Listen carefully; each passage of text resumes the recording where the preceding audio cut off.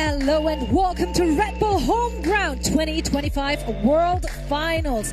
This sixth rendition of Red Bull Homeground is coming to you live from beautiful New York City. My name is Zoe, and joining me are Esports Doug and Esports Josh for the first few matches today. And we have such an action-packed day ahead of us. But Doug, for you, this is home turf. You're allegedly a New Yorker. Oh, no. I still have my Metro card. I still have the Tims back at home. This is, I mean, that's like a rite of passage if you're a New Yorker. But where do you live?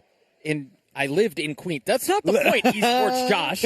Let's get back. Let's get back to. Yeah, well, we have a lot to get through. Okay, we do. I'll do you a favor here because we have 18 teams which will be battling it out over the next 4 days. Starting today, of course, we're going to see a lot of our qualified teams. 12 teams have to fight through a grueling group stage in a best-of-1 scenario. So everything on the line, each and every single match. Let's take a look at our qualified teams and talk a little bit about the names we get to see there because there are some well-known teams, but also some big underdog stories that could emerge today. No, that's absolutely true. I mean, you're looking at these teams that have to go through the play-ins, and Cloud9 and Envy are the big dogs in there, but there are plenty of others that could make an upset run. I mean, Cuba Academy, for example, Eintracht Frankfurt are supposed to be really good too. Team Rad from Egypt. Like, there's players from all over the place here. And a mix of people with high expectations and that underdog mentality. Well, and I also think the nature of it being a best of one through a lot of this early part of the tournament makes it to where, who knows? Like, pistol doesn't go your way. All of a sudden, the second pistol doesn't either. You're looking at 2-4 rounds down in MR12. It's insane. Yeah. Exactly. And so today we're playing in that group stage and those play-ins heading into the knockouts. Then tomorrow we'll be going into our double elimination brackets where these underdog stories will have to face off the top dogs, the well-known factors. But the first few rounds in the double elimination bracket are still played in a best-of-1. So there's still a lot of opportunities for some of those qualified teams to make a deeper run. And a lot of these teams have made changes, but it's just such a sick crop of teams as well. You've got a potential for the champs rematch of the finals there between NRG and FNATIC. You've got a Bangkok potential rematch of G2 and T1. Obviously, huge changes as well to Sentinels, to Zeta Division. Almost all of these teams have made pretty significant roster swaps coming in. So just a sick time in the offseason to figure out what's going on with these squads. Yeah, I think you hit the nail on the head. When I look at the teams that are participating in this tournament, I'm reminded of why this is the offseason event. Like, this is the one that everybody gets all excited for because when you've got so many heavy hitters playing throughout the entire event, and again, you add in the wrinkle and the excitement of potential upsets, and who knows what's going to happen. It makes for good television. Yeah. Right, so these are our groups. We're playing in a GSL format, so everyone has to play against everyone in their respective groups. Just as you're seeing right now in Group C, one of the teams is missing. It's Alf Esports from Turkey, unfortunately couldn't join us. Therefore, Cuba Academy and Flo Tim Cheese from Chile, they will be playing each other in a best-of-3 to determine who's going to come out of that group. Now, the top team out of each group will be facing off against one another. Group A versus Group B, Group C versus Group D at the very end of the day in a knockout tournament. And the two winners of those knockout matches will be then joining the 6 invited teams tomorrow for the double elimination bracket. So we've got a lot of games to get through today. Yeah. I think Flo Tim Cheese have got the best name at the tournament, though. They do. Also, their logo...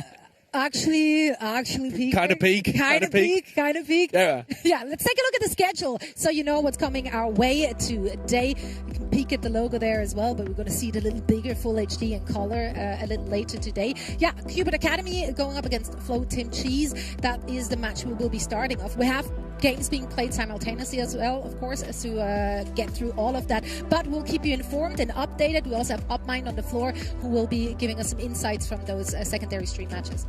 I'm just so excited for today. I'm excited that you're going to have a bunch of play-in teams. We're going to have an opportunity to play against a lot of these heavy hitters who potentially have a chance to go on this late run. And we just have so much. I mean, it's going to be a marathon today. It is, yeah. There's a lot of games to play. Yeah, and even for a lot of these teams, when you start thinking about some of the nuance of having the experience of playing through these longer days versus not necessarily having as many reps in situations like this, I think that plays into it as well. Right. Yeah, it's going to be grueling for them, for us, for our viewers. We got to keep up with all the action and everything that's going to go down on the floor. They're actually playing like right down there. So we're like kind of in the middle of the mix here. Yeah, we'll be able to hear the comms. Exactly. We might be able to hear the comms. No, it's going to be a good time.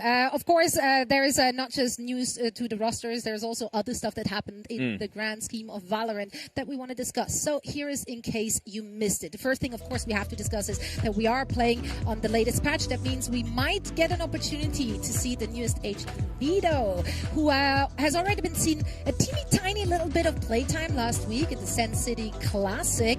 I believe it was Penny who played it. Yep. Let's say with mixed results.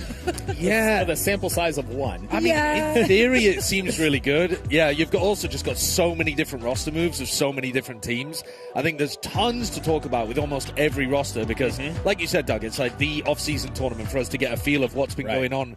The off-season begins in like the 20th of October officially, and then all of the teams are different within a week. It's mad how quickly the off-season can shift your expectations for what's going to happen. And then we shift right into a tournament like this, and then we've got a new agent that's coming out, and then you've got really everything that's played out. We haven't really touched on this a ton, but there's also the new patch dynamics. There's a lot. There's a lot to talk through today. Yeah, so I'm very excited to see the take of all the individual teams, the top dogs, as well as the more unknown teams, and what they make of the patch and those changes. Let's discuss what we just saw, though. Vito. How much playtime do you expect Vito to see? And like, how do you feel that Vito actually fits into the current perceived meta? Since it's still like very up in the air, right? Like we don't really know what we're gonna see from. And it's not just that we don't know because there aren't many matches. Like we don't know. The pros genuinely don't know what the meta is right now either. A ton of different teams have got very different ideas about what they want to run. Double smoke seems really good. Double duelist also seems really good. Apparently, most people are going towards that double duelist with like a chamber or some people trying the Vito. I think in theory Vito's really powerful. It's just about that he's so new, people are not good with it yet. I think that's the big thing is, do you have a player who's immediately grasped the intricacies of how to play it? Yeah. I will say very quickly, I've got a little spoiler. There's a match that's already started, and both teams are running Vito. Okay. So, how do you even know that? Where did you get that information from? I definitely don't have a screen with the games right now. Oh, okay. I'm hard of seeing and hearing. I'm elderly. I cannot see that. Anyway, well, we might get to see Vito in action. But that's not the only thing that we want to discuss. Another question that has to be answered throughout this tournament is, can Cloud9 come back second place? Why would you put that in the air? Why would you put that in the air? I'm We're like 5 minutes in, too. Yeah. Counter-cursing. The team known for getting to the finish line and then crumbling to pieces. Yes. And you're trying to put that bad stuff back on them and say that they'll go back to back runners up again. It's impressive that they've made second so many times, but at some point, you've got to be looking to win it, haven't you?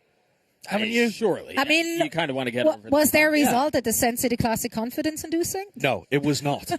I mean, I was talking to Imi and Zelsis about it last night, actually, and Imi said it was all bad, and then he backtracked on the negativity a little bit. That is very Imi, though. Yeah. I mean, that's very on brand. Well, it's very British, isn't it, to just be like, oh, it was a But they catastrophe. had a good laugh about it. Another guest you had on yesterday was Celsius, that is now making his IGL debut as well.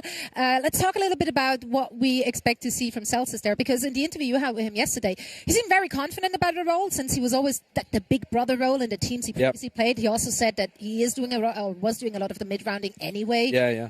I think it's a natural pickup for the team. It makes sense they needed somebody to bring up the atmosphere to stop them from choking. I mean, you think about like the tournament that he most recently won where he lifted the Masters Madrid finals. Zelsis in map 5 was actually the guy who realized like we can win this and is that like leadership figure in the attitude department. So that's what Cloud9 need if they're able to get over the line in these spots where they would have otherwise crumbled, I think. I do think this is a big role for Zelsis, too, as we've seen him kind of grow and develop over these 5 years. He was not the mature lead from the front, like vocal leader that he has become now, and as we see him kind of grow up into this role, this is a big first opportunity for him to be in this position where he's calling from the front, where he is, some the big brother, but also the leader on this squad. So I'm really excited to see how he does it in a tournament like this. Yeah, and he's wearing familiar colors, right? He's been previously with Cloud9. He gets reunited with Zeta, with the Penny as well. So like, there's a lot of familiarity that we hopefully get to see in this tournament on full display. Now, another player that has been picked up, or there were a lot of talks in the town about, is Kiko for Energy. Oh, yeah. How are we feeling about that one? That is a sick pickup. Yeah. NRG grabbing Kiko is an amazing pick because, listen, Som's phenomenal. And at some point, I think we kind of knew that he was going to look to retire. I didn't necessarily think it would be straight after winning Champions. Didn't think he would be winning Champions this year. but going and grabbing Kiko was probably the best smokes player of the entire year. Like, even better than Som, actually. Yeah. It's probably the only upgrade you could get over the guy where you really feel confident that Kiko is going to be bringing insane firepower to this squad. And I also think teams have this like tendency to get complacent after walking away with a win and injecting some of that new face into the team to where you don't really have that opportunity to be complacent because Kiko didn't just come off of lifting a trophy. No, he right? didn't. And he actually came off disappointing performances that should make him hungry. Exactly. And so you add that into the mix. And again, as you were saying, probably the only player that could be an upgrade to a team that just won. Yeah. Champs. It's just an unreal storyline for them. He can also play duelist, which they weren't doing very much double duelist before. Right. But now they really could because having Mada and Kiko, that is going to be ridiculous. Yeah, Bonkar's got the world in his hands. Yeah. Well, let's see what they do with it. We'll find out very soon. Another thing I definitely want to get to is, of course, Envy. They recently have ascended, so we will be seeing them next year in VCT. Now, they also just played last week, and like they're the one team that always gets like called out like, oh, they're so like wonky, so weird, they're erratic, yada yada yada. The big storyline for this team heading into VCT and also for this tournament, though, is that they do have to not play with two of the players next year in VCT. Yeah. Like, how will they fare when two of their most standout players are not in the roster? I think that's a really good question. It depends on who they get to replace them, right? The footage that you're seeing at the moment, remember, was actually a nerfed version of Envy. And they still did really well at the Sen City Classic. Right. This was where they were running Curry. Ion had switched his role as well because he's normally the smokes player for the team. And they were filling in for Inspire not being with the squad. Now, that isn't what they're going to be doing next year. So it was a different version of Envy, but it's also not what they're doing next year, and it's not what they're doing here. Here, they're playing with their full Ascension winning squad. I think they should be one of the favorites to win the whole thing, to be honest with you, because they are looking really good. Like, they're also just in form, whereas a lot of the other teams have just made roster moves and are going through an off-season period. Like, even NRG coming off Champs, they should be taking it a bit easier now compared to where they were at Champs, whereas Envy are, at their peak currently. Right, and they're hungry coming off of Ascension. They're hungry to prove that the roster, their five, are the ones who can compete with a lot of these guys and who can kind of stick it to, again, a Champs winner who's coming off of lifting the biggest trophy of the year. I think for Envy, I think you're hard-pressed to find as somebody who does not think they are one of the favorites leading into this tournament. I do think they have a little bit to prove, and it almost feels like they're comfortable playing from that spot. Yeah. Oh, yeah. And also, just given the fact that we are playing best of one in the early stages here in that tournament, for a team that can play such weird things, it's so hard to prepare against that for the other team. So anyone going up against Envy is not going to have an easy time. Now, a team that you guys already mentioned as well was Rad from Egypt. They've made quite some waves as well recently. Here's the roster. That will be one of the teams that we see very early on playing today against Cloud9 on our secondary game. What are we making of that roster? What are the expectations for a team that is fairly unknown? Is that a leg up? Because you have the element of surprise, right? I genuinely think it is. I think you look at squads like this and you're thinking, well, the pressure in the play-ins is all on Cloud9 and Envy. Yeah. Because they're the known quantities. They are the tier 1 teams now that Envy's won Ascension as well. And yet, a team like Rad, who are skilled from a more unknown area of the world, you don't get a huge amount of those Middle East, North Africa teams being able to get through to the top level. They're going to be excited to come here. They're going to play with no fear, I would imagine, and they've got very talented players. So I think this is a squad to pay attention to if you're looking for these BO1 upsets early on. Yeah, and again, you touched on it a little bit. I want to hit on it again. The pressure that the other teams are going to be facing going up against these guys have nothing to lose. Yeah. You're talking about a Cloud9 that just underwent roster changes. How are they going to perform? Emi was just talking last night about how his performance wasn't great. Emi's going to be boomed if they lose the pistol. Oh my gosh, it's going to be over. And so I do think there are a lot of really fun dynamics here. Yeah. Right. We actually do have UpMind on the floor with Rad, so let's hear what they have to say ahead of their first match today. Thank you so much, Zoe. Thank you so much to the desk. And yes, we are live here from the floor of Red Bull Home Ground. I will be giving all of the action for the group stage for the next 2 days. And we have a very quick interview for you guys because Team Red, they have to go get ready for their game against Cloud9. We have Shalabi, the Pyro, right next to me. Ladies and gentlemen, let's talk to Shalabi first. Shalabi, you said, quote, "This is unbelievable. Egypt was recognized for the first time. You said that back when you were the MVP and the champion of Campus Clutch. Now, what should people kind of expect out of you? Now that it's been 4 years, we haven't seen you at a Tier 1 level since then, since you were on Vitality. Now, what's been some big changes for you? Honestly, like, it has been so long since I played an international event, so being here is kind of crazy. Like, we finally got to compete again. We had a chance of being in Ascension, but like things didn't work out.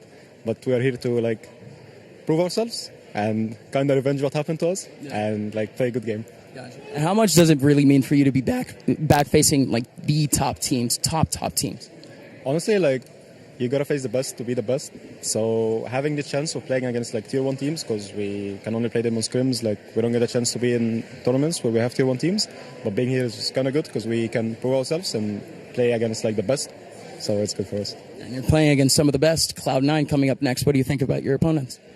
Honestly, I'm not scared. I have no pressure at all. I think we can probably pull it off. I think it's going to be a good match, and I think it's going to be easy for us.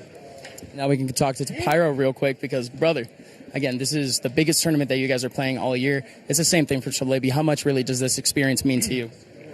It means a lot since the last Tier 1 tournament I played against a Tier 1 team. It was Superdome when we beat Ascend.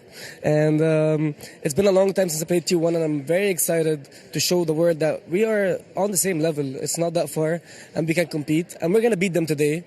And a very convincing win. So yeah, I'm very excited to play here. I'm very grateful to be in New York. Such a crazy experience. It is a dream to be here and to show everyone what we got. All right, ladies and gentlemen, Team Rad, they're going to go face Cloud9 off stage. Thank you so much for the interview, boys. Back to the desk with some more Red Bull Homegrown. Thank you so much, Opmine. It's great to hear that confidence and the level of confidence, just excitement for them to be here. Yeah, no, it's sick. And I think the fact that they get that opportunity to play against the Tier 1 teams, it's also just they get an opportunity to be on stream, to showcase their talent, to look, if there's people out there scouting and they can't see the VODs of all of the Tier 2 matches, or they don't want to sift through all the stats, you play a good game today and suddenly you're on everybody's radar. Right. No, it's going to be so much fun to see those players in action. And you at home, of course, you stay winning as well. Because if you're watching on Twitch, you get to earn yourself the clutch title as well as a fancy new spray. So, we got some goodies for you as well. So make sure to just stick around. Now, our players, they are getting ready. They're sitting comfortably. I already spotted that they're sitting on our beautiful Herman Miller chairs. So, dear Josh, I know you're looking for a new chair. I am actually. Yeah. In the market. So can I interest you in the M-Body gaming chair that our players are using? Oh, it's the easiest sell of a lifetime, because currently if you head on over to hermanmiller.com/gaming, you get 25% off. 25? 25% That's a full off. quarter. Yeah. Through December 2nd. So do your Christmas shopping early. Head on over there. Check out the different color schemes as well. So you can color match, with your setup. I know. It's beautiful. Speaking of beautiful things, let's talk about our teams that are playing here first. Qbert Academy will be going up against Flow Tim Cheese from Chile. So, of course, one team a little more unknown. But the logos are, Dude, the logo is so good. I thought the name was the top of the cream of the crop, but the logo somehow manages to outdo the name. Oh, they're my favorite team. They're my favorite team. Wow. Instantly. My favorite Tim, I should say. And here are all the Tims from this roster. No, actually, that's the other team. Yeah, this is Qbert Academy. Academy. Yeah. Dude, Qbert Academy's got some great players on it as well. Knights is a player to look out for sure. But they're going to be the villains here in my head. Also, that's the one who jumps out of the screen for me. This is a guy who's been around for forever. Yeah. Hasn't really had his opportunity. No. This is a great shot for Nismo. And they had a great showing last week at the Sen City Classic. Also, Cass and Xander are staying in the mix for them as well, and they've been really working out great for them. Yeah. Very excited for this team. I got to see the players on Flow Team Cheese, though, man. These are the Chilean people going up, representing Flow Team.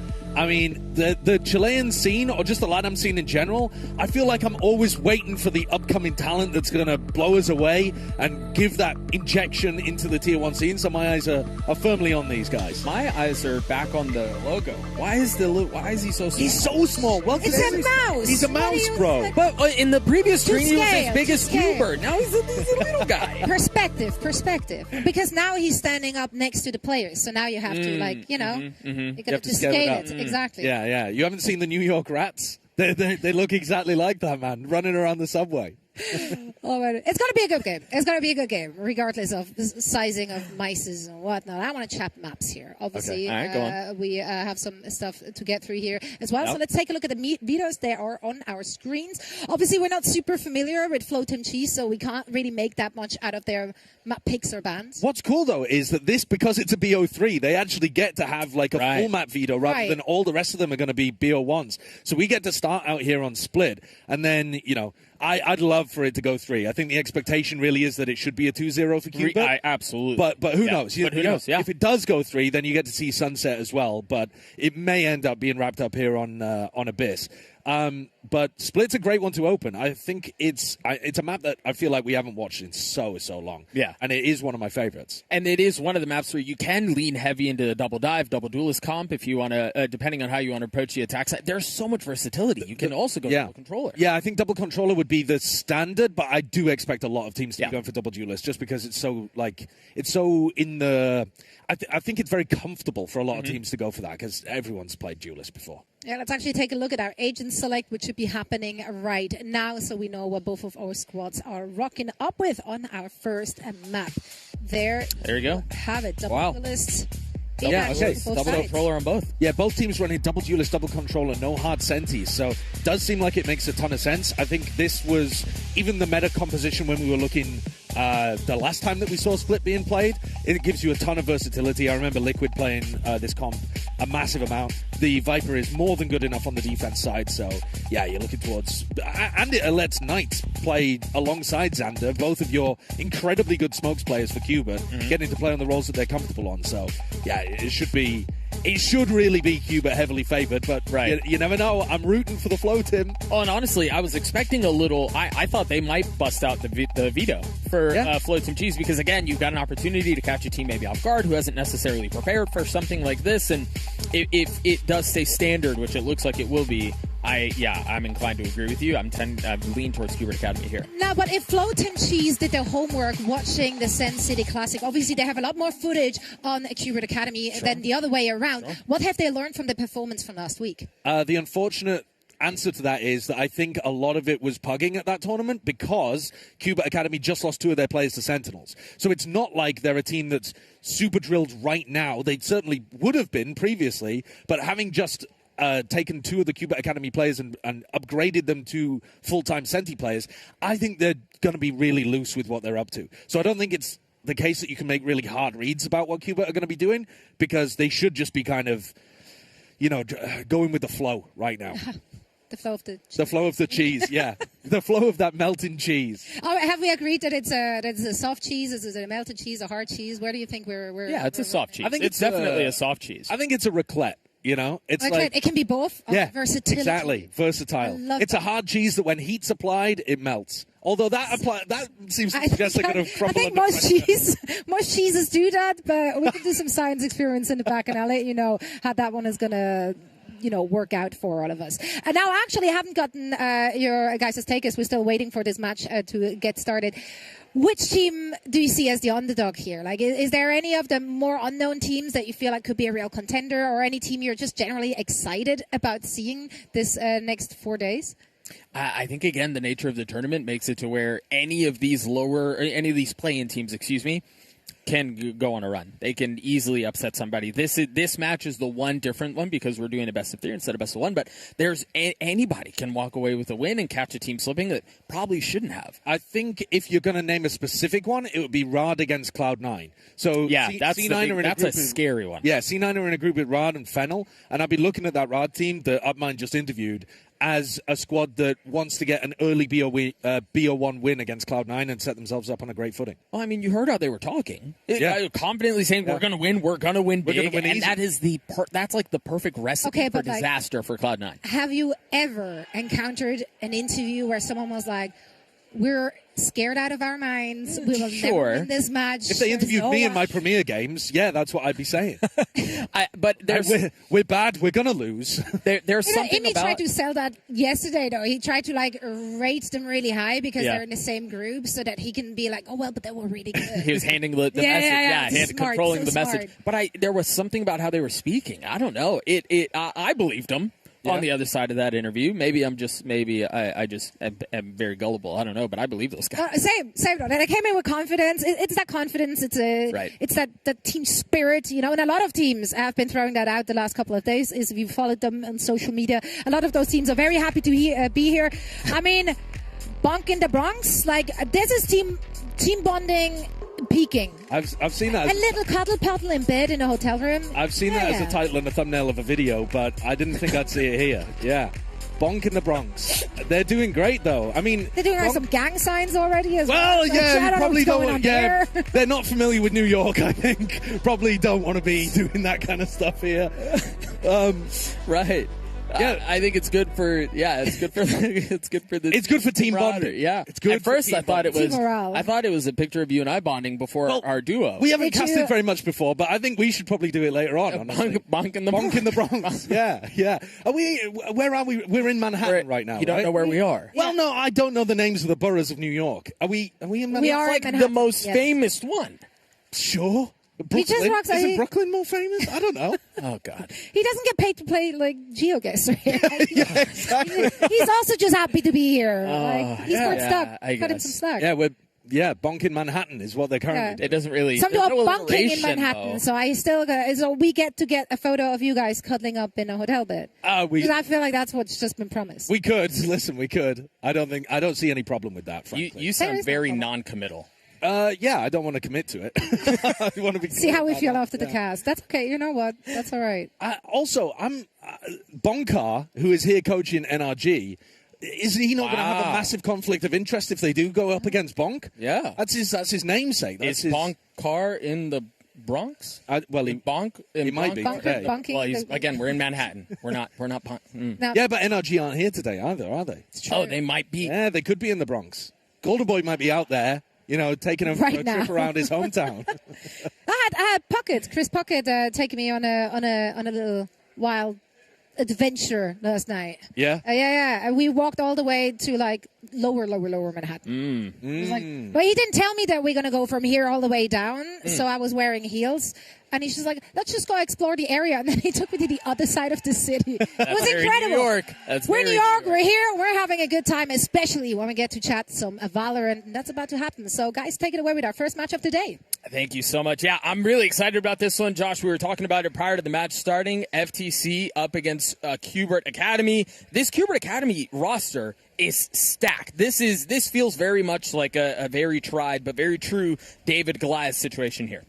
Yeah, I think that's definitely a good way of framing it. Now, I'm not super familiar with Flow Tim Cheese. They haven't played a huge amount of games. They don't have a huge amount of VODs available. I thought you were watching all of them. Well, but what I am looking for is for standout players to impress in this game. Because, like I said, looking at the upcoming players from the Chilean scene, from LATAM in general, it's just always of interest to me when you have, squads like Crew or Leviathan or something in the upper level. So, yeah, sure. Starting out on the pistol, 3-player aggression from Cuban. Oh, this is prevalent mail written all over it. The TP forward, both satchels, the paranoia out as well. You've got the Yoru who will also fall. Aggression out of FTC right off the bat. Knights getting pushed all the way backside. Tons of pressure on the Knights here. Has to play inside the smoke and get bailed out. A little bit more utility dumped out. As Knights have 2 targets to find. Does manage to get leads. Sander playing in the smoke. The gun barrel doesn't give him away. It's just Sander in a 1v3. Tough to get value out here. Having Spike gets the first fight, wins it out. Spike down. And that's a Spike dropped. Yeah, still work to be done though. Yeah, really good Viper up there from Martin. Blocks off Xander from being able to take the engagement. But he's managed to get it down into 1v2. You know that he's not got the ability to smoke off this Spike. So you could play over towards B main, but instead they're going for that classic anti-clutch position, high-low towards the back of B. It's really common, though. It's the kind of thing that Xander will know how to break. Yeah. You've got to jiggle peek it. Yeah, I mean, it's not even planned for. He's going to swing into it. That's going to be tough. Yeah, that high-low, even for as common as it is, it's really hard to beat. And so FTC walk away with the pistol. Yeah. Nice attempt by Xander there, but it's the aggression early round, just picking up those 2 kills instantly in main that works well for Flow Tim Cheese. I'm not going to call them the Federal Trade Commission. What's wrong with that? Well, I don't know. Other than it's not their name. Yeah, well, exactly. It's not their name. It's not their name. So 2 players here going for the light buy, ghosts on board.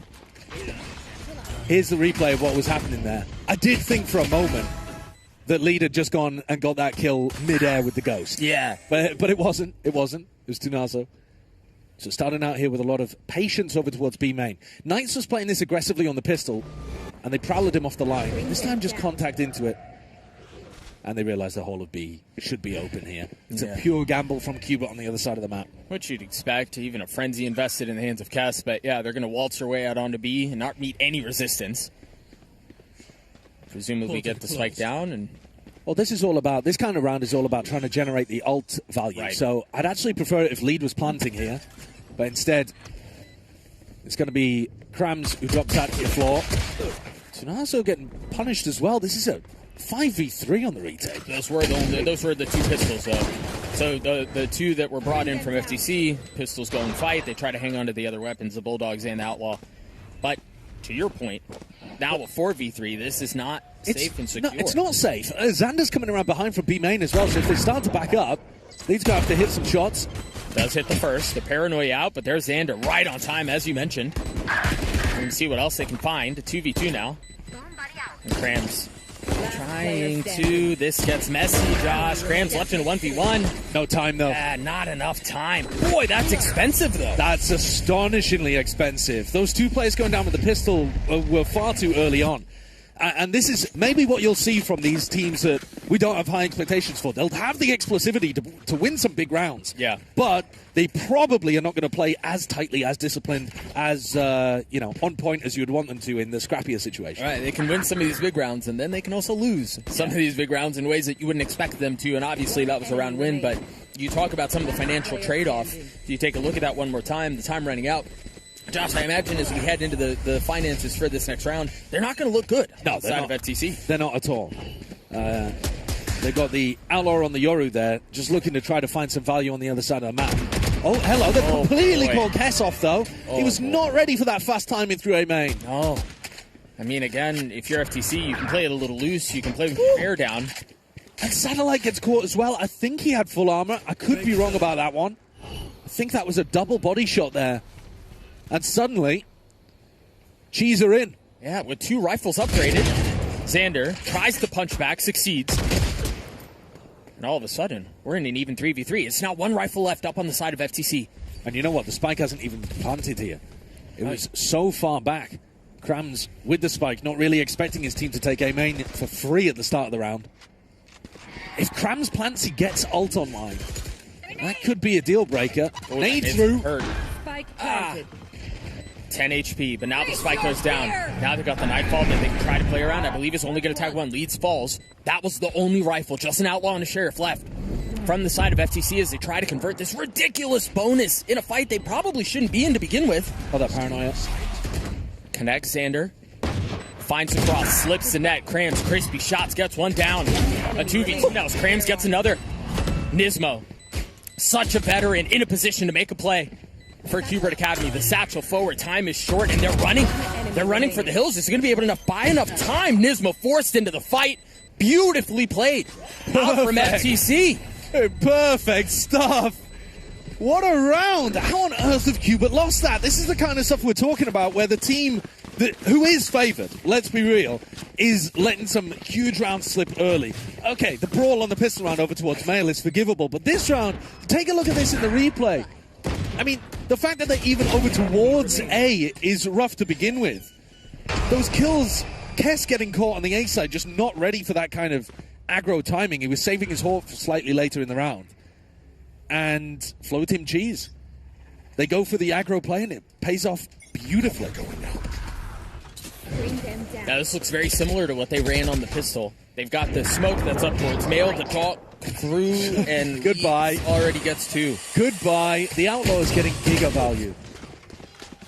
And now, I mean, yes, for Qbert Academy, they have nothing. They brought nothing into this round, and so not necessarily on equal footing, but if you are FTC here, you want to get through these rounds as cleanly as possible, get finances going in a great way, carry weapons over into the next round, start stacking these ults. And Josh, this has trouble written all over it. Oh, it really does. Academy. It absolutely does, because, round two, they didn't get that clean victory. But here, they've managed to get up to their Raze ultimate. They should be able to get up to their Yoru ult as well if they go hunting. I mean, they're going to be able to know roughly where Xander is because they're controlling so much space in middle. I mean, think about this. Cram's just used his ult in the last round. He's halfway to having his Nightfall back. Yeah, and Tunazo actually planted. There's an opportunity for a knife kill. Oh, he wanted to go for it. Never mind. Takes the Outlaw. But I don't think he's got a chance of winning this one. FTC up 4-0. And more than halfway to that Nightfall that you were talking about. But the Nightfall's such a nice ult to combo with the Yoru ult. You don't need to wait for it, though. And you've got double duelist ultimates here that are so powerful. This is the round to use them. Keep the snowball going. Keep the pressure on Qbert.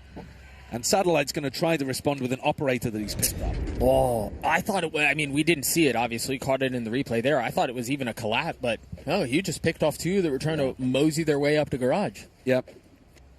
Those light armor players trying to swing in for the trade and just getting bopped. That Outlaw's got such a fast timing on the second bullet.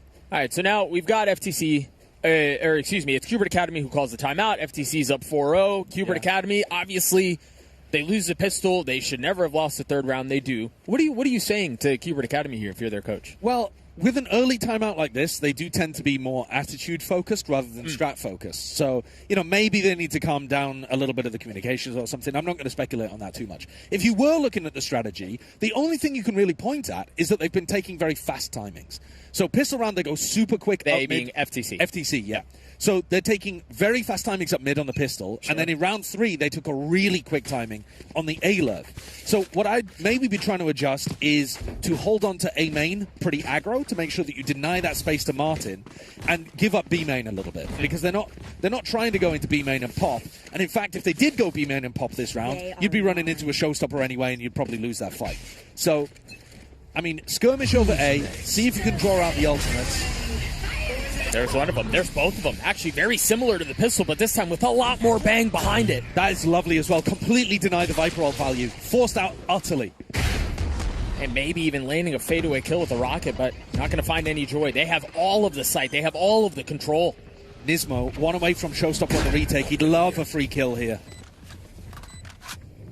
You see the wall start to close in as Qbert inches closer and closer to B.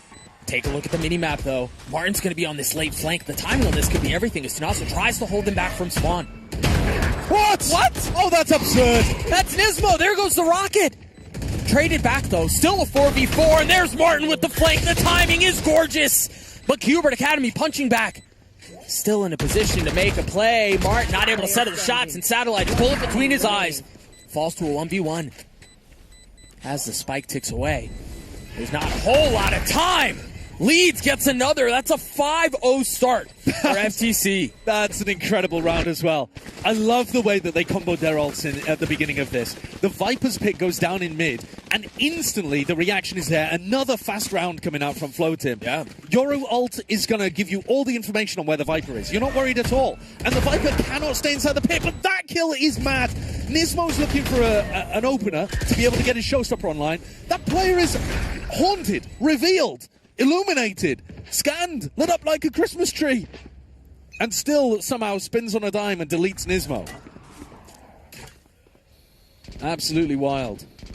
9 finances for Qbert in a weird spot here. Well, Qbert have to get back into this one. Yeah. The ult advantage is now firmly in their favor. And it looks like, for the first time, FloTim are playing a slow round. Still looking to pressure over towards A ramp. This is where both the duelists have played. This is an adjustment coming out of the timeout, trying to deny this space like I was talking about. And off contact, Nismo ults, and he's evaporated. You don't do that against the Yoru. No. Actually, Martin could die here. Or Martin could not, because Martin's just not missing, and FTC can do no wrong. Nismo is having an absolutely miserable time out here, getting caught by people that he should have dead to rights. And look at how FTC have played this round. You mentioned it at the beginning. This is their first slow round. They've been playing so fast. As soon as they saw the Yoru, the ult got popped. They ripped it and tried to fight A main. Yeah. Nobody was home. Yeah, they've completely conditioned Qbert, and Qbert reacting far too fast. And now B site open. They've overinvested after losing Nismo on A. Stacked the A site thinking that was the weak area of the map. And really good calling here from FloTim Cheese. And the problem is the money's so bad for Qbert Academy, you kind of have to, you can't really take a step back. You've got to find a way to get your way back into this round. Could be a little bit of overfighting here. If Knights can pick off a freebie, there could be an opportunity still. But flash. Knights still picks it up. Botches that a little bit. Into a 3v3 we go. I don't think he's going to expect NX's position, though. No, surely not. Knights with just a handful of health. Xander falls. Again, the Outlaw sings. And there's NX. Position given away by the Paranoia. And if that wasn't enough, the Phantom Spray not connecting. Gives the position back. FTC got another, though. And Qbert Academy, their woes continue. Yeah, it's an absolutely dire beginning for Qbert. They've got to pick themselves back up. But they've just expended all of their big ultimates. I mean, the Showstopper's the huge one, right? Right. But they've also lost their economy now completely. That was the round that they needed to stabilize, and now a brand new snowball begins. This is looking like the map's already over. Yeah. What an insanely good start for the Chilean squad. This is a nightmare. If you're Qbert Academy, and now you are counting your lucky stars that this is not a best of one. Holy smokes. Sure, but I mean, it's a terrible way to begin a BO3 too. Yeah, sure. I mean, the one saving grace is that you go to Abyss next, and that is your map pick, and maybe, you know, we can have that dialogue, but FTC have played this beautifully so far. Knights finds an opener on the opposite side of the map. Probing over towards B main and luring someone in. I think that's their first opener in a round. Hex gets punished by someone on an aggro line again. It's immediately given back. Nismo tries to hold the line behind the wall, immediately gets mowed over. And once again, it's a numbers advantage the way of the attack. Now they've got the pit that they're going to have to play around. Qbert Academy need a miracle here. They do. I think Knights already gave them a bit of a miracle with that opening pick. If you can also find this... No way, he does it again, does he? Against a shorty? Hit still in play. Still a 2v2. And Xander falls. Knights started the round. He's going to have to close it out on his own. Can't go there. A 1v2, and time is ticking away. It is not on his side. He's getting trolled by the Omen yes, TP. He is. I've felt that before. That's the round. Yeah, it's over. It is over. I feel like Knights is doing the absolute best he can in these spots. Kess is getting bullied right now on A, and Nismo has found himself in winnable opportunities in a couple of rounds and lost some pretty key, pretty unfortunate spots where I feel like it feels like a bit of a difference in terms of sharpness right now as well. The floating players are playing fast, they're finding their timings, but they're also winning some critically important duels. It's funny how the game plays out sometimes, where everything does feel like it's going the way of a team. Like even NX being able to respond and get these two here. Nismo, as we mentioned, falling on the other side of the wall. Satellite goes down there too. Like, yeah. But I mean, there's something about this game and momentum where it just seems like when a team is rolling, a team's rolling. Well, also, look at that reclear play. Xander was supposed to put his wall up earlier there, I think, so that Kess was protected and covered, and instead Kess swings out before the wall. Some kind of miscommunication going on there in Q. But remember, they have just had two players shifted up pretty enormously. Yeah, sure. Had to change roles around, that kind of thing. So it is understandable, but they're also 0-7 down. Quick note here for Qbert Academy. They've invested into an op at the hands of Satellite, and it is going to get challenged. Perfect timing on it, the dog. You know there's a threat on the other side, and the rattle off of that weapon confirms where it will be. The Nightfall paves the way. Now Satellite has to reposition. They're still trying to inch their way forward onto the side. Xander, you're playing with fire. Peek out behind that smoke. He decides not to go for it because they're already in a 5v4. Yeah. Now Satellite's going to pop his ult in exchange. Remember, he's got an operator here. Yeah, the Fade ultimate didn't hit anybody, though. Seeing the raise satchel through. Satellite on the reposition. He's behind enemy lines. Not able to punish. And it's again disaster. It's nightmare for Qbert Academy. God, the recommittal there with the op is kind of madness, to be honest with you. All flooding on the retake from the same angle over towards CT. Looking like they're trying to force it a bit too hard here, Q, but getting absolutely owned. I mean, if we're going to be honest, they are getting owned. What a way to begin the tournament with what I think is an underdog pick. Maybe we're entirely wrong with that assessment, considering how much Floating Cheese is stomping right now, but I think as the color caster, it's your job to walk into this more like, you know, prepared and educated on opinions. And so if I miss, I'm just a play-by-play guy. I see. But I'm being held to account here for not predicting the 8-0 lead for Floatim Cheese. Yes. Oh, okay. All right. You know what? That's fair. That's on me. I should have been more tapped into the upcoming Chilean scene. Now, if you look at this team, by the way, on VLR, they've played 2 matches ever. Right. And you've watched them all. Well, there were no VODs, so no, I have not. But my point being that there's a reason why I'm not up on floating cheese, and it's not because I was throwing disrespect in their direction. But well, I mean, it's pretty evident that Qbert aren't either. Yeah, I mean, I think though that they do. I mean, this map is essentially a wash at this point. If they're able to come back from an 8-0 down, their attack half could be amazing, but they've put themselves in such a hole, and this round is not going to be any exception. They haven't been able to right the ship on rifle rounds, on ult advantage rounds, and Lead is going to get up to a showstopper before Nismo again. I love the way that Floating played fast rounds for the first kind of 4 or 5, and are now slowing the pace down and put the pressure back on. A ton of depth behind that. A beautiful flash on the other side of the smoke. He gets out. Satellite gets away. Only real weapon. Satellite falls. It's going to have to be at the hands of the Sheriffs. And Tess looking sharp with 2. I don't know what was said in that other timeout, but all of a sudden, they're starting to shoot back a bit. Still in the face of 2 rifles. I do like the flank, though, from Xander. I think the flank here could get a huge amount of value if his teammates are able to stay alive. 7 bullets left. What a raid find again. Xander, beautiful shot. NX left in the 1v2, 1v1. 55 HP. And now the fake TP. The real TP. He's emptying everything as Xander's gotten it to half. Now pulls off. Xander goes exploring. He's seeing that it's halved. Yeah, confirming there's nobody there. Xander waits. It's a game of chicken. Still some time to play it out. And it's a clutch, a Red Bull clutch for FTC as they get up to 9, and this train is not stopping. It's not at all. I mean, that was an eco from Cuba, but still, that's beautiful to see these players finding basically all of them their big moments. Yeah. And that's, what a round. What a round from NX there. He's 12-3, by the way. Cram's got out to an early lead too, but they're so confident on their swings. You know when it's halved at that point, if you're thinking from Xander's POV, the guy is going to be swinging. Yeah. He's not jiggling when it's halved like that. Right. He can't afford to. So Xander knows he's going to bait out a 1v1 with the tap. He just didn't win it. And we're back here with an attacking showstopper. We'll float in with another opportunity to apply the pressure. Very similar look. It was the dog that leads away into male, and then they pop the ult, but this time the Yoru's not by. Yeah, and Xander can actually swing in from vent to supply and shut down. So now they finally, for what feels like genuinely the first time, Cuba have stopped some level of early round attack. In what feels like we've seen early round attack for the first time in a while, yeah. But as we mentioned that, of course, as it goes. Knight's taking quite a committed position, actually. Instead of jiggle peeking and trying to play off his paranoia, he's just opened the door. Suddenly they're all in on B. Do they have any ults to get back into this? No. Krams has got to be caught here, because otherwise he's going to have a monstrous timing on the lurk. And they are not looking his way, Josh. I mean, they're not concerned at all. Maybe they hear the dog, but again, still not really turning back. Meanwhile, Nismo tries to get a little bit of advantage onto the site. He's not going for the lurk, though. He's going to reinforce B main now.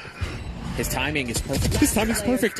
Is he going to be able to get them all? No. Xander, wise to it, as Qbert finally get on the board.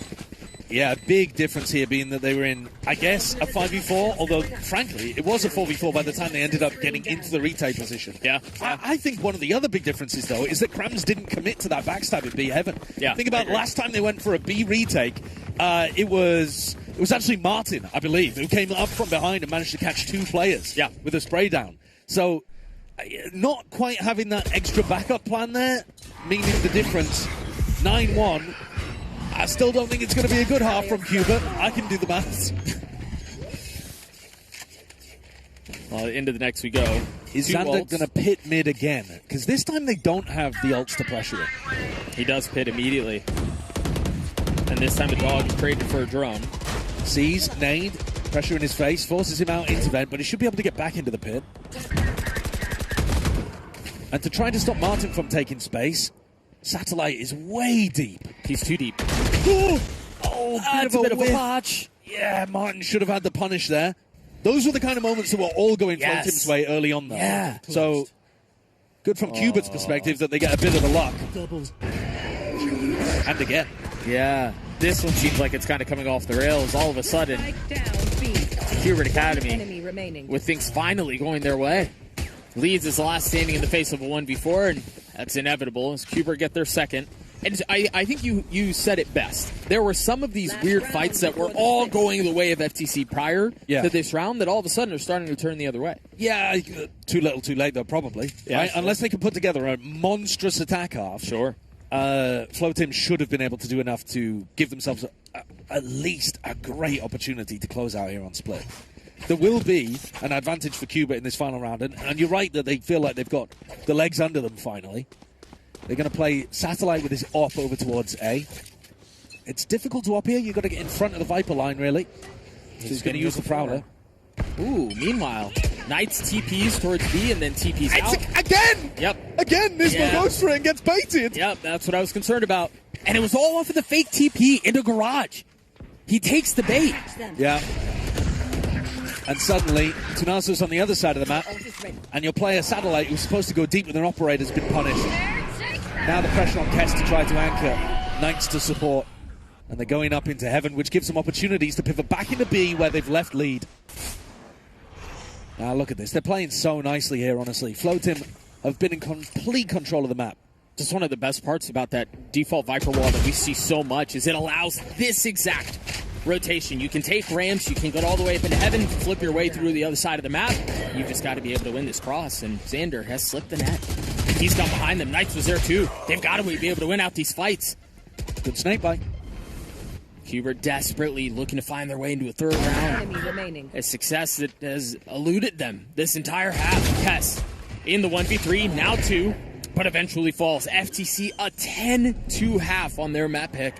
Well, we said it coming in that FTC were the huge favourites. Right, we did. Yeah. Yep. Great name, great logo, great attack sides. Incredible logo. That's what we know this squad for. Right. No, I mean, a huge reason that they've been so good here. So, yeah, an outrageous attack half that they've put together, to be honest with you. Yeah. We'll see here. I think I am being told that we might get a check-in with some of the other games that are going on, because I've been told one of the matches are already done. Really? Yeah. I mean, this one was a fairly quick one. And, that tells you a lot about what's happening on the other streams. Yeah. So, at the same time as we're watching Floatim versus Cuba, there's also been C9 we're playing against Rad, I believe. Right. And then we've also had BXL, Zoo, playing against... Bonk? Bonk were playing against Clanalan. No. Right, I was wrong. You were wrong again. There were 18. Well, unlucky. Again. And then Zoe's definitely trying to shout something across to me. And Eintracht. She is Eintracht versus BXL Zoo. There you go. She is the reliable one of the bunch. Yes. I mean, when you and I, blubbering idiots. There are a lot of games going on at the same time here, so I think we're going to check in with a couple of other highlights to get you caught up to what's been happening across those other games, and to get us caught up as well, because I don't know about you, but I can't get both eyes, each one watching a different match. No, you know what? I can't either. No, you can't? No, it's well, not, let's have a look at some of the highlights then. This is Bonk against Clanalan. What are they... So these are again the two vetoes. These are the teams running the veto mirror. Right. So, yeah, what's curious about this as well is one of the teams is running the veto with the double initiator, and one of them's running it with the double smokes. So, Clanalan going for the more like Gen G approach, but without the deadlock. I mean, deadlock with a 60-second grav net does seem pretty brutal on this map. But yeah, running that Viper wall in an aggressive position over towards B main, and Clanalan giving him the business by the look of things. Nice to see Molsey as well out there on the big stage. That's something that a lot of people will know, probably. A lot of the old heads will know. Well, he was playing recently in Apex too, wasn't he? Oh, that's true, yeah, you're Last right. year. Yeah. You just forgot all the Apex games after they lost? Right. Yes. Yeah. We take a quick look at here at FTC as they're up big at halftime against Kubert Academy. A match that, again, you and I both predicted would happen exactly as has gone. Of course we did. 10-2, yep. Definitely knew that this was going to go the way it has. They've just looked so competent. I mean, they've looked really impressive. They're hitting all their shots. They're swinging. All the way they've called the rounds have been really nice, too. Yeah, I've loved the game plan coming in. I really have. I feel like for these kind of teams, I wouldn't expect them to be putting together such good... Like, the overall strategy of we're going to hammer them with fast rounds, and then we're going to slow things down, and we're going to really condition that pace. Love that. Yeah. And then I also love the way that they've been approaching the kind of the aggression side of it too. They have just been bringing the game to them and forcing those aggressive timings, and I think that really caught Cuba off guard, massively. Yeah, Cuba are going to need an amazing attack side to give us any level of belief here. And it all starts on the pistol, which is so tough. But it looks like they're set up to do something very similar to what FTC did on their pistol. But instead, it's actually the smoke that goes up towards ropes. Not trying to get Pacey into mail, but there are 3 here. Yeah, this is a pretty standard pistol round. If you do go fast there, you got that teleport. Yeah. Oh, I don't like the smell of this. Yeah, well, after Yoru contact, you can spring some kind of play. He never saw him. He never saw him. Tanasso gets 2. And he can exit as well. He's out. It's a bit of a mess. Cuba have mid-control, but at what cost? Nismo's going to have to pop off. And it's actually Leeds, the opposing Rays, who delivers a shot. A 4v2 now. They've got the spike, and I mean, they're kind of huddled up together, but they've got to swing, they got to take these fights, and even that fight felt a little disjointed. Knights, though, has been absolutely great. Tunazo shuts him down. Naso's just been better. FTC has just been better. A 1v3 for Kess, who had a really rough beginning here. He's got so much to do, but his team desperately needs it.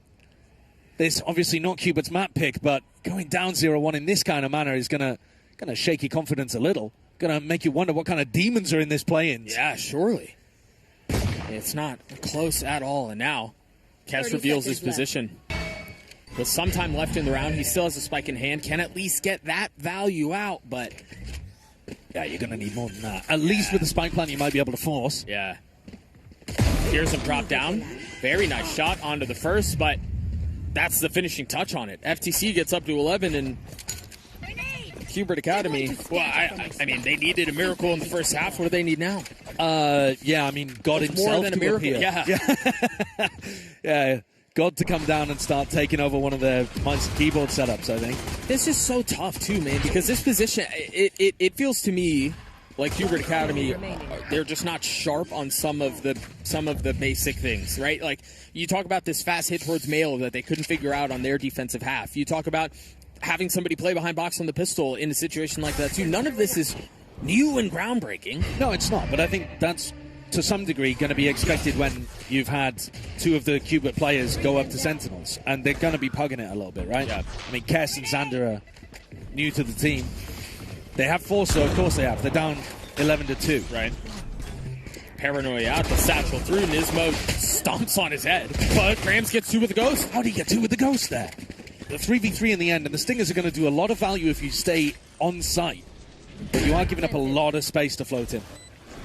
A Guardian, a Spectre, 2 Spectres. It's not bad. No. I mean, to be honest, I do think it's a nice spot for Cuba to play from, but this nade is going to make him really claustrophobic. Is there any flood behind it? No, actually the suck towards spawn makes it where there's no fill-in behind it. And so they have to wait on the other side of it. That's a beautiful use of utility to play that a little bit. Now it's Leeds who's left in a 1v2. The Guardian in hand, full armor. Time is short, though. The shots have to be quick. And as that erupts, the tap of the spike to bait, to force, to tempt the fight. And he has no idea where they are. So a little bit of relief here from Cuba. They managed to pick up a round, but we'll have to see how many more of these are going. And floating cheese do not need to do anything fancy. You just save, you just wait for a couple of big rounds where you have the ult advantage. Right. Your goal is to try to force ults early out of Cuba. I mean, they'll get a rifle round before ults are online, probably. Right. And then after that, you just bleed the ultimates out of them, try to set up advantage situations for yourself and close things out. We've seen a lot of teams that struggle with it. General Mates being one of them. Yeah, but right. But Floating so far have looked pretty solid when it comes to their overall strategy, so I don't really have any doubts. Heavy A ramp focus from Cuba in the last couple. It's interesting how FTC played this defensively. Generally, when you're in an eco like this, maybe you 5-stack, but they left 4B and they left just 1 on A. And it was Krams. A little bit of early info. They can rotate back into this. Krams has been a monster. He's the player with the sheriff here as well. Brother, they've gotten here before the hit has really happened. Yeah, but there's no real stopping Cuba getting to site, right? Sure. Floating just want to play to refight Heaven as they go to site, but Cuba are not giving them that sound cue. Paranoia, and there's the dog, too. Oh! Any kills are valuable. Yeah, Knights manages to get the trade there, though, so even though Satellite goes down, they take 2 with it. I think that's the kind of trade you're okay with. Oh, absolutely. But they still I mean, Krams is in a position where it would require some spectacular shots, but he could actually win the round here. It has been that kind of map for them, though, hasn't it? It really has. I mean, Krams might just do it, but, you know, of course, we highlight a player, we get everyone all hot and bothered about the potential, and then he just dies. I've been hot and bothered watching Krams. Yeah? Yeah. One letter away from Crims. Coincidence? Oh, of course. I think not. I think not. Right, Martin, what are you going to do here? Not much. Nice gets 3 on the round. Hubert gets a 4. But they haven't managed to stack all of those kills onto somebody important like, for example, Nismo or Satellite that would give them a big ult for this round. Brother, there's no way they finally won 2 rounds in a row and you're still talking about the bad.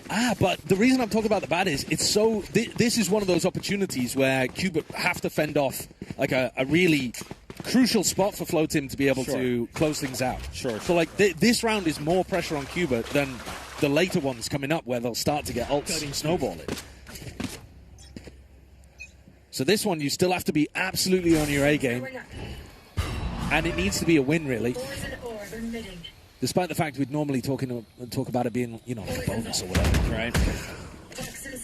You just can't afford to let Floatim get up to 12. It's interesting here. Floatim are trying so desperately to get early info. They just used the Roomba towards mid, didn't get any info, it got cleared out. They also used the dog A, and didn't get a latch or anything like that either. They're trying to use their drones to get info, and they can't. Sees nade, pushes the raise out, but Floatim very aggressive, very confident after doing so well in that first half. And making a lot of noise here to potentially play Martin in. Oh, you dog. He's only got a judge, though. You're not going to swing with that. No, but if they walk into his lap, he is. He gets pushed off. Satchel, the flash, almost goes sideways. Nismo's able to convert. And there's Krams yet again. There's a whole lot he's going to have to do here on defense, and he crumbles. So 3v2, they're going to get the spike down on the site. Okay, still a couple away from ults. Right. 3v2, though, gives them some great opportunities to close things out. They needed to win this one. They'll have that ult advantage if they can. And they've got good positions. A smoke to play around as well from Knights. Should be locked up for Cuba unless Lead can hit some nasty shots around Pillar. And these two have been insane. Oh, the C's. That's really good. That's the high-low. They are. Lead has to swing out, and he does his best, but can't convert. At what point, Josh, do we start to believe? Not yet. I can tell you that. It's a little early. It's still way early. Way early, man. Way early. Okay. This round, Cuba don't even have ults online, right? So if they if they win this round easily because of their gun advantage, they might be able to win the next round with their ult advantage. Sure. And then if they win the next eco, then maybe we're talking, because it's more like 8-11. Yeah, sure. Okay. If they manage to cleanly convert these next like 3 in a row with their gun and ult advantages, get back to me. Would you not say that momentum, did you feel like it shifted? Not necessarily in game, but as far as confidence and as far as the pace of the game. I think towards the end of the first half, actually, Cuba was starting to look a lot better. There's still some shakiness, though. I mean, that team flash onto Nismo in the previous round, you know, you can still tell that they're pugging it a little bit, I would say. Which gives opportunities. Here, though, pretty simple. I feel like Knights has been one of those players that's kept the confidence up on the Cuba side. This, though, oh my God. A delivery. Hello. It's your delivery driver. Here's a nice little rifle for you to use in heaven. In the hands of Leeds, the TP away. Oh my God, they're all in the same corner. They're just completely grouped up, giving all the space in the world to Floatim. You got a smoke that you can cross behind as well. Paranoia, there's the satchels. Leeds peeking over it. That's really cheeky way to do that. They pass right by each other and Leeds gets 2. Oh, it's an X. He gets it from far away! Holy smokes. Not even close. Nismo survives with 72 health. Easy peasy, actually. All right. Never in any danger. No. Don't worry about it. Did he dink him? Yeah. He did, didn't he? Well, I mean, you know. With a bucky. Yeah, dink with a bucky. Is right, but still. A huge amount. But it did do half his health, right? Yeah. It made me nervous. If he had taken chip damage earlier on. And you know what that's done is, it's kind of equalized the ult situation. Because they made that round competitive. The clean ult advantage I was talking about doesn't really exist anymore.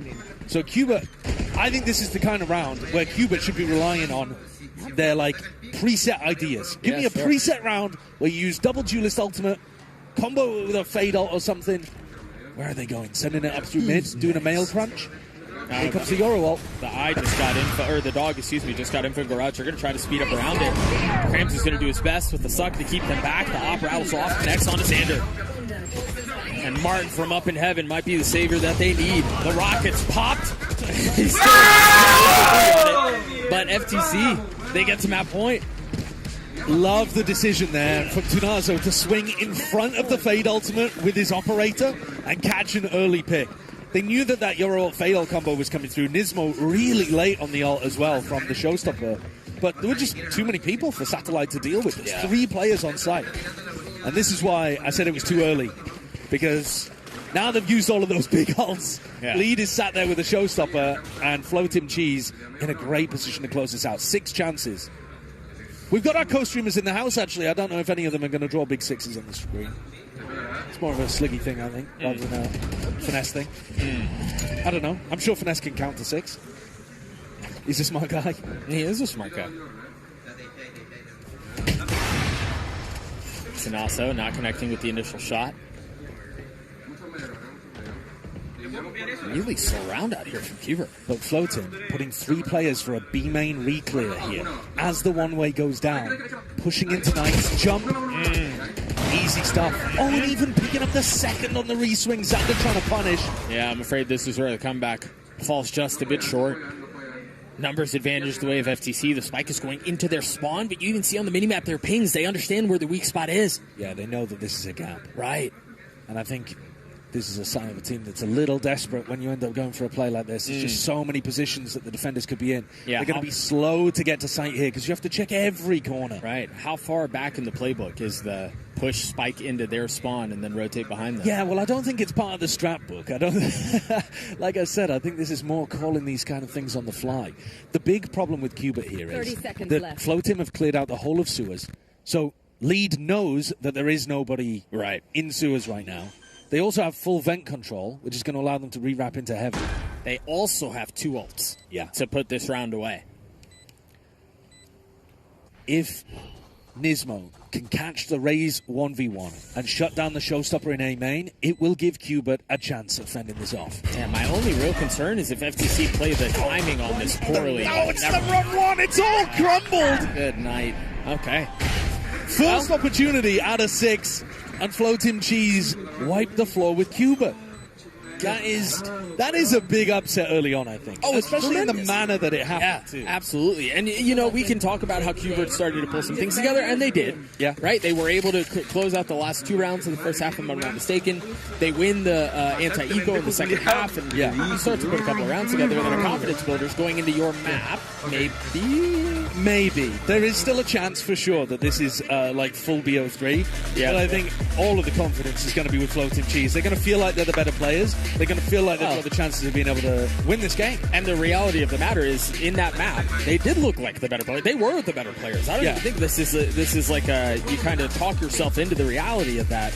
They outclassed Qbert. They were also the better team, though, I think. Like, they had better ideas of what they wanted to do, and I think those ideas immediately caused Qbert to be on the back foot, like, right from the beginning. Yeah. But you're right, after the 9-0 lead, after that portion, it was a bit even. But after a 9-0 lead, what are we talking about? Yeah, at that point, it's over, yeah. No, of course. Never believed at any point. They are so good. Just play with confidence. No one's surprised, of course, because we all predicted exactly this outcome. Also, other matches that have been going on, which we will give you an update on in just a little bit after we summarize this game. Also, totally went the way we expected. Are there big upsets elsewhere? Yeah, actually. Which we expected. So today is off to a good start, a great start even. But yeah, let's take a quick look at some highlights here, because the Chilean team obviously went under everyone's radar. They're coming out on top, and they played clean. Like, the cohesion was like really on display here. The game plan was on point. They swing, they shoot, they hit their shots. Like, this is a great, like, well-rehearsed team. Yeah, I think they set the pace from the pistol, right? They made their intentions perfectly clear from the very beginning of the map that they were going to be very aggressive. They were going to play in your face. Think about how many of these early rounds they were able to get an advantage on because of a timing. right? Because they played to a different pace. I think about Cass dying over on A. I think about the pistol and how they just full sent it into male. That was their calling card at the beginning, and it was just too much for Qbert at the end. Yeah, I think Qbert were expecting a bit more of a simple game here, and they got a rude awakening. Yep. I mean, this is what happens when you get these big games. I mean, if you think back to like the era of open qualifiers for all of the events, you remember like 2020, 2021? I do. You would always get some big upset kind of matches where a team that you're not expecting, that you're not as aware of, just comes out of nowhere and delivers. And I feel like this was floating right here. And I think we've kind of dogged on him a little bit here, but the reality of the matter is, regardless of the team you are, in a singular map, it's so easy to get punched in the mouth once, get a little dazed, and then when you come back to, you're down 9-0. Yeah. Right? This is not... We can point out a lot of the struggles that Qbert Academy had, and rightfully so, but the truth is, FTC stuck it to them, and they looked great. They did indeed. Now, they, of course, are playing in a best-of-3, so Qbert Academy have to go back to the drawing board and take some notes after this first map in the series. Because remember, like, it's all on the line in this next one. The winner of your group will be moving on to the knockout stage, and the rest of the group is just gone. Like, short trip to New York. Yeah. Gosh, yeah, I hadn't even really... The implications of that hadn't fully set on me. Yeah. They're one map away from just being out completely, Qbert. To the Federal Trade Commission. Yes, exactly. Exactly. No, I think, I mean, for sure, this group would have been insanely difficult if Ulf had also been here. Agreed. But then when you see that Ulf are not there, Qbert have got to be thinking to themselves, this is free. They're looking pretty good here, and then they've just been rocked on map 1. They are going into their map pick, right? So they should feel a bit more comfortable, but I don't think map picks make that much difference if you're a team that's just made massive changes. Because it's not like they've spent a huge amount of time playing. It's Abyss coming up next, is it not? Yeah, it is. Yeah, so, it's just comfort at that point. Really. Yeah, for sure. There's changes within your own team, new patch on top of that, and then you're going up against a fairly unknown quantity in another team, which you don't really know what they're pulling out of the bag. So a lot stacked up against you. So let's see which of the teams can ride any kind of momentum into their next series. We, of course, will be moving on to other games as well. As we did say earlier, we do have a lot to get through. But also, I want to bring up a scoreboard, if we can, to take a look at what's been going on in our other matches. Yeah. Because I took a little peek, a little glance. You've got surprises for us. Oh, yeah, I do. Like, go on. Go on. I don't want to, like, spoil it before we see a graphic. Unless I'm being told we don't have a graphic, then I will be spoiling it. With your production. Okay, well, you know how I spoil away. Do it. You know, I don't care for graphics. Actually, one of the teams that came out on top in their first match is BXL Zoo, and they came up on top against Envy. Against Envy? Against Envy. Oh my so God. BXL Zoo is winning their first match against Envy, and now they have to go up against the team from the German qualifier, Eintracht Frankfurt. That's how you say it. Thank you. I mean, are we've got very a welcome. German expert here. Yeah. Oh, really? Because you are Swiss. German. Oh, Swiss. There's no way that was not a bit. There's no way. I'm as Swiss as you're American, Josh. Yeah. Yep. No, as German as, oh God, no. The slapback, the clapback, and I. Can you guys believe? Can you believe Envy lost? Yeah, right. I'm saving you. Thank I'm you so saving much. you. I Holy appreciate smokes, that. Envy losing is wild, truly, though. yeah. Because as much as you can talk about like Qbert having made a couple of changes and that kind of stuff, they don't have that. Dude, Envy do not have that kind of excuse. So Yeah, it was a 13-8 scoreline, so I can presume / hope that it was. What, they probably closer, lost both right? pistols, and then that was that, huh? Hey, they have another chance. If you go 1-1 in your group, there is still hope. Yeah, I do think, though, for Envy, yes, you're right. But to your point, and nobody expected this. Everybody thought Envy would go through, even in the face of BO1s. Envy was not the team on my list that went, they got to be careful. I was not. I mean, and if it was anybody, I've heard better things about Eintracht rather than BXL Zoo. You didn't say Actually, that right. You didn't say that right. He's like close enough. I didn't want to be nitpicky about it. Eintracht. Eintracht. That's how I say Thank it. you. Beautiful. I love that for us. No, but actually, BXL Zoo as well as which one is the other three-letter? BXL Zoo and BLX Corp. Mm-hmm. They're sharing some players as well. Which is very interesting. And letters. And letters. Yeah, they're sharing everything because sharing is caring. And there's a lot of individuals that actually are very highlight-worthy on that roster. So I'm very excited when we get to chat about BXL Zoo as they've been around. Yeah. Town. Yeah. Right. No, it would be sick. I mean, that's essentially, if they win that game, there's no way that Envy are going to be able to overtake them. Right. They'd just be 2-0 and they're through. So Envy are now the biggest Eintracht Frankfurt fans that we've got in the building. Actually, so true. Now, I just got word that we do have an interview with UpMind and one of our Chilean players. Hey, ladies and gentlemen, we are here with a very important interview. We are here with Martin from Flow Tim Cheese. Of course, you guys just took down Cloud9 in map number 1. What exactly does Flow Tim Cheese mean? It's like a mix. We are 5 friends that know they are so good, and everything starts with the Mimi, the brain rot Mimi, and we are so I don't know. We just playing, just like to play together and just enjoy all the process to be here, and that's it. We are just 5 friends, Yeah. No, you're taking the call, right? Yes, of course. This is like our goal, Of course. Always got to give time to Tim Cheese because, ladies and gentlemen, again, they still have map number 2 coming up. So just a very quick question. You've only been playing Tier 2 for really only a year. How gratifying is this moment for you so far? Because, again, full best of 3, you still have a couple of maps. But how important is this for you? It's so important, We are really like news in the Tier 2 ecosystem, and we only know that we are so good. We have too much confidence. We know that we can face to every team in this tournament, and probably we're gonna win. I'm so happy. The boys are so happy. We know that we are. I don't know. We are so good, and it's like all of our work we can put on practice, and that's it. We are so happy.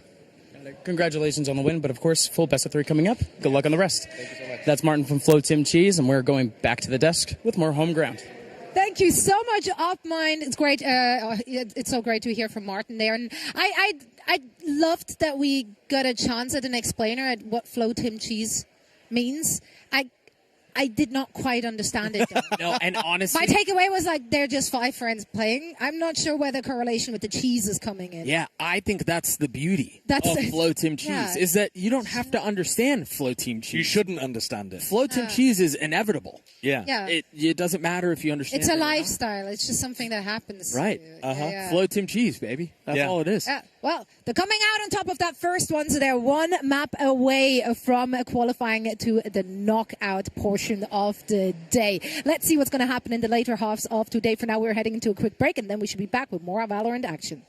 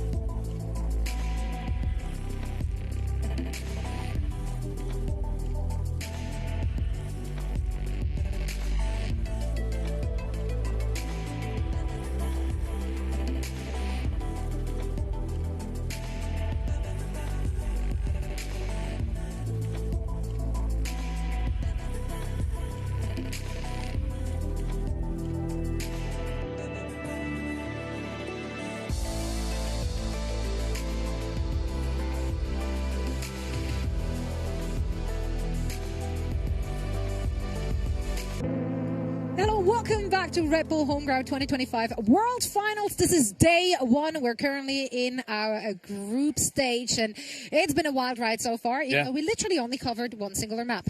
Yeah, well, a lot of the stuff happening off stream is also kind of ridiculous. I was just taking a look at the page of the stats of that BXL Zoo team that we're about to play against Envy. Yep. And I'm looking like Envy lose every defense round, basically. Inspire goes 3-17, playing Veto on Bind.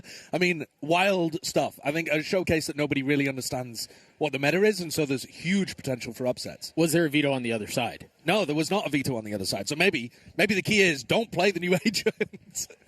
Or play it and throw them for a loop. Like it just people don't know how to play, but they also don't know how to play against it. Yeah, going 3-17 is not so much throwing for a loop as throwing.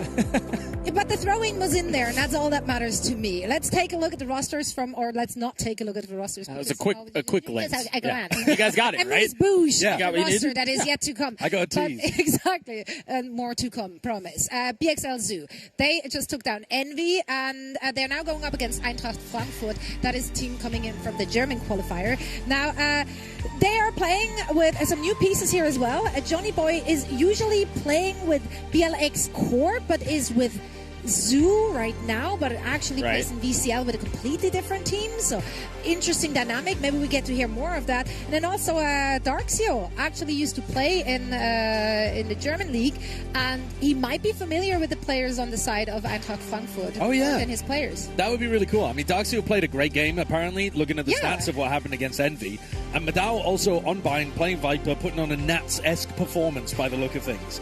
To win. So those are two names immediately that I'm going to be taking a look at as we head forwards. They may not be playing on Bind. We've still got to see the map Veto for this BO1, but if they are and they get to play the the Rays at the front and the Viper in the lurk, those are the two roles that you need to be absolutely popping if you want to win on maps like Bind.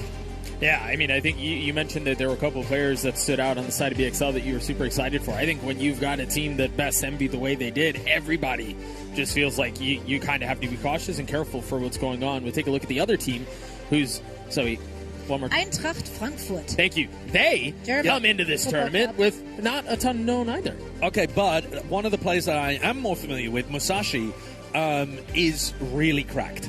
So if I'm looking at anybody, I'm looking at him. His stats are fantastic. I've seen him in a couple of matches before, and he's certainly a player to keep your eyes on. If there's going to be somebody who's going up against Madao, for example, if Madao is playing like that well as he was against Envy, then I'd be looking at that kind of value coming out from Musashi on that. Yeah, sure. Exactly. Yeah, that team is going to go up against one another. I do wonder what they're bringing out for this one. The Eintracht Frankfurt squad actually didn't play with all of these players in the qualifiers for this one. So some newer pieces with the new patch there as well. So let's see how they find their stride. Now, this is obviously some more unknown quantity, so harder to predict. Not that our predictions were particularly correct. They were terrible. No, they were all right. So let's just take a look at the Veto here. BXL is picking defense on Sunset. Okay. All right. Now, we did see, we talked about it before, the first match, both teams were running Sunset, not these two teams that are going to be playing. But we did see in the first rep on Sunset, both teams decided to bust out the Veto, and I kind of wonder, are we going to see Veto again? Yeah, I mean, I don't know. It's funny, isn't it? Because they've just, I'm talking about BXL Zoo here, they've just beaten a team playing Veto, and they just beat the Veto into the ground. Right. So the idea of going into the next game and going, actually, yeah, I like what they were doing there with 3 kills. Yeah, I don't think that's likely, but who knows? I mean, I think the Cypher is still really good here because the Cypher's more about info. Even though they nerfed the crap out of the agent, I think it's still good for maps where you want information like Sunset or Haven. Right. Right, so you can see down on the ground. I see Upmind. Taking his I do legs see up, Upmind, putting yeah. his You legs can't Guys, really lose the hair. You can't miss him. You actually can't. That's like tying a little balloon to your child when you go to Disneyland. Just so you see them in the crowd. Like, that was exactly what I thought of. Doug, we need to do that with you when we go walking around New York. You'll get lost in the crowd otherwise. Ender will stand out. That was so mean and so good. Yeah, why? You can see Ender's head poking above the crowd. I'm not recreating the snuggling in bed picture with you anymore. After that, you've lost it. I'm not doing this with you anymore. Friendship has ended. The drama unfolds. Well, he can make up for it. Perhaps the vibes are good in this upcoming match. The vibes have been good down on the floor. The teams are vibing. They're happy to be here. When we were casting that they game, are loud. I could hear screams of Yeah. other matches happening, and I was like, dude, someone's popping off somewhere. Yeah, so they have all like those little cubicles and like all the matches playing simultaneously, and I'm trying to decipher who's screaming. Yeah. Obviously, I wouldn't know, but I'm like, ooh, exciting! Yeah. Something's happening. You can also, from our position on the balcony, you can see down into some of the prac rooms and get a feel for what's going on in there, spying on the compositions. You also see on the other side here, on the other balcony, we have all of our co-streamers going at it as well, which we do. Of course, head on over to their co-streams and support them. Or don't. Or don't. Or just stick with us. I think Shia. You have options. I think Shia's like right behind. Yeah, Shia's right behind. Oh, there he is. There There he is. Shia. Hey, Shia. what's good? Is he listening? Hey, Hey. what is it? There we Perfect. go. Well, let's head into this next match. BXL Zoo going up against Eintracht Frankfurt. All right, less Shio, more Valorant. Again, we are going to be heading over to Sunset. We take a quick look, and you were right. There was going to be the Cypher. No veto. Yeah, well, a Vice on the other side, though, as well. And Vice isn't the most popular pick on this map, to be honest with you. Now, neither is the KO. There are some teams that run the Sova KO kind of stuff, but it relies on your KO being really good. So, eyes on Sriracha to see whether he can get big value out here.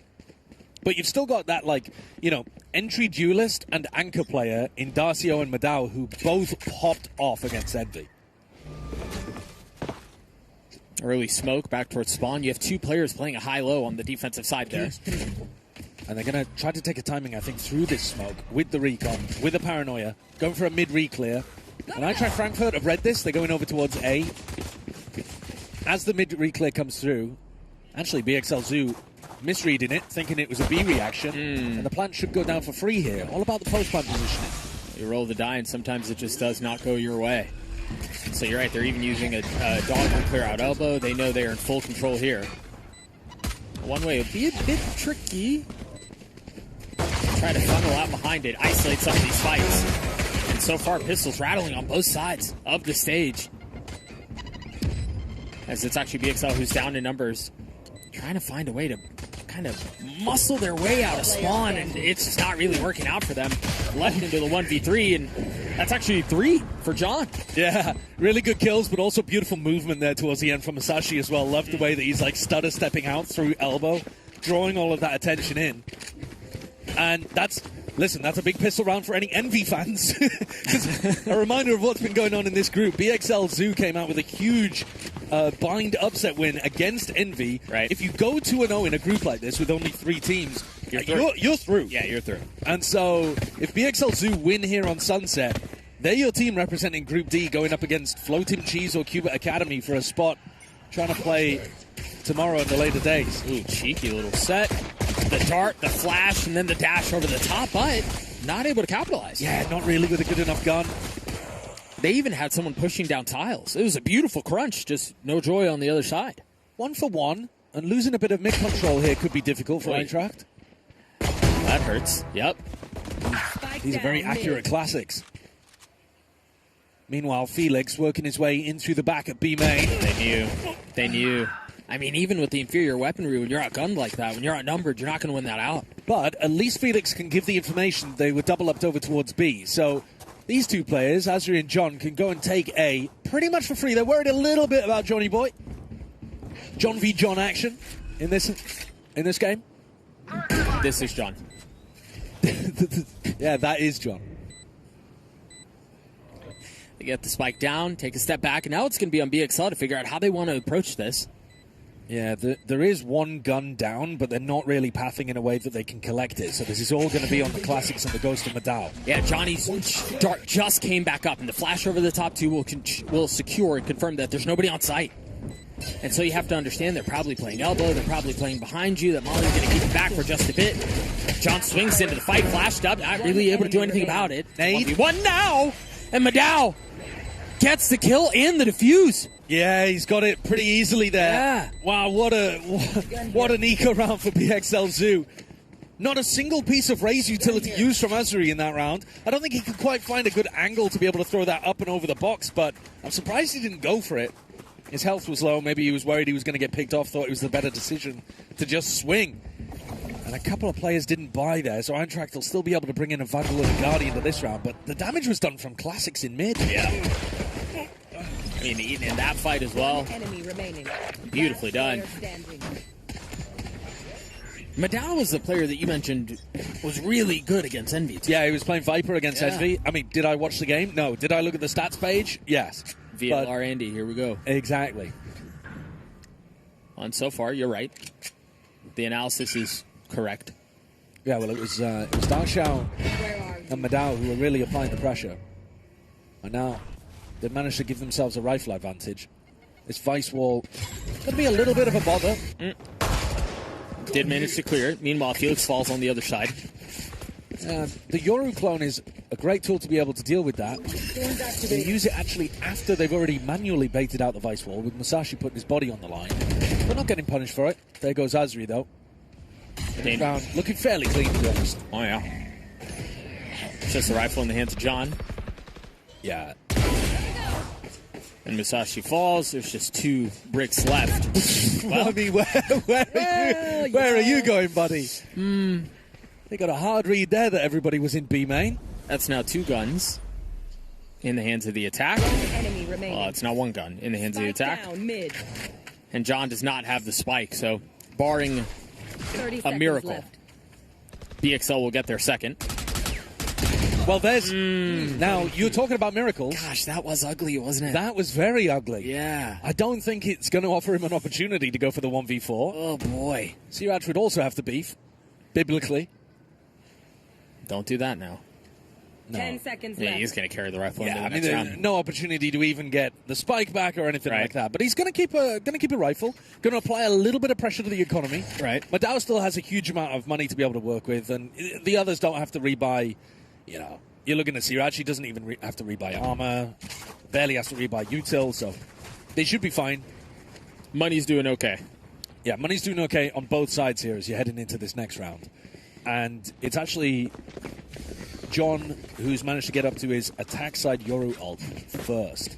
John's also, I mean, John and Azuri are the only 2 that are really shooting back. Yeah, it's early days though. Yeah. Early days, early doors. My eyes are towards the Musashi gun that he's picking up here at the Odin. Oh, it's the same set play that they tried to run at the very beginning here. Yeah. They tried it on round 2 as well. This time Ramsey's getting completely caught.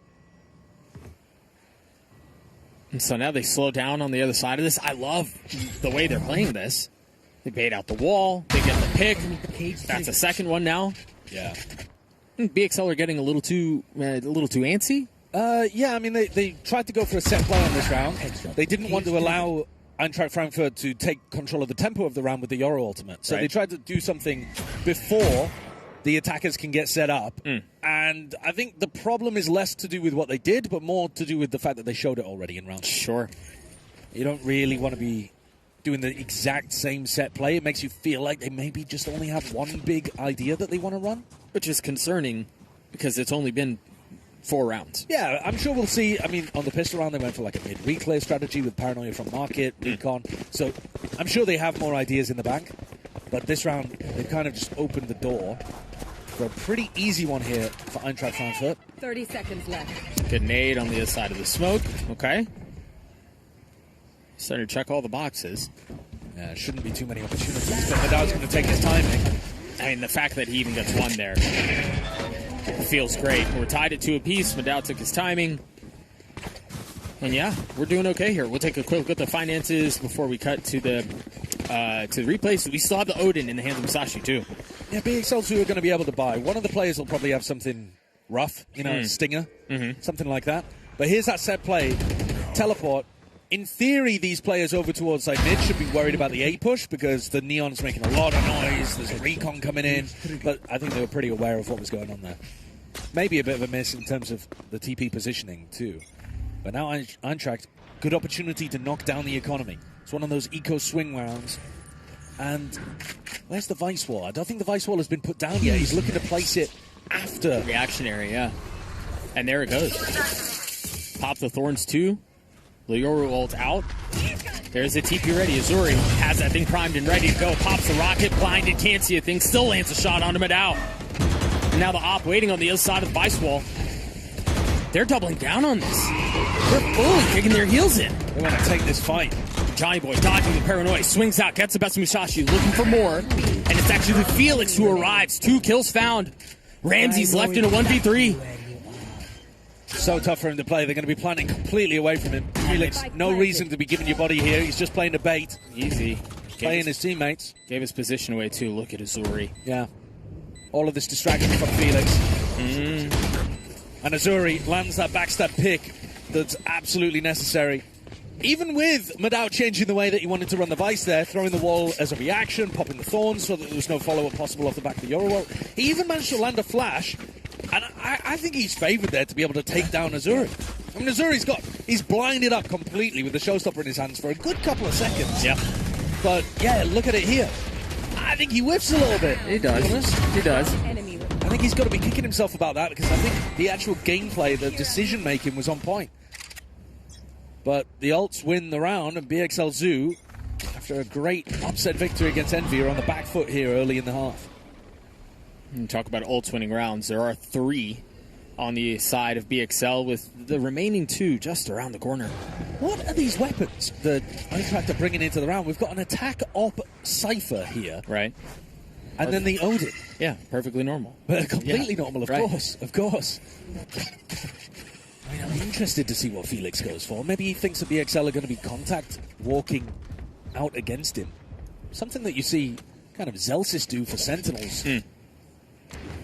Not anymore. He's out there IGLing on Initiator for Cloud9. See, they're going to hear that. The op is in trouble. Felix trying to tuck tail, and the trip keeps him alive? Oh, God. And now he's going to have a chance to hit the shot, but it's just off the mark. Leeson arrives at just the right time. And an ult expended in a 3v4, and running forwards with the shorty. Right. Oh my gosh, what is happening? Madao's getting insane value out of that ultimate that I don't think he should ever be getting. And now it's a 2v2. The Nightfall was just used. Yeah, to try to put pressure on the Vice on the flank. Madao's upgraded a weapon, immediately puts it back down. It's just Johnny Boy with a Sheriff in hand. 2 targets to find. 6 bullets to use. First one off the mark, connects onto Azuri. 1 target left. And of course, it's the Odin of Musashi that secures the round. Safe, solid hands of Musashi, making sure that he takes down both of those final players. When things were getting so messy. I mean, that is an absurd round. Felix with the attack operator, saved by his trip, a chance to re-peek. Look at it, he just gets away from the stun. Saved by the trip, re-peeks, misses the shot. Gets bailed out by his teammate, and then runs forward with the shorty. Bro, what are you up to? That guy likes to fight, man. I don't know. Yeah, that's a crazy one. No op for him this time around. No. Back to a little bit more of a sensible behavior, I think. My eyes are down. Now, they haven't really done this much. Azuri's all the way up in the smoke. Fast timing. Beautiful flash. Yeah, very nicely done. That was from tiles. That was from pretty far back. Yeah. And you were expecting, actually, Siraj to be the player going for those kind of KO flashes. Instead, it's John, supportive, and then also landing the punish on the Ramses again. All right. The initiator, Yoru. And so now they can accelerate back towards A. Oh, my God. Madao has just bullied his way through the trip and smacked Felix. Dude, you know what? It hasn't worked, but I'm loving to watch Felix play. This guy's entertaining to watch. I mean, Madao is also the one constantly putting pressure on him, right? These kind of silly fights happening between the 2 Senti players have left us in a 3v3. The KO ultimate should be enormous here from Siraj. Stops the paranoia coming out, stops a flash from John. Too. Wait a second. Where was it? Where was it? They didn't want to send the ultimate in. And instead, they've been completely mopped up. Again, the Odin finding extraordinary value once it's been posted like a turret in those A post plants. What? Can you think of a good reason why they wouldn't pop the ult there? I mean, it's possible that they thought they'd just expended all of their utility already. Sure. But to be honest with you, I mean, even the eye. Yeah, I just think you want to be sending that. Yeah. I definitely would favor Siraj using it in that kind of situation. Absolutely. I think they're not really getting... now, it seems a bit strange to be saying this when Siraj is at the top of the scoreboard, but I don't think they're getting enough value out of the KO in terms of setting up other people utility. with the flashes. Yeah. I would agree. And with the retake pressure that it can apply. Yeah, I would agree with that completely, and I think we just saw that. Yeah, I think in general, this comp should be really happy at playing A retakes. Paranoia that goes through from that default plant over towards the back diagonal box. You've got KO flashes coming in over the top, comboed with recons. You should be feeling pretty confident about... I mean, even the neon stun on the retake of A is super good. But instead, what we saw was them kind of contacting up and trying to take more dry engagements. So BXL going to have to change some stuff around. A reminder, though, that when BXL played against Envy, again, I'm just looking at the stats page, but they got most of their jobs done on the attack side. Right? Yeah. So maybe they're attack side merchants. It's tough to really say. That's 4 rounds in a row, though, for the attack.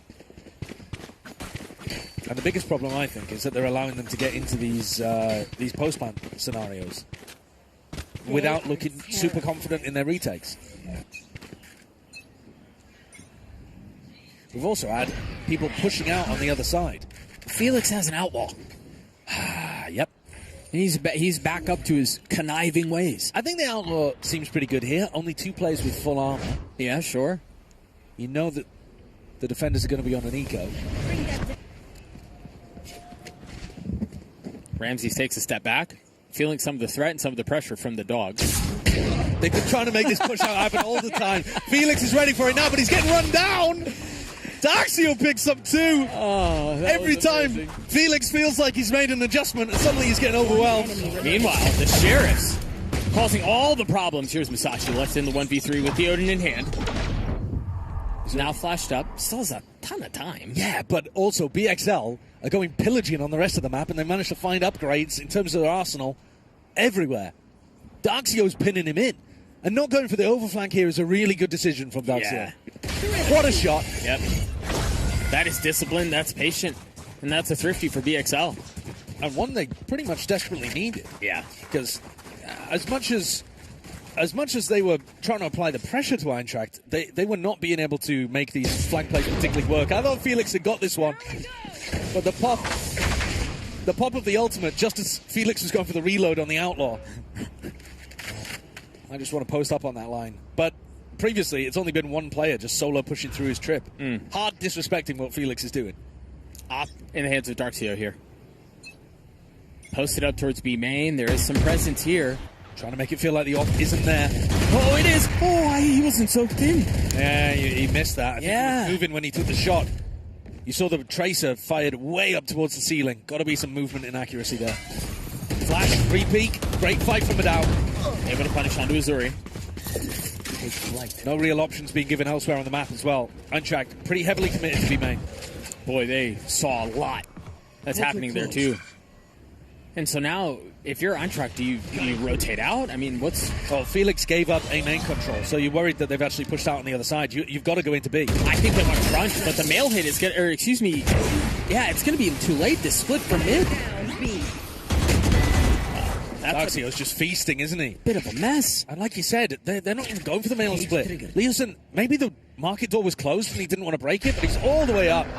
Triggered the vice wall, and now he's just left alone on an island. He does have the Omen ultimate, so he'll be able to retrieve the spike. He doesn't use it to pick the spike up. He uses it to relocate with his teammate. Right. But they think he's taken the spike, even though it was out in the open. They figured it out.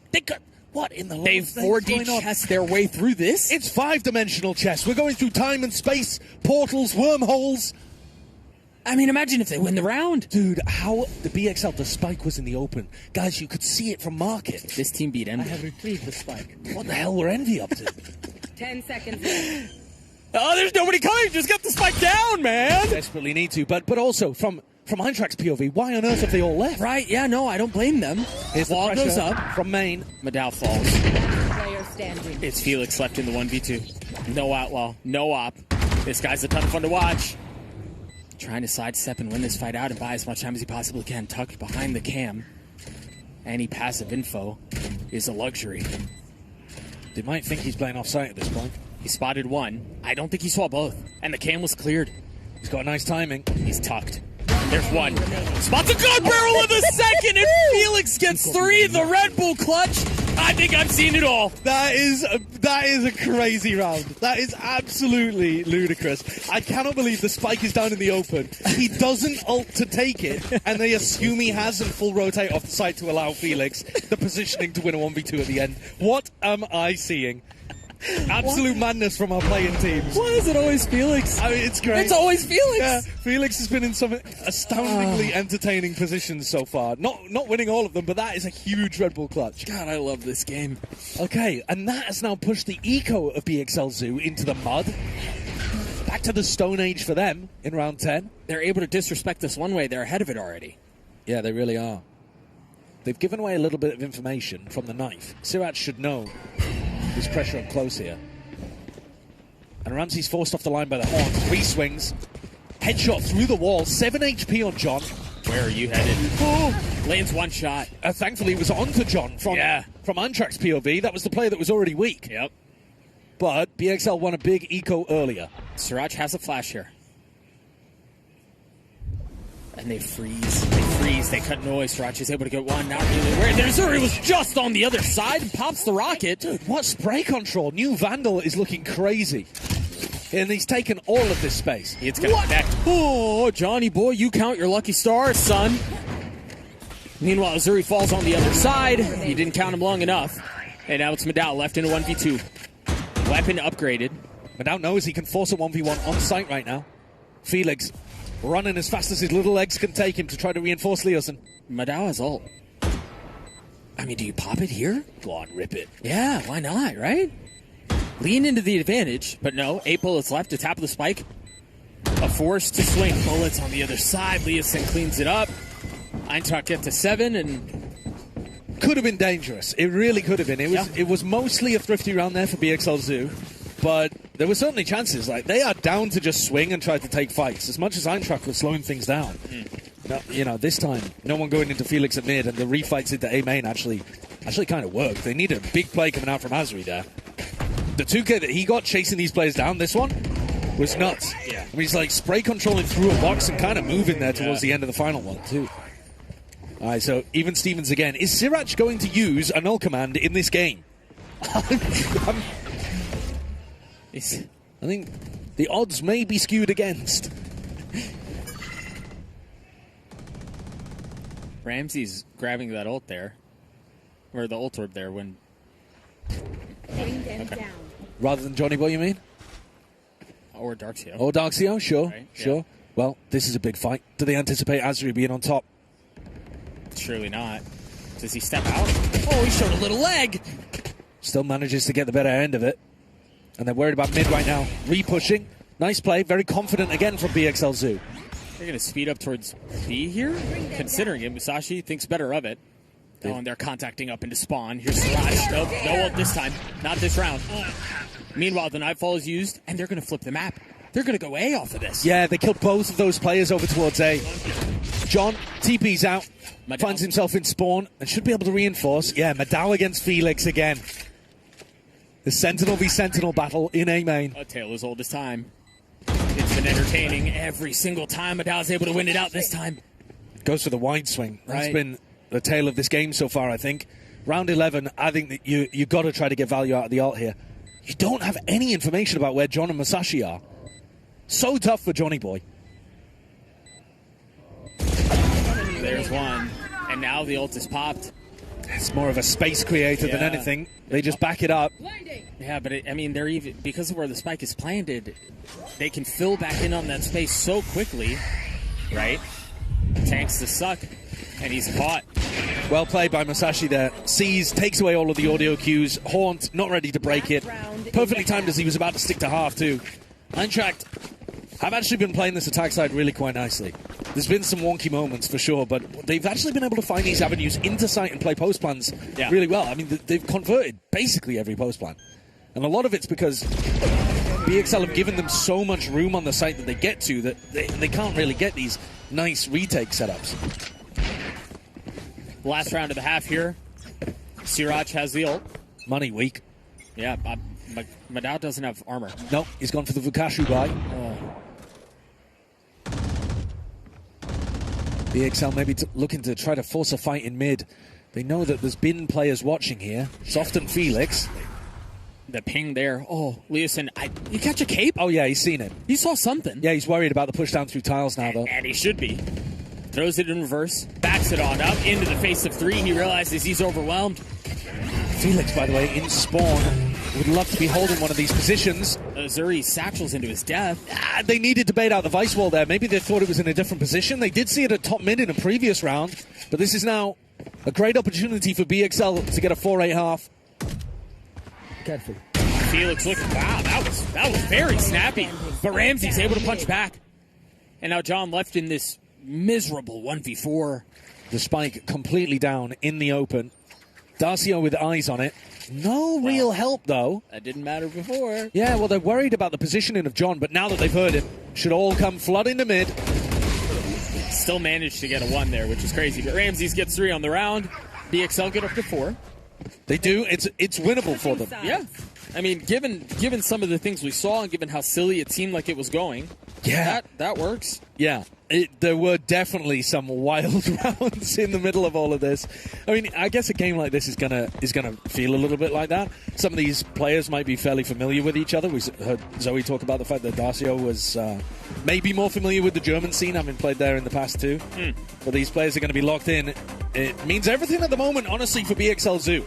Yeah. Eintracht Frankfurt, they're still, getting their feet underneath them. They're obviously the team that's in the lead. But for BXL Zoo, just a reminder, if they're able to win this map, they're going to be through to our later on games where they'll play against the winner of Group C for a chance to get in and play against the big boys. And against NRG, FNATIC, your Envy's, sorry, not Envy's, G2s of the world. And that was because they had already bested Envy in round 1 of this tournament, an hour or so ago. So we'll take a look at the highlights of this first half one more time. There were some memories. There were some rounds I saw there that I don't think I'm ever going to forget, man. Yeah, there were some really good ones.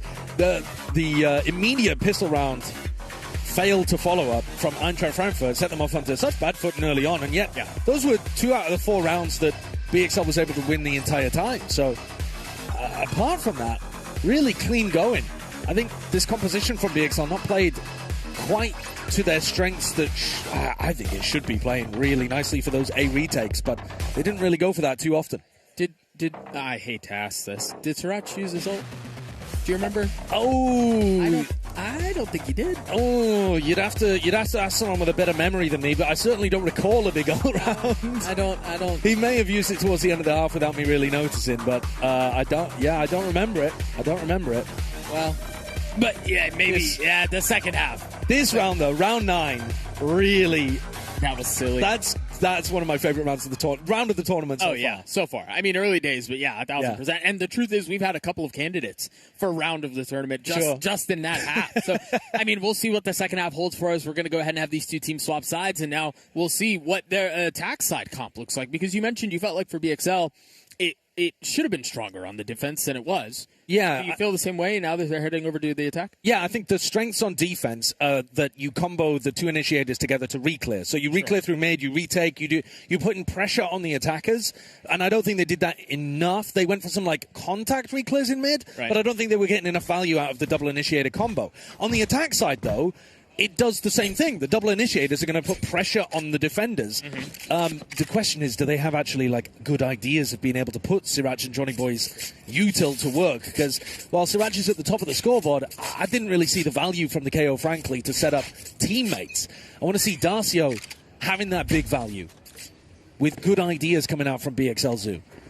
Felix has a lot to deal with here. His camp's already been cleared. Shot could clear, and he tripped. That might have been up close. That knifed the paranoia, and Felix, of course, he goes in and he fights and he gets a kill anyway. Unreal and right on time. The reinforcements arrive. Ramses is left in a 1v3, tries to swing out and take this fight, but he's in a miserable spot, unwinnable. Yeah. And that's another round. And there's BXL Zoo trying to get into a fast B hit without quite thinking, in my opinion. The gate crash is going to be there. Anytime you play against a Euro on defense and you run something fast, you've got to expect to be running into the stacked site. It doesn't matter how good your read is. If the Euro is going to start on the other side, then he's going to be there within a fraction of a second. So John was just able to reinforce from Boba. Felix managed to swing into the neon wall as well and catch a pick onto Darcio before he was ready at all.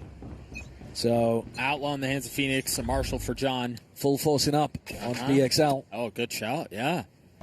Interesting here. I feel like we're not that desperate. I don't know. Round 4 is pretty rough. We'll see if it pays off. Already have a lot of presence out onto the site. The dart back there, excuse me, clears things out, and they know they can safely plant that thing. There's Felix. Make the kill feed work for a little bit as Johnny Boy waltzes his way through. Oh no! It's a second. Azuri going for the punish, and Johnny Boy managed to get the reload off in time. So a 3v3 with Mado going for a wraparound play as well. Is the market door closed? Is he going to be able to get this avenue? There's a trip. Yeah, even if it's open, there's a trip. Yeah, you see he just had to clear it out, so now they know where he is. See if he manages to find a safe line across. Felix falls. They took it all. Very nicely done. I don't understand how Madao got past Felix in the first place. Yeah, I mean, he's just won that fight over towards market with Felix knowing where he was. But I think the big difference between round 1 and round 2 is that Eintracht were not trying to fight close. They weren't actually playing. They didn't have even anybody in back of B site. They just played from Boba. Sure. So while the Yoru TP was still able to go into Boba, they didn't have a player on site holding that space that they could flood in with. Right. So they just gave up a lot of room. Slightly more passive positioning from Felix there being a big issue for them. And now they've let their hold on this game slip a little, because this is now surely going to give BXL a room back into the game. I think John had utility out. He got caught. Second set of one-ways. And I mean, they're not even really flirting with that one. They're just going to push all their way in through elbow. They've lost the flank, though. Madao goes down to Azuri. Musashi does not. I mean, a classic here. Azuri, as you mentioned, picks up the Bulldog. And so there is some threat here. Yeah, they've lost a lot of space, but there's no great retake utility. Spam through, though, catching onto Ramses. It's looking rough. Giving the finger to utility there. But still so much work to be done. These weapons are not amazing at range either. Johnny Boy with a stinger. But 30 HP, 32 from Musashi. Okay, that's 3, that's 4. Darkseal's going to have to win out the 1v3 on his own. 17 HP, and it's the Bulldog that secures the round. An astonishingly good round from Azuri. He just pushes down mid instantly, puts pressure on the flank. Madao falls. Suddenly they've lost all of that safety to be able to rotate from elbow back over towards A-Link, because they're constantly worried about the flank. They just get boxed like a fish on sight. And now they're 5 rounds down when, you know, they could have been in a much better position starting to come back into this game. Yeah. It's a really tough one to lose. I need to take a look at the money. It's not great. There's a Guardian for Darkseal, but just Sheriffs outside of that. Gotta go. What do you call here if you're BXL? Yeah, I'm not sure. I mean, they need to default over towards B because that's where the camera has been placed. And now you can see the cam, right? That's a pretty big change. So they want to try to get rid of that kind of information, take it out, and reset. Oh, I like this. They wall up. They even smoke over to the other side and flash to make sure it's a hit B, or to make it look like it's a hit B. They're going A. Yeah, it's a really nice fake idea, but the question is, can you really win a post plant when all you've got is Sheriffs and a Guardian? They've got to rely on Darkseal being able to cut off these rotates beautifully. And has he caught the timing, or has he missed it? Well, his teammate picks it up anyway. The timing on it. Oh my gosh. Yeah, the Guardian worked. I mean, the fake call was perfect. And I think the doubts that you raised were very reasonable, right? Like, even in that, number one, are you going to hit the timing to get it right anyway? And then when you do, can you win those out with the weapons that you brought into the round? Generally, the answer to that is no. Well, but Darkseal did such a good job there of putting himself in a position with the Guardian to cut off the rotates. And even if he goes down, he buys time for the players on A to get set up. So, actually, a really nice round. And that's the second Thrifty the BXL Zoo are pulling out here. Yeah. Pretty tenacious team. Again, they're the ones with more to win, I would say, here, because they've already set themselves up with such a fantastic victory over Envy. Right. Yeah, hit me with a quick check on there. If they do fall down, what happens to this group?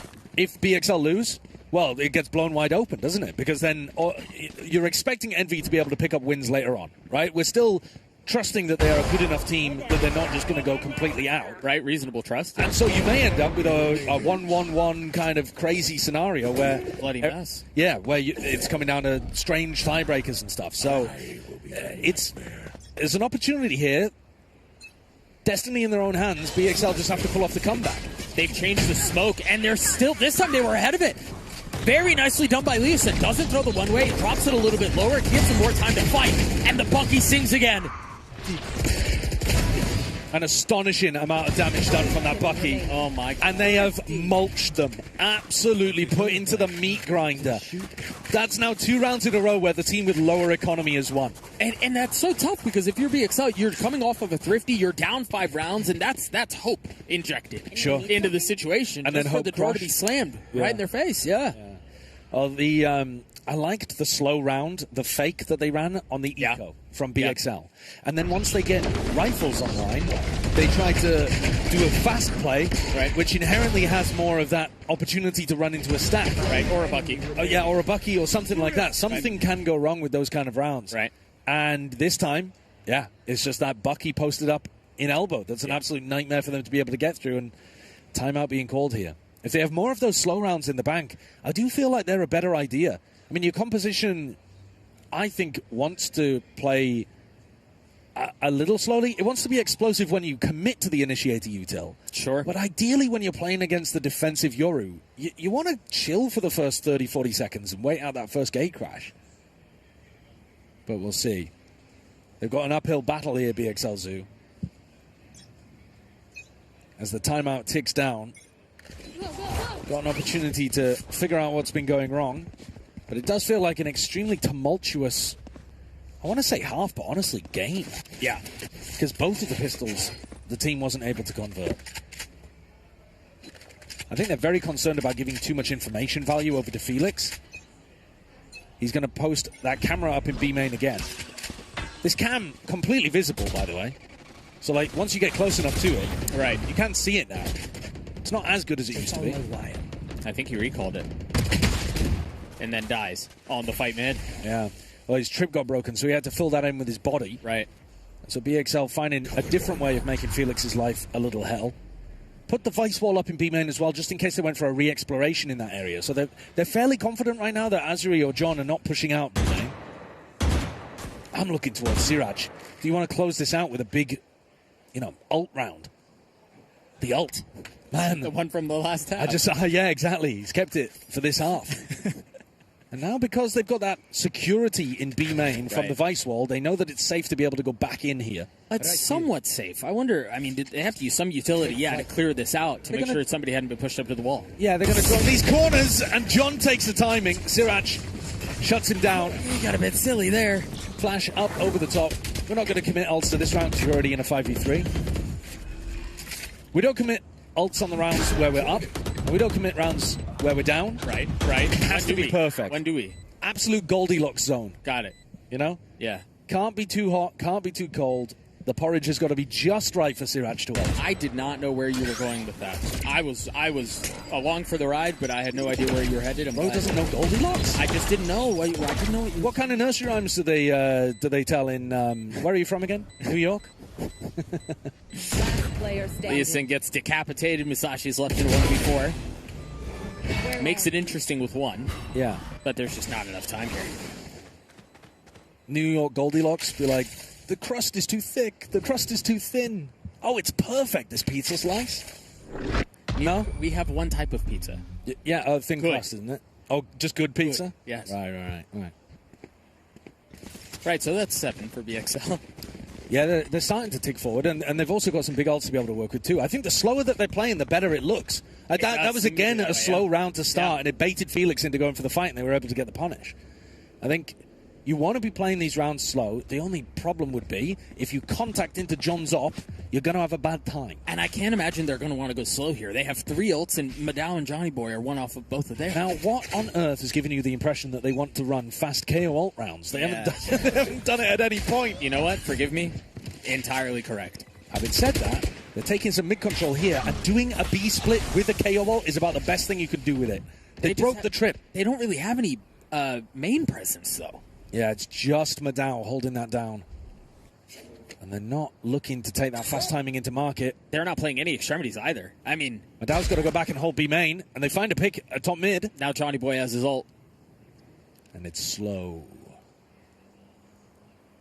Going It back really over is, isn't towards A here is a bit concerning. Maybe because Madao is scared about clearing B main on his own. He knows that his wall got tripped, so you're thinking someone might be pushed up there. Sure. But they're going back into the op.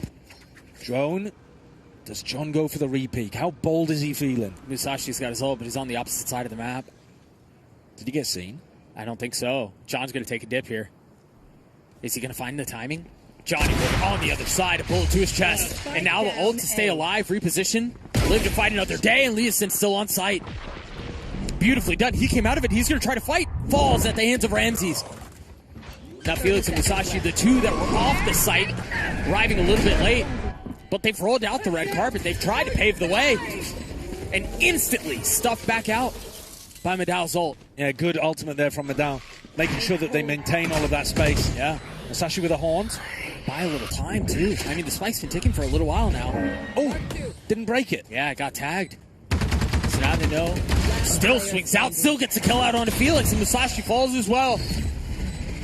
These retakes have not been working for either squad. Once a team gets to the site, if you can fend off that first player that's going to be putting early pressure, the team that gets to the site is winning the post-match. Yeah.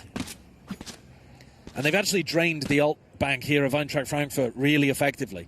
And, you know, BXL, they're the kind of team that doesn't need the ults. That's the new narrative. Yep.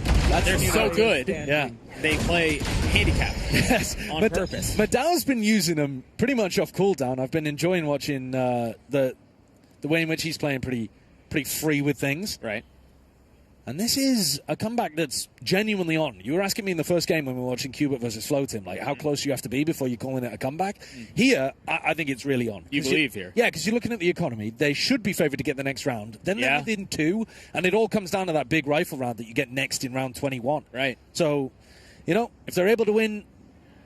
now, having said that, there's been a lot of Thrifties in this game actually so far. And there have been. But generally speaking, BXL should be on for a bit of a comeback here. And then they might start to believe. And then, again, just to remind everyone at home about the situation here, if BXL are able to pull off this comeback and win, they'll be sitting at 2-0 in their groups. Which is a fantastic situation. Like, there is no world in which you go into a group with Envy who've just won Ascension, and you yourself are like Tier 2, maybe even like Tier 3 team, depending on where you draw the lines on those kind of things. Sure. And you're thinking to yourself, yeah, we've got a great chance. We're going to win the group. Like, I know that the people they've really been given it in the interviews. We've been hearing from Rad, we've been hearing from these players. Yeah. They've been very confident, but end of the day, like, Envy should really be favoured to come out of a group like that pretty clean. And BXL are in a great position right now. 5 rounds away from knocking Envy out. That's essentially what's happening here.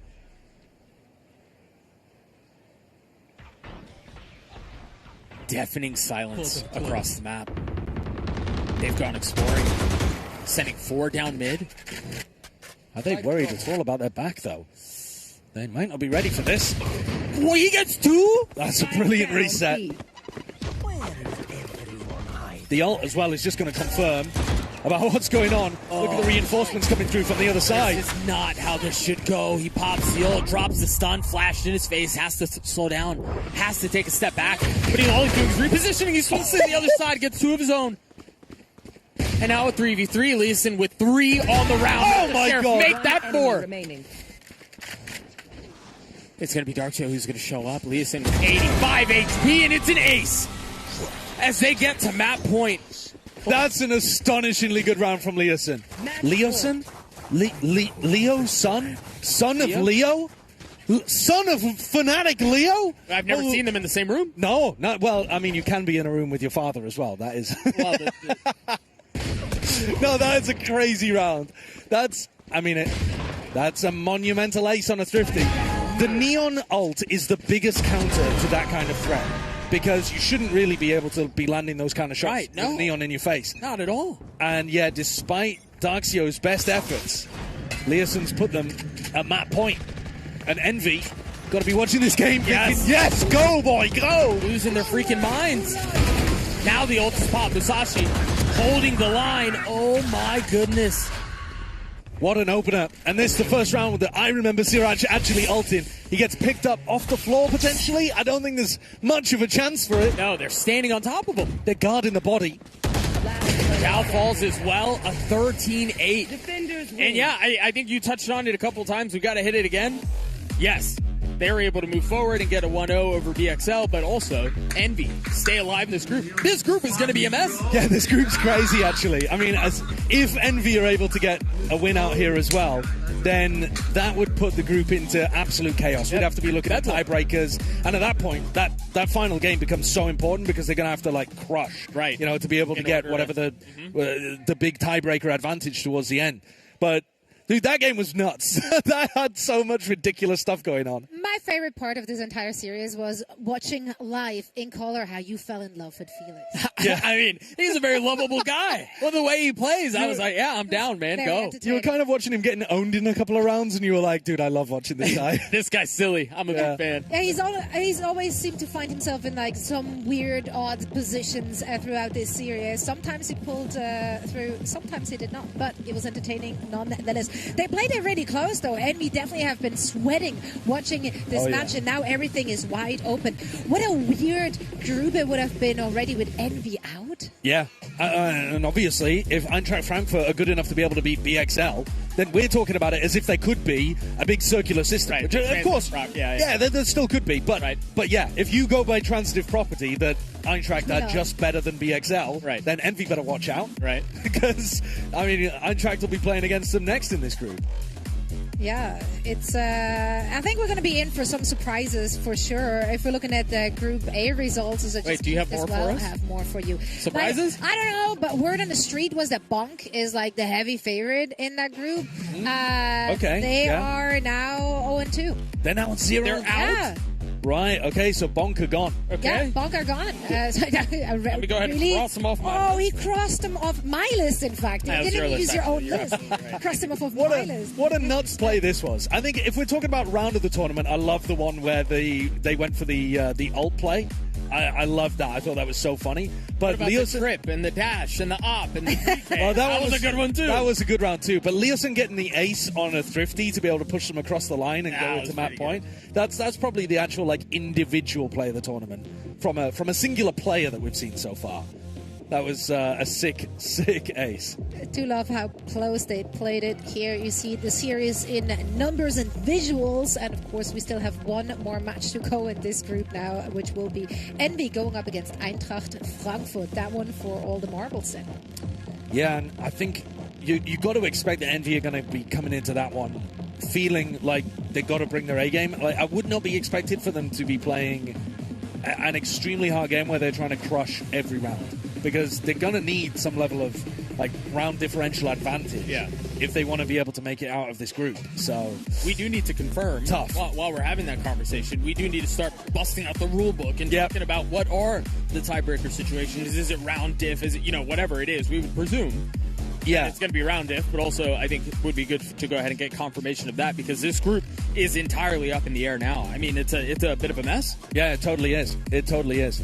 I mean, I wasn't expecting it either. I got to be honest with you. I thought that Envy were more favoured than any team to be able to win their group. I think when out of this, when you're looking at the play-ins, you're looking at Cloud9 over towards Group B. Right. But I actually thought that Rad were going to be a bit difficult for them to get past. Right. I believe that game was really close as well when C9 played against Rad. I was checking in on it when it was 12-10. But I think Cloud9 were able to close it out, maybe 13-10, something like that. Whereas Envy on the other side of things, getting the absolute squeeze on them when I thought they would be the favourite team to, like, for sure be able to make it through the play-ins. Right, yeah, Eintracht versus Envy will in fact just be the decider regardless, so that's going to be a hype match for sure for all these teams. Yeah, Cloud9 actually won. I don't know if you just mentioned that. I was listening away for a hot minute there, but Cloud9 did win their match against Rod. Rod did play close to them though. Yeah. It was a close scoreline. We did not get to see Vito, so Cloud9 was, cowardly, shying away from it. Cowardly. I mean, Vito might have a 0% win rate. 100% 0% win rate. Yeah, so maybe don't play Vito in your games. People speculating about, like, is it going to be a Vito meta? Is it going to be a Harbor meta? I don't know. Just play all the old stuff. I don't know. Play Cypher. Play Vice. Yeah. But don't take advice from us. Don't take game advice or financial advice from anyone you see on this broadcast. And on that note, let's head on over to UpMind, who's standing by with our winners. And ladies and gentlemen, we are back here on the floor from home ground. Azuria is right next to us, winner, of course, of our last series. Let's just start, of course, this being what feels like a big event for you guys, right? Home ground is a big next step for you guys. You guys were only a map away also from qualifying to another big off-season event with a lot of other VCT teams. How have you guys been preparing to take this next step in your careers? I feel like we played throughout the year and we crumbled in the last few games of like our regular season and stuff. And I think now we just take it with a lot of ease. Like we chill a lot. We play our comfort roles, like just what we want to play. We don't want to force things, and that's just like how we went into the games. And yeah, I guess that's the way we do it now. And run me through that game between you guys and BXL Zoo. Just overall thoughts, because of course you do have an Envy coming up. BXL Zoo ended up taking down Envy. Was that sort of an expected result for you guys? I guess so. Like this was like a must win for us. And Envy, obviously, we have no experience like playing against them. I like them, to be honest, the way they play. There is no team like this in Europe. But yeah, we will see. I think they lost the first game, right? Yeah, okay. So yeah, it's going to be a tough game, obviously, and we look forward to it. One more question. Of course, you played Vice and Viper to qualify your team here in the BO5s. Of course, it's very different right now. Kind of tell me, in terms of priority for your career, is having that versatility a big thing for you, or is the duelist role that's aimed for you going forward? Like I played Sentinel throughout my entire career, like in Tier 2. And the last few months, I would say the way I shape myself as a player is more controlling the game and stuff, and like on duelist of Flex. I play Flex now, basically. I played Tejo or KO and stuff. So I want to be with the team more, not alone as much. So I guess it's the new path for me. All right, Azuri, thank you so much. Good luck in your game versus Envy. Ladies and gentlemen, we will be right back with some more Red Bull Homeground. And hold on, we're going back to the desk. We are indeed. Yeah, that's us. We are desk. Hair game down there, strong. You're letting us down up here.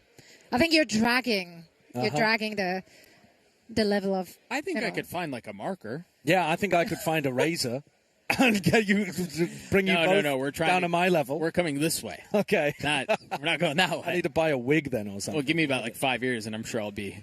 I'll join you. It's all right. I mean, it's just like it's a hair progression. We're going from not so much to the most, and then it's the height progression upwards. So like it's. So we have a 1-to-1 correlation. The taller you get, the bolder you are. In fact, because you're like Icarus, you're closer to the sun, and so it. Once your you hair's get out of wax. Once you get Ender on later on, though, that correlation is going to be completely broken. Wow. I put on heels. I tried my best. We do what we can. So do our teams. Let's take a look at what happened in our B stream, where we got to see Bonk falling to BLX Corp. Well, they were running an ISO raise and a chamber. Yeah, that's kind of a waylay. Interesting composition. I was wondering if people were going to be pulling out the Sky. I do feel like the Sky is quite a nice idea. Both teams are in the mirror of it here, but crazy comps from Bonk. Yeah, honestly. Also 0 for 3 on the veto, unless we've missed one. But that is 0 for 3 on. So distorted. Yeah, I mean there was a veto veto, so one of them did win. But I don't think that one counts really, does it? Because it's also a loss. It's a guaranteed win and loss. You have to look at the non-mirror win rates, I think. But yeah, and so also round differential mattering enormously in the group that we just watched. And you've got Eintracht Frankfurt sat at +5 versus Envy's -5. So that game's going to be huge. Like Envy really need to stomp that one too. Whereas you look at this group, and Bonk just going down 0-2 makes things a lot simpler over towards Group A. Yeah. They're just gone. They're just donezo, which is unfortunate to see. And then it's whoever wins out from that last match advances from A. Yeah, right. Yeah, which Yep. Yeah. Do you want an opinion? Because I can't give you an opinion. I have no idea. And that's why we pay you the big bucks. Thank you. Thank you, Esports Josh. Yeah, it's important to know when you don't know. You know, right? That's a very agnostic view of you. Like I like that. Mm-hmm. Yeah. I know that I don't know. Yeah, we will continue to not know quite what is coming our way and what the teams have in store for us as we moving on in our group stage. Of course, our predictions have been, flawless. They are what they are. So we thought we'd bring in a real expert. Okay. Who? Yeah. Okay, look. You know, like during the pandemic, we did the thing where we let our pets do the... Yeah, the prediction. Then there's like the puppy bowl thingy, I heard, yep. in Sports Ball, where they have cute puppies, and I do believe they do predictions. I get distracted by the fact that there is puppies, so I'm not entirely sure. So have we got puppies? No, but the next best thing. Okay. We have brought Penguins? That would, in fact, be the best thing. That would have been the best thing. No, we brought in a Herman Miller chair. How is That's it right. to do the prediction? Well, we spin the chair. It's like spinning the bottle, just less kissing. More up mind, and less he will kissing, be pointing. more up mind. Yeah. Has Zelsis has spun this chair, has he? I think so. Right. It's a good spin. And the prediction here is between C9 and Fennel. I get it. That's our upcoming match, so we will find out in real time. This is never stopped. Dude, look how good the bearings are. I wanted to point that out. Can we talk about how smooth of a ride that looks like? Yeah. This is an M-Body gaming chair, 25% off currently on hermanmiller.com/gaming. So if you do want to spin like this. That's so funny. Upmind is just going forever. Wait, hold on. He's still got a bit more. No, you are the winners. You win. You win as you're watching, because we get treated to another banger series, and also we get treated to 25% off through December 2nd. So do your Christmas shopping early. Treat yourself to a Herman Miller gaming chair. Yeah. They're so comfortable. And honestly, if you're a gamer and you're spending the vast majority of your time being sat in a chair, then you should probably invest into it. Yeah, it's like good gaming chair, good mattress. Those are like just the two things. Like, good shoes. When I get owned by people in ranked, I'm convinced they have a better gaming chair than me. They're hitting shots at me. I'm like, well, that's probably the chair. It's true. Yeah. Yeah. We have no proof otherwise. There is no data that says that can otherwise. disprove that. Yeah. Well, the chair went for Cloud9, which I think is the odds-on favorite as well. Well, the chair went for the middle. No, chair was the people. The chair was the people. It was C9 leading. Now, C9, they had a good start in this tournament. They did win their first match. Yes, it went quite a distance. They had a decent attack. Then on defense, it was a little up and down story. Now they're going up against Fennel, the team that qualified through the Japanese qualifier.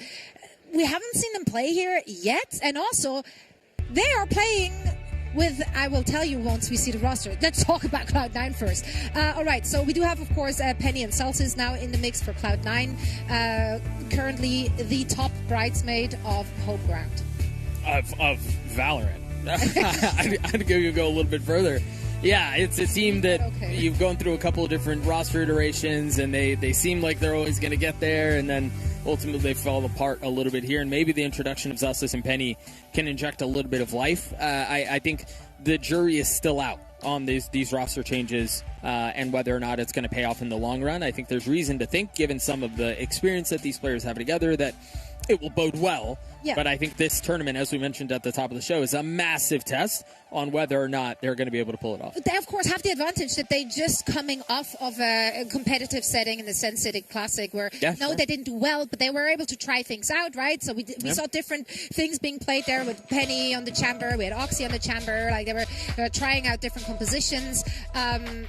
Just to see what sticks. And watching that, or also just talking to Imi yesterday, Josh, how are you feeling about their chances in this tournament? I think they're still trying to figure out what works for themselves, right? So you've got Penny and Oxy, who are both pretty comfortable playing duelist. But do you want to be playing double duelist all the time? I don't know whether people really understand what the meta necessarily is right now.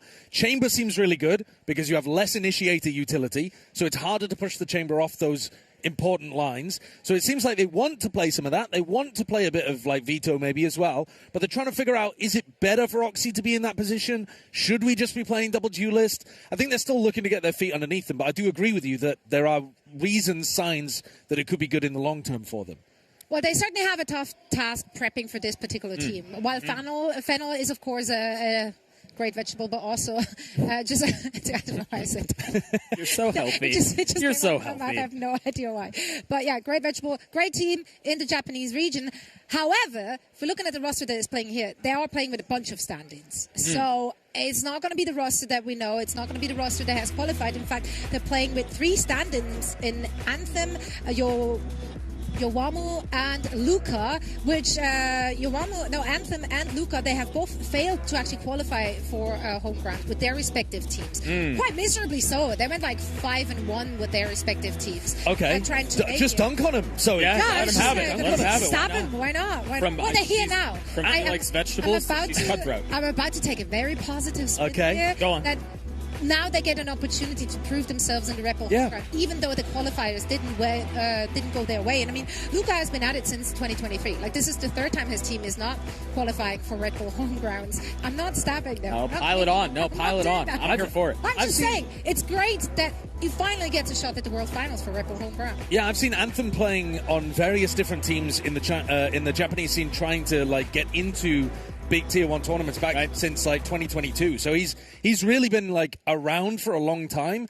But I think the Japanese scene still feels like, even at the tier 1 level, it doesn't have those breakthrough talents that are like, wow, you've got to keep your eye on them in tier 1. Definitely, we've got Zeta later on in the tournament that we'll be keeping an eye on. We've got inside VCT Pacific, you've got DFM trying to make a rebuild this year. But one of the most interesting things when you watch these kind of teams is to figure out whether there is that like guy that you've got to be taking a look at, who's like really making an impact, even if the team is a little weaker. So that's more what I'm paying attention to here. It's going to be obviously a rough time, though, right? They didn't have much time to practice. I don't know how long they've known about the stand-ins. We certainly haven't known for a very long time. I assume the team did not either. Coming with one stand-in is one thing, but three is tough. That's a lot. I mean, it just becomes pugging at that point, really. I mean, I think any sort of execs that are beyond what is very basic just kind of goes out the window, and it just becomes stick to what you know and play things out that way, which can be, I mean, keep it simple, stupid, kind of works, but I don't know against the likes of Cloud9 if that will be enough. And Cloud9, you're seeing historic stuff here from, unfortunately, their loss, but this was the last time. One of many is so brutal, but so true, because they have made it to the grand finals of Red Bull Home Ground before. That was them losing to T1 just before. T1 was last year, and then the year before was FNATIC. And then the year before was 100 Thieves in 2022 as well. So, yeah, lots of storied teams. Always like close-ish to them winning some kind of VCT title as well. That's what I was getting at LCQ earlier, in 2022 was 100 Thieves tournament that they won and then came into Red Bull. Then you've got like 2023 was obviously an insane year for FNATIC. Right. 24 you had at the end of it, then going into 25 Bangkok. So, On the upside, it's better than third place. Yes. Yeah, that's true. Running the numbers here. I think Cloud9 at any other VCT international event would love to even attend. Never mind getting second place. Like that is right. Well, but that is the thing that Zelsis has said he's like on track to do. So this tournament's about like getting their feet under them, getting a feel, a rhythm for like what the style of the team should be. And then Zelsis's job is to, as a team leader in an IGL, take this squad to a global event, which they, along with Furia, are the only team in Americas that haven't qualified. And boy, they've gotten close. I mean, they've gotten close a couple of times, but always come up just a bit short. I do love that they have a team leader that isn't just like obviously competent in game, but also just like is such an emotional leader. Yeah, He's such a hype merchant. He's such a hype man. Like, he will be someone who's able to like bring the spirits back, bring the vibes back, like in case they're not doing too well. Oh, and those are some of those intangibles when it comes to building a team that you don't necessarily see that in the server itself. You see it in the dynamics outside of it, and that's one of the reasons why Zelsis was added to the roster in the first place. All right, we're going to go to Sunset again. Yeah, we've got another Sunset game here. Was that the one that C9 played against? No, C9 played Bind, I believe, against Rod. So, I'm intrigued to see whether or not they run some kind of... I mean, I would imagine you've got to run a hard Sentinel here on Sunset. I can't imagine many of our teams not going for the Senti. Yep. So then it becomes, well, who's playing it? Is it Oxy? Is it Penny? How good does it look? Yeah. Are you able to get value? Like, for example, if Oxy's going to play the Chamber here, are you able to get value from the rest of the pack while he's off somewhere else playing Chamber on his own? Because they normally, in previous years, have relied super heavy on Oxy doing the entrying. So it's a lot of burden on Penny if Oxy is on Chamber. And you could have a very similar conversation for the other side, right? You flip that out, and maybe it is Penny that you put on the Chamber, and is he going to be able to stand tall and deliver while the rest of the team is off on their own? I think the agent select for this is probably what I'm most interested in seeing. Yeah. Well, you're in luck because it's almost ready. We get a little peek there already. You want to spoil me? No, not what yet. Are we hovering? No, not yet. Are you upset about something in particular? You want to share with us? I'll tell you what the expectations were last time. They played against Cuba Academy at the Sen City Classic. They ran Oxy on Neon and they ran Penny on Chamber. And then they ran Zelsis on Sage as well. So they were running a Sage Chamber composition, which is interesting, and a lot of the teams we saw at Ascension were running a huge amount of double Senti Sage stuff as well. It's really weird into a Veto. Veto is one of those strange things where you throw out his Infiltrator, I think it's called. You should have said it confidently. I would have believed you. Yeah, well, it just deletes whole Sage walls. It just zip, zip, zip, zip, and your whole Sage walls. Yeah. So it's a risky pick if you think your opponents are likely to play a Veto. Well, we're about to find out as they're still setting up to get everything ready, but I do see a lock-in on Penny on that chamber. Imi has praised Penny's versatility quite a bit yesterday. You want to share what Imi has shared with you? Yeah, I mean, Penny's one of those players that's been hanging around for a long time. He used to play with Zelsis way back in the day for old version 1. Yeah, which Imi was the coach for. Right. So there is a lot of pre-existing synergy, but also Penny's one of those players that feels very comfortable playing a range of different stuff.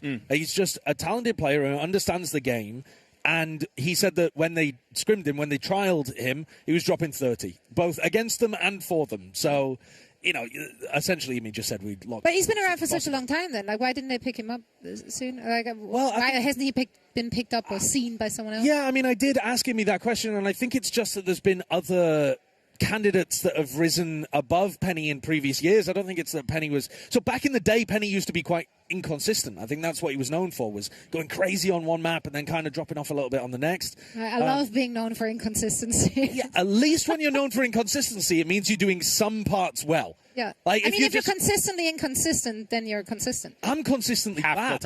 Half the time. Yeah, I'd rather be inconsistent than consistently bad. Honestly, so true. Yeah. Well, I mean, the pressure here is definitely on Cloud9, not just after the performance that we've seen from them last week that raised some questions. Yes, they have new pieces to work into their roster and, of course, the new meta as well. But they are the heavy favorites in this group. They went 0-1, of course, so they're in a good position if they win this one. Yeah, and this was really the expectation for Cloud9 as we think about this group at the beginning of the tournament. Josh mentioned that they might get pushed a little bit in this group, and the team out from Egypt might give them some issues, but I think they did a little in terms of the scoreline. Yeah, 13-10 and a best of one is tough to really extrapolate a ton from. But yeah, we expect them to walk into this group and walk away on top. Yeah, right? And they still have to check this box with Fennel. A team that you mentioned was running three stand-ins, right? Yeah, 3. Yeah, brother, that does not look good. It's tough. Yeah. That is really difficult. So, again, you're looking at the Fennel players to overperform, I think, in this kind of game, right? You're looking at them to really relish the fact that they have an opportunity here to land a big scalp and hopefully bring the game to Cloud9. And, even in a game like this where you got a favorite playing against an underdog, we've seen in other groups that in no way means, right. In no way does that mean that it's completely sealed up. Especially it's a best of one, right? Yeah. Exactly. So there's some teams which just they don't do well on first maps. They're slow starters. Now, of course, Cloud9 has the up here since they already got to play a game, so they're hopefully all warmed up. Fennel has been pracking. Yeah. Cloud9 are actually known for slow beginnings too. Whether or not that means anything, or whether it's just rampant superstition. Let's read into this heavily, Josh. That's what I want to do now. Yeah, well, I think it's a tough narrative to make it work, to be honest with you, because they've already played a map as well, haven't they? So, and they won the pistol. Yeah. The first half pistol. Well, we that didn't was the opposite see it, of a so slow did start. it happen? Throw the narrative away. True. Throw it away. Throw it away. Well, we give the team a few more minutes to get ready for the series. We're heading into a quick break, but don't go anywhere. We'll see you on the other side of this.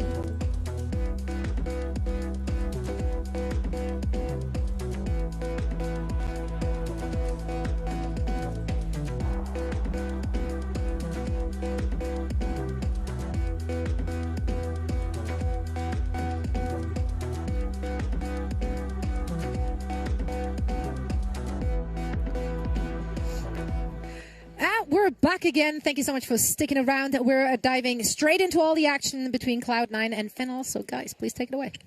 Thank you so much. This is a match we've been excited for. We're excited to see how Cloud9 is going to perform. Will Zelsis be able to step into the role of a leader and a caller and really navigate his team through what you kind of look at this and go, okay, they're heavily favored. This is a trap game. It could be. It certainly could be. It's an opportunity to look at the style of Zelsis' calling as well, in my opinion. You know, is he going to send his team on a lot of fast re-clears of areas of the map? Does he want to play statically on defense? Do they want to run set off-barrier rip aggro rounds? And then the same on the attack side, right? It's just a flavor of what he feels like as an IGL. Similar to watching him over towards Sen City, but I think they should have a slightly better idea of what their overall style is. Dude, I just dropped it. Absolute fire track in the middle of that. Dude, we could lay something down under that and you just go. All right, let's have a look. Deep mid-smoke here as Cloud9's early pressure dissipating a little bit. Zelsis, I think, threw a slow orb over there, but I've got to be honest with you, I'm not sure exactly what his pistol round buy was. No, he's bought the armor, so didn't have a slow to begin with. The eye in towards market. All attention back towards B, but in fact, it looks like it might just be inserting. They want to push all their way into spawn. Yeah, Cloud9 does have two back here. Can they break that wall? Nah, not really, not in time. Pressure on Penny. He's going to have to turn around and deal with this. But he knows that there's no pressure from the front. Nice hop up here from Hals. He might be able to make some magic happen. Weird scenario. Yeah, strange positions. What a mess of a round already. If they go back into B, Zelsis knows that B main is completely unoccupied. He's managed to wall himself up, get on top of the wall, full clear that area out. Bizarre positioning. Meanwhile, Zelsis does fall after clearing all of that space and getting all of that information. Well, Penny can now run fully through B main if he wanted to. Here's the stun, backstab as well. They've pushed their way out onto the site. Anthem getting the best of one and just off the mark there. So Penny's going to show up, but it might be a little late here. I don't know, he could catch Anthem right in the side of the head. This is the fight he has to win out, but no. Anthem on the tuck. They've passed right behind each other once more, and there it is. The final shot not connecting. It's going to be Penny left in this 1v2. Couple more bullets of the Headhunter in his back pocket, but not a single fight given. I love how they're playing this. Just a jump spot. 2 bullets. One, and landed onto that. That was absolutely insane, but he's going to have to hunt him down. He's got to go fast. Very nicely done by Hals. The pistol goes away, Fennel. What a strange pistol round from Fennel there. Really putting Cloud9 in awkward positions, but also putting themselves in some awkward positions too. Brother, we've had some awkward rounds. Yeah, taking full mid control and then going for the wall that looks like they want to split over towards A. But at no point did Fennel have anyone in B main or A main. So really, really strange option there. But twisting Cloud9 a little bit, finding the opening kill on Zelsis, who ran it all the way out through B and into mid. Penny, though, clearly feeling fairly sharp. He's going to be looking to take a duel with 4 bullets in the Headhunter at B main. Both of those split the uprights. Able to find their mark, and now they're going to rotate back Fennelar towards A, where, if they do continue this pursuit, if they do double down on their endeavors, they're going into the face of, what, 4? Yeah, they've pumped the brakes ever so slightly, but there you go, break the trip, and they're flooding out into spawn. Penny gets the opportunity to catch one, but that's all of his bullets expended.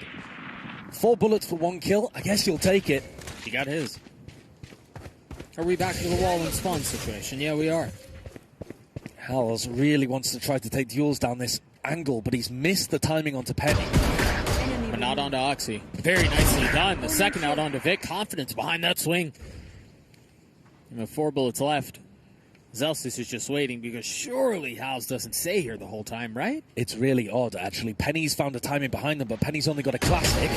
Zelsis given an opportunity for another, and Penny does catch Hals in the back of the head. That's a gun given over. Could Penny do something with it?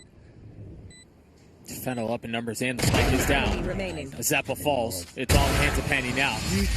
And he can't make much out of that. Fennel will get their second. Now we step into the bonus. Very quick check. I think it was the Stinger, Spectre, and the Marshall that were carried over from Fennel. Yeah, the Marshall's not doing much, but the other 2 weapons have certainly got some sting to them, and Cloud9 will have to fend it off. At the moment, you're seeing a really weird style coming out from Fennel, and I think that this is the kind of thing that can really catch teams off guard when they haven't built out good protocols for dealing with it. Yeah, sure. because C9 are going to realize that they're not playing A main or B main very heavy, right? They were managing to push out full B main on the pistol, and then they push out full A main on the second round, and never met a player. Here comes that one This time round. they are going into B. This time they are playing a little bit more heavy into main. Yeah, changing things up. And it'll be Zelsis taking first contact here. He went for an aggro wall in the previous round after losing market control. He's taking a high-low here with Vic. Oh, it's actually Vic who lands the first shot. Very nicely done. Immediately, slow orb, stops the trade coming out. Yep. And they've managed to secure that 5v4 advantage. Really safe, secure play there from C9. Luca can hear this trip. He knows that Penny's got it there. Is there an opportunity to smoke that off? Do they want to try to take a timing? Does he have a smoke? Are they going to He does. Or a wall. Yeah, that's the third round in a row we see that wall in that place, by the way. Yeah. I mean, it'd be nice to use it as a fake. Zelsis goes for the wall over towards B main and realizes there are a lot of people still there. 45 seconds left in the round. They've already cleared one of the panels. The smoke gets refreshed. They have some mid control. There's a massive gap here that Oxy's got to be worried about. Thankfully, Penny's posted on the A line really deep. So Oxy's got the freedom to be able to do that. Hop up over the wall, looking to try to take a fight into Zeta. 30 seconds left. Luca spotting a first. A little bit of utility dumped into market, but I think they 20 want to see seconds, A Doug. here. Yeah, they've got time, though. No one going A main. It's weird again from Fenway. Yeah. It's just been weird enough to keep Cloud9 on the back foot the whole time. True. One less. Penny nice and snappy with it with 10 seconds left. How do you play a post plant when you don't own A main, A link, or elbow? Right, you just get cozy, real cozy, snuggle up and see if you can hang on to the site. That seems to be the approach for Fennel. They'll have to hit some ridiculous shots if they want to hold on here because the positioning is rough. 5v3, a stinger. Still in the hands of Yoamu as well. Luca has a shot at this. The paranoia is really nice. That's going to buy so much time. Yeah, a little, but it'll be as the smoke dissipates anyway. Luca's in a really nice spot. Oh, he's going to get tagged. He's going to get spammed. There's Luca. There's Luca, and his spot only finds one. Penny with 3 on the round, and Anthem's left to his own devices. Kidding me right and he now? will fall. Cloud9 get on the board early. A fairly clean round there from C9. It looks like the adjustment they want to make is kind of ignore what Fennel are doing in mid. Yeah, and give it to him. Yeah, and just make sure that you're holding heavy onto the actual extremities. So, you know, Vic and Zelsis locking down that B main, little pressure, the push from Ace, and then Penny making sure that he just has full A control the entire time. Do you have any concerns with that as an approach from the defensive side? Just essentially foregoing playing for the middle of the map and just focus on the extremities? I definitely think it puts quite a lot of pressure on Zeppa and Oxy because they're the players wondering about the mid split. Yeah. If Zeppa gets caught by that angle that we've seen Howls try to play on Every round? yeah, then you're starting to worry a little bit. But otherwise, I think it's a nice idea. This time, Cloud9 deciding to dance with the middle of the map here a little bit. Penny popped his ult. A lot of threat towards elbow. Ace ahead of it, able to get one, but traded back by Vic. Very solid duo plays here from Vic. Aligned with Celsius in the previous round, this time aligned with Oxy. They're going for the res. No real opportunity to fight that, I don't think. Zeppa's going to go for it, though. Wow, this is big here for Fennel. Unless Zeppa can punish in response, and he can. He's going to pop the ult. That's going to attack everyone except for Luca. And all of them fall. No real utility pressure there. No. And they gave up their hold on elbow. Zeppa just found it a little too easy, I think, to be able to get back into that position. One enemy remaining. High-low attempt, stalled out by the slow. A nice reactions from Penny, nonetheless. Yeah, definitely. Definitely. But I really like the way that Vic is doubling up with his teammates. Vic and Zelsis playing that high-low over towards B, get the punish onto Ace in the previous round, and then Vic playing with Oxy there, always, you know, and then after Oxy died, playing the duo with Zeppa as well, making sure that they're always doubled up. Yeah, Vic is a player who, in my opinion, didn't get enough roses for his performance last year on Cloud9. Often went as the unsung hero who was still integral to the success of Cloud9. And so seeing him, again, continue to contribute and deliver early on in this tournament bodes really well. 10 seconds left. Cloud9 managing to get a bit more of a stable footing then in this game. Figuring out a little bit of what Fennel wanted to do. This round, the answer was very different. I mean, we were talking about the fact that Cloud9 wanted to hold on to A main and B main. This time, Penny went walkabouts through mid. Immediately at the start of the round, too. Yeah, just looking. I mean, that's one of the value pieces you can get out of the chamber. You can play in a lot of these funkier off-angle positions and then get out. And then get out immediately. Right. Yeah. They just got tagged by the cam, so he didn't find too much value. But that's certainly a cam that they'll now be looking for if they want to pressure mid again. Well, and I think the same goes for Fennel, knowing that now Penny is willing to explore the middle of the map. The first time they left it vacant. Yeah. Start to see some of these chess games play out. So into the next round we go. You've got a Sheriff in the hands of Yowamu, but other than that, rifles for the attacking side. Penny again on one of these aggro off angles. Holds in face of the dog, but the flash, the second effort. Yeah, good Prowler flash combo. Yeah. Protocol is you only expend the flash if Right. the Prowler catches contact. And there's the ult online for Ace. So what are you looking to do with that? I mean, are you looking to pressure the A player off the line? Are they going to go for this mid play again? But look at the adjustment from Cloud9. They have somebody playing on the other side now. Yeah, they're going to get smoked off. The wall is different too. Yeah, Wall looking to try to B-split. And if I'm not mistaken, they cleared the chamber trip too. Oh, great counter stun from Oxy. That stopped Fennel from being able to go for that and commit off the back of the wall. And then Oxy sprays down, with Zeppa's help, the Sage Wall itself. Meanwhile, while that's happening across the middle of the map, Zelsis invests his wall towards B main. And you don't have to worry about it. Yeah, making that really safe and secure. You're right. And even the Yoru wall can't get through it. Here, though, through Market Door, putting pressure, seeing if they can get value off the Paranoia. I think they're completely missed. Boy, he is on an island. He does have a TP to get back out mid. And they're pivoting. Oh, this is a bit of a mess. Meanwhile, you've got Ace who committed to the hit B, but he's alone. He's got to win this fight, and he can't. Zelsis stands tall. Could have opened up the map for them, couldn't it? Yeah. If Zelsis drops there, maybe there's an opportunity for Anthem to extract himself from mid. But now, with 10 seconds left, pretty much a save. Luca and Anthem just want to hold on to what weaponry they have. Did a little damage, too. I mean, Enemy remaining. yeah, actually, Cloud9 are going to be fine financially. Yeah. Winning 3 rounds in a row here. Economy in a great spot. And still with a res to play around with. I think Zelsis has been doing a really good job of blocking off these timings. He's been, you know, the wall has been something that Fennel are not particularly punishing.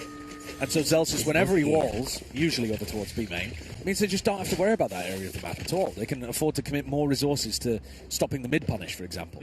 And the adjustment of running Oxy towards top mid for the stun and then the wall break completely shut down what Fennel was going for here. Right. This was a real mid-round scramble to try to get back in through a pretty heavy crossfire. Yeah, nice adjustment. C9 messing around with it as well, feeling like they wanted to fight heavy for extremities and then goes back to mid-control. Speaking of mid-control, quick check-in with that chamber trip. On the other side now, and a little bit more shallow.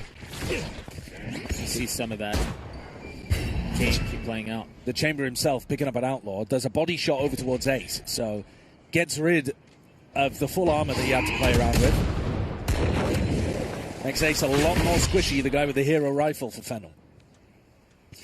And Ace was in a position in the previous round, really, to open things up and maybe allow for a clutch, but whiffed against Zelsis. Got to be landing those crucial duels. We're going back to the mid wall. They know where it is now, and so instead of just walling it up, in fact, they still wall there, but they clear it out. It's nice to see a team very committed to an idea. Yeah. They are running this idea into the ground. There's something to be said about it. Oxy gets 3. Down, mid. He's 1 off of having his ult. You presume that'll happen in the next round. Zelsis piles it on, cleans it up. It's an Oxy Zelsis round. It's Cloud9 get to 4. Zelsis looking like his keyboard disconnected there for a moment. He's just holding completely on the same line, looking to shut down the Fennel players.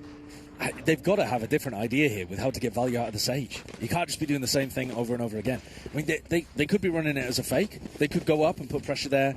I mean, if they break the trip as well, then they know that there's got to be bodies put in that area from Cloud9, and so they could go and work the rest of the map. It feels like they had an idea at the start of the half, but they're not willing to iterate on it. Cloud9 have clearly come up with some good solutions. We've got to see an adjustment here from Fennel. No attack timeout, though. Actually, no, they're headed back towards mid. I lied. If they just go and break the trip and then extract themselves, I'm not too mad about it. If they go for the same wall again, You gonna start getting mad? I'm gonna be concerned. Yeah? I'll frame it like that. Are you concerned? They're going back into Vic, who has paranoia. They've got to win this fight out quickly. The longer they stall out here, the more there's pressure that's going to be applied from behind them. The wall is broken, and they, as a pack, 4 people, actually do have Boba control. Vic couldn't hold them off. The ult is invested. It's not going to connect onto anyone, but it will confirm that the site is open. Very nicely done by Ace. 2 kills found as Vic goes exploring and finds prey. Spike planted. Penny has kept B main control the entire time, so when this smoke dissipates, Vic and Penny are still in good positions. I want to say that smoke just went up too, so it's going to be a bit. No, never mind. Zeppa's coming around here, but he's going to meet a trip. Runs into it deliberately. Yeah, the timing, they won't expect it, but it doesn't seem like they're interested in it at all. Just getting passive info of where they could be. Meanwhile, Vic pushing forward. Spotted a scalp. Spots a barrel too. Anthem falls. Smoking 5. They've got to wait for that. He's just patient. Doesn't overswing, doesn't overforce it. Very nicely done. Now the smoke, you presume, will fall. Penny connects. Just 2 left on the side of Fennel. Make that 1. What can Luka do? Nothing. The defuse will connect. Cloud9 get 5. Brutal post plant there from Fennel. They accomplished their goal of being able to get through mid with the wall and in onto the B site. They plant for themselves in Boba, but it's that little spot just on. I mean, it's on essentially the haircut, isn't it, of the player that's tucked around in the side there. Which was Anthem, yeah. Yeah, right might there. catch it in the replay. Yeah, here it is. Anthem just getting seen here is a disaster because now you're playing an off-site post plant where the retakers have a smoke to be able to play with. So you really can't get away with that. As soon as Anthem dies and nobody swings off his contact, it is cooked for Fennel. Yeah, it's over. Is cooked Fennel good? We'll have to get Zoe to check in later on. No, she's saying no. She's saying it's mid. All right, so you need nice raw Fennel. I need some raw shots from Ace. Dog out towards A. The flash and elbow. They have all that control. This will be a different look from them. It will. At minimum, this is going to be something a little different. The last time they tried to get through elbow, they got shut down by the combo of Vic and Zeppa. This time, C9 holding it a little further back. Penny with full B main control. They can afford to stack 3 players here, but they are kind of letting Fennel in onto the site. And Fennel are taking the space gladly. I do think they are ready for it. I mean, Vic's perched up, has a good line into elbow. Never mind. Pushed off that immediately. Re-swing from Zelsis. He was the player that had a res available. Yeah. That goes down. They have blocked Fennel in. It's weird. Vic's kind of walled off. He's past it now. Weirdly, Fennel are kind of walled in here. It's a strange scenario to try to get through this, and Oxy's here with the stun to block him up even more. 30 seconds left. Was Zeppa close by? The paranoia. Oh! Zeppa was flashed! He hits 3 of those! That's nuts. The first 2 were fully blind, if I'm not mistaken. Now with 70 HP, he swings into 4. I mean, go for it, right? Go for the ace. Give him the ace. 10 surely. seconds left. I don't think he quite knows where Anthem is. He's looking for him to come around the other side. Go on, give me it, Doug. Will you do the background chant for me? Yeah, sure. Ace, ace, ace, ace, ace. Oh, we're not going to get it. Ace. You didn't do it loud enough, so Zeppa didn't. No, he might get it. He's looking. Hold on, 5 seconds. Wait for it. Oh! Oxy. What a guy. Oxy. What are you doing, man? He's actually playing optimally. Zeppa already had his ult online. Actually, I think Oxy Well, did. actually. Yeah, this one on the replay. Is Zeppa blinded by this? Oh, he is. He is Oh, that is brutal. I was expecting Oxy's stun to come back in there, and Oxy instead choosing to hold rifle out, and Zeppa gets too nearsighted. Give it a rest. He's 12-3. Have a day off. Off-season Zeppa. Built different. Still up for Penny. Immediate close of the door. You don't really have to worry about that as much. I do like how, I mean, they showed, I don't want to call it a gimmick, but they showed what they wanted to do with the wall up mid, and since then, Cloud9 have fully solved it. Oh, gosh. Why is this? Oh, no. No clearance on that corner whatsoever. That should never happen. Well, I mean, on a rifle round, it probably wouldn't, but on an eco, they don't quite have as much util. And so you can't look left? You're worried about the op that just killed your teammate. Sure. So, you know, Penny distracting pretty beautifully there, but Zelsis getting played in, and Hal's getting played with. A flawless for Cloud9. First couple of rounds, Fennel were playing some funky stuff, and C9 thrown off their game, but since then it's been clean sailing. I mean, what, 5, 6, it's 7 rounds in a row. Yeah. And they have ults that they're stacking up too. Penny's a little bit off of his, but 3 in a timeout call, 2 for Fennel. It would be nice here to see an adjustment from Fennel where they're getting value out of the wall in some other kind of way. They went for that A hit where they walled out through elbow, but Vic can get above that with his Omen TP. So, thus far, apart from that mid-split, haven't really been seeing the value on the attack side from Howls. From Howls on the Sage. Yeah, and that's what I think I'd like to see in as an adjustment. I mean, you can run a B-pop where you wall the right-hand side, very Paper Egg style. Right, and then just fully send it. You just fully send it. Towards backside. And fully send it. Yeah, okay. I think one of the problems is that they've been struggling to get past Penny, but the protocol that they showed with a Prowler into a Flash should be decent to push Penny off a line. It's just that when you have a confident opper, they can always go for a re-swing and test you. Right. And then it's just about whether you hit the shot. Right, face check a smoke and... Yeah, face check a smoke, re-peek after the flash. Penny can start playing more and more boldly. And then Fennel have to prove they're up to the task and hit a big headshot. At the end of the day, you get shot, you die. That is still rings true. That is what they say. Yep. Zelsis clears the dog. It was a bit of a... It's not quite a crutch, but it was Oxy just kind of exploring down tiles, huh? And here's one of those shots. Yep.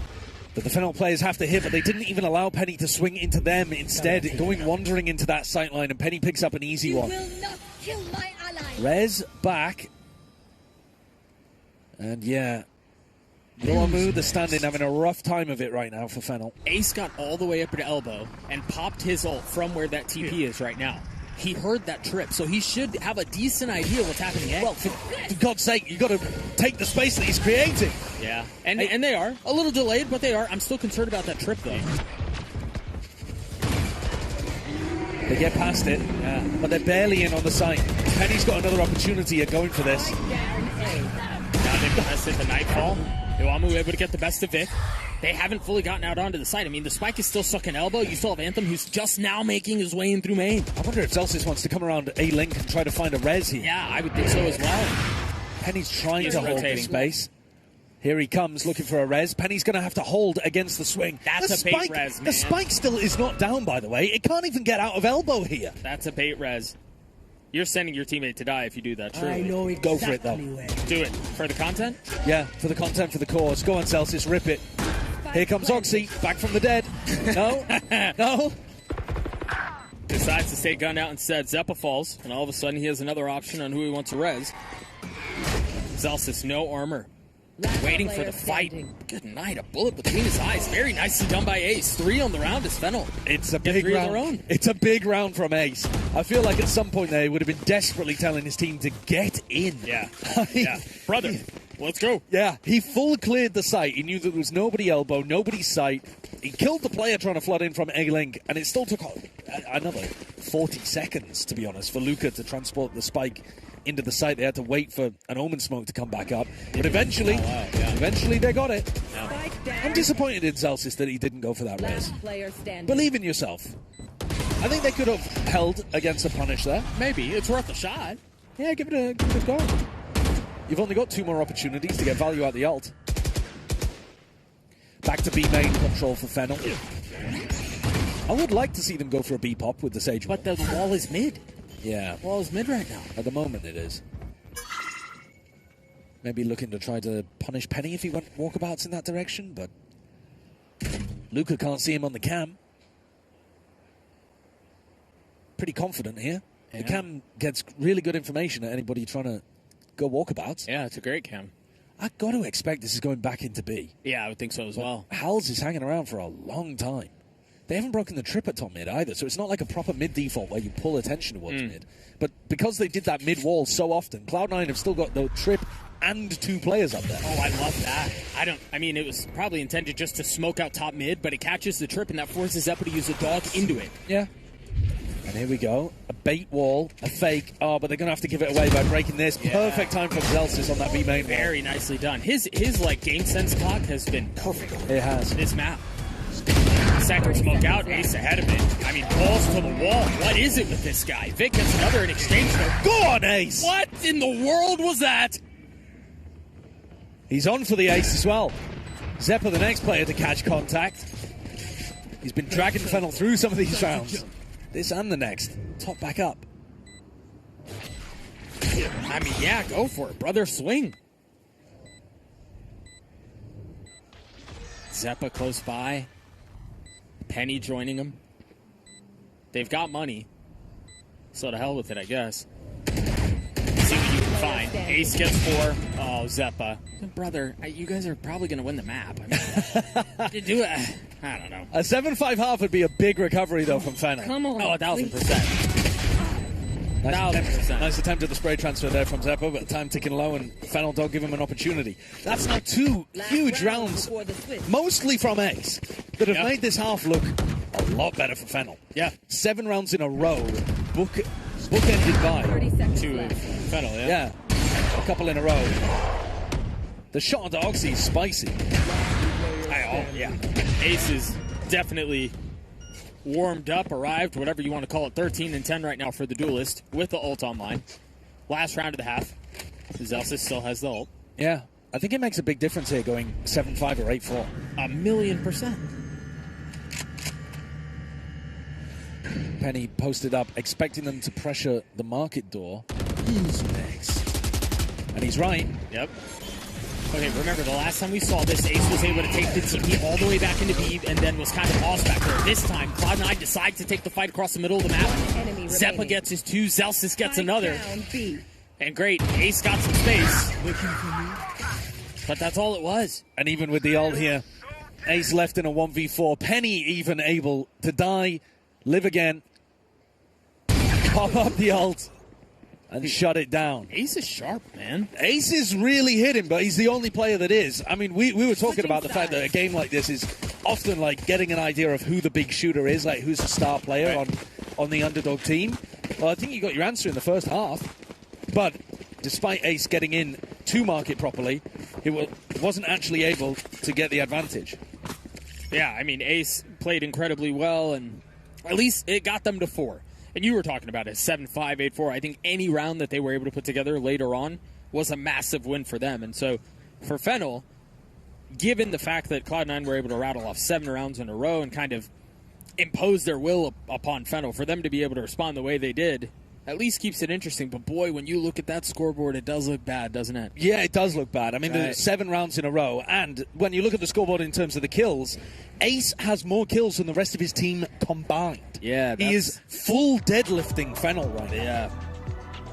I mean, even just between Luka, Yowamu, and Anthem, it's just 8 kills. It's half of, Yeah, Ace half of what Ace has done. Yeah. So, yeah, he's been able to find some openings for them, and to be honest, a lot of those came late in the half as well. Yeah, they did. Yeah, but what do you have, a 4K and then a 3K? He had 7 of those kills in the last 2 rounds. Yeah, that's pretty huge. Yeah, they made a big difference just getting those on board. But disgusting things. Those 2 coming through the near side for Zeppa was gross. Filth. A violation, some might say. But C9, plenty of opportunities to close this one out. I think they've been playing fairly well, though. Fennel were really posing them some questions early on in the half, and we got to see Zelsis as the caller adapt to moving his pieces around. And they didn't just come up with one solution. They still were flexible with how they ran their defense, fighting over mains and then going back and fighting over mid, doing the double crossfire with the trip at top mid as well once they realized Hals wanted to do that a lot. So they were pretty dynamic with it. I liked it.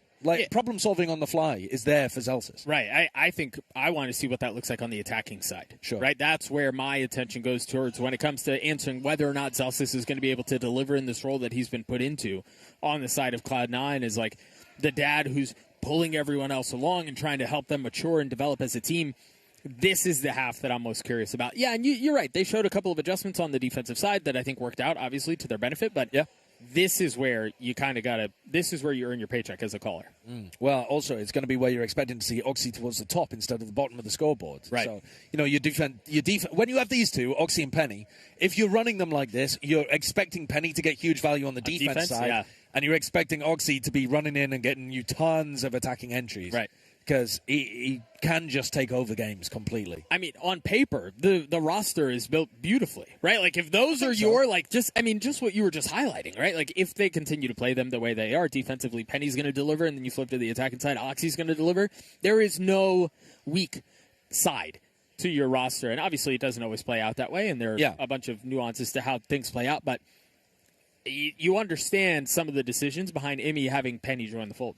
Yeah, I think so. And we saw throughout the Sen City tournament that we were watching last week that they were still figuring out, like, how do we actually want to get the most value out of these guys? And we're watching a map right now where you really do want somebody playing the Senti, and they've decided they want one of those contact Sentinels like the Chamber.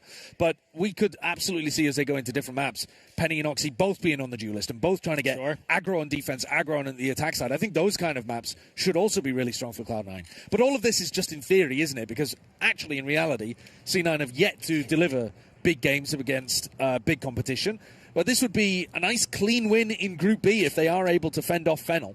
Which is honestly one of the things a good team has to be able to do. Right? It's not just about besting the good teams. It's getting through the games that you should be able to win and do so in relatively clean fashion. So far, we're only 12 rounds in, but Cloud9 seem to be doing that just fine. Oxy is solo faking A here. He's pulled out the Sage Wall, but Fennel, I think, are fairly confident that this is a fake because they full walk down mid. And they know now, between the trip and everything else that's happening on B. They know that Oxy's here. Oxy's going to get caught by this, surely. And it's Ace on the other side. First time we really get to see this fight, and Ace picks up right where he left off. That trip is going to slow things down a little bit, though, and Market's been walled off. C9 pushing backside, but it's a horrible plant if you stay in Boba. I mean, Halls is covering that, but he's going to have to make a move here in just a little bit. Meanwhile, for Fennel, they're waiting for the right time to strike. And it's actually a paranoia out from Cloud9 that dissuades them for just a moment. Ace falls. House is on the trade, and again, you've kind of got to speed up a little bit here. This spike has been going on for a while. This tit for tat does not really work out for the defense. Vic gets two, the clip runs dry, Zelsis gets the last, and that's a pistol for Cloud9. Vic diving into that retake smoke there as well, making it work against Fennel. C9, despite actually losing the positional war, you could argue, because they ended up planning for B main and couldn't hold on to B main control, they still had the right moves in the moment to be able to deal with what's going on. Yeah, I mean, Oxy gets caught here. It's really a bit strange to see a solo Neon fake, but I think Fennel could have bought it if they hadn't gone for the mid push. Yeah. I mean, just the fact that they drew up the wall alone on a pistol on defense, that's such a valuable bit of utility. It is, because otherwise Hals would love to have that for when you're actually going for the retake. Exactly. The diffuse is super powerful on the pistol. Stop me if you've heard this before. Ace got another kill. Strike down A. Hals gets 1-2. We've had a couple of thrifties, none this map. But hold the phone. Yeah, and with Oxy hitting the ground very early on in both of these rounds, our prediction of Oxy taking over in the attack half is going to be, at the very least, postponed for a while. Your prediction? I don't know. I'm dragging you into this one as well. I'm not joining. I think I heard you agreeing with me. Allegedly. Penny continues. Only gets one, and that's a Guardian drop down, so massive danger in this round with C9. Vic and Zephyr are going to have to come up huge. And I think it's Luca who's going to grab that Guardian. What do you have, a Phantom and a Spectre?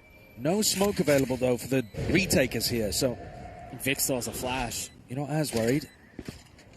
That's really your smoke, is that cage. Lucas still has one more.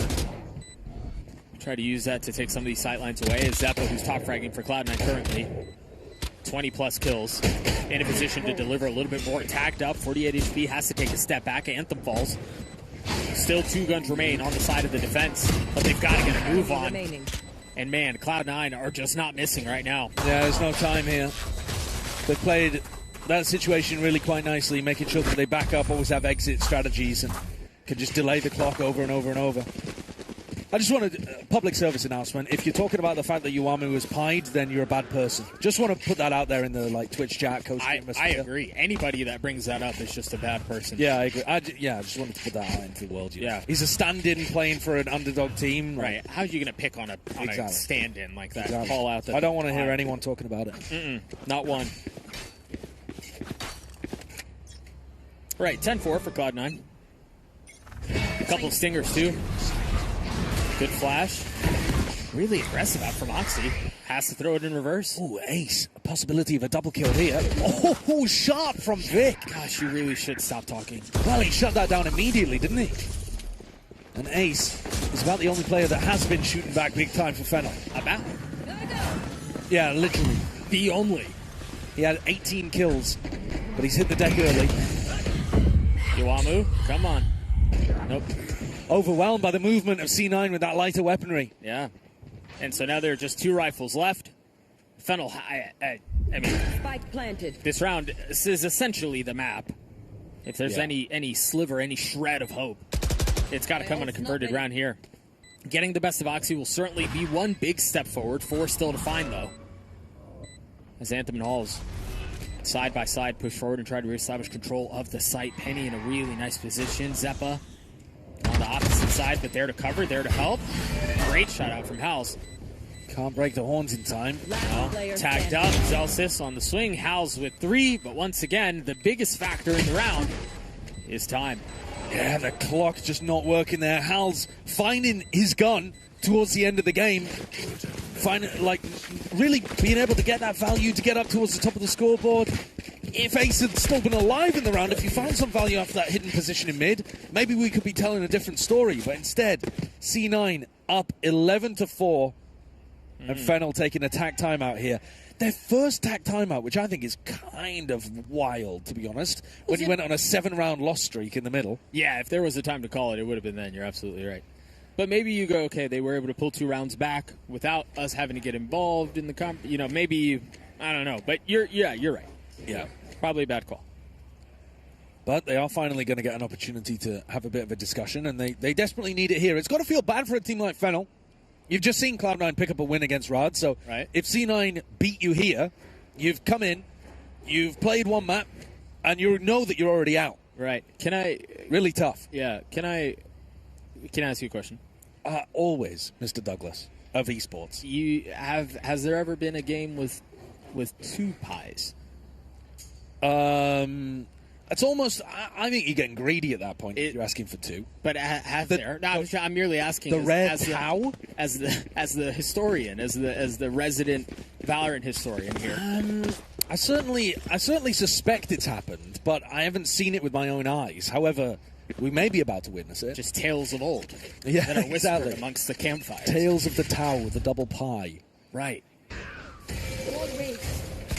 Early what's up? Hals was ahead of it. Oh, man. It's a cheeky play. Maybe to try to punish a solo default from Penny, but instead, he just swings into the whole squad of C9. Absolutely brutal. I don't know what Ace is going to be able to do here. It gets popped. He gets overwhelmed completely, doesn't he? Yeah, Penny gets the best of him. Luca and Yuamu left to figure out a bit of a mess. Yuamu would have to go absolutely nuts here. He has got an opportunity, but Penny's going to be looking at it. Yeah, brother. Shoots him. Never had a chance. In the butt, basically.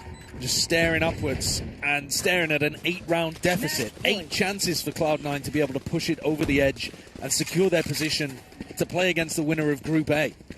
There's a real chance. In the comeback? No. Oh.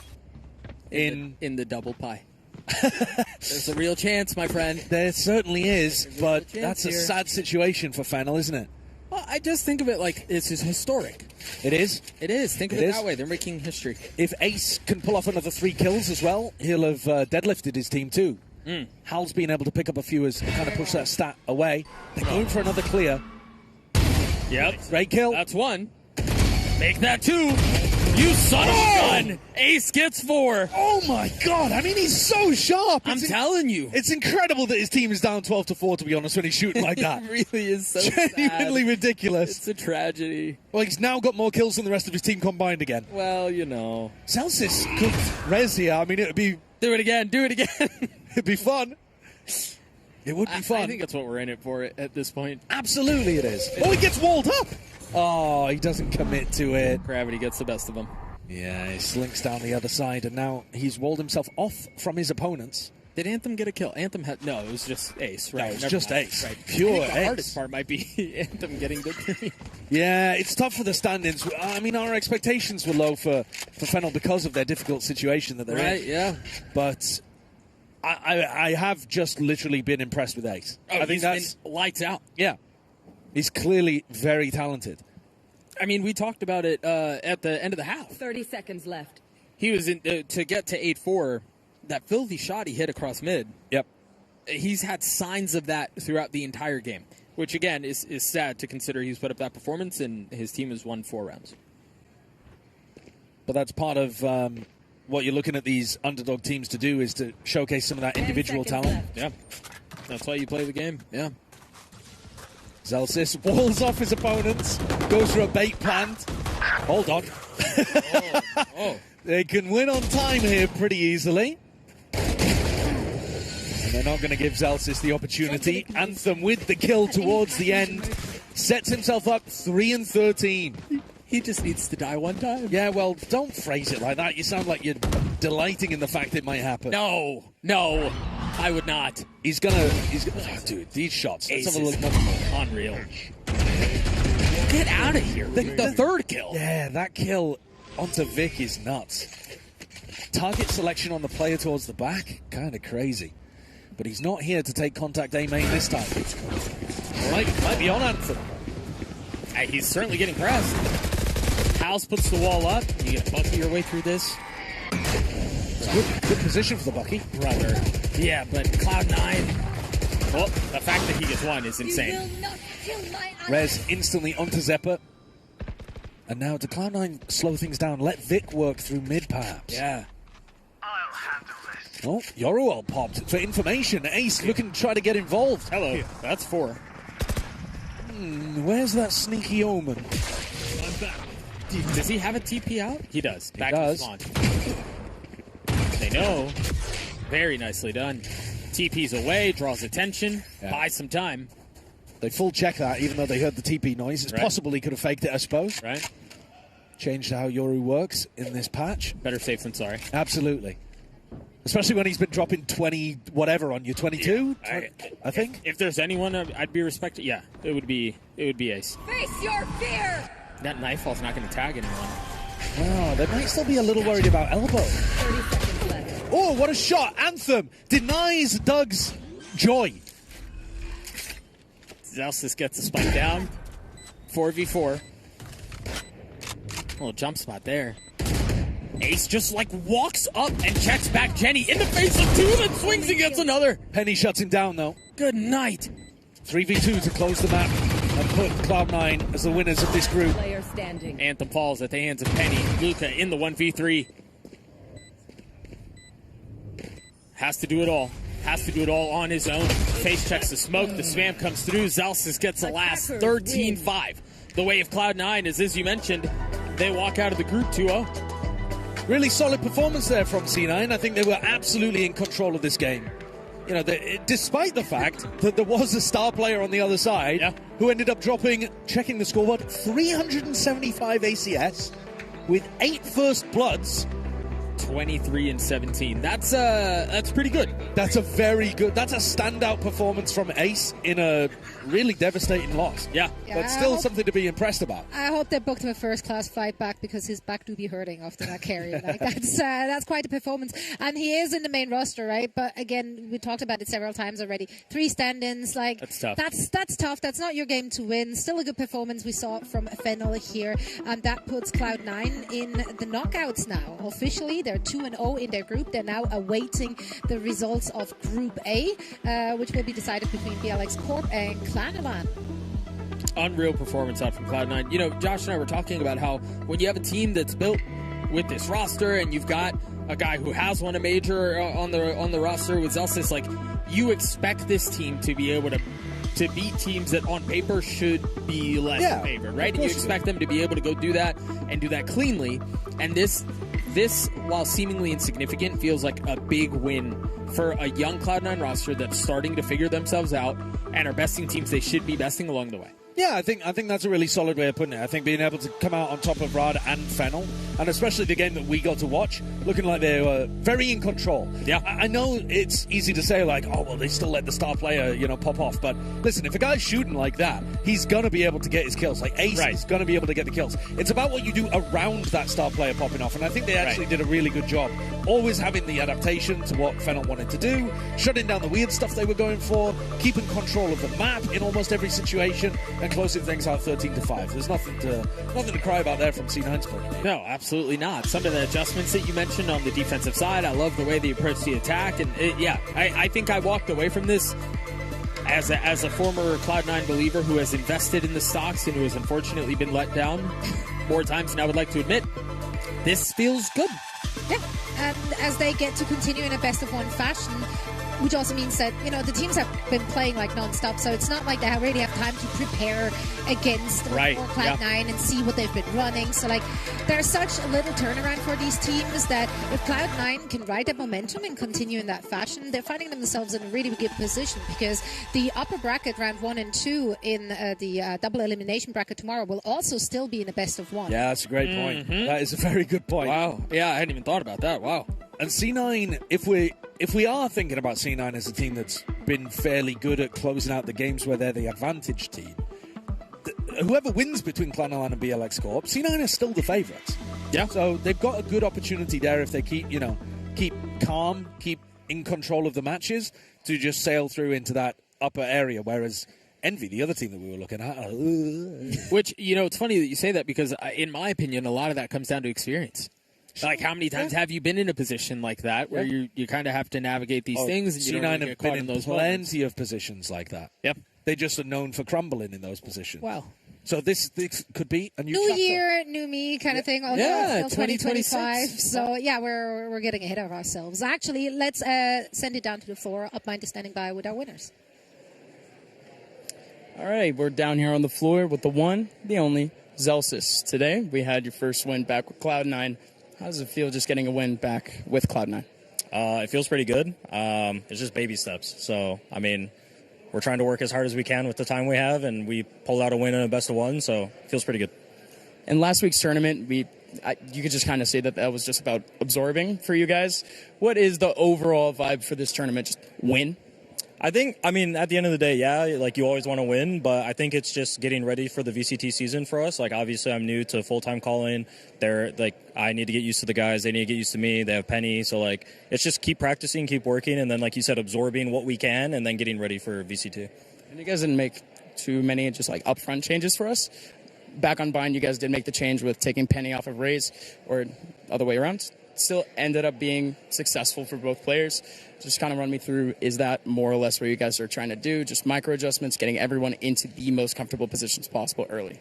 I think we have a pretty flexible team in terms of agent pool. I think we can do a lot in terms of double duelist, double controller, double sentinel. I think we can play literally anything with this team. So it's just whatever is comfortable for us. And the good thing is we can always switch things if it doesn't, but it's trial and error. So, and I'm a trial and error kind of guy. If something doesn't work, I want to see that it doesn't work. I at least want to try things, and if we need to change it, then we change it. You said yesterday, I'm here to get them there in terms of that next level for Cloud9. Just trying to speak to that quote. Is that what you're actually here for, or just try to be a little bit more realistic with what you said? The realistic answer would be, I'm just here to help them understand how good they actually are. I think I'm not anything special, but these guys are very special. They're very talented, and they're a young team. They have long careers ahead of them. They have a long winning careers ahead of them, and I think I can help them unleash that potential in terms of confidence and in terms of glue guy. But I'm not. It's not like I'm doing anything special. They were talented before me. They'll be talented after me. It's just helping them get confidence and play together. Shout out to Zelsa's big glue guy, ladies and gentlemen. Hey, thank you for the interview. Good luck in playoffs. Ladies and gentlemen, we will be right back, of course, with a little bit more home ground over on the desk. Thank you so much, UpMind and Glue Guy. I too am a glue person. Big fan. You're a glue person as well? Use some glues. There's good glues and bad glues. He's good glue. Yeah, there are very much good glues and bad glues. Yeah, school glue, arts and crafts glue, not my favorite. Not your favorite? No, he's gorilla. I thought you were going to say losing a horse race glue is the bad glue. Don't know what that is. No? I have no idea what you just said. That's good for you, honestly. Okay. That's good for you. Didn't understand the reference. You look concerned. Should I be concerned? I'm so lost. Not heard about Haruara? Lost on you? That's fine. That's fine. Don't. I think it's lost. Wait, on most is that people, the- but let is us know that- in chat how you feel about whatever he just said? Don't question where you get your glue from. Are you talking about that game? You know, the glue of the show are graphics because they tie it all together. Standings, Love that. big part of it as well. So let's take a look at where we're currently at because we have matches left, right, front, and center. They happened everywhere, literally. So let's make some sense out of it. Cloud9, obviously 2-0 in their Group B, which means they are officially in the knockout. And as their Group B, they will now play against the winner of Group A. That will be decided between BLX Corp and Clanala. Yeah. Huge games, right? You've got the second map of the BO3 against Floating Cheese is also really, really important because that's an opportunity for Cuba to get eliminated. And then That'd be so wild. I mean, since in Group Envy D, is on- yeah. Yeah. Envy playing against Eintracht. They need to win, but they also need to make up for the -5 round differential they have. So they need to Exactly. win they need to win at least 13-8, and if they do win 13-8, it's crazy because they're tied on round differential too. Yeah. So they need to And slam that game. Quite Yeah. frankly, like the post-match interview with the Eintracht Frankfurt, now I say it wrong for no reason. I'm so sorry. Eintracht. Eintracht Frankfurt. The player interview, he seemed so confident. Yeah? Like, I don't know if it's the hair, but like he was locked It's not in. the hair. Like, it's coming from within. Yeah. No, your power isn't stored in your hair. Can vouch. That's what someone like you would say, Yeah. I imagine. Yeah. I really resonate more with Delilah than Samson. I'm not feeling the like power is in the hair vibes. What if it's in your mustache? That's possible. That's very possible. Can we shave Hair is also on just- stream? Hair No, is you just can't. not so important. Like as far as things on your bodies go, like there is more important. Legs are important. Eyes. Yeah. Eyes. Do you have good eyes? Good eyesight? I don't know. I feel like Let's put it to the test. I feel How like a about naked that? mole rat. Sometimes That's not great, actually. they're bald and they can't see very well. So the eyes are not. Well, then you're in luck because we're gonna play a fun little game with the two of you. We are gonna look at one of our beautiful AOC monitors. We have a part of a map on this beauty, and you have to guess the map. Oh my And the god! monitor is usually so crisp, you'll just immediately know. Oh, You'll it's just Haven. know. Ding, That's Haven. ding, ding, ding. Yes. Wait, should we? That's That's not your panned in a little eyesight. too Here's fast. here's the thing. It's That not your panned it too eyesight. fast. Yeah, because that's how crisp and clean and clear that monitor is. Since 2020, Agen by AOC has remained the top choice for gamers around the world. So thank you so much to AOC for sponsoring and making all of this possible. Since I playing on those beautiful. You're right. I mean, I saw that as early as I did because of Because the of crisp. it. It's not your Now, eyes. It's not you. I didn't see it very well, but it wasn't because of the monitor. It's No, because it's it was 'cause you're a naked rotated. mole rat. It was rotated 90 degrees. I was looking at it thinking, what on earth am I looking at here? Because I'm used to Haven being that way up, Right. Yeah. It I really think it's threw you because you're for a a loop naked there. mole rat. Yeah. No, I'm just stupid. Just- The monitors are great. I'm just stupid. Sometimes it's just a user error. That was not on you, AOC. Well, gentlemen, I believe it's time to say goodbye for today as we will be swapping our caster pairs. Doug and Josh, both esports, will be joining us again tomorrow for more action. For now, it's time to say goodbye. But we're not done for the day. We're going to head into a quick break and then we're going to finish strong in our group stage, followed by the knockouts.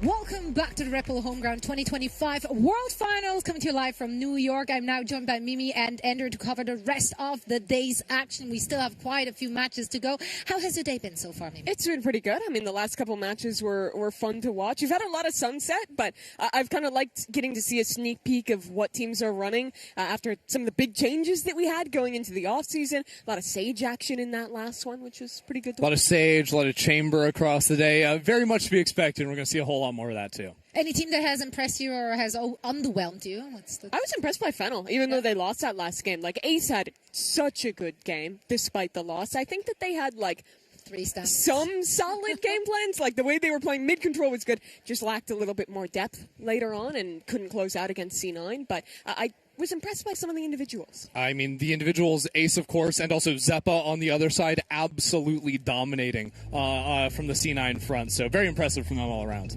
Yeah, now, of course, this is going to be our next match. We're going to cover Fennel versus Rad. You're seeing the Egyptian team on your screens right now. They did fight back, although they did lose their first match, but they did fight back and made Cloud9 work for them. Yeah, that one was off stream, but it was a 13-10 loss for them against Cloud9. Rad was one of the teams for me that coming in as, you know, the teams that qualified through the different regions that, you know, you don't tend to see as often playing in the bigger Tier 2 tournaments, playing in Ascension, that I was really excited to watch because they have been a core for a long time. They've qualified to Red Bull events in the past. This is a team that is very legit, that came in very prepared, and I think if you're looking at the lesser known names, they for me are the #1 team that like has upset potential to actually beat some of these bigger, more established organizations. Yeah, and even though they weren't able to ultimately take down C9, the fact they get within 3 rounds of them, it means I am excited to actually get to see them now compete in another match, at least the start of this one, up against Fennel on the other side, who also fell victim to C9 in similar fashion. So maybe a chance for a little bit more eyes on this Rod team. Yeah, now, of course, there is no implications for this match since they both are technically already out of the group stage, but we do love Valorant here. So it's so instead, true. I love Valorant, personally. Like deep from within. Yeah. The love is coming. Like every fiber of my being loves Valorant so much that I am happy to watch these teams go at it again, even though they're technically out of the competition. We want to cover Clanaland going up against BLX Corp. However, those teams are not ready to play just yet. As soon as they are, though, we will be jumping into that game to cover the action and see who's going to come through from their group. That one will be really high stakes, though. That's pretty much deciding how that group pans out. So getting to the important stuff right at the end of these group stages. Yeah, it doesn't get any better than that. It's just going to be nonstop action. Of course, like we've been following like all these teams that are playing like in all these different rooms around here as well. The teams are like kind of mingling as well in between games, getting to chat with each other. It's just been fun to be around. It has been indeed. And now let's take a look at the opponents from Rad. Fennel, they just played their match and they did punch back. Again, such a disadvantage, of course, for them to have 3 stand-ins in Anthem, in Luca, as well as Yowamu. Ace has tried his hardest to carry them in each and every single round, but there's only so much you can do with that many odds stacked against you. Yeah, but when you can still see one person shining in an environment like that, that speaks volumes to the caliber of player that Ace is. I mean, this guy, I think 2 4Ks in that game against Cloud9 when the team was, you know, battered and bruised and against the wall. This guy was continuing to find success in these high moments. Unfortunately, I think the question for this team is how much can those stand-ins step up, because Ace had a good game. You had a pretty solid game as well from Halls playing that stage, but the rest of the guys felt reasonably absent in that Cloud9 game, and in a game that they managed to get on site a lot on their attacking side. They had situations where they could have closed out, and they were oftentimes just losing to C9 playing together, trading out, and looking way more consistent. You have to look at those guys to step up and, you know, show us why they're here, why they were chosen to sub into this roster for what will be their last game here at Homeground. Yeah, it was really interesting seeing how Fennel were playing like all of these just like run mid strats over and over on attack, planting to play from back spawn in the post plan as well on those sites too. So I'm wondering how much of that was just obviously don't have a lot of practice and you're playing on Sunset here, or if they're going to have more sort of off-the-wall strats that they want to keep diving into, and we're going to get to check them out here. We do indeed, and of course with no stakes here, perhaps the nerves will be gone as well, and they just want to end strong and on a high note here at Red Bull Homeground in their last series. I mean, I'm sure like all those players are just very happy to be here. We saw that already earlier today when UpMind had an opportunity to chat to the Rad guys about just their mindset coming into this one. Let's actually play that one back and see what they had to say. Thank you so much, Zoe. Thank you so much to the desk. And yes, we are live here from the floor of Red Bull Home Ground. I will be giving you all of the action for the group stage for the next 2 days. And we have a very quick interview for you guys because Team Red, they have to go get ready for their game against Cloud9. We have Shalaby, the Pyro, right next to me. Ladies and gentlemen, let's talk to Shalaby first. Shalaby, you said, quote, "This is unbelievable. Egypt was recognized for the first time." You said that back when you were the MVP and the champion of Campus Clutch. Now, what should people kind of expect out of you now that it's been 4 years? We haven't seen you at a Tier 1 level since then, since you were on Vitality. Now, what's been some big changes for you? Honestly, like, it has been so long since I played an international event, so being here is kind of crazy. Like, we finally got to compete again. We had a chance of being in Ascension, but like things didn't work out. But we are here to like prove ourselves and kind of revenge what happened to us, and like play a good game. And how much does it really mean for you to be back facing like the top teams, top teams? Honestly, like, you gotta face the best to be the best. So having the chance of playing against like Tier 1 teams, because we can only play them on scrims, like we don't get a chance to be in tournaments where we have Tier 1 teams. But being here is kind of good because we can prove ourselves and play against like the best. So it's good for us. And you're playing against some of the best. Cloud9 coming up next. What do you think about your opponents? Honestly, I'm not scared. I have no pressure at all. I think we can probably pull it off. I think it's going to be a good match, and I think it's going to be easy for us. Now we can talk to Pyro real quick because, brother, again, this is the biggest tournament that you guys are playing all year. It's the same thing for Shalaby. How much really does this experience mean to you? It means a lot since the last Tier 1 tournament I played against a Tier 1 team. It was Superdome when we beat Ascend. And it's been a long time since I played Tier 1, and I'm very excited to show the world that we are on the same level. It's not that far, and we can compete. And we're going to beat them today. And a very convincing win. So yeah, I'm very excited to play here. I'm very grateful to be in New York. Such a crazy experience. It is a dream to be here and to show everyone what we got. All right, ladies and gentlemen, Team Red, they're going to go face Cloud9 off stage. Thank you so much for the interview, boys. Back to the desk with some more Red Bull Home Ground. Well, unfortunately, the match didn't go their way. It was not a convincing victory, but it was also not a convincing loss. You know, like they did fight back. They are just happy to be here, and now they have another opportunity against Fennel in just a few moments to, you know, just like end on this high note and really go out with a bang. Already out technically, but go out with a bang. Now, Cloud9, of course, that's one of those teams. They had an opportunity to face off against Cloud9. Struggled last week. From what you've seen in their matches today, like how hopeful are you for this squad with the changes they've made? Just to talk about like how hopeful I am for them at home ground, not necessarily for the rest of the year going after that. Let's water down the statement, okay? No pressure. I'm just trying to hear. No one's going to hold this against you, Mimi. I might actually. No, but I think the new pickups have looked really good. With us going into what I think is going to be a chamber meta with every other Sentinel getting pretty big nerfs, except for really Sage. I think that picking up Penny, who has looked so good on that role when he was subbing in at different tournaments throughout this year, or this year. It's still 2025. I know when we are. You're doing great so far. He looked really Keep incredible on that role, so I like seeing him on the chamber. He's playing well there. I think that their macro has looked good, which obviously we don't know the inner workings 100%, but we can go ahead and credit that at least somewhat to Zelsis, right, and to the coaching staff to have put something together this early on. I think it's just good signs. The vibes seem good. The players are stepping up. They have plans. That's really all you can hope for, like 2 months into the roster existing. Like that was a lot of points, and I feel like they were valid, but I just want to keep it simple. What's your simple? I think that C9 are winning champions. Mainly because Imi ran into me down there, and he was like, please be nice to us. People are being mean to us. Well, there's a difference between like being nice and... I think saying winning champions is pretty nice. So I'm just trying to be nice here, okay? And that's simple. Do you believe it? Yes. You look like so committed. Yes. Yeah. Wow. Yes. Right. You'll have a few minutes to sell us on that one again as we're heading into a quick break, and then afterwards we're back with more Valorant action.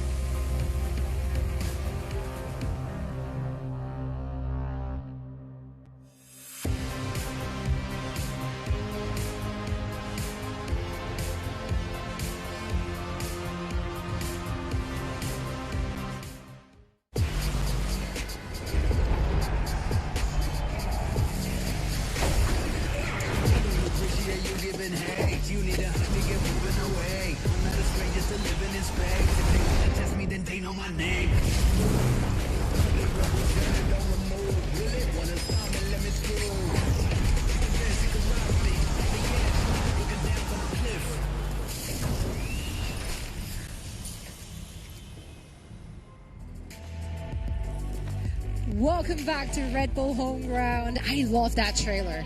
It's very cool. It's so cool. Like, it brought me back to my youth, you know. Yeah, were you running through the streets like that? I still run through the streets, but it was very anime. But you don't like fly Pete like watching that, for do me.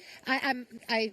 Yes, I do actually. You know what? that's There's cool. no proof Yeah. that I don't. So Stand might up as for well. yourself. That's I like right. Yeah. Mimi's a big bully. That's what she is. I'm actually you actually good, are. 6 inches. Okay, maybe not big, but you're a bully. Well, for me, you're pretty big. It's all a matter of perspective. That's really intimidating, Wow. actually. Really scary stuff. Scary. Yep. Yeah, let's cover all of what transpires here with standings. How about that? They can't hurt me. Standings are safe. I love looking at standings. Standings speak only the truth. That's What I was doing just was the numbers. standing, Yeah. but here we are. Envy lost a game, so Group D is kind of crazy. If Envy win their game, it becomes quite possibly a pretty big tie up there. Yeah, then it's all down to map differential, so they really have to put in the work during their victory, their potential victory. Now, also, of course, Group C. Yes, for those who just tuned in and have not heard earlier today, we talked about the reason why there's just 2 teams here is because the Turkish team of Esports unfortunately wasn't able to make it. So these 2 teams are playing at best of 3. And lucky for Qbert Academy because they lost the first one against Floatin' Cheese. And it looked rough in losing it. Floatim, I think that they looked really great on their attacking side. Of Split where they played, they kept catching Kess off guard while he was trying to anchor A with util in hand. They made really great decisions in the mid round, and their players also looked unreasonably confident. They showed up to this tournament not afraid of anyone, and now I think they can really believe that they are the better team going into that map too with an opportunity to win the group. Yeah, and the crazy thing too is like Qbert Academy isn't like a pushover team either. No. Yeah, they're a Sen Academy team. They've got some new players joining the roster here, but there's a ton of recognizable names.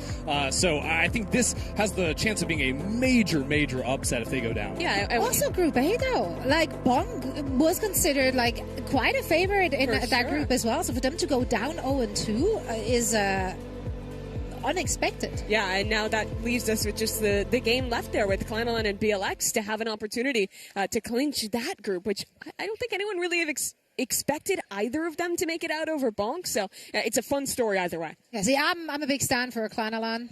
Those players have some history. Okay, there's some real lay it OGs on in me. there. What's the lore? What's the lore? Like, okay, I'm a Multi fan. Yeah. At day one, you know. So there's just so many players that have been around in like so many different teams and like all over Europe for so many years. So for them to like just coming together and also like just the way the org is handled, like I think Mixwell is in there as well, somehow tied up. So it's like there's just a lot of fun storylines in between those players. So I want them to have their moment here. For the team that won the EMEA LCQ, it is cool that they are a pretty pan-European team, that they have players from so many different places, have players like Molsey who's coming in. But here's the Vitos for our next game.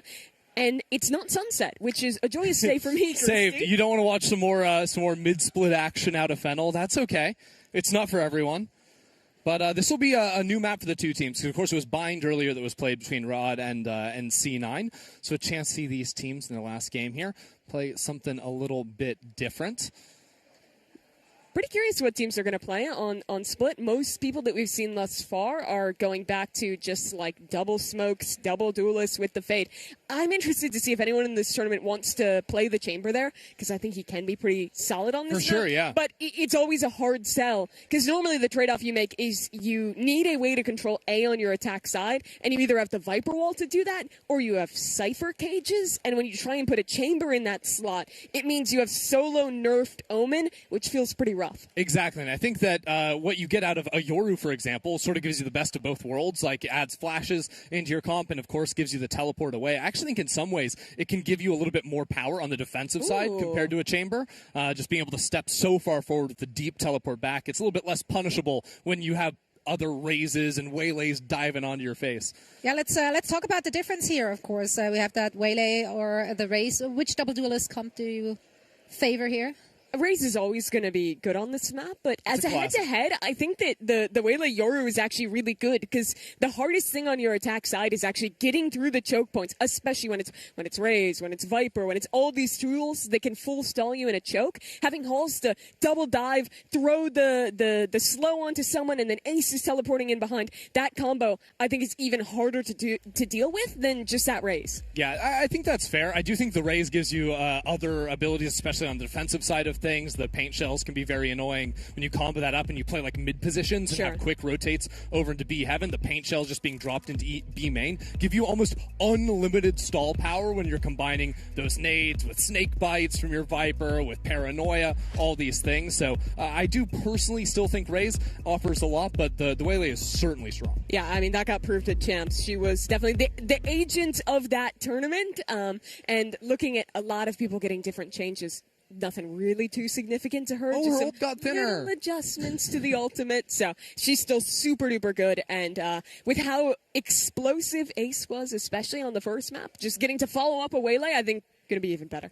Yeah, and I think this is going to be more evenly matched for these teams, right? So we might get to see a much closer game coming out of our Egyptian as well as our Japanese qualified teams. One last hurrah on Split. Guys, take it away. Alrighty, let's go ahead and get on into this one.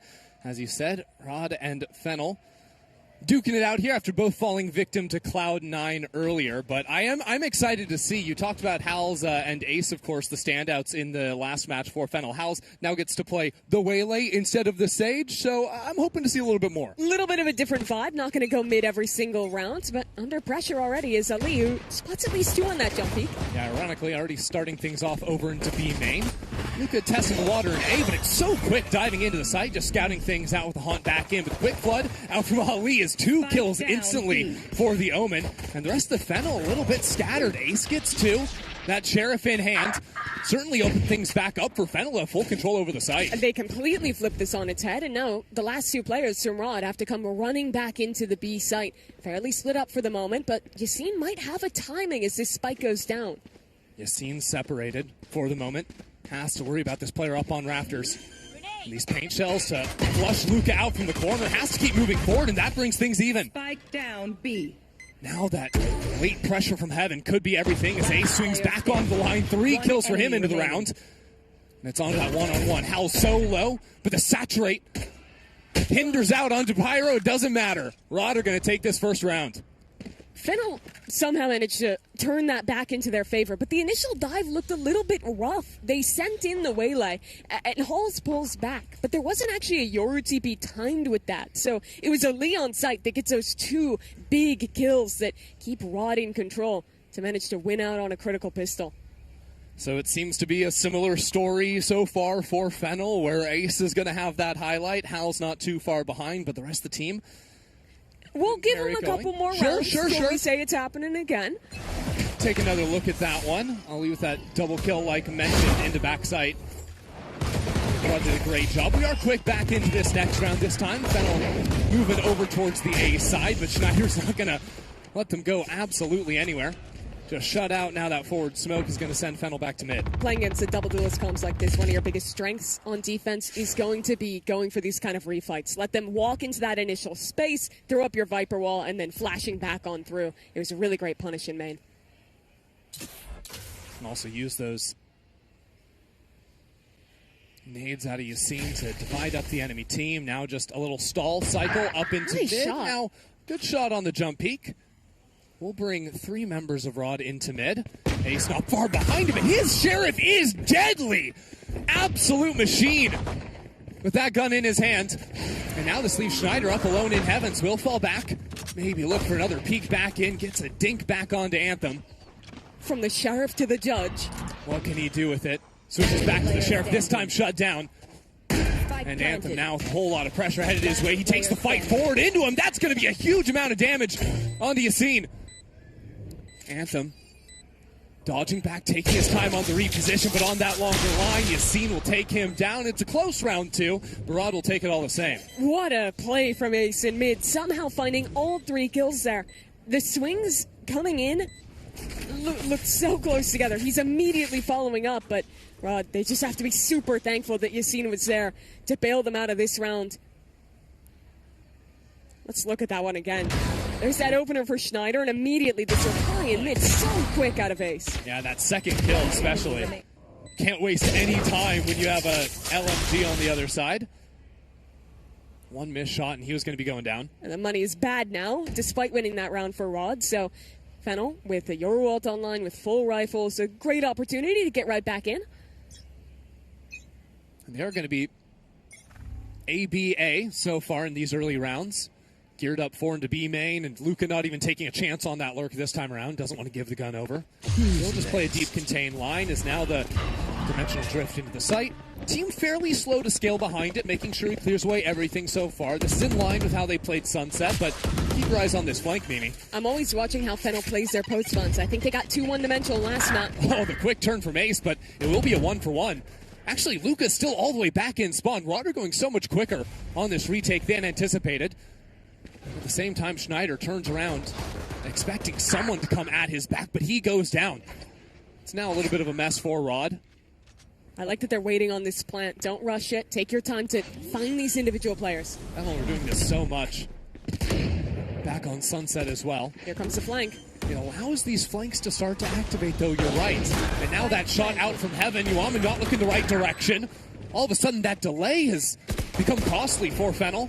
Last player standing. Gets the shot from backside, and Hals will take it down. These rounds, Mimi, have been very close, all things considered. I like the anti-eco call from Rod to immediately go for that heavy walk down mid. Fennel on both maps that I've watched them play have done a ton of 4-1-ing. On Sunset, it was always sending 4 to start into mid. This map thus far, they've been almost always starting 4 in 1 main, so exploiting that mid control early, nearly that's the round, but Story's first few has been nearly losing out. Now guns for both sides, and Rod with some really great ults to work with. Well, we'll see. Fennel are going to be switching things up right now. 2 players on B, 3 players towards A. I think there are options if Ace and Hal want to separate. On the Waylay Viora, these picks are very good at just searching out early fights. When there's a showstopper going the other way, it just goes haywire. Yassine, I don't think, is going to be able to find anything with that. Fennel a little slow to excel and get mowed down in main. DePyro gets 2 off the Odin, and that is good night to this round for Fennel. Minced meat in A main. And like I said, the idea from Fennel was maybe let the 2 main players on this roster go find their own fights instead of just full slamming sites again and again like you were highlighting. But this time it just gets absolutely carved up with the showstopper on one side and the Odin on the other.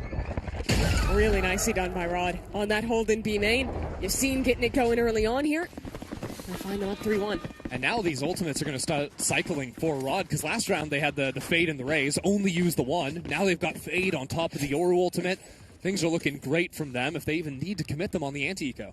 Compared to the other maps where we see this Waylay played, I think like Corrode is an example of the great map for Waylay. On Split, I think it's a little harder to get a player in position to follow up. The Yoru TP lines into sites are good, but when that Waylay is diving in, oftentimes the rest of your team is still stuck behind the utility, so I think it's a bit harder to follow up on that slow, and I think that's something Fennel's going to have to be working on a lot this map. Yeah, and when you think about the old school double duelist on this map, Paper X, like the Jet plus the Raze, it was all about those split attacks into the A site, being able to dive up ramp and into heaven at the same time. Way harder with the Yoru, like you're saying. That TP is slow. That's probably why this round you see them working mid control a bit. Already into vents. Yassine is going to get pushed. Oh, right in front of the hindrance as well. Yassine with the jump up to get that one down, and even with all these players jumping into him, still gets a few. For Rod clean up this round, only losing the single player, and for a guy who used the showstopper last round, to only be 3 off? Are you kidding? Yeah, they've got it. They're feeling really good out of that round. Rod, go for the reclear in mid, give a little bit of space, fight right back in as you're holding down towards vent with support, and it goes super well for them. Interested to see if Fennel's going to call a faster round around this Fade ultimate. I think if they want to do that, they still need a pressure mid early, because the first few failures came when they were just trying to hard hit, and that Yoru TP was coming in with the Raze to stall them out. One of the things Fennel did really well on Sunset when they were going for these mid attacks was leaving one lurk player in mid in that space to get some backstabs going later into the round. But look at this, Mimi. Already B main control being taken on the other side. This dive going up in heaven's a little bit crazy off the back of Hal's hindrance. That's the textbook example of how it's supposed to work. Dive in, get the hinder, TP up. Oh, but they can't take any more time. This flank almost catches them in the back. So a quick ultimate up into A heaven. It's not going to catch anyone. No, it's not. And it's a counter knife on the other side that gets all 4 players up in heaven. So Rod have rotated now. 2 players still stuck on the site. Now this peek into heaven. It seems operator not connecting for the kill on the first shot, but will go 1 for 1 on the second swing. Down A. This round is all over the place with the Pyro peeking back up into heaven. Fennel still really haven't committed anywhere. They have to deal with this Odin, which they eventually do. And maybe they get ideas about going back B. Do they even know that Schneider could be stuck here or left onto the site? They're taking things calmly and will eventually knock him out. Ali's going to have a chance if these players start to isolate themselves. They're low, and Halls is alone. That's a great opportunity to start a clutch. 30 seconds left. How does he want to play it? Do you go heaven? Do you go back towards Halls? It's going to be there, and it's going to be him falling instantly. Fennel had great ideas to start the rounds when they played on Sunset, but where they really faltered was when it got into the post plants, when it got later, and instead of finding the right time to go for that next bit of aggression, take that next bit of the map that they needed to, they'd often just hold and let Cloud9 be more proactive. That round they do it very different. They take mid control, they have their initial play, and then after freezing on A, they're fighting into spawn, they're isolating players backside, all in a very well put together way. Yeah, it didn't even look like they wanted to freeze initially, right? It was just that nightfall that ended up hitting them. So I think it shows that good presence of mind as well to freeze, like you're saying. But a good fight into A main. Just pushed back by the paint shells. Hal's is actually going to get the cross regardless. And is that an ultimate? Back into screens canceled out by Yuamu, but Hal's going to take that timing right through the smoke to get the kill. And Fennel haven't really gone anywhere. They're still taking their time and potentially worried about a flank. You've got to pick. No map control. All good. Just play the 5v4, regroup, and see what you can work on in mid. They're very cautious that someone could have walked up here. Yeah, I mean, at the same time, Rod were cautious about that Heaven player. Anyone else could have crossed behind it, but they now use a drone and peek behind that wall. So they know no one's gotten up into ramps just yet. Still worried about that re-hit. Yeah, they're going to keep at least 2 players here. The rest of Rod, they have the same exact problem as Fennel. They've given up the whole map. Have to go back together to re-clear space and be heaven. But it looks like they might get here just in the nick of time. It's exactly the right timing for them. They're also going to hear that flash popped in mid. So Rod very well aware that this could be happening. We're down to around the 30-second mark. Schneider ratting it out in that corner. The fact that Ali gets the first is big, but his cutback is going into A. And right now, it's only to Pyro back in screens. A smoke to give him some cover. Should end up hearing that teleport on his left shoulder. And if Yassine getting a kill into heaven, now the showstopper activated. Rod should have everything they need to win the round. Yassine just takes it all into his own hands. That spike left up in heaven. Absolutely nothing Ace can do. That pivot shut down by the one player that stuck around on A site. A great stack out of Rod. I mean, after getting that bit of stall from the player back site, they can rotate in through spawn just in time to be able to punish that play. Yeah, it wasn't even the guy that stuck around. It was the guy that was dodging back between. Yeah, very nice round from them. And now going to take a lot of control of this game. 5-2 Fennel. They've shown a lot of these rounds where they have a super fast idea at the beginning. Here it gets such good success. But Rod realizing, play a little further back and let that up and that showstopper work back into heaven for Yassine. Love a good turtle gracing our screens here. But now Fennel are going to be going back to the basics. Actually, just 5 players into B main. I guess the slow play finds not to be working. They do have that Your ultimate. Have had that for a little bit. And now committing a couple of ultimates into the play. A dive forward from Halls, but has to go back as one more drops out from heaven. Now Yuamu wants a chance on that and is good for it. 2 into the round. The rest of Fennel trying to scramble forward for some guns and allow Schneider back into the site. This smoke has allowed Rod to drop on in there. And now to Pyro, a major issue for the team. The paint shells too. Rod get it all done. What a flood from Rod. Fennel tries to full send on B, but again, just working together, making some hero plays. That was not even really together. Just players diving out of heaven, finding their opportunity, and they make it work. That was Fennel committing 2 major ult onto the play and 1 omen smoke from the defense right between Nubox and the wall there. They just kept letting them jump out of heaven one by one. Yeah, the revolving door coming through heaven off that one. And it was crazy, too, because everyone there would be one player on the ground, they'd be blind or stunned or something, and then one more person would drop down in and just cover their back, no problem. Yassine's off up again. Oh, that's a leg. Iwamu down to 5. Not comfortable at all. And, I mean, House just wants to go straight on through the molly. I don't know about that one. On the eco, trying to do something with the Bucky, but this round is impossible for Fennel. You see how confident Rod is getting. They're walking back into mains alone. They're diving out of smokes. They're, at this point, willing to disrespect Fennel and getting rewarded at every avenue. And now poor Anthem. Just a classic.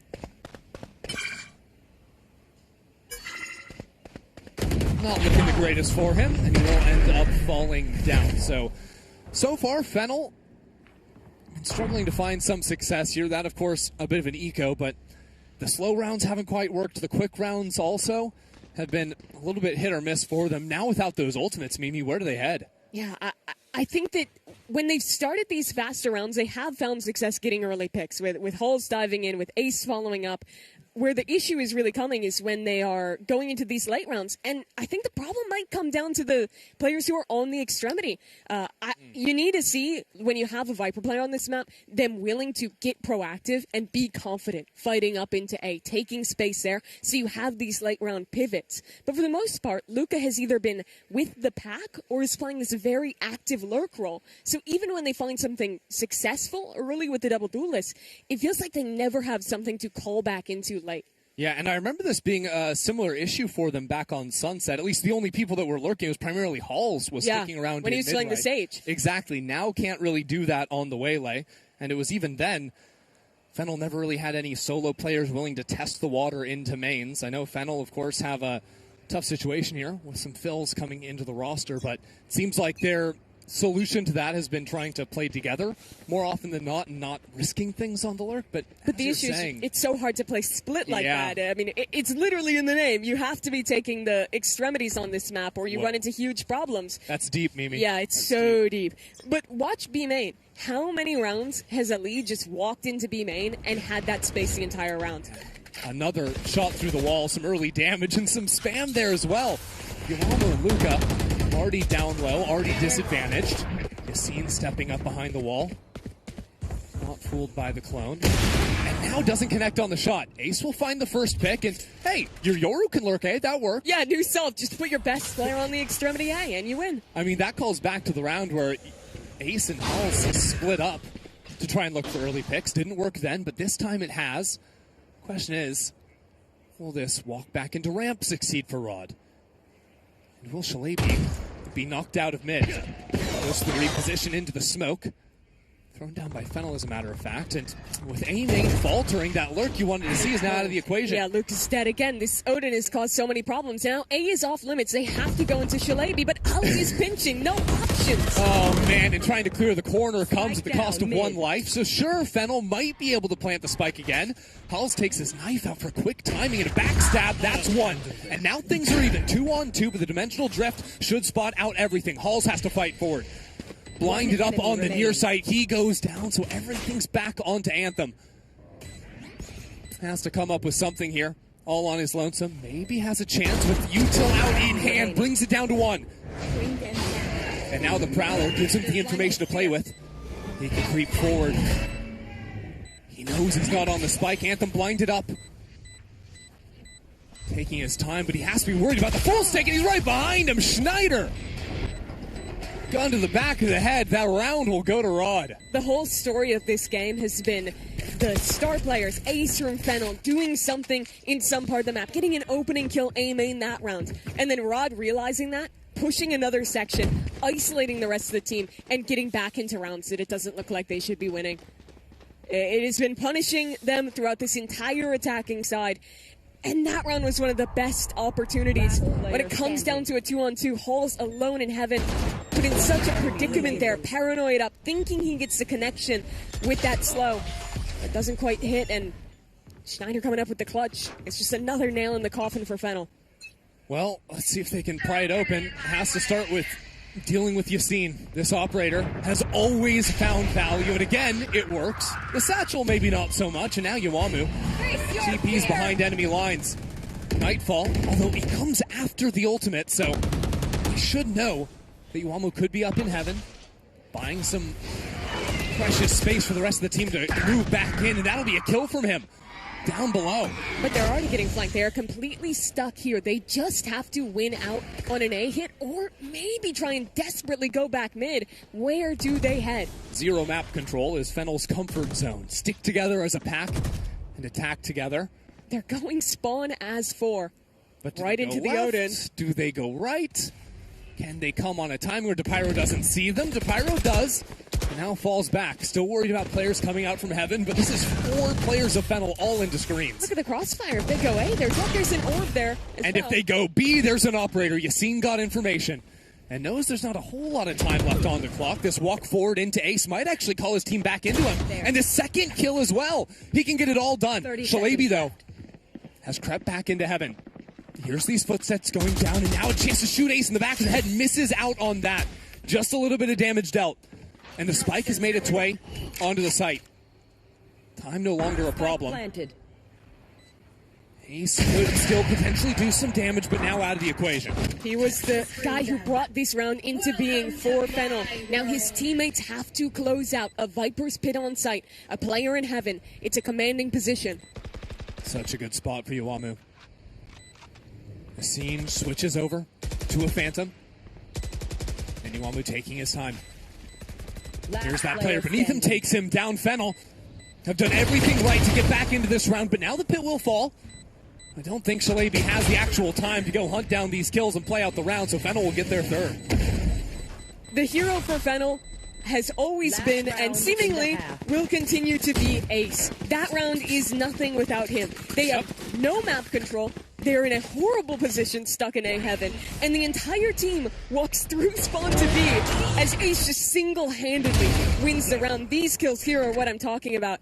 Just incredible stuff from him, taking down both anchors and giving his team something here on Split. It honestly makes me think they could unleash him a little more in these early rounds to make a play. He's got a judge, actually. 1 point off the dimensional drift, so looking to pick that one up, certainly, in A main, and early utility has pushed these players back. House isn't slowing down, though. Hold on a second. It's a TP back calls. It's not looking for the ultimate. It's a judge in hand. Ace will continue to get it all done. 2 kills for him on only 3 HP remaining. The rest of the team are his handlers. Just let him off the leash. He'll win you the round. And he's going for more. Alt up. Should spot out lead towards spawn? No, just misses him, but it's so much space gained in this coast plant. Yep. Might as well rip that ult. Last round of the half. Once again. Ace getting it all done. Ollie doesn't love his ults in the 1v4 with the Bulldog. Am I crazy or that Bulldog looks like a stinger to me with that skin? I'm going to be honest, I wasn't paying attention to it. Sorry, something more important. Yeah. Well, I was looking at like the mini-map, you know, trying to figure out where everyone was. Yeah, that but, makes sense. You know, for Skin Watch, you lock in on that. Okay? Oh, yeah. Just that one, though. I know it's called the Prelude to Chaos. I'm really, really in tune. What? You are so in touch. Yeah. Anyways, a half that looked really horrible for Fennel is just barely recovered, and that is all up to Ace. Wins those last 2 rounds for them with multi-kills, and now the chance for them to end their journey here in New York with one last win comes down to this pistol, really. What can they do on defense when it's a bit harder to just group up, when you have to be more reliant on guys like Yuamu and Anthem and Luca?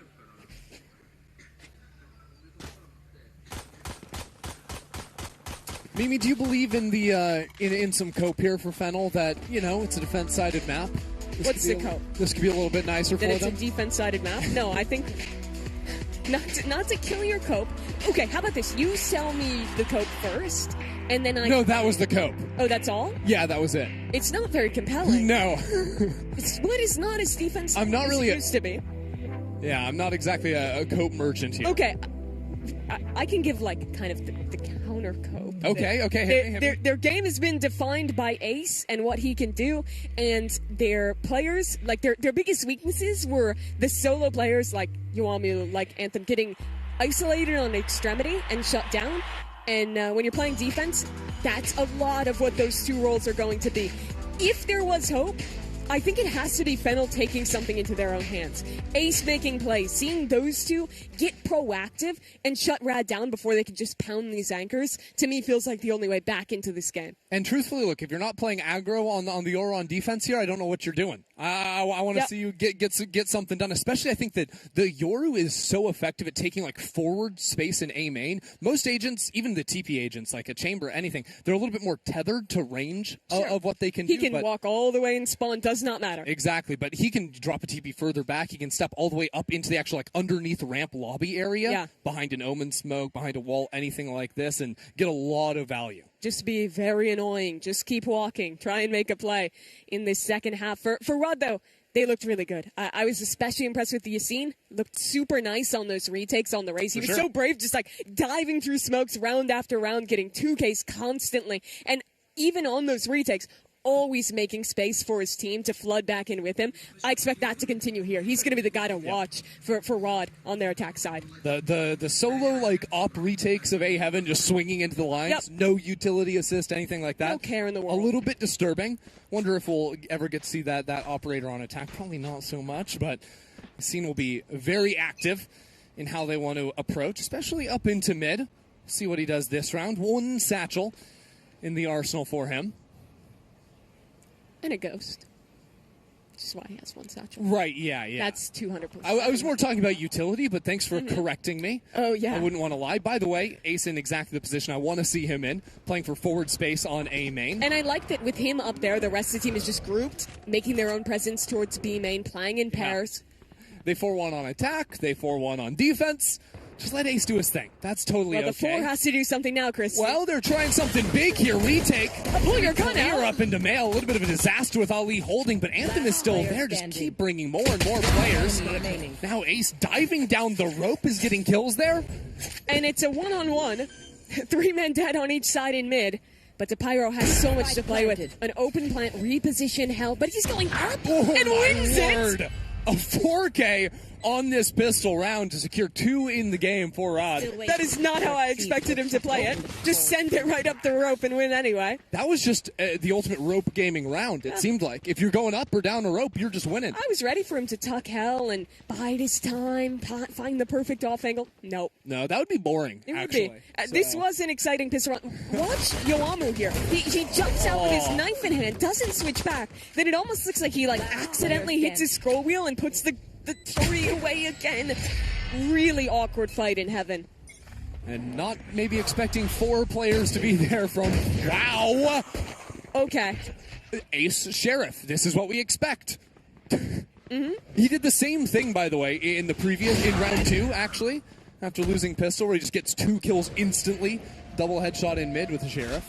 It's giving no help LeBron James graphic right now for Ace.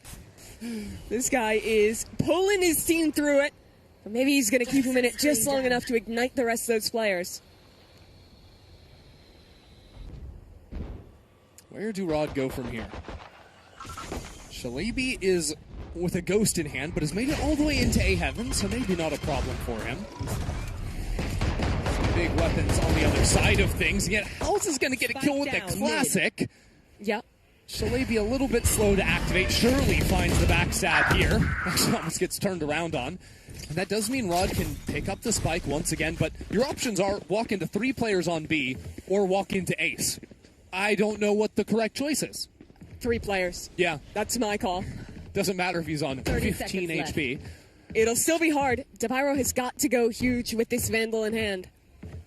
And I like the angles Fen will have. Some high, some low. Vandal just jiggling for a moment. We're shooting at our teammate. What was that? DePyro drops. And this time, Fennel will take that thrifty round 2. Ace again. The hero for this team round after round. I just want to watch the share shots. Throw them up. Let's see them. Yep. Okay. And here's the TP, so he's going to swing for the next one. Yep. No problem. By the way, Ali had a judge there as well, tucked into the close quarter, I believe.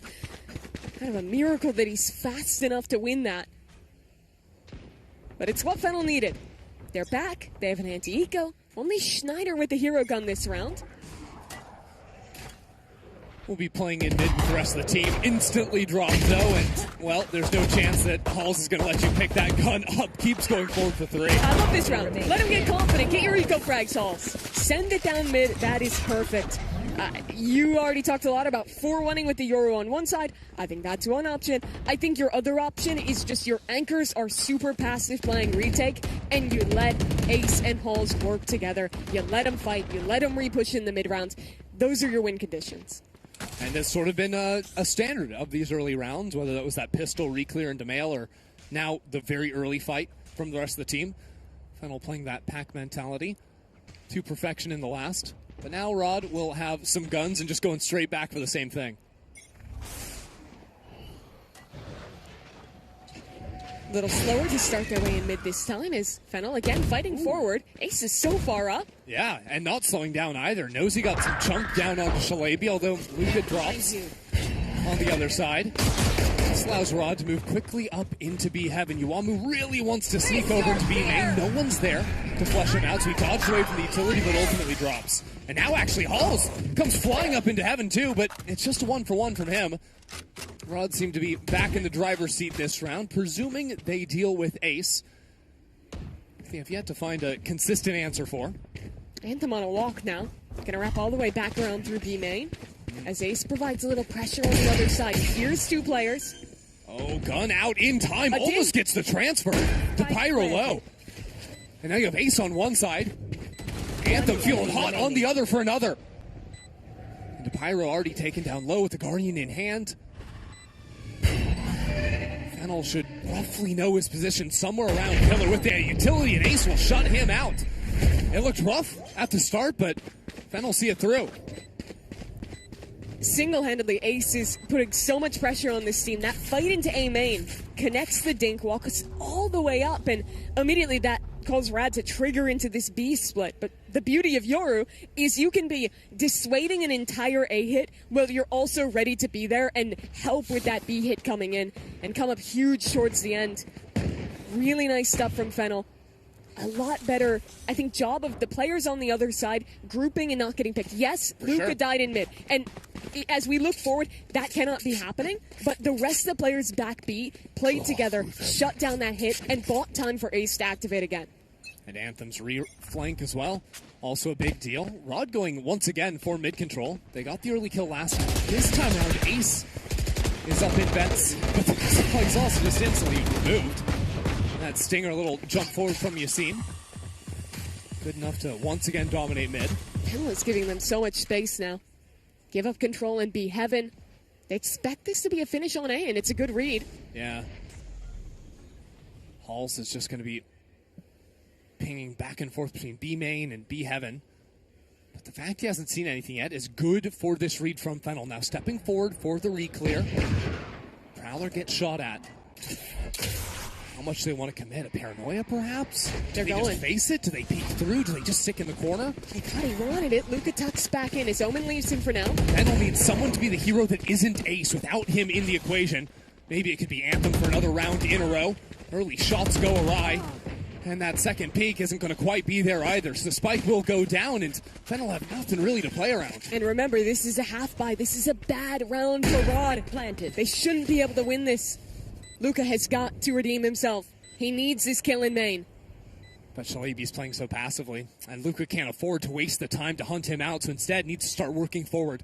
Don't worry about your back. Worry about what's right in front of you. Now the support from Heaven downloads the first position. Dallas might have seen something there. Has the ping down, has 2 kills instantly. Now Luka wants to activate behind the dashing Wele.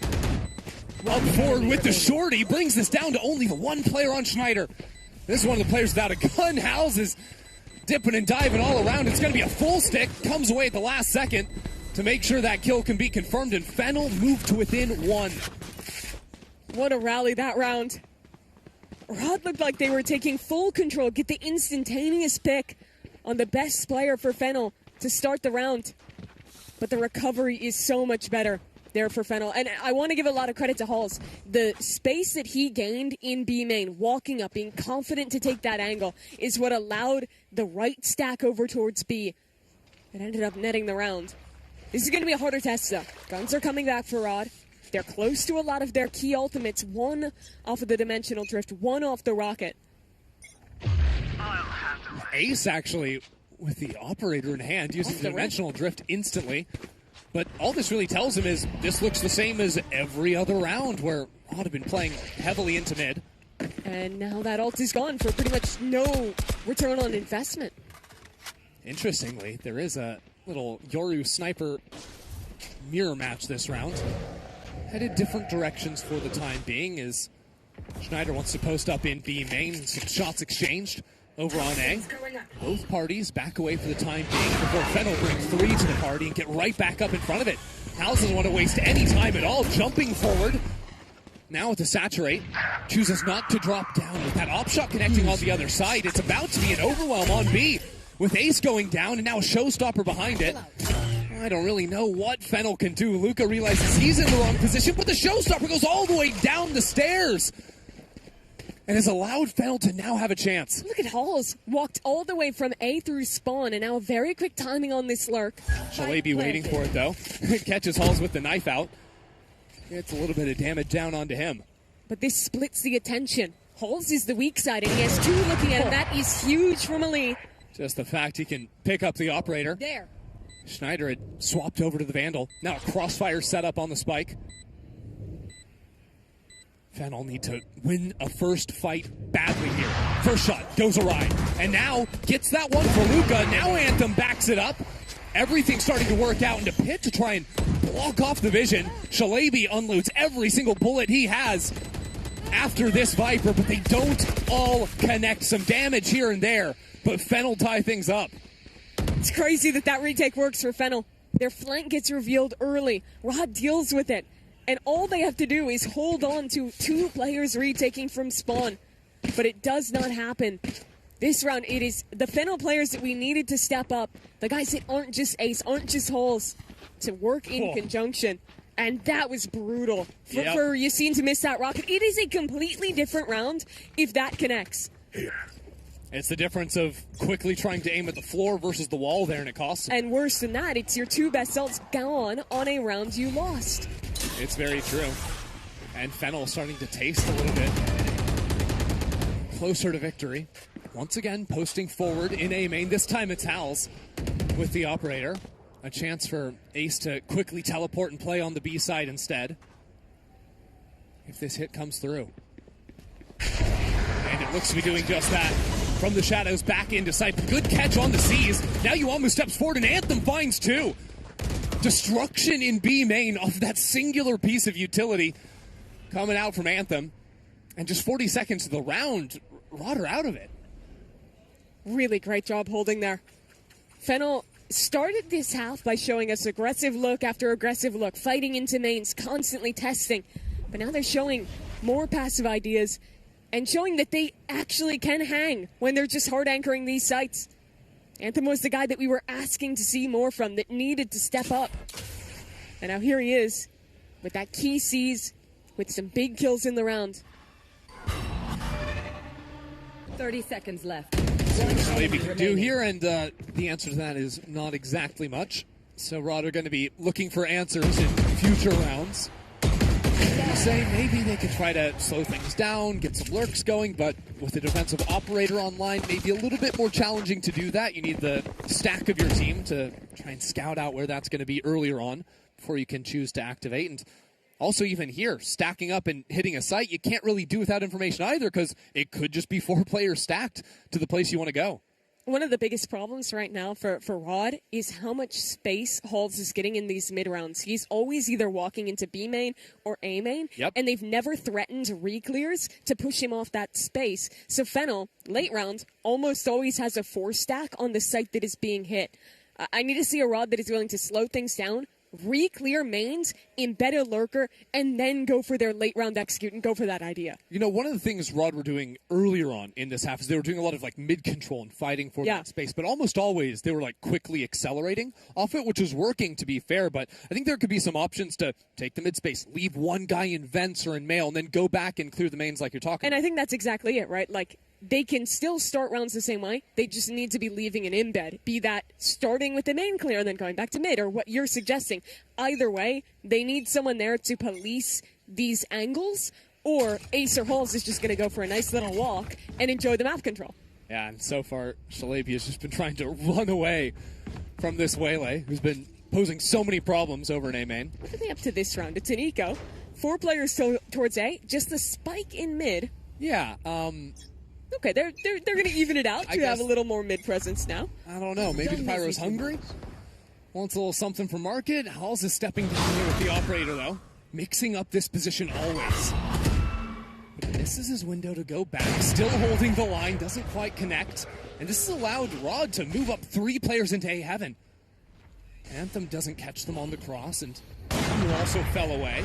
So this is awkward. A paranoid timing to try and get up onto the rope. Yuamu also flooding back into space in a combo.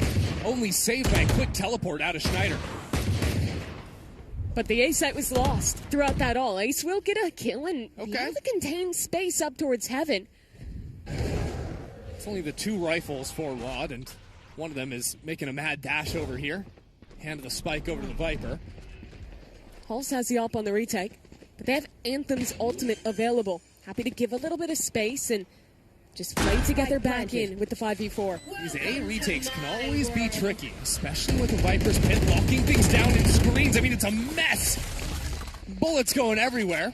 Whole lot of warning shots.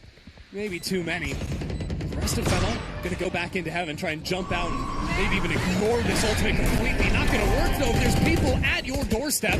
Halls and Anthem. The rest of Fennel just cleaning up everyone. Everyone except the Pyro. Who's playing completely offsite. Oh my god. My word. 4 kills is not enough from the Fade. Fennel move up to 11. That was almost clip of the tournament on day 1 in a game that didn't matter. But not to be. Just 1 bullet away from making it happen. Good lord. And it's instead crazy. Fennel to 11. My heart, I need to like find it, put it back into my chest. Yep. Figure out exactly what just happened. Get the valves attached again. Does the aorta go on the top? I don't remember. You're going to have to figure it out quick. There's not a lot of time. Let's see that again. 1, 2. Pulls out the haunt. These 2 are the most impressive. He was literally on him as well. Yeah. Like, if he shot a half second later, he has the reset and wins the round. Yeah, because you have all 3 of the Fennel players all moving towards the haunt. That's what he swings out with, not even waiting for the information. But okay, we can breathe a second. It's fine. My heart's all wired up again. But we got to fight in mid. Now swing from absolutely everybody. Anthem again with 3. Now Ace follows it up for one of his own. Chrissy, where was this Anthem in the first half, in the last game? I have no idea. Had a rough start to the day, but has absolutely heated up here. The latter half of split.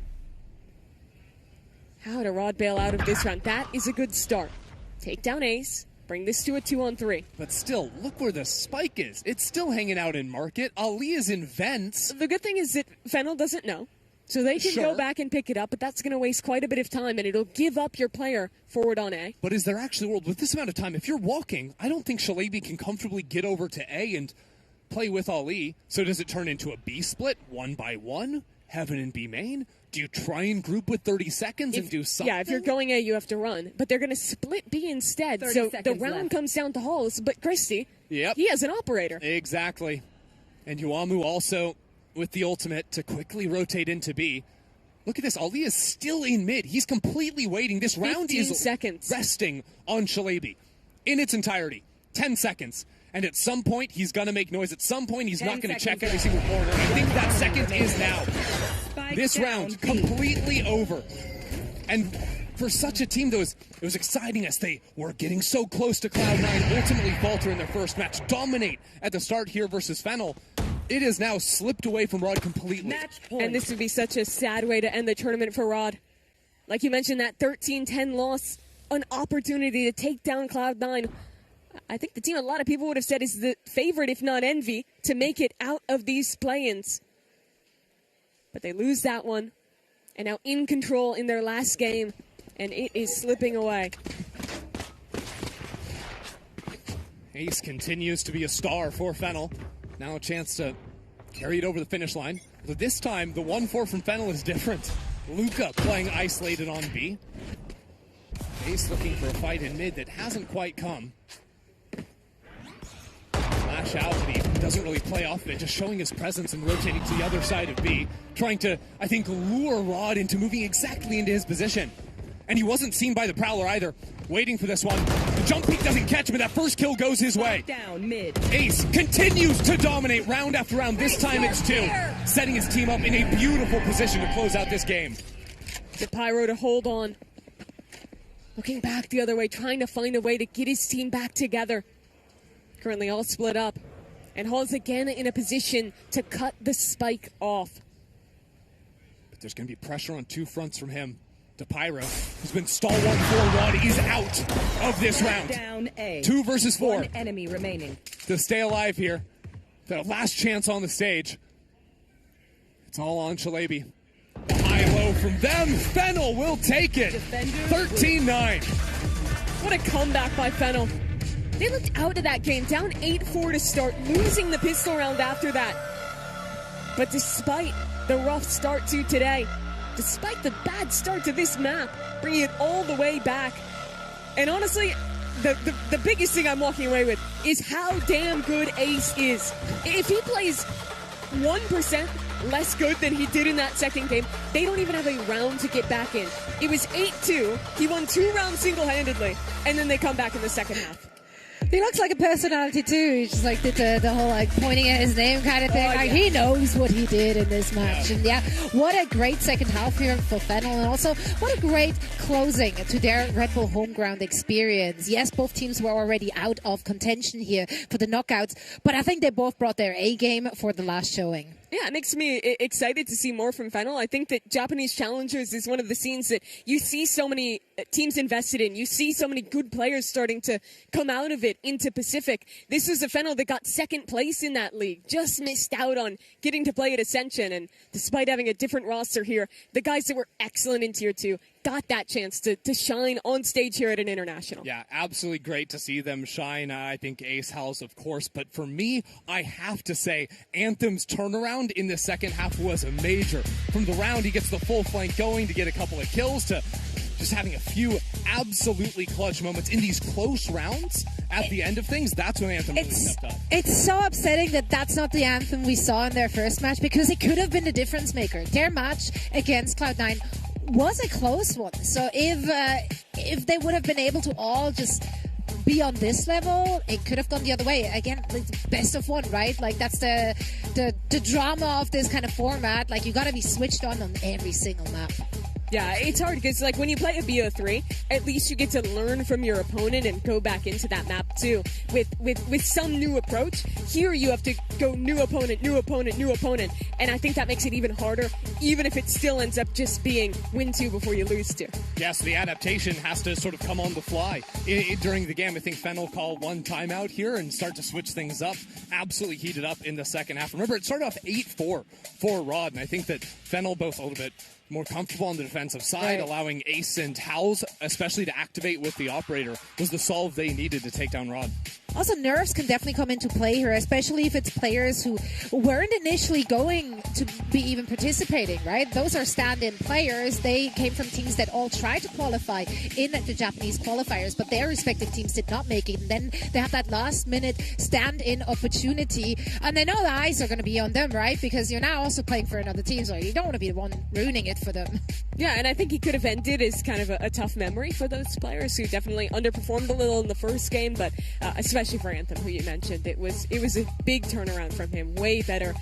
For a guy who is mainly remembered for the DFM winless incident, to come out here and like pull it through and win. You didn't have to do that. I was just about to say, I think we have to. New memories now. But that's what I'm saying. DFM was 2 years ago.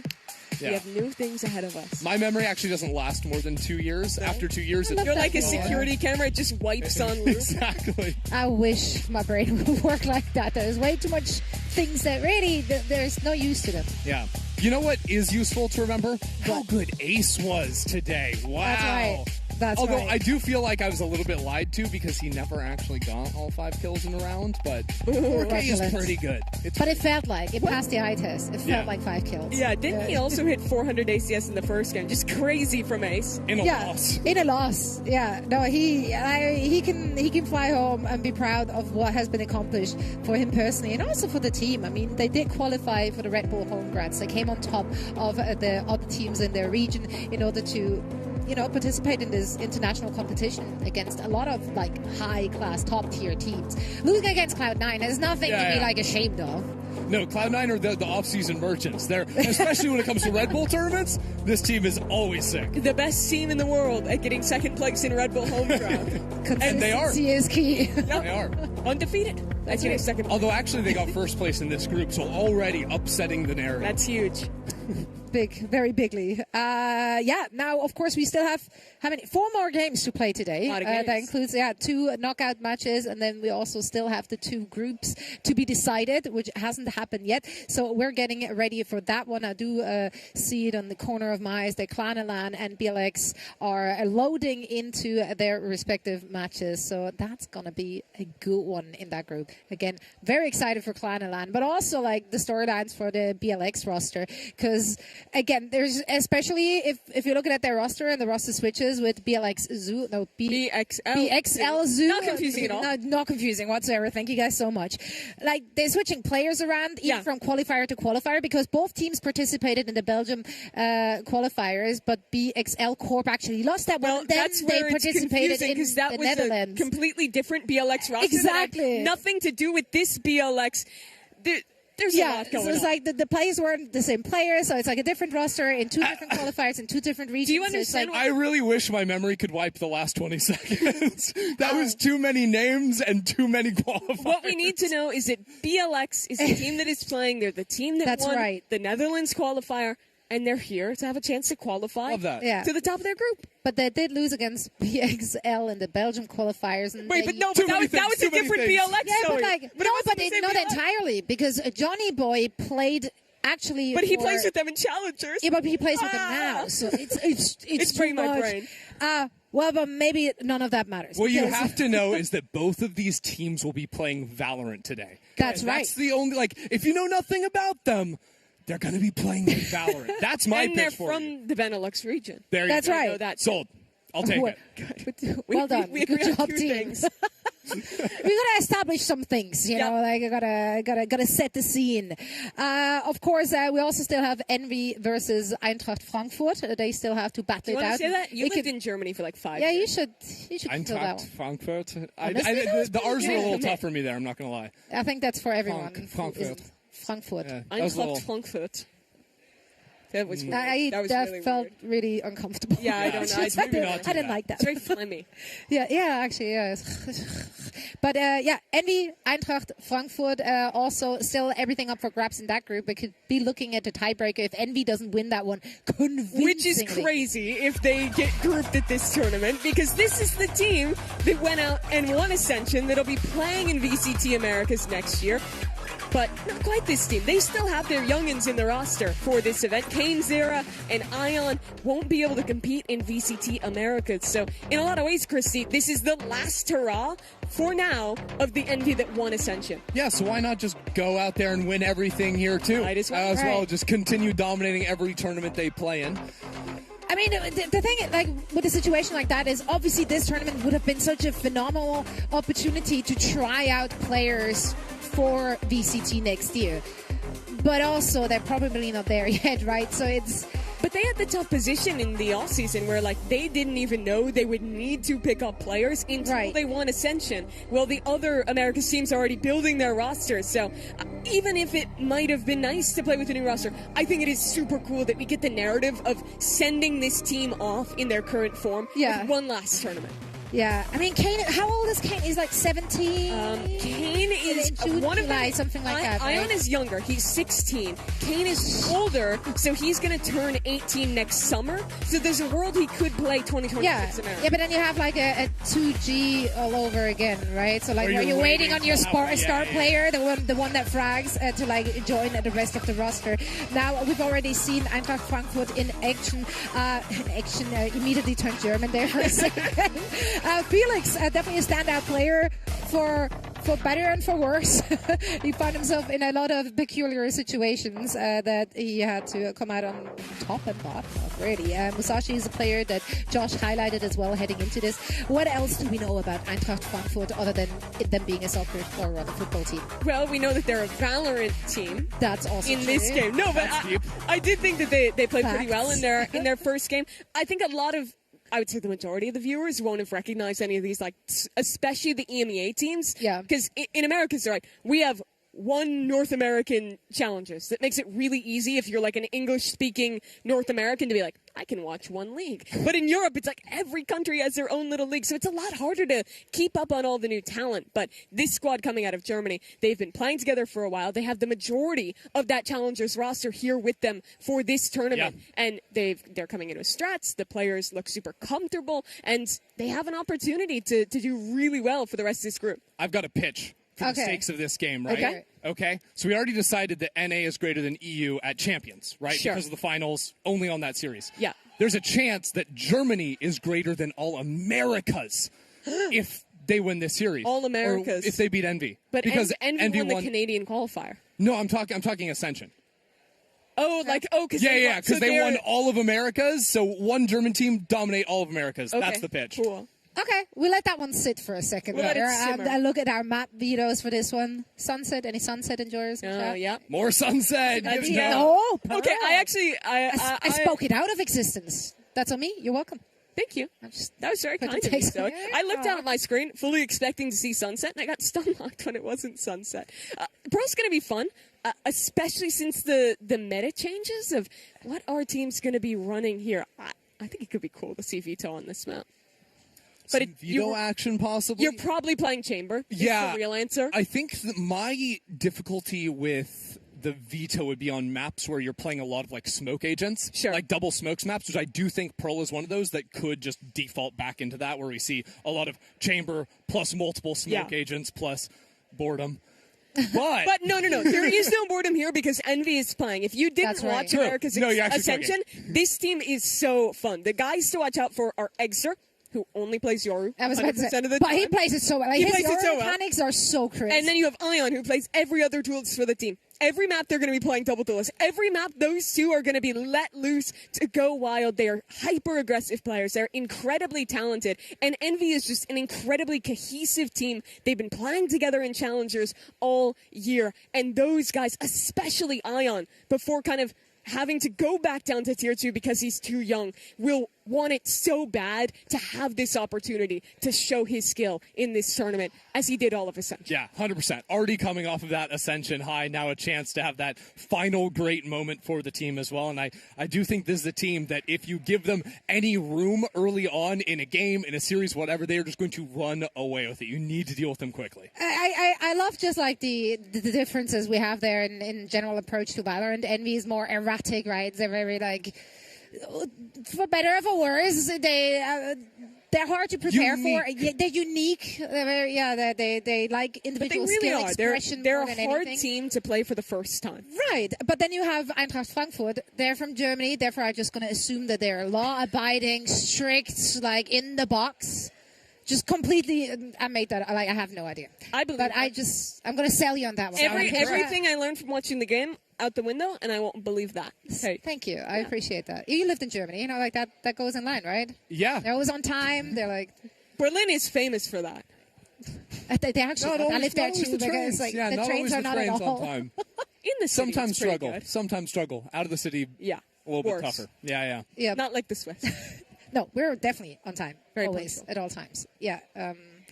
Anyway, I don't know where to transition from that. It's time for a game. I like that. Well, if the players were more ready, filling, so then like it would be time. But exactly. yeah, we're good.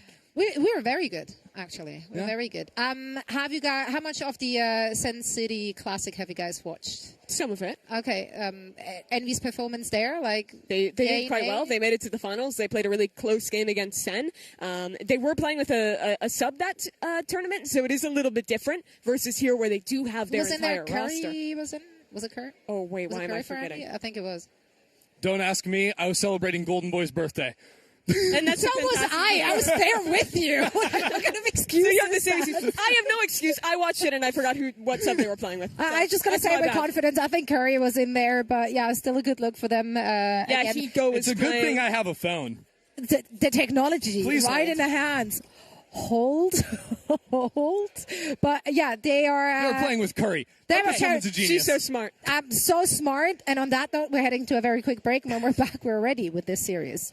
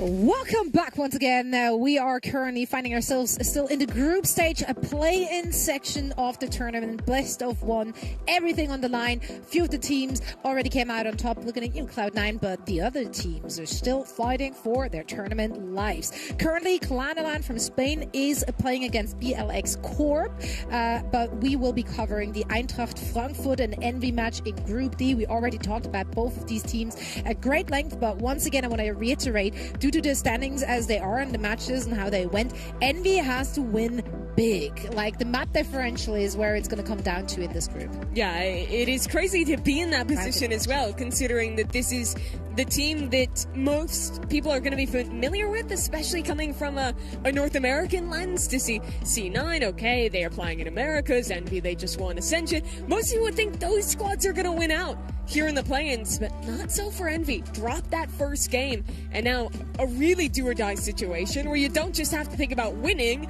you have to think about stomping to make it. Yeah, because of course things are so simple if they just lose this, right? And then we've got a great situation for Eintracht, but at the same time, Group A also with chances to end in a three-way tie, depending on the result of the BLX KNL game that's also ongoing. Yeah, and Group C could go the distance. Those two teams, because there is only two teams in this group, due to one team unfortunately dropping out of the tournament on short notice, they will be playing in a best of three. And Flo Tim Cheese from Chile, they came out on top against Qbert Academy in quite a convincing fashion. For me, halfway through one day of this tournament, they're the surprise of the tournament thus far. Yeah. Considering most of these other teams, at least, like, you looked at their qualifying and you're like, okay, there's like some stats on VLR. Maybe there wasn't a VOD, but you'd be like, okay, that's like the comp they played. No, we knew nothing about Float Team Cheese. There was no record of what happened in the Chile qualifier, really. At least that I could find. They won just 2-0 against Roblox 10. Yes,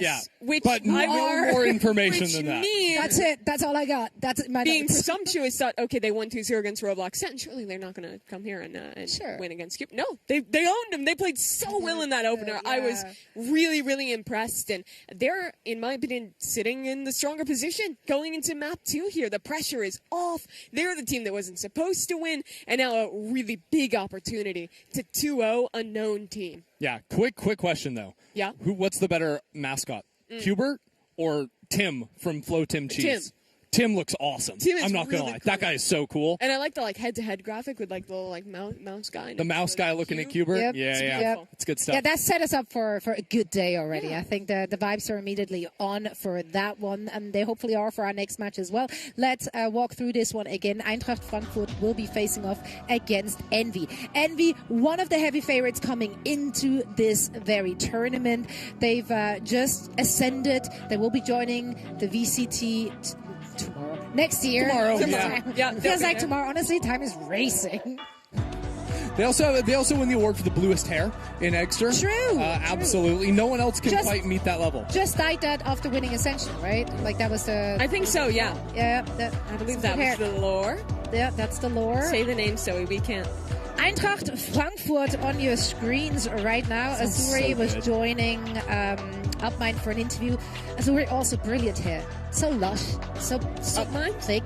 No, your Upmind's hair is like gorgeous. Yeah. Like that's just. I was going to say, it just felt like a little bit of a non-sequitur. No, because Azuri was joining Upmind for an interview. Yeah. And it was just like. And you're right, but also I hair. feel like I'm on a desk with Golden Boy right now. That's what we're just talking about. It's really like, wow, I wish I had this guy's hair. No, Zoe bringing it too. No. Yeah, I like good hair. Yeah, fair enough. Credit where credit's due. You guys got good hair. I was just about to say she hadn't been saying anything about her hair, but okay, thank you. I was waiting for the big moment. I'll take a compliment. You've got great hair too. Wow. We've wrapped that up. I was literally just waiting for that one. That's all I wanted to hear today. Now I can move on with my life. And what a hopefully happy also, day. Yeah, right. It's a good day. It's a good day. Now it looks like our teams are about to be ready. So here is our map. Vito Pearl will be played. I think we've already established that. Or maybe I'm living in a feed. No, we established it.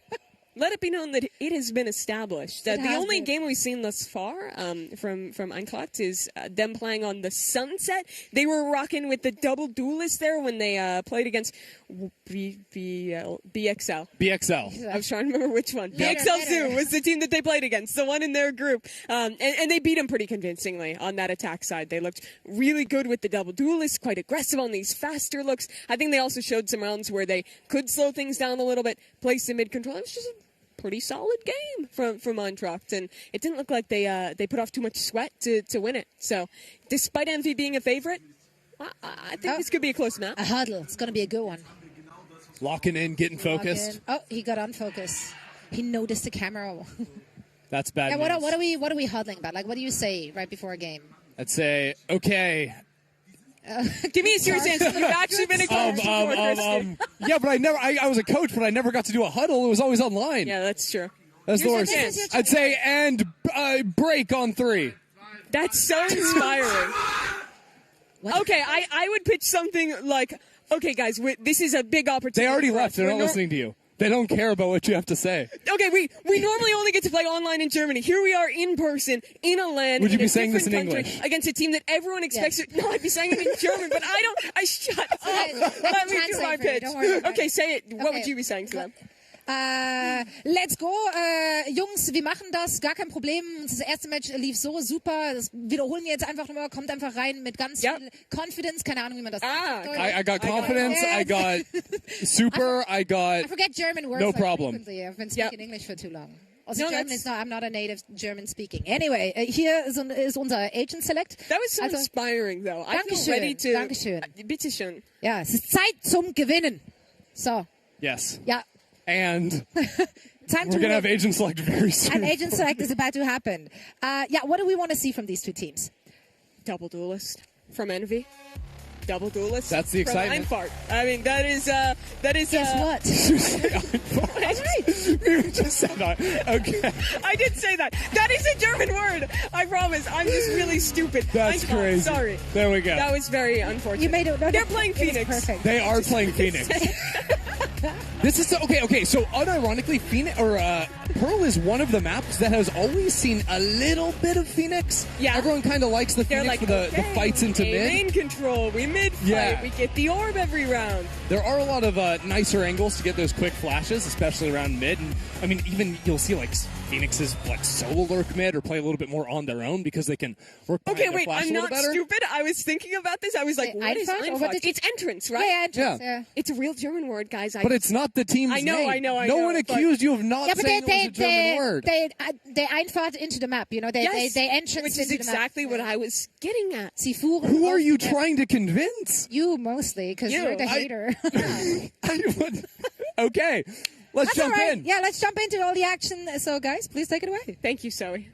And now I have no one to bail me out when you're causing me Yeah, trouble. you're actually just stuck with me. There's nothing else you can possibly do. All right, let's lock in, though, because this should be a really sick game. The America's Ascension winner against a squad with an opportunity to not just qualify through, but to do it without losing a map, a team that wasn't expected to win in this group.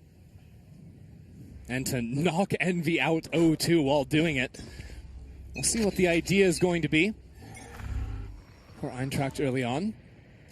So far, Envy taking their time with things, spreading out, playing the whole map, allowing Eggster to walk up into the space down B long, throwing a clone down there as well, while the rest of the team creeps up A. Only Leo here. Yeah, already that first sword getting used. Leo under a lot of pressure, has to back away, so it'll just be a retake. But this is Envy. They don't stop fighting. Yep, Kenzera waiting for a timing to peek on through the smoke. No flash near enough to actually help him on through, and Inspire just gets that kill. Back towards Flowers. And now they're happy. 5v4, we play back towards main in this advantage position. Yeah, a little bit easy to play that post plant. Not too much utility, though. Have a star down on the spike. Don't even tag it the first time around. As Leo has knocked out Inspire. Now the fight back up into main goes very nicely for Eintracht at the beginning. Felix gets so many kills, and it's only Poppin to try and equalize before Musashi pops out of the smoke, knowing Poppin had to sprint back in there and make sure he pulled off. So it will be Eintracht taking the round. Envy, I do like that they tried to collapse after getting their advantage and not get greedy for another kill, but in fully giving up that site against an Astra, it is always such a risk. Remember, also playing in a world post-ping, it is a lot less consistent For to sure. spam smokes and win off-site post plants, especially on your pistol. They take that risk with numbers, and Eintracht do a great job of fighting forward, stopping those players who are trying to swing, to be able to swing far enough to actually get bullets on the spike, and they win the round for it. So Eintracht full buy up, 4 Spectres, as a matter of fact. Well, Kenzera has heavy armor and a Sheriff now challenging onto the forward line. Dashes even deeper. Ion behind it. We'll go 1-for-1. Spike down A. For Leo, falls back into sight, has plenty of assistance behind him as well. No matter how quick Envy want to move into the site, there are certainly bodies here for Eintracht. And have stuffed them from getting anywhere. Really curious to see how this Phoenix is going to play out throughout. I think it's an agent that everyone, when you look at it on paper, always sees the potential on this map. But what's hard is that even if you have an ult every 3 rounds with just 6 pips, his consistent utility is a lot harder to get value with than something like what John is playing with that Yoru TV. And he can't ult as much like he could with the Jet that Kane is playing. So you do become very reliant on A, flash reconnect plays, catching people off, and B, farming the hell out of some ult orbs and getting that run it back constantly. Yeah, so this round they close out nicely, but you saw with the Phoenix at the start of the round, it wasn't like it was just Azuri sprinting forward into A main and flashing. It was Azuri having a flash in hand, waiting for his teammates to see a player, and then he pops it. So a little bit more supportive there. Make sure he's getting value out of the flash when they know they want to fight behind it. And has a lot of different options he can look for in the mid-rounds. Absolutely. And I think you have a bit more agency, especially on that A main fight when you are playing attack. If you're throwing up that molly, if you have Astro to behind it, you're almost always going to be the one winning this A fight. Here you see it now. This time, though, Envy all the way on the B side. Actually, you had Eggster playing over in A main with this teleport set up, so he heard those players sprinting forward, then hits the teleport over. Knowing he heard, 2-3 players on the A side, the rest of the team can try to speed up into the site, but there's still a whole lot of utility here. Early mollies have been popped. Kanzera into the site, good damage out from Heaven. He gets knocked down. All of a sudden, Envy, a little bit stalled out. Musashi gets the cross back onto Sign. This time, though, Envy, all their shots connect. 2 bodies hit the floor. Spike down. Felix's back sight. Eintracht making things a little bit more challenging, even against the flashes in their eyes. It doesn't matter. Envy will take the round with 2 alive. The end of that round is a great example of what makes Envy so good. When they are fighting, they are one of the best teams, not just in Challengers or Ascension or Americas, just like one of the best teams at being cohesive in that kind of forward fighting. And it's not just the duelist players. It's guys like Poppin, like Inspire, who are up there very innately having these perfect ping-pongs back and forth with their teammates, supporting each other so well. It's why Envy is so overwhelming to play against, because any position you're in, they are going to be willing to fight you, and they're so good at executing, and so skilled when they go for those plays. There you saw it on full display. Again, Envy fairly grouped up over towards the B side of the map. This time, though, Eggster not using the teleport for information, but rather to get up close and personal. There's a Spectre in hand. And now as Ion divides up the site, a couple of dashes on in, gives some options for Kanzera to drop on the other side. This is post-change map, but you can still just plant when you got that wall. But still, this backside control from John is very nice. Fighting forward, though, and no support behind him is a little rough. That flank is here from Missouri, and all of a sudden, Envy drop. Ion will fall at the end of it. It wasn't a solo fight from backside at all. That flank elevates everything for Eintracht. Missouri was on a marathon there. Here's that wall go up, and knowing that audio is going to be cut off from anyone towards B, he's willing to full sprint all the way up to where that Astra divide is coming through and get the perfect timing to flank back in. Yeah, I wasn't able to catch during the round where the Killjoy utility was from Inspire. What ended up happening to make it such a surprise? Missouri comes sprinting in on the other side. Maybe an idea here. There is a Killjoy turret, but that wall doesn't give vision until very late. Yeah. And with the changes to the map as well, look at the angle that Azuri was fighting from there. Before, if you're swinging, you're full exposed to sight. After the changes, he has a much more isolated duel. Oh, look at this, maybe. Kane just drops down right through that smoke. Azuri with a little bit of extra spam behind it as well. So now on the Eco, Envy without one of their duelists. Not a good start. Not by any means. A lot more reserved this round.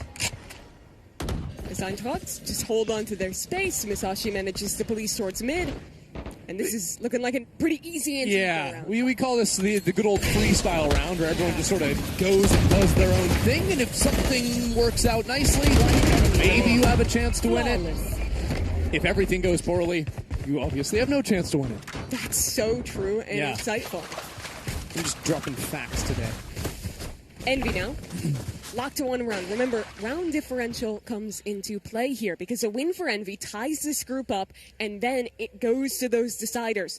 So they don't just have to win, but they're going to have to do it pretty dominantly. And that means finding a good turnaround from this time out here. And what I would like to see from Envy is them willing to not necessarily like fight instantly into these mains. I'd actually like to see Eggster and Kane putting more pressure into mid. I think if you can pull that Phoenix off the extremity and really break that Killjoy util, make it a lot harder for these fast rotates to come through, then when you're going for these late executes, it's a lot harder for Eintracht to send these almost instantaneous rotates like they've been doing in all of these rounds, because you're actually going to have someone there to cut it off, have a second layer to these execs. Yeah. You know, a lot of the teams that do play the Yoru Jet do a lot of these. Well, Yoru and Jet just can sort of hold hands together and walk. And let them go wherever you want on the map. You can leave one on a lurk if you want. They can both get out of jail free when they need to. Because look, Killjoy doesn't want to do anything. She just wants to put down her turrets and chill.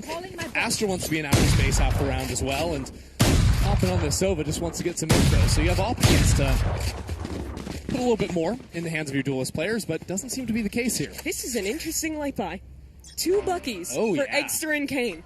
And That's they're going grim. B. And they are buying down to very little money. Yeah, that is a Bucky force buy for Kane. I think they know that they need every single round they can muster up here, so committing the dimensional drift in now. Good that Eggster has the Bucky, can try and play off that one, but hasn't quite found a player just yet. Now Musashi jumping on into the site. It's mayhem over on B. And Inspire is late to regroup with his team. He was hanging out around mid. Now the spike left out in the open. And Poppin pushed back. Doesn't look like Azuri wants to slow down either with that ultimate. Will eventually snap over to Leo. But Envy still have to work forward. And there's so many different positions Eintracht to be in. Now revealed with the flash. Inspire out from the smoke. A lot of damage going down. And Envy continue inching forward. Now Poppin trying to provide cover. Shocks come out, but only hits the 2 taps before pulling back.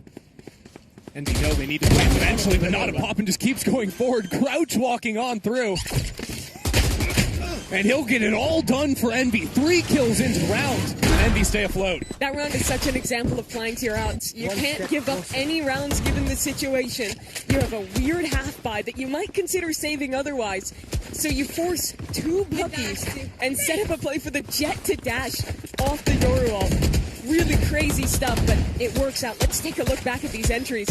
Doesn't go the way of Kane, but the damage was enough as the second Bucky goes diving on him. Why is everyone jumping at me with Buckies? I don't understand it. But that's another example of how, well, you often look at Eggster, look at Kane. The real heroes of this team a lot of the time are Inspire and Poppin, who are expected to mop up after their duelists go crazy on the map and oftentimes die for it. Well, it was a lot spent to make sure that round win came on board. Poppin's ultimate expended, and Eintracht have 3 major ults to play with this round. So Envy put down the wall, get into the site comfortably, and a fight forward as well. Eggster gets his one, not backing away yet either. Holds his ground for a moment, considers moving back in, but at the same time, Kane is pushed up into secret, waiting for this wall to drop. Envy need this forward fight to work. And right now, no one's looking at Kane. All of a sudden, the clear comes in. John figures out everyone's position, but Eggster goes uncleared. 3 from him. And the rest of Eintracht, they don't want to play the round. Your ult or not, they're just out of here. Yeah, they all got executed before the Yoru ult could even have its impact. Envy picked such a good timing to go for that refight play and punish the players. Just trying to rotate through, set up for that retake. I tried a pretty quiet start to this game, but there's the Eggster that you were seeing if you watched America's Ascension. There's the player that you should get excited for if you're going to be watching America's next year. Just adding to the highlight reel. These last couple of rounds, still a lot of work left to be done for Envy. Looking at things, Eintracht actually considering if they actually go for a buy here, have options to get something behind the 2 guns they saved, but not really. I want to look at this again. Look how good that flash is onto the first player. Eggster dips into the smoke, gets Leo. The flash cuts off his teammates. Then he's re-swinging in, which is incredible crosshair placement. Such a nice round from him. Yep. Ultimately, though, Eintracht decide not to go for the buy behind the 2 guns. And knowing that Azuri doesn't have that ult again, they're going to be fighting a main to deny the orb. Yep. Don't let them farm those up quickly. Envy now up into the A site. No problems from him. A little bit of a fight as Leo comes up the better for it. The rest of Envy moving on in. Not going to cause any problems. Last player standing. As, well, the pistols amount to absolutely nothing. Curious if John even wants to play for this. And surely you save 1v4 with an AWP. Yeah, because, I mean, looking at the money, I don't think they're going to be able to buy back into I don't know AWP. if he even gets out. That TP gate won't go far enough. Yeah, going straight into the hands of Egster. Another 3K back-to-back for the Yoru, and we're all tied up. And now Egster on top of the scoreboard of those couple rounds. It was a lighter buy, just picked up around that operator that they saved through. Now it will be the rifles back into play for Eintracht, and it's now the onus on them to take this time out and try and turn this game back around. Envy's been going for a lot more of just hard executes the last few rounds. It was those couple plays towards B. They were on the anti-eco, just fast into A.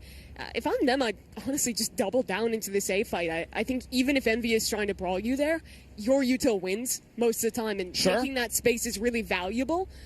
Where it comes into the later rounds, though, I would like to maybe see them play a little bit more retake on the B site, which, to their credit, is hard, because Envy almost always fights up, and post-change B is a bit harder to retake. But I think if you're going hard aggro on A, they just don't really have the tools to actually hold on B, because normally there's only the Killjoy and the Yoru there in time. Yeah, I mean, is there ever a world where we see Eintracht trying to switch up where the weaker side of the map is going to be move this Killjoy away from the B site and look to retake onto A? I mean, Killjoys adore playing B on this map because you can control mid, you can anchor it solo, but there are rounds where you might want to make that decision. You can even like weak side A and just leave Astra there and stack over with your Killjoy and like leave that utility in place. But with quite a few finishes late, at least in that last round towards A, we're going to see how this setup pans out. They're going to at least put their Phoenix back into the A main fight and bolster a little help over towards B. Yeah. Get out of my way. John will still be up on A. Was just setting up an early TP. Do we go for a little boost idea? Not quite yet. I think what they realize is that mid hasn't been a big problem. Just leave the turret there and play together on extremities instead. Here comes that clear, right behind the dimensional drift. Spots the player back bench, I do believe, and now with the dart ping and the knives to the back, all of a sudden, Eintracht in a whole lot of danger, especially as Egster behind enemy lines. One player turns to deal with Egster, and Poppins there for the shot. Everything put together pitch perfect for this site execute, apart from the overheat. The overheat was a big problem, and Musashi's going to get two. Felix is so late to this round. He's still halfway across the map, but his teammate has made this possible. Most of his util still left to clear out some of these corners, but doesn't catch the Killjoy still art, so fixes his attention on main to try and hunt this Astra down. Wasn't able to tap the spike early to pull away the Astra Star.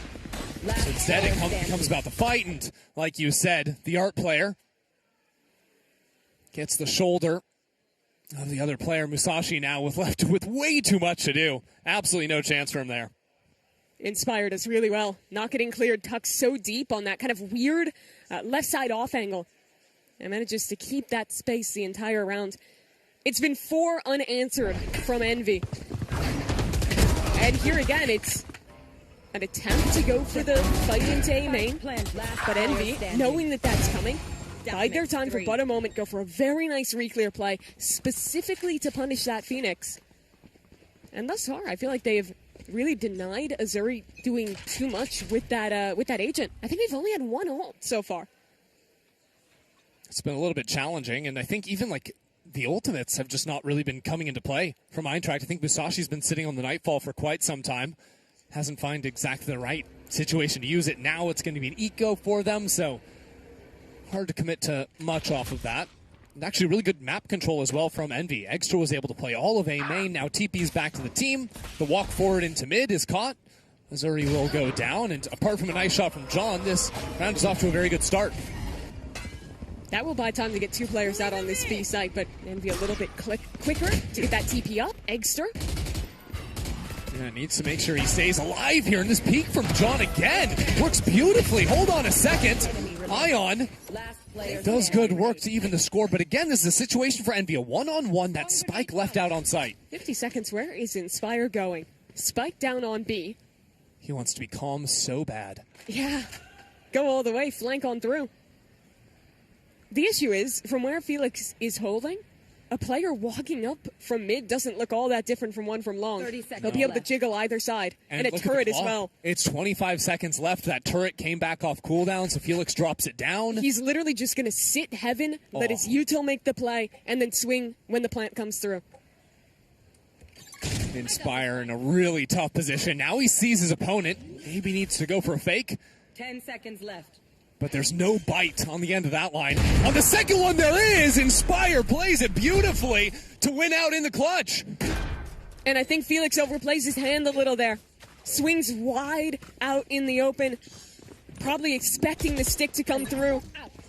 Instead, gets shut down on that swing, and it's Inspire to bring his team through, put Envy up 6-4. Well, let's look at it one more time, because the way that Eintracht are playing, swinging out from smokes off of one another, was perfect, right? Getting their headshots, but ultimately it was Inspire going for the double fake that wins out. The only successes on this this back B site is... Uh-oh. And we're back. There we go, all good. Just one of our observers gone for a moment, but we're into the game here. Uh-oh, our other observer. And we're back, we're good, we're so good. Everything's good. We're gonna be so good. Anyways, it's another hit over towards this B site, this time with the Killjoy lockdown in play, and that's pretty much a checkmate.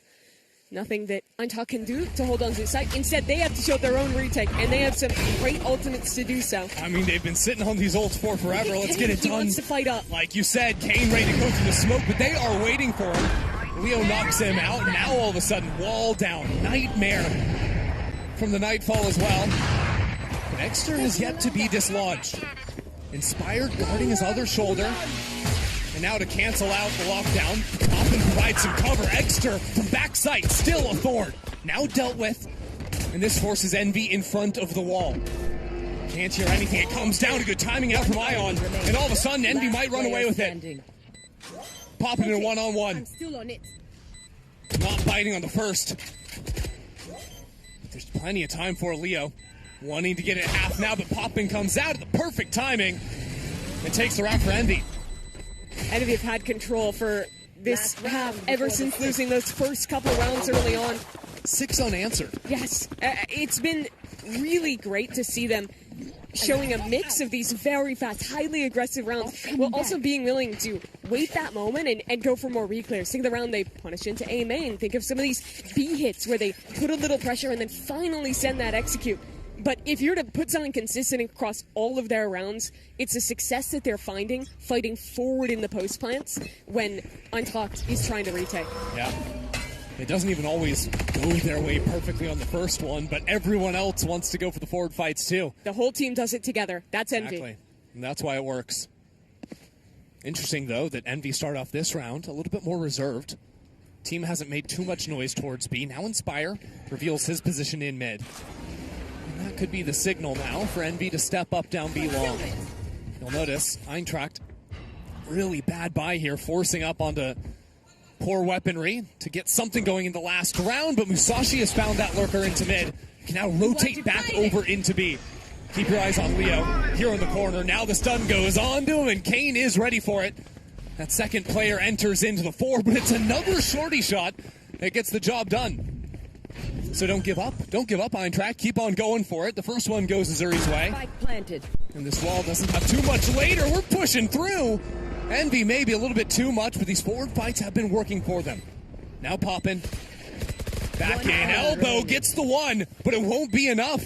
Eintracht will take the round. And it's so big for Eintracht to get that one. 5-7.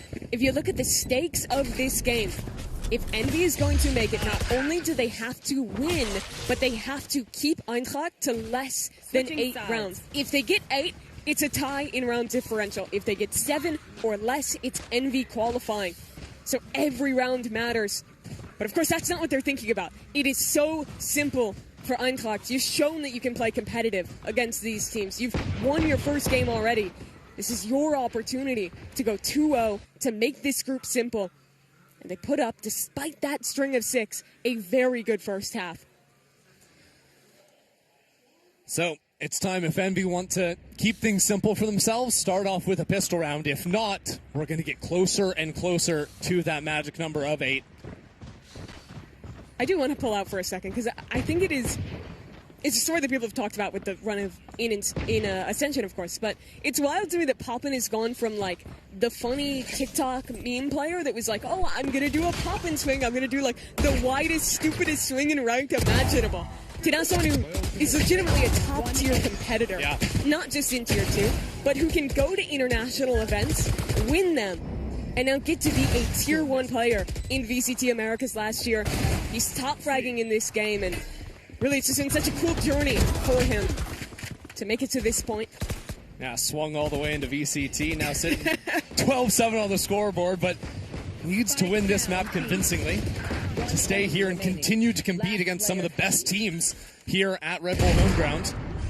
Besides just making it to playoffs, I think for all of these teams, what they want is to play those invite squads. Oh, yeah. If you're a team like Eintracht Frankfurt, what opportunity will you ever have to play the world champion of Valorant again?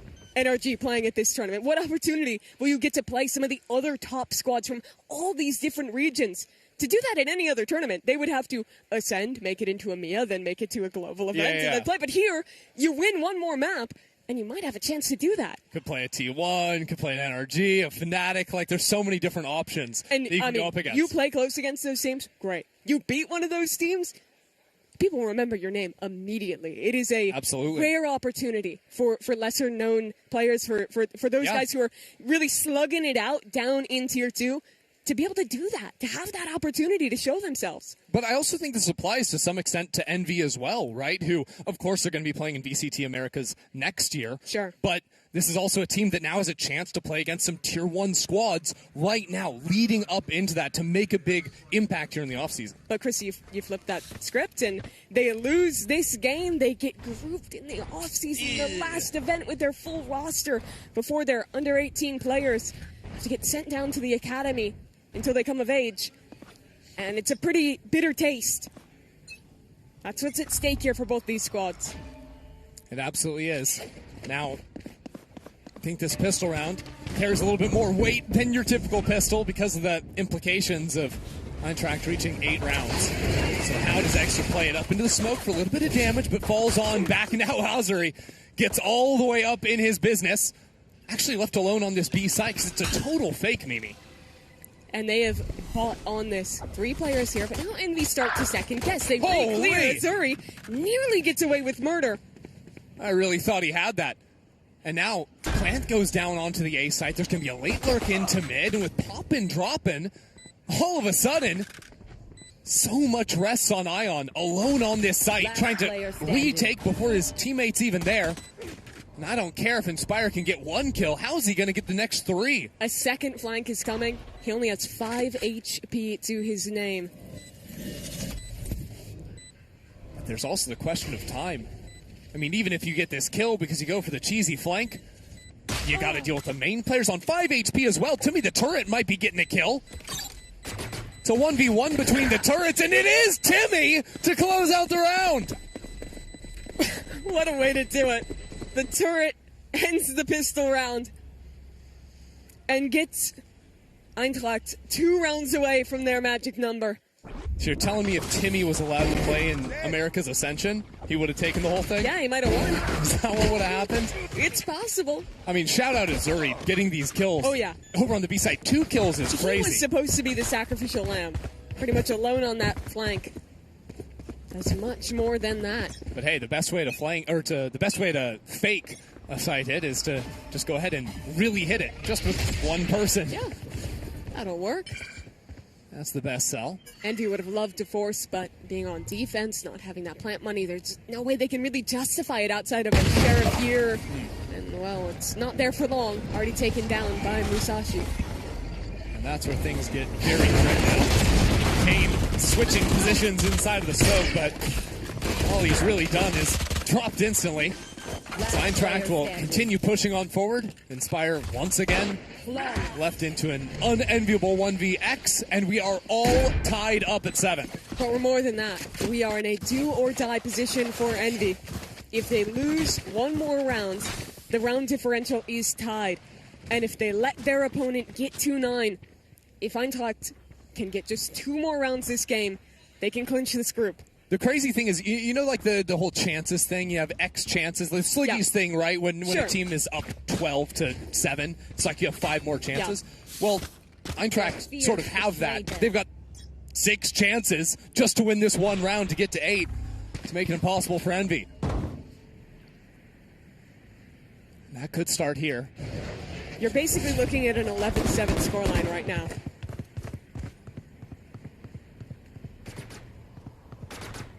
Eintracht already with full control over Street.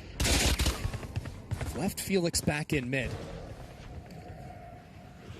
And there's a slow work up belong from Leo. Now a couple pieces of utility. Thrown back into Hall. An extra caught on the timing. This is bad. This is ugly. Inspire has nowhere to go. Eintracht might have just done it. The dreams of Envy to stay in this tournament. So much will be asked of Poppin. Now into the site. Gets the one, but he's so low. No teammates anywhere near. Finally, Ion is going to manage to get closer. And now from the middle of sight, Poppin will go into the drone, but his teammate falls, and now Poppin pulls out the gun himself. Has to get it all done now. A shock dart for some damage. Try and make it a little easier for Kenzera, but Kenzera is down. Eintracht have done it, and Envy will not be able to thwart them from 8. At very least, that ties this group, but it feels so hard to consider any option where Eintracht does not get at least one more round, doesn't clinch this group. What a well-played bonus round from them. And we try and go into that B site, but what I love more than anything, outside of anything strategic, just how confident they are. They are facing up against a big team where they are not favored, but you can tell from the way that they are playing. They are not pressured in any way. They are willing to make those plays, and they are rising to the occasion round after round. Who is feeling the pressure, though, is Envy. They know they must win this round. They are forced down to nothing. Terrible guns, but they have armor. And only 4 players surviving. Popping up in there. Good headshot from him. All of a sudden, Envy have done some damage. But Azuri, Phoenix ult at the ready. Doesn't clear the corner. And Extra isn't going to tell him he's waiting. Did you see him when he jumped back through? There is a chance. If he could pan the camera around, I'm not sure. Wait, Leo looks like he's clearing this away. A flash into the corner. Double face and Extra rips their heads off. They knew, and it did not matter. Defying the odds, Extra in the corner. They have just given Envy a second lease on life. Felix is still here, though. There's 3 players staring him down. Not giving him an angle. Just toying with him, and Extra will get a 3rd to stay alive. There's no way they should be winning that round.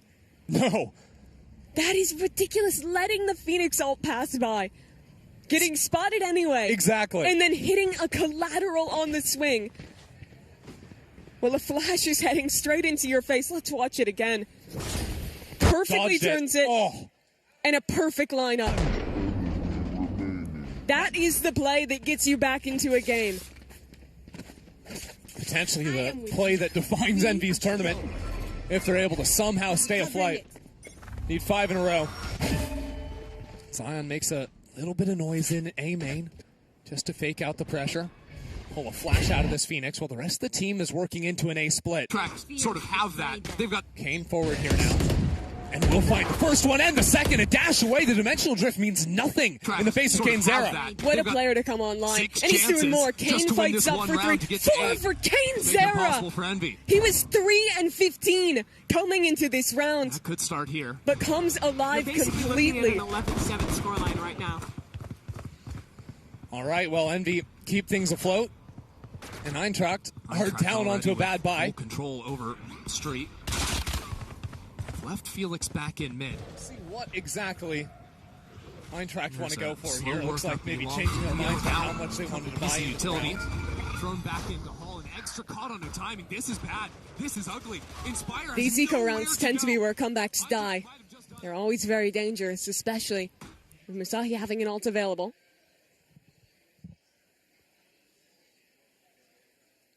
We'll flash up into Street, break the Killjoy utility. That's a lot burned already. And now Leo getting a kill.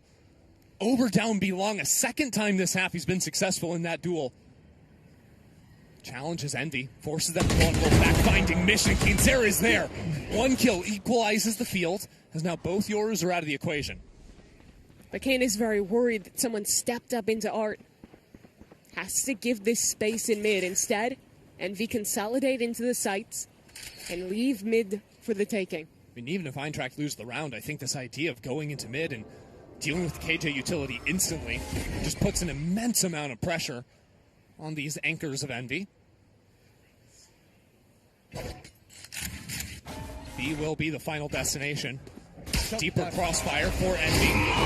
And some shocks to deal a little bit of trip damage. Hold on a second. Inspire flashed up in the corner and revealed by the blood trails on the ground. And that wide swing catches him on the jump up. It's a disaster on the site. Eintracht is starting to run away with it. Zeta needs to find something from up in heaven, but he won't be the guardian angel for Envy. Spike planted. Ion, the last alive. And to stay alive here in New York. It will be him, but it won't be enough. Eintracht have done it. Move up to 9 and take away Envy's chances here. What a moment. I mean, the game will still continue, but that is the group decided. Eintracht Frankfurt, the team representing Germany, not even getting to play in EMEA Ascension. Still stuck down in Tier 2. They take down America's newest team. At least with enough rounds to knock them out. Bit of an anticlimactic way for it to go from Envy, but still a map to be played out. Things still tied for them. And a chance to get the map win nonetheless. I think it means even more, though, for Eintracht if they can get a true win. If they can take this group 2-0.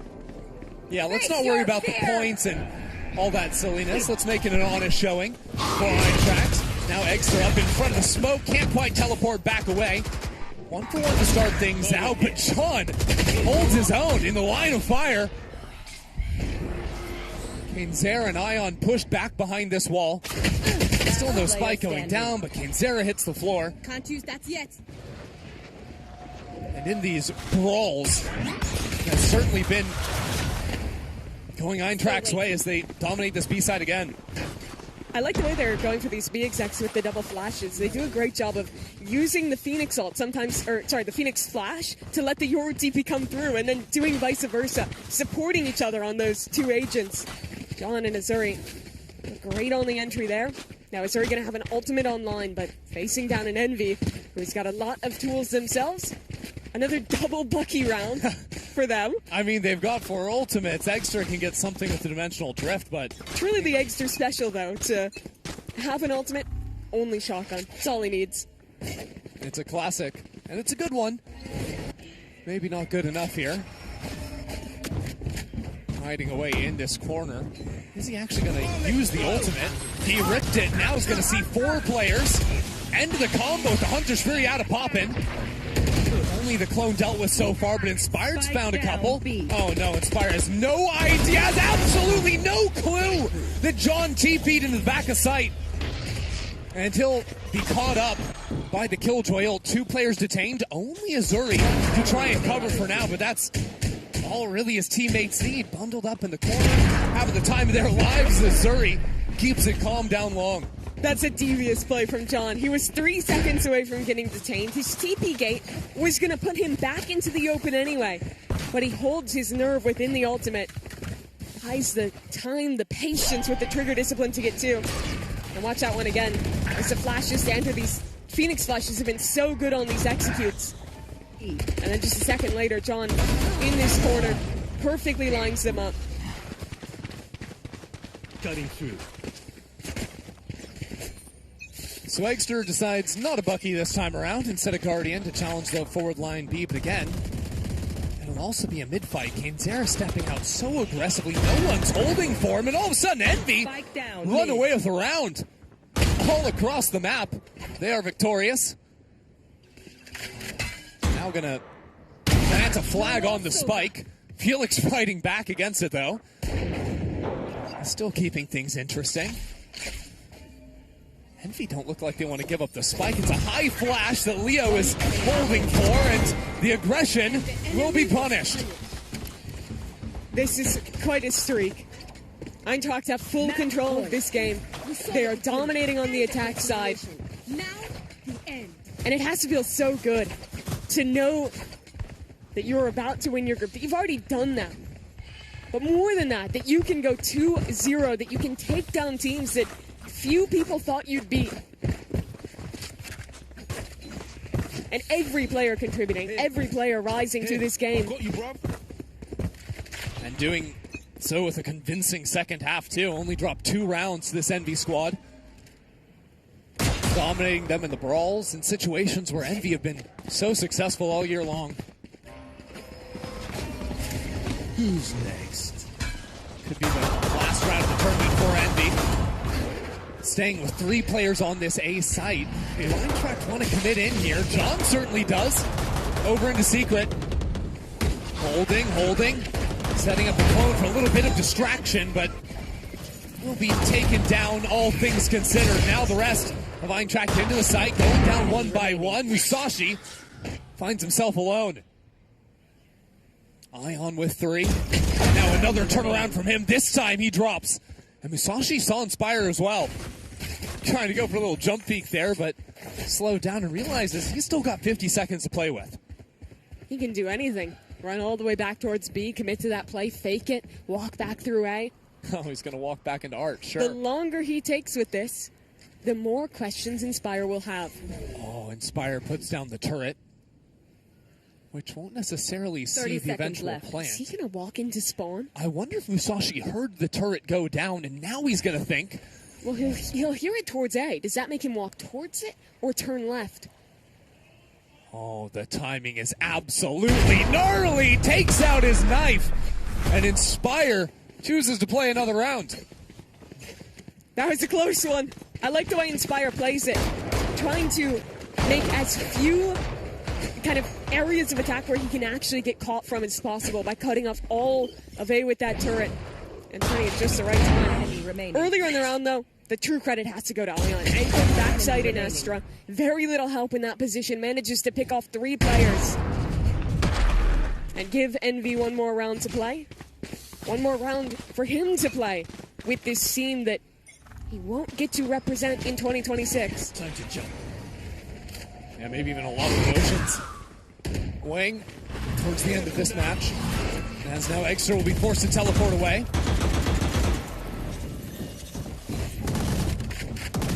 Early B long take, that's going to rotate everyone from Envy over, but the lockdown will shoo them back away. You know Envy are going to want to give a little space and immediately fight back up, but Poppin, he's just going to stay in this smoke. He wants a kill, but he is spammed out and dealt with. Now, while going down on the site actually gives Envy back a lot of this space. All of a sudden, Envy are making work happening. Kate Sarah from above takes down 2. They're shotgun merchants. Why did they ever buy real guns this game? I have no idea. That was insane. The double I mean, Hexter and Kane Zera just bonded at the hip. One buys a shotgun, the other has to. Round's not over though. Leo doing some damage. Oh, some nice shots there, but Envy could actually send things into overtime here with another round win. What a crazy way that would be to end the groups. I didn't catch now. Did Kane updraft from behind the wall? Yeah, he sort of did. So it's so quick all when they he's hear above is you. the dash. Exactly. No one has any idea they should be looking up in that situation. The patented Envy chaos rears its head yet again. Alarm bot out. What's more chaotic than a jet with a shotgun? Maybe a jet with an Odin? Yeah. And they're going to bring that too. Okay. Let's see how that goes for Kane. He's going to be anchoring over towards A. Yeah, usually it was Kane that was swinging out from Art. This time it's Poppin. Looks like Envy have just decided to let everyone off the leash. Go for the swings you want to, especially Poppin. He was the one fighting forward in the post plant the last round. Now here, and even Ion with a stun. Pushing in behind that as well. Up here quickly. Caught by the turret, and that swing from Musashi is going to shut him down. They're just going for every play now. Throwing whatever at the wall, seeing what sticks.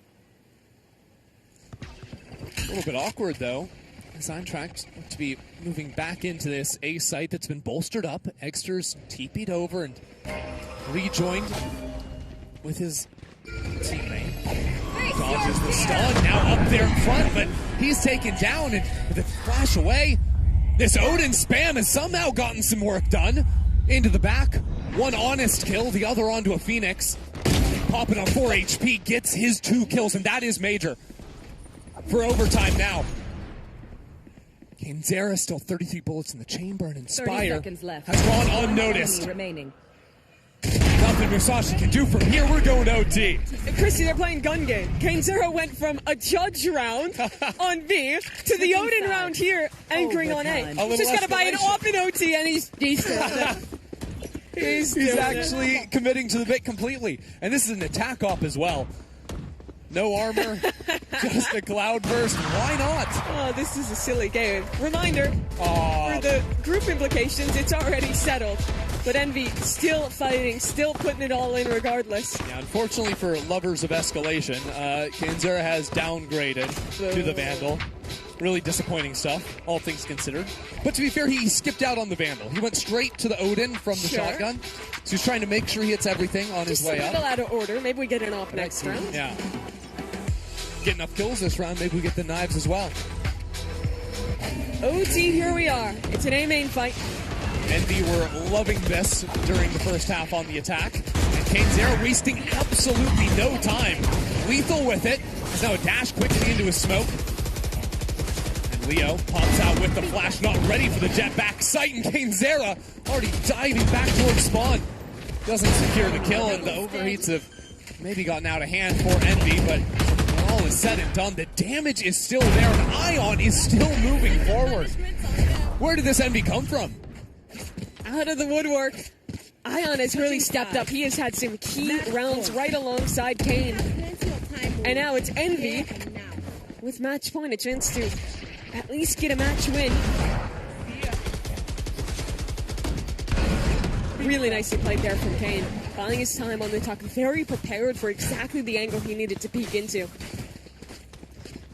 Some of the most impressive young players out of North America represented on this team. Ion just 16, Kane 17 years old.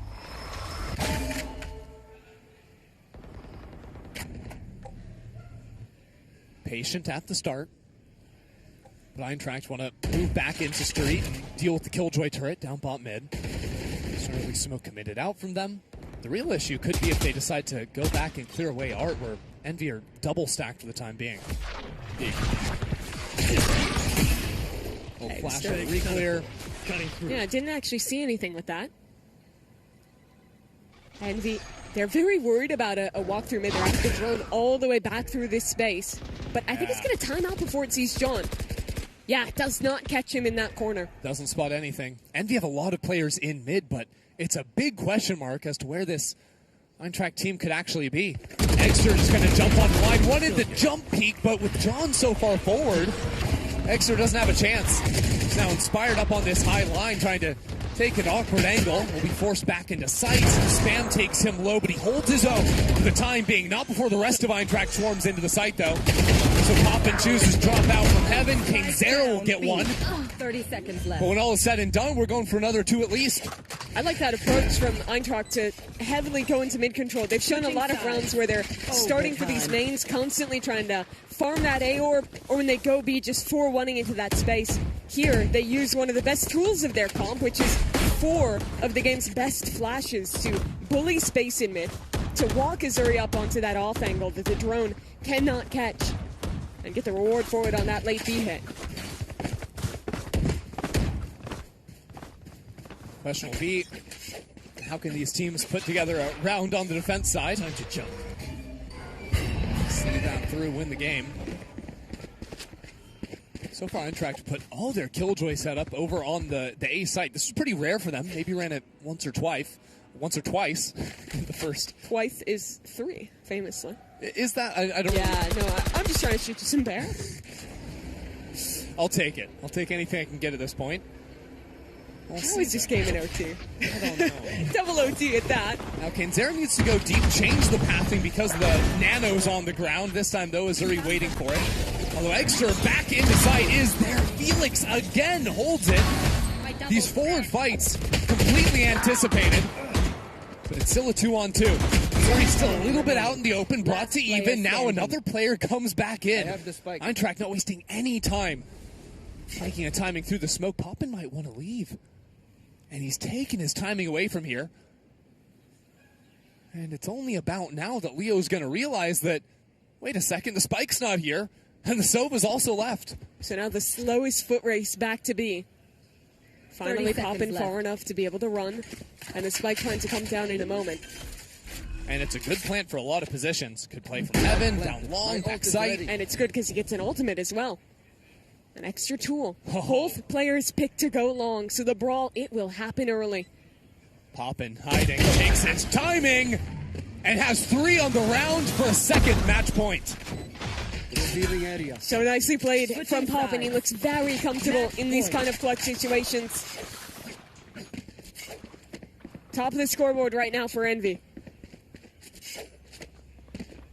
And now looking at a second chance. What can they change to close out? Last time, it was on track going for a heavy mid-control play. So Envy, they're going to put more forces here. At least set Kane up to fight into mid with that operator. That's the thing, right? It's the glass off, and there are 5 players on the attack. But there are so many flashes to push him off. Will they use them? Up in front of the Prowler. John drops. And there's another player quickly behind it. Azuri is found too. Still moving forward.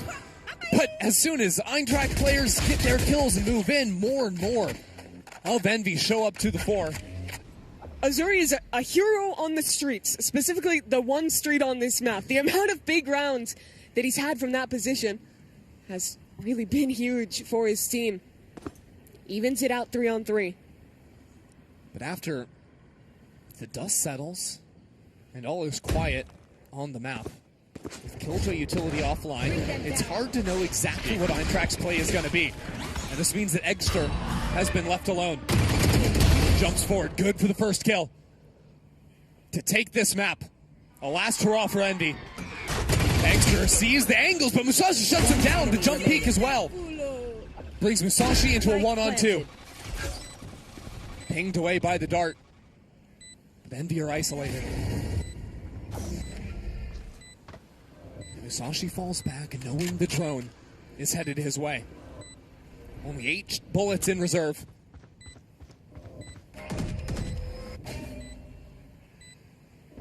Sees that star on the ground. The first shot goes away, but he runs out of bullets. And Ion takes him down. Envy will take this match in overtime. Their last showing here on the Red Bull stage. What a weird way to end it. Envy couldn't pull it out where it counts, let too many rounds slip away. And thanks to their round differential, it'll be Eintracht to continue on to win out this group. But Envy really stepped up towards the end. Poppin and Ion especially were paramount in that overtime. Both of them making so many big plays. It was a streaky game throughout all of it. You know, Envy had to come back from a big deficit. Then all of a sudden, it's Eintracht to push it back against them. It's only an OT where Envy can definitively take it themselves. Yeah, it's rough in this scenario as well, right? Because yes, Eintracht Frankfurt are the team to move on to the knockout stage, but they're doing so on the back of a loss. Now they had to exert themselves up to overtimes and really show everything they got, but they can't ride that mental high of an actual victory into their upcoming match, which honestly is going to be an uphill battle because they will be the team facing against C9. Yeah, as a reminder, the format, it's another BO1. Oh, no, actually, I'm wrong. Cubit Academy is the one they're facing. Still a tough opponent. Still a tough opponent, play. yes. So it is rough, but I think what they can walk away from is they took a very good team all the way to OT. Think about the rounds that Envy won. It was some of the craziest Valorant possible. Yeah. Judge double going up over the top of an Astro Wall to win a round, and Odin on the jet the next one. Envy is a very difficult team, in my opinion, to play when you haven't played them before. Especially for an EMEA team, this is like some of the craziest Valorant you can go up against. Yeah. And they handled it well, all things considered. They did. I mean, they got across the first barrier, getting to 8 and then 9 rounds, take it all the way, and I mean, ultimately, none of this would have happened. I think if Eggster doesn't get that collab there, perfectly dodging away from the flash and getting the 2K.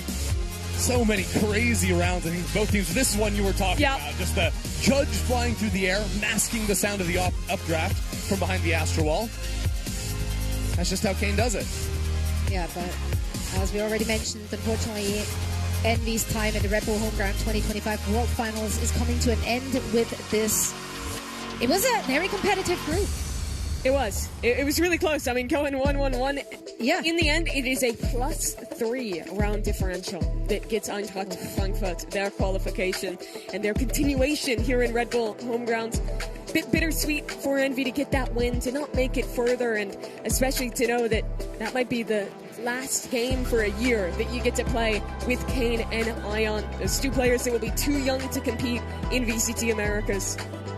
It's definitely bittersweet. I am honestly flabbergasted a little bit looking at the stats here. The fact that Envy win this in OT, down 18-10 in first kills. That's crazy. How many difficult rounds did they had to carve out for themselves? You think about like popping so late into a lot of rounds, Ion as well, that are winning those out for the team. Yeah, the round where players are like standing in a Killjoy lockdown, getting 3 kills. Yeah. There were so many hero moments for Envy. And I think they might look at it and think it's tough that we had to rely on that to win that game. That's how they ended up doing it. Inspire, it was a great showing from him at the end.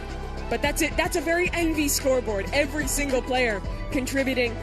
Kane Sarah having a great turnaround after starting, I think, something like 3-7 or 3-10. It was a really rough beginning, but he came back at the end. Yeah, I mean, once the shotguns got activated, I think he has like a shorty 2K. Yep. They go on to win that run. He has a judge 2K. They go on to win that round. If he has a shotgun, get 2 kills, it's over for anyone that's playing this Envy squad.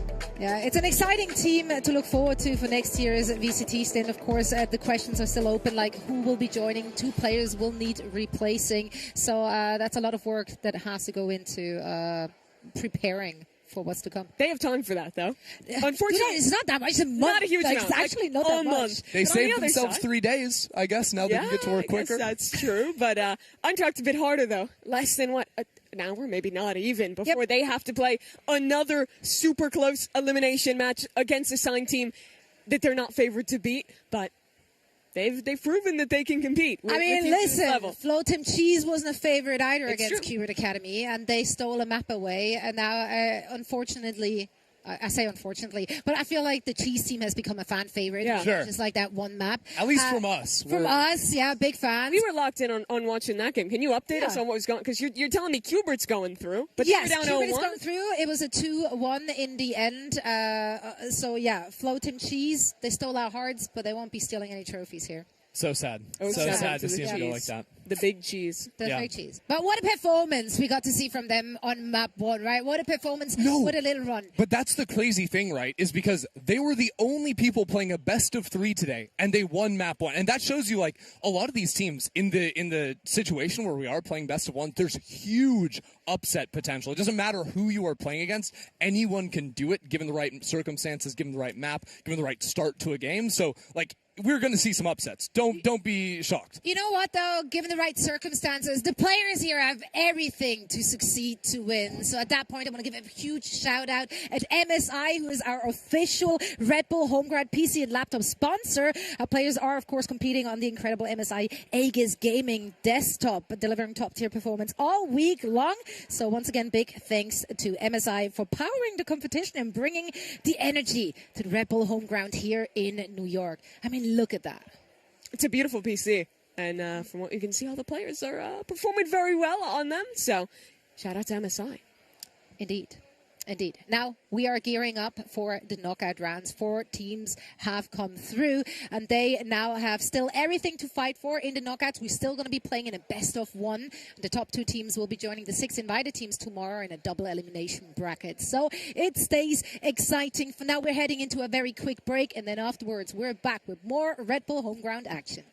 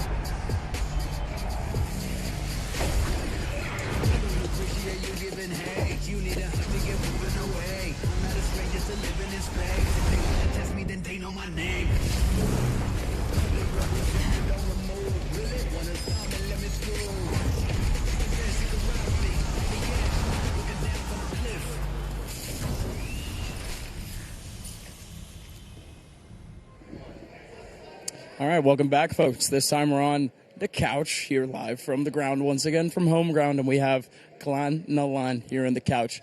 Ladies and gentlemen, this has been a very interesting run for y'all because let's start here with Mulsi. Mulsi, just tell me the story. How did you and this team really come together? I mean, I think Size messaged me if I want to play qualifiers with them. We are not a team, we are a mix. And I just said, yeah, let's go. Like, I know him for 4 years already. I was like, after this year, anything, get any wins would be good for me because with the year with Apex, like, we managed to get 12 losses. So it was a terrible year, at least the first half. And now, yeah, I'm pretty happy with the boys. I think, like, everyone is good in the team. And, yeah, like, I'm pretty hyped about this next game.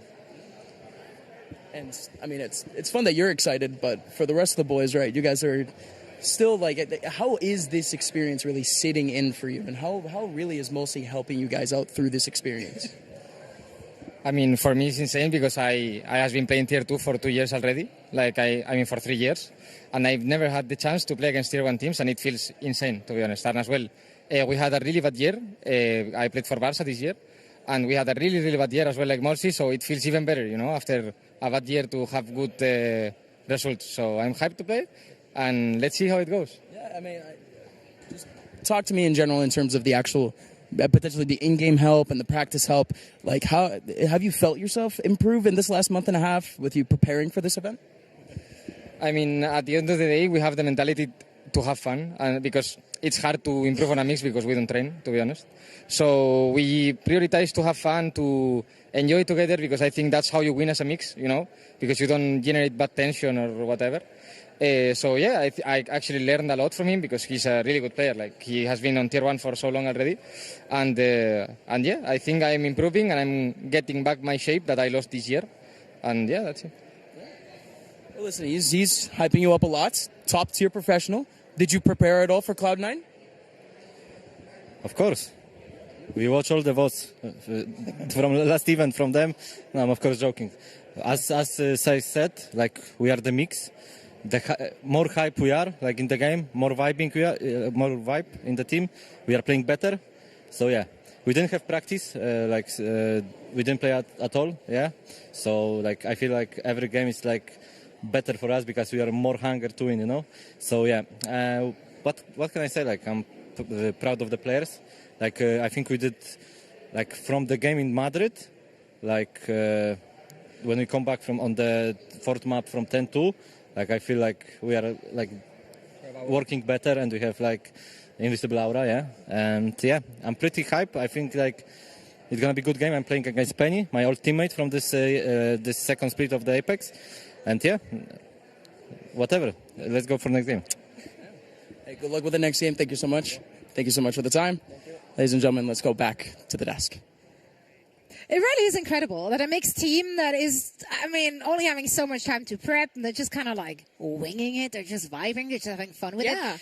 The fact that they're finding themselves here in the knockouts, that's pretty incredible. Yeah, it is a pretty cool story for them. You know, some of the regional qualifiers were a lot smaller tournaments. Theirs was not. They had to play a whole BO5. It went 5 maps. Like you mentioned there, had to come back from 2-10 on one of them.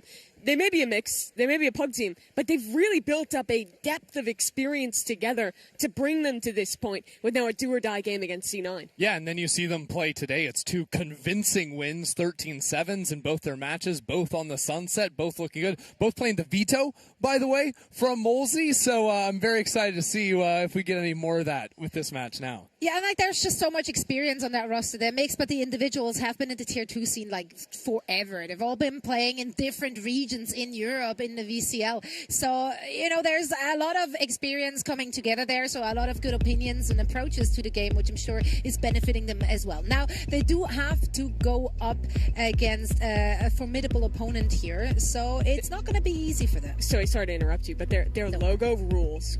I didn't actually, but that rules. So good. That's putting a run for Timmy Cheese's money. What kind of dinosaur is that, Christy?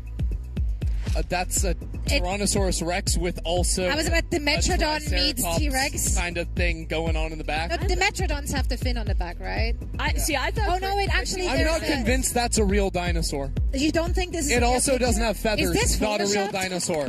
Yeah. Is this Photoshop? It could that be. What you're telling me? Is this AI? This photo That's might not be crazy. real. If you're looking at this roster, though, outside of course, the dinosaur, the name most people know is Molesy. The rest of these guys, a little bit of lesser-known things.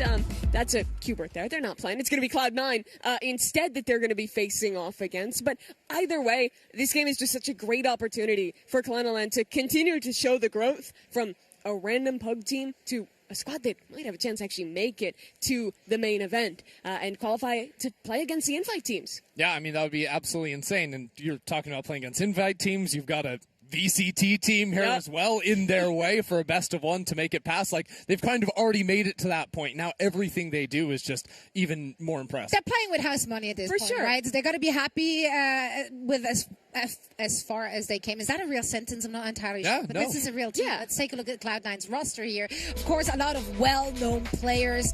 Penny and Celsius joining them as of very recently, and they start to really mesh well. Multi mentioned it offhand, but this is Penny who is subbing in for Apex Stage 2 in EMEA. So they had that time together competing in EMEA. I think that was a low point for both of them. Of course, that Apex team went 0-12. They got relegated out of VCT. So I think for both these players, looking at this tournament and looking ahead to what their careers will hold going into next year, it's a real opportunity to turn around from that rough patch to show why you've gotten picked up for Tier 1 before, why you're a player that people still believe in, but in very different situations. For Mulsey with a pub team, and for Penny, now signed to a North American squad for the first time in years. Yeah, either way, you've got to win this one to try and go up against the invite teams and keep continuing to prove that. I do also think it's funny, like, we were talking about Molesy and Penny being former teammates. One I already saw in the chat, Molesy coming in. Is he already going? My favorite Phantom Duelist player I saw. So we'll see any more of that. Yeah, he's trying his best. The mental warfare in line with their logo as well. So, you know what? We're in for a good time. Speaking of good things, in zone. That's what I want to quickly chat about before we're heading into the action. We already covered how wonderfully all of our players are geared up. What you're seeing on your screens right now is, of course, the Sony InZone gaming headset. InZone, if you're not familiar with it, is a gaming gear brand developed by Sony. So very thoughtfully engineered as everything Sony to meet the demands of us core gamers, developed with the FNATIC Valorant team. So they did get the input from all those pro players on what makes a headset good and what it needs to have for our players. And that's why it works out so well in this competitive environment. It's also just really pretty. I'm not going to lie. It is pretty. I love the because it doesn't have any, like, it. in Germany they say schnick-schnuck. Doesn't have a any great extras. word. Right. No, not really. It's just, it's what you need and it's it what looks you good. need. Yeah. Schnick-schnuck. Schnick-schnuck. I like that. That's our word of the day. Tomorrow we do numbers. It's very exciting. So much exciting things. We're learning it all. We're learning it all. Yeah. And we get to learn a lot about these teams, which I'm very excited for. For example, we get to learn what maps they're vetoing. Let's see. Yes. Let's go. Well, we might get map vetoes, and then we might also get a veto played in the game. Because we know if Sunset is the last. Okay, Which well, it it just simply Wait, is. have they really managed to play Sunset every game? Yes, this will be That's 3 awesome. Sunsets in a row, and Molesy has been playing the veto every single time and Tell farming me about on their it. Sunset. So, What have they done? Dude, they played Sunset 5 times in their qualifiers. yeah. So they went 60% win rate on it. So it was like mixed results, but it was like the most played map, I guess, from them. And they continue in that fashion here. It's crazy. We came all the way to New York City, Zoe, and they're still taking us back to Los Angeles Yeah, I every know. single game. Honestly, I need the sunny vibes. It's a little cold out here. What are you It's not talking cold. about? No. Out here. No, in here it's hot. It's unseasonably warm for November still. Let's talk about the weather more. The viewers love that. Honestly, I'm anyways. here for weather reports. Yeah. I'm also here for agent reports. Do you expect to see veto? Yeah, I mean, they've played it every time. I think they're going to run it back. Will Cloud9 play it? I don't think so. I think if you're playing a Senti on this map, you play the Sage or the Chamber. Probably the Chamber if it's solo, or you can even run them both because they're both very strong together. Yeah, double Senti. It's the future. If your Senti's names rhyme with Sage or Chamber, if they rhyme with those, then you couldn't think Age or Amber, then yeah. Amber. Or Ito. That's none of these. If they rhyme with any of those, keep playing them. Okay. Oh, you're Yeah. kind of lost. 'Cause I'm they just are trying to like- rhyme stuff in my head right now. I'm saying, Yeah. no. I mean, the rhymes are not that deep. No, if you haven't been playing a ton on yourself, because this is like the first big tournament that we've had, fully on the new patch, every other Sentinel pretty much got significant nerfs. So Chamber, Sage, both still in good position. Sage even getting a buff that they're feeling really good right now. Yeah, I mean, there's a lot of like little tweaks that change the landscape of competitive Valorant, right? And we get to see that on full display with the teams here for the first time in Red Bull Homegrounds. Here, once again, our groups. This is how it all played out in the playing group stage. They were played in a best-of-1 GSL-style group. So 3 teams per group. The top team now moved on to the knockout stage. The 2 winners of that will be moving on into a double elimination bracket tomorrow, where they have to face off against our 6th invited team. That, of course, includes the former champions. That includes tier 1 teams like the cream of the crop. So it's going to remain an uphill battle, but round 1 and 2 in the upper bracket and round 1 through 3 will actually be played in a best-of-1 still. So it's still high stakes. It's still high so there's stakes, still exactly. opportunity for upsets, Exactly. right? Like it's pretty rare to get BO1 in Valorant, but I think if you're a team like Clan9, you're looking at that and you are happy. You get to play your best map. You only have 1 map that you have to win. You don't have any pressure. This is the kind of tournament where underdogs thrive. And for tier 1 teams, they don't have to play tier 2 teams with a risk of being eliminated very often. So the pressure is really on if you're one of those VCT orgs. Yeah, it is bad news if you are a tier 1 team and you are losing. You can't let it happen no matter the cost, especially if it costs you the chance of moving on and playing against those invited squads. Oh, I'm peeking some stuff on the other monitor right now. Okay, we have another huddle, another opportunity for Mimi, you got Ender. this. They're listening to you. Okay, Mimi, go. We have literally nothing to lose. We are just a bunch of friends. We're going to go play the video game and God, we're she playing wants the to be one on the map we team play so bad. constantly. That's all you Who's asked? this we? Who's this we? I was asked. I set you up Do to a fail. huddle. No, I just set you up to do fail. it. You do it, please. No. All you do is heckle. I object. You can't object. Give me like a sentence. Let's win, everybody. I mean, listen, it's concise, straight to the point. Instructions are clear. Thank If you're you. failing those instructions, like that's on you. Exactly. See, I just want to set the team up to This is succeed. why you're not. It looks like more than one sentence, though, so I feel like he maybe elaborated a tiny, teeny bit more. Look, he might be telling them too much information. Now it's up in their heads. They're like, what do we have to think about? He said, do a good job, win the game. It's too many things to keep track of. That's so hard to keep track of both those things. True. I always struggle with that. Yeah. But listen, you can see the spirits are high, right? You see smiles across the faces. We already established they're basically playing with house money. Like, they were an underdog. They're still an underdog. Expectations are higher on Cloud9, but not on Clan9. So, listen, that one's on Cloud9. They have to pull through. It's still a best-of-1. What I'm excited about, so is that, well, they've played Sunset twice this tournament. It's both been off-stream games. They've played Vita both times. I still haven't gotten to, like, cast a pro game of Vito, so I'm super excited to see what they have cooking there, what they're bringing out. Of course, Look, you get your opportunity. There it is. Also, Sage back in the mix, which has mixed fans. Yeah. Yeah. Yeah, but I think she's really good right now, honestly. I mean, she's great for splitting mid. She has the best stall util in the game right now. But what about this defense. Vito, Mimi? What about the Vito? It actually plays really well into the stage. That interceptor can full break a stage wall, 100-0. You can deny slows as they're getting thrown. Anything else can get denied. He's got the crazy Reyna ult where you can just run through a slow orb. I actually think he plays pretty well against this, but for me, the biggest problem today is going to be what they actually have to push the chamber off the line and how they're sorting out Penny. Yeah, I mean, it's sort of like a couple of different issues, I think, for these two teams. They're going to have to try and problem solve on the fly here because the stall, the power of Penny being able to take the forward lines, the Sage on the other side makes things really tough. Let's head into the action. Cloud9 going up against Clan9 from Spain. Well, here we go. An opportunity to make it into the playoffs, to play against the invite teams between Cloud9 and Clan9. Do or die in a BO1 here, and a very interesting head-to-head in the compositions. First chance seeing the Vito here. The two of us, and it's already sprinting quickly towards the A site. Vic is completely overwhelmed, and I don't know what kind of miracle Zeppa can pull out from back elbow.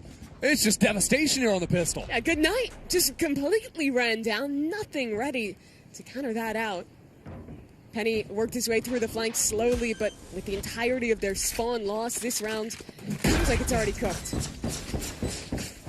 You see him putting the interceptor up there, and I think when you're playing attack side, it's a bit more tricky to get the value out of that Vito. But one of his strongest suits is saving that interceptor for the post plant, throwing it up, Teleport's and ready. then as that util is coming in, being ready to pop that Oh, yeah. instantly, and still having all guns up That's to good. fight without having to like turn and break a dart. Yeah, you can think about it a little bit more like a deadlock on the attack side. We're in the post plant, very strong at stopping defenders from getting back in. Now, unfortunately, while these kills do seem to be going C9's way, the time is continuing to tick on down.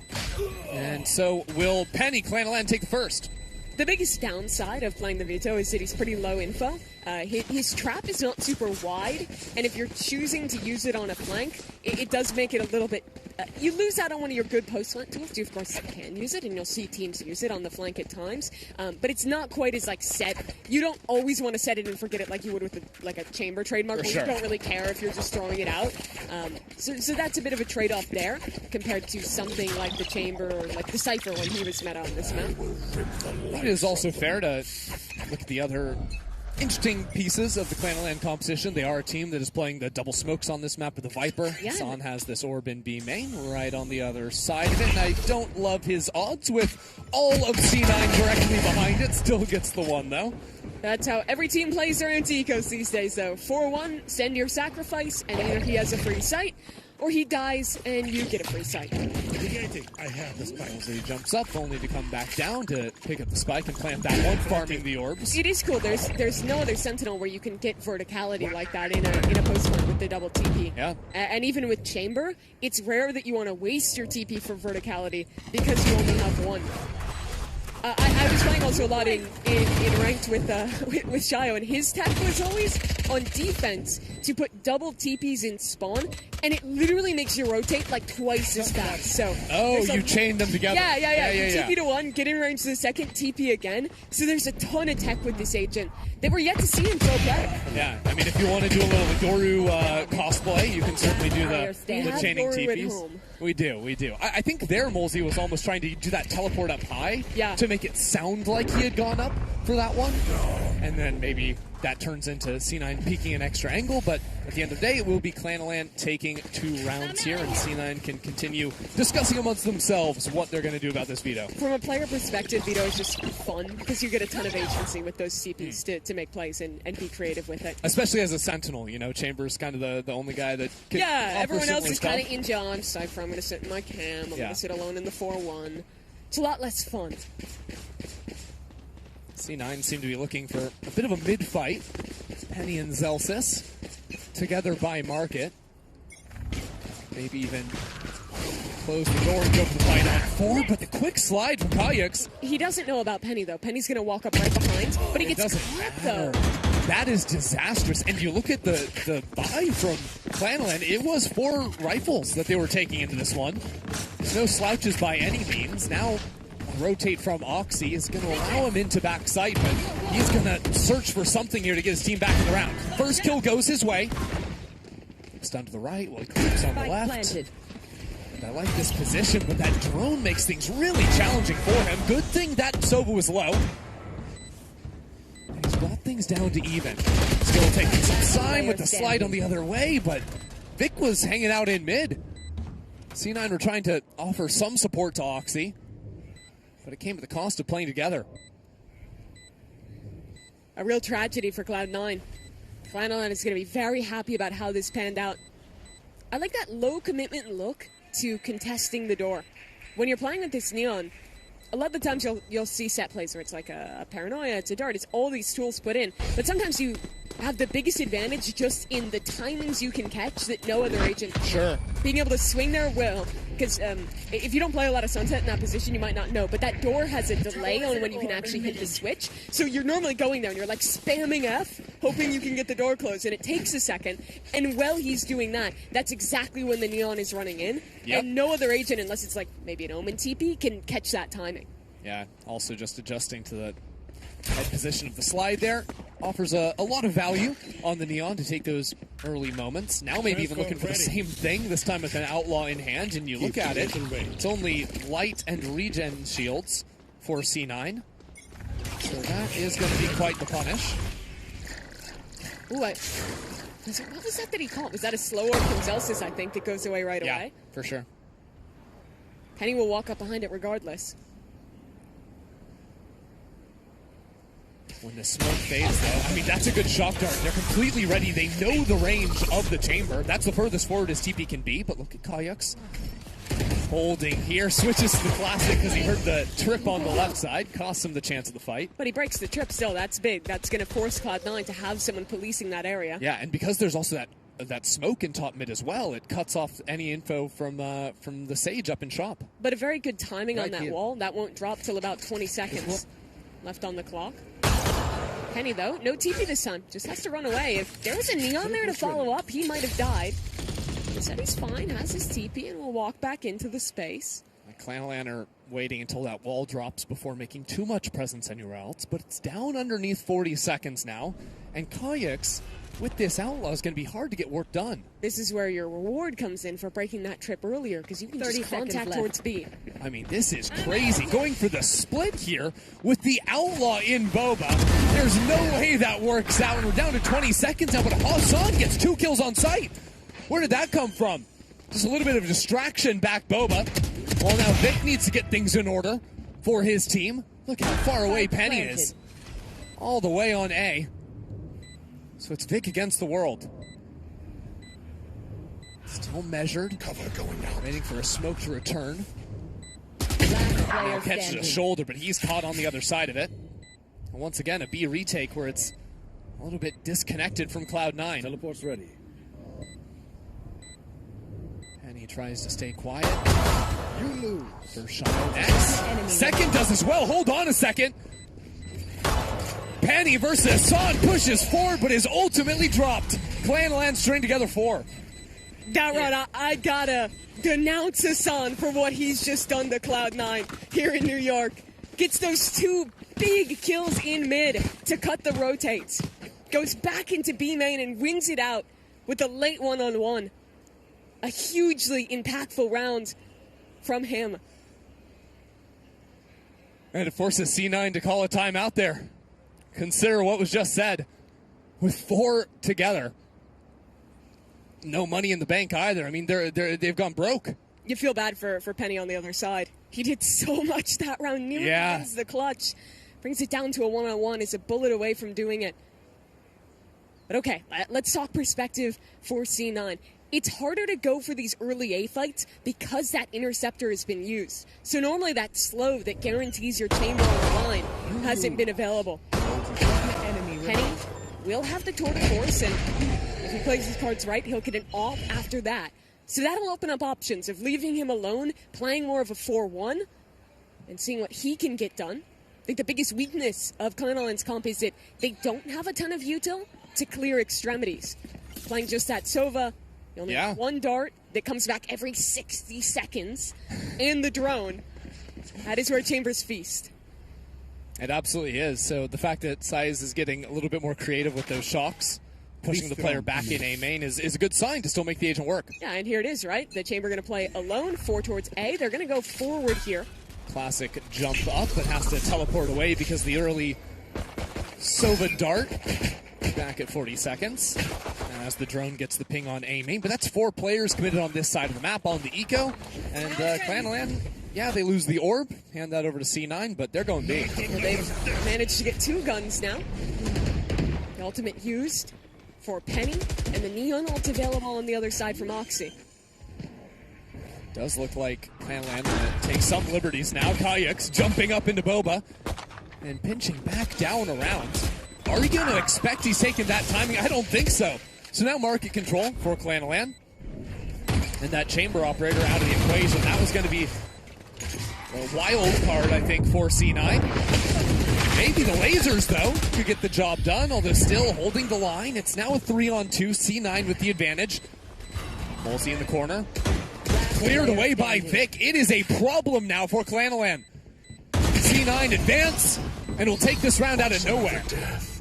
Really nicely controlled from Cloud9. And that's showing where this team should be good. When they get to play coordinated, when they get to go into these retakes. And well, they're the 2 that die at the end. Having 2 agents that can get that free gun with the Neon ult, with the Chamber ult on this eco. To get that opener for Oxy. Recover these weapons. But it wasn't even just him. I mean, Zeta getting those 2 kills with the Classic is also ridiculous. I mean, ultimately, it's hard to fight that position into Boba, like, as a team from Flanaland, right? You're kind of taking angles one by one. Once they saw that Neon ult come online, I wouldn't have hated to see them play, like, a little further back from that choke, but it's tough either way. Especially when there's that chamber op a possibility. This round, it's going to be the real operator. Penny blocked off by the smoke as the Neon runs straight through his line. Hunter's Fury, I don't know if it found a mark. I don't think so. No, but look at the map. It's been blown up completely. Exploded it. You know, up here towards Boba, Kayaks pinching back into A. It's a little bit awkward, but now that Omen's been revealed, at the same time, this hit activates on A, but Vic is there. Clanland haven't been able to advance anywhere. Now the Omen dealt with. So all these problems that Clanland posed have been completely shut down one by one. I don't think this A side is going to get any better for them. Molesy now pinched away in the quick scope from Penny. Spike down A. Did he even stop moving? It didn't even look like it. That was so quick. But Molesy is left without a pulse against his former teammate. All right, C9 are back in business. They win that eco, and this one was very well controlled. They got pushed on so many angles there. They lost the entirety of Swan. They lost most of A. But all it took was 2 players. Vic alongside Oxy hunkering down an elbow on A. The slide to bait, Vic to follow up, and that's how they break out of that jam. The position they were fixed in. So it will now be Clanland's turn to call a timeout. Had a little twang to it. A little twang to it on that one, yeah. After losing 2 rounds in a row. And honestly, it's an interesting place to call a timeout because it does feel like they just tried something completely off the wall. A little bit of a crazy round to try and adjust to, but maybe after the pace and the chaos of that, readjusting now to get things back in order. The money doesn't look perfect for them, so there's going to be the question, too, of whether or not the value of forcing is going to be relevant. Yeah, I might like to see a couple slower rounds, see if they can let Hassan work on some of these lurks. It is difficult for him because of that. The omnipresent threat of Penny on the chamber makes your job a lot harder, even when you have that Viper available. Think about teams who play Fate on this map, like Cloud9. They could cat B main at the start of the round, get the lurker in that position. Sure. And still have a cat for A main, still have a haunt for sight. With Sova, you are putting a lot more of your eggs into that basket if you invest a dart to clear that space. So they have to think a little bit more about when they do so. A little high-low here in mid. And Clanland appear to be walking right into it, although, well, now with some smokes blocking that, it's actually a quick hit into B. Market control for Clanland, and now this stun makes it impossible for Penny to fight back. Are you joking? Are you kidding? Penny gets the first, now the rest of his team is here. Oxy dives back into sight. C9 are making mincemeat of Clanland on the half-buy. And even with this pit down, control of the site does not belong to Clanland. Hassan now has to jump up through trash. And Vic's position is beautiful. The way this smoke curves down. If a player steps through it, there's absolutely no shot. The spike is planted. Volsey has an operator, but never getting more than one from that position. C9 will take a third. Oxy bottom fragged in their BO1 against Fennel and got I think it disappointed some people in how he performed right at the end of Americas last year, or earlier this year. I keep thinking it's 2026 already. It might as well be. This is current year is the off season. Yeah, looking ahead towards the 26 season and really setting the tone of it with Red Bull Homeground. But to my point, he's stepping up here. This is the Oxy you knew if you watched all of this year. The guy who is sliding in on the end, who is hyper aggressive, who is just that battery bank of energy for his team. Snuff them out. Never one to have a dull moment. This round, he might avoid a lot of the action. Land set up for sliding quickly over into A, the Spectre. That wasn't even a Spectre, that was just a quick shot going on through there. Kayaks goes down. Zeppa stuck in the corner, calling in some assistance from Celsius. Trying to get his teammate out of here. These slow orbs are brutal. If you do a fast play, you just can't get through. Rare miss out of Penny. But at the end of the day, it's done its job. Son doesn't want to challenge in B main anymore. The other thing with Avito, you don't always see that agent who is sent to lurk quite as often. You want his interceptor with the pack most of the time. So it puts a lot of pressure on Hassan. Thankfully, they're playing the Viper comp, so he can sub into that role. But he's really the only guy who can activate plays without risk of losing an important piece of util in the mid-round. For sure. One of the reasons I think why they want to play the Viper in here as opposed to some other agents is they slot very naturally into that lurk position on attack. And that's why the chamber is so nice. He can do both. Yeah, absolutely. Can do a little bit of everything. Molzy steps over to the other side here of A and is still alive. Confident in the one way to not be challenged, but Oxygen steps through it. Maybe a little bit too bold. Spike down A. And yet C9 still have 2 players on this A site. There's only 20 seconds remaining on the clock. Molzy's on 1 HP. Needs a miracle, needs a headshot, needs something. And now Penny finds a back door. 10 seconds remaining. Another missed shot. Hassan is just dodging bullets here. Player standing. And is there going to be enough time? It does look like it. With 4 seconds left on the clock. And put that spike down. Now pressure on both sides. That teleport is committed to. Not sure if is going to be ready for that. Put the smoke down. Decides to fight forward towards Market. Sees the shoulder, but there's Vic out from the other side, and C9 take another. I would have liked to see him fight aggro into the weak side there when hearing that Omen TP. I'm not sure if he thought maybe the rotates could be faster, but either way, it doesn't go his way in the 1v3. To look at the more important parts of the round, it was just pandemonium towards A, with Molzy jumping through the smoke around the corner, getting up there, and nearly flipped back on its head with Cloud9, I think, overcommitting to the refight in. They managed to stabilize. But at the very beginning, it was, again, this Sage that is continuing to cause problems, right? Those orbs are just horrible to get through, either in B main or coming through A elbow. And with Cloud9 almost always using the interceptor at the very beginning of rounds, and you've kind of seen Zelsis being intentional about moving, whereas... What? The interceptor, Flanalan. Yeah, did I say? You say Cloud9. It's all good. It's all good. I'm losing it. But the only team with that ability. I was trying to follow. Yeah. All good. Teleport to the other side. Flanalan are back into mid. Yes, they are. Very true. But yeah, they're using it today, man. Not Cloud9. Cloud9 aren't in mid. Just to keep things clear. Who's on first? I don't know. Cloud9's on second. All right, enough, Mimi. Look at this fight in mid. Kayaks is walking into the smoke. Vic just inside. Market. Hotboxed. Who's gonna take another step? Molzy says no more. Now Vic is just caught with his shoulder out in the open. Needs to cover that up as now Clanlan advance on in. Still Penny, a problem here. Still Oxy. Putting some pot shots into Mark. That teleport is going the wrong direction, my friend. Saiz gets 2. And now Kayaks dives forward towards Boba as well. Clanlan have ripped open this round. And after losing 4 in a row, surely this is the one for them. I don't see any world where Zeta does something here. A 1-on-5. Clanlan grouped up together already. And this time, such a weird approach to that fight in mid. Both teams throwing a market smoke. The attacker one just a little further up to threaten someone walking in so that they didn't actually have to commit more players to get him in that position. That reaps benefits. All things considered, I think they've actually done a pretty good job of limiting... Okay, you're not going to get away with that, man. But to my point of limiting how much value Penny is actually getting. When they're going for lurks, they've done a good job of picking these late timings or using that one smoke, that one dart to get past the operator and mean that Penny is actually very rarely in positions where he's getting the opening fight.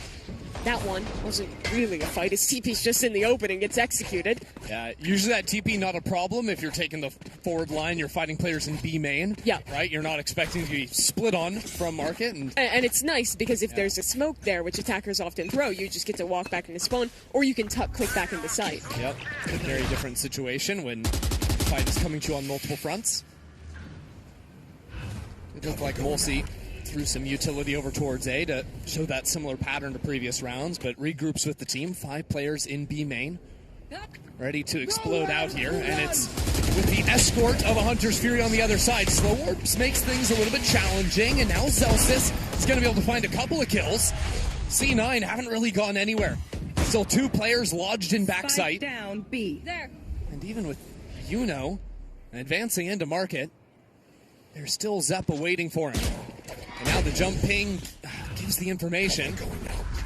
FNATIC have time to reset the round, but only if they open up this door and threaten going somewhere else on the map, which isn't going to be the case.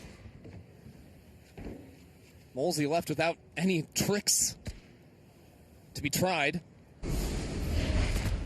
And Penny holding this angle, a crossfire for his teammates on the other side. No approach left. And FNATIC just 30 seconds running left. back these extremely explosive rounds, one after another. But it seems like a combination of C9 finding the first picks pretty consistently, and also Zels's slow orbs always being in the right position makes it nigh impossible for FNATIC to find the correct trades. The other thing is, in a post-nerf initiator world, it is so hard to get stalled by Sentinels and rehead. You do not have that dart for a minute. So unless you're like sending an idea, like off rip, you're just never gonna have it again. And it makes Sage, I think, even better. Like she is, in my opinion, going to be the most relevant she has been since like 2021, like 2020. 2020, like literally original Valorant, when the only other Sentinel was Cypher. Yeah. And that's just because everyone has been nerfed around her. And, you know, Vi's, her great thing was the double thorns was slow. Yeah. Guess what? She got nerfed. Turns out Sage is still insanely good at countering teams that want to play for quick hits. Yep. Who would have thought? Some things never change. Discord Purveyor is happy about this one. Watcher expires. Well, FNATIC trying things a little bit slower of a tempo. Penny on a much more passive angle with the op. But if it's a full contact look, this op will carve.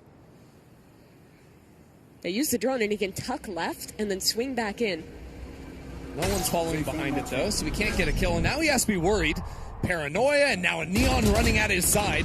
Means that Oxy has to provide some support back in spawn. Still challenging and gets it and gets the spike as well. The rest of the team had left it. Yuno recovers, and now Hassan the chance to move in through the smoke. That Sage slow removes the timing, and yet it will be a quick teleport to the other side of the map with the spike. Hassan has a pinch. Look at where Kayaks is walked up and putting pressure on Vic. FNATIC love these chaos rounds. They are all over the map, still leaving Kayaks on the site. Double lurk into mid, goes 1 for 1. And now with Kayaks getting 2 kills left for that late stab onto A, it'll be another cringe corner from Yuno to win the round. That is a real pandemonium round. I think that C9 need to start going. They had some of these rounds at the beginning, but I'd like to see them going for mid reclears, trying to punish this lurk. Because Hassan, in the last few rounds, has been a lone mid almost every time. And when they're calling these rotates, I feel like he's just getting way too much value cutting the mid rotate. It's a little diabolical the way FNATIC have played the map in some of these rounds. Makes me wonder if the Muddy Men of C9 have met their match. The mud is here to stay, even with roster moves. You see the range limitations on the interceptor there. Because it was a bit closer, that haunt has to be manually broken. This is interesting. 2 players in mid. Vic, what? Well, mid is still a problem for Cloud9. It's a big problem. Oxy, he's dead too. The mud, it's everywhere. And now again, 3 Zelsis players. has walled his spawn. What but they can jump over it. It's madness. Zeppa the only one to find anything for C9. Wait, he placed a wall that they can literally jump. And now Yuno has teleported up on top of the wall from this side of it. Can't jump on it from there except with the Omen. And we'll get a kill there as well. There are new mud merchants in town. Yeah, there are. Welcome to the bog. Oh, yeah, this was a fun round. And it only gets more fun. Yuno gets 4 kills on that, by the way. Okay, that was ridiculous. Remember, the stakes of this game. Yeah. We are best of 1 territory. Yep. Anything goes. Upsets are in. And win you this, you go on to play against the invite squads. And FNATIC would eliminate Cloud9, the team who has made every Red Bull home ground I don't know that they've had that opportunity to make it to. They might not even make day 2, Mimi. That would be a big turnaround. Into the second half now. A reset for the vibe. A change-up maybe in how this is going to pan out. As we look back at the first half, it was really a chaotic thing. I don't feel like we saw a ton of stuff from the Vito. You don't tend to as often on the attacking side. I think he is like pretty much just weaker than like Chamber or Sage or like any other Senti you can play on attack in most cases, unless you're like Giga playing post plant and the Interceptor has a ton of value. But where he is excellent is on defense, especially against a Sage comp where you can break down that wall, where you can cancel out slows when the hit is coming in, and with the Initiator nerfs as well, when in one fell swoop you can remove a whole minute from the round.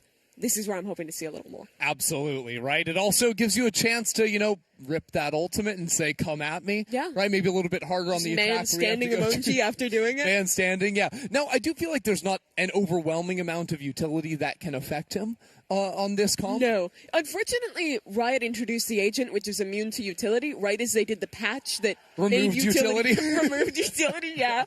So imagine, though, if Vito was in play in, like, March of this year. Best agent in the world in the tail. Yeah, I think. yeah. But that's not the world we live in. Instead, we get to see how he integrates into a very different game than the one that we saw just 6 months ago. Yeah, and look, even if he's dodging utility and there isn't that much on the other side, still healing through it all, still just trying to be a beast and knock you out of it. The real exciting thing for me is the TPs. You can get in some very weird positions when anchoring that other Sentinels just can't do. You can do fast rotates if you double up the TPs in spawn. There are very fun ideas with that. Yeah. We'll end up seeing how that all comes into play. I think maybe the teleports for me are interesting. Obviously, like I think there's power to it, but in terms of the off angles, it's usually things that, you know, your Omens of the world can do. So on certain maps, I think that can be a little bit more impactful than others. On Sunset you're going to see a lot of angles that you have seen before, but just you're able to with more players. Or an Omen now can be a little bit more involved in fights with a Paranoia if you want to allow Molesy on that Vito to get things done on the other side. If I may, I think a setup you could do, like just as an example on B, you could have like a TP in market, top of the 10s position. You could also have a TP back in spawn, so you can be like fighting up B main, go back to the 10 spot, peek over the smoke, and then still have a get out of jail free. Well, true. I mean, it's not a true get out of jail free card because you have to look at it and wait a second. But if you can tuck in a corner, you can almost always get out in time. So definitely some stuff there. We have a tech pause. We'll get you guys more information on that as soon as possible. Oh, okay. Yep. Do you want to say that we just got told the reason, and it's I a really can say good one. Somebody turned off their computer, a player, accidentally. Yeah. Now, what I really want to know is, was it the physical power button? They're just like, I wonder what this button does. No, I imagine it's like bump it with your leg. Kick a cable, sure. When I was playing Premier with the Flat Chat people, we were in playoffs. This is like the first season of Premier. Yeah. We were playing at the Riot Arena and in one of the player practice rooms. And for Premier, as one does. Yeah. Well, it was after work, but there was like the power strip was like behind my PC. We won a round. We were up like 10-7 or something. I got excited and I like kicked my leg forward. Shut off the power strip. 4 of our computers shut down. No. And you couldn't tech pause. So we had to like rush to turn every computer back on and get back in game. I think we still won it, but it got way closer than it should have because of that. Thankfully, here at Red Bull Homeground, they're allowed to pause the game. Yeah. So we're getting back into That's it. good. The computer's back on. And we're I about just to want get to know underway. who the bots on the enemy team were that lost the game even after getting like 3 rounds. 3 rounds. Yeah. I think we were on attack, so we could like really milk the rounds as long as possible. Okay. Which makes it a little easier. You're one person that's alive is just trying to hide for as long as possible. All right, well, enough of the Premier chat. It's time to get back into this second half. Remember, C9, both these teams playing for their tournament live, but C9 trailing and now running into a big old stun in main. It's still C9 fighting forward and winning out, all things considered. And this just looks like the pistol round of the first half, except it's C9 dominating on the attack. But now it's even better because you have a Sage Hole on your post plant, and you have all 5 members ready to go. Yeah, you're not getting through the Sage Wall except with the Interceptor. Yeah, that's the difference compared to a normal pistol round. Yeah. Sage Wall usually is so powerful on these. And, well, Sage wall doesn't matter. Thanks to the Unfortunately, you just interceptor. open up to your death. Yeah. Ultimately, all those kills at the beginning of the round mattered more. That they did.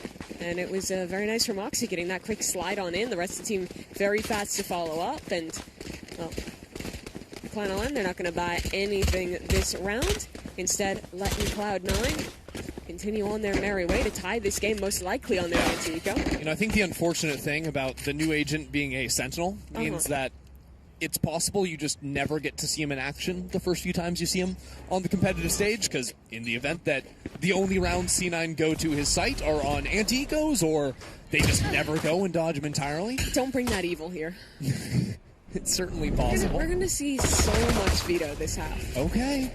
We'll see. Interesting. They put the interceptor in mid to start the round, like tucked behind the little box there. Not sure if the idea was to like walk up off that and cancel out the fade horn if it came in. Yeah. I don't know if it has the range to hit that normal, like the wire one that goes above, because that one is super annoying to shoot. It's also possible, just knowing against anti-ecos, a lot of teams with neons on them will just run ideas where they just... That is where the relay bolt normally goes. Maybe it's to catch the stun. Yeah. Little things you want to be considering. We'll see where the placements of those in future rounds. Nice shots from Vic. He got kind of slept on with how good a lot of the other rookies ended up being this year in VCT Americas, especially with, you know, guys like Brock going out and winning champions with a team with just a lot of people like coming up from Tier 2. But Vic in the early parts of 25 was such a standout. His mechanics are on point. He looked so comfortable stepping up to the Americas stage. And I'm glad to see that C9 in this rebuild decided to keep him and commit to that player. Give him another shot. See if the C9 team can make deeper runs than they're able to even last year. Shaking off some of the earlier rounds of the playoff curse, but maybe not quite going all the way.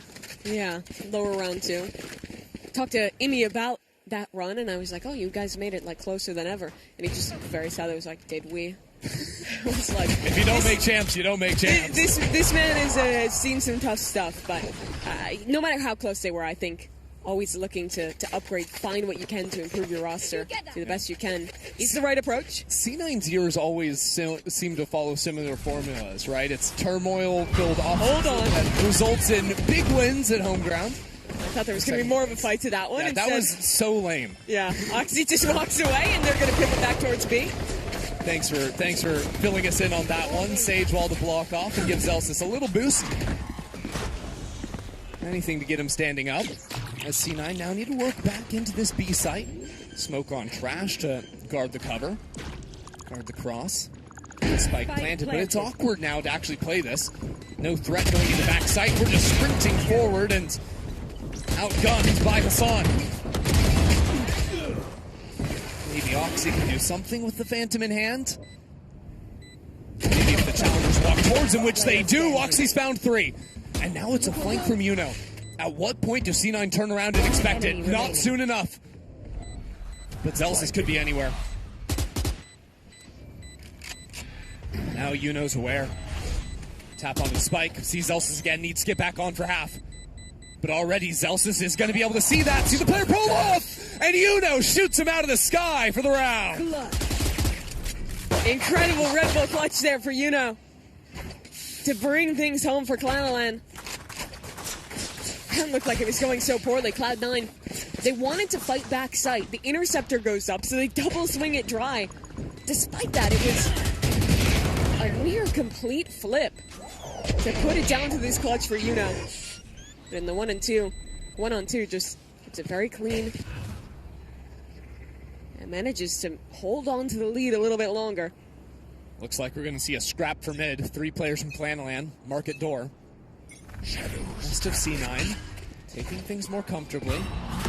The smoke down bot mid. Kayux has crept forward. The Prowler didn't catch him. He's in such a good spot, but still the clears are ready, and even if Zeppa turns away, still snaps back to get the job done. Penny knows something's up inside of this smoke. And he's ready for the push from Uno. Shuts that down.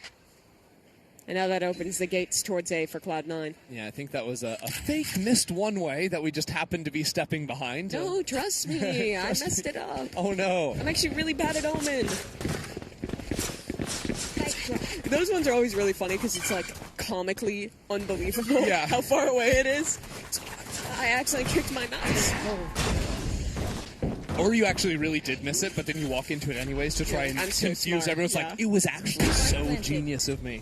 I had this crazy idea. What if I made it look like I made a misplay? That's the beauty of being a pro player. You can control the narrative. Yeah? No one will ever know. People will believe you blindly. Unfortunately, no one believes what we say. We can't control the narrative. You can a little bit. You can do a little lying. Is okay. Give me something. No, I mean, it has to come from the heart. Okay. I think. That's disappointing. A lie? A lie on live TV. That's what I want from you. Toxins going up. Well, you work on that. I'm working on it. I'm workshopping it. Clan are going to be saving their guns. Yeah. Not trying to play this round out. Dan the Penguin doing a gnarly trick there. Toxins going up. I'm still thinking. Okay, don't hurt yourself. Jesus. Really, my last brain cell rattling around.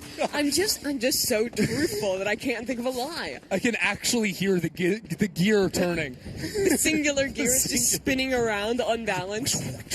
It's not even grinding against something. That's a good sound effect. Making air noise. Oh, brutal.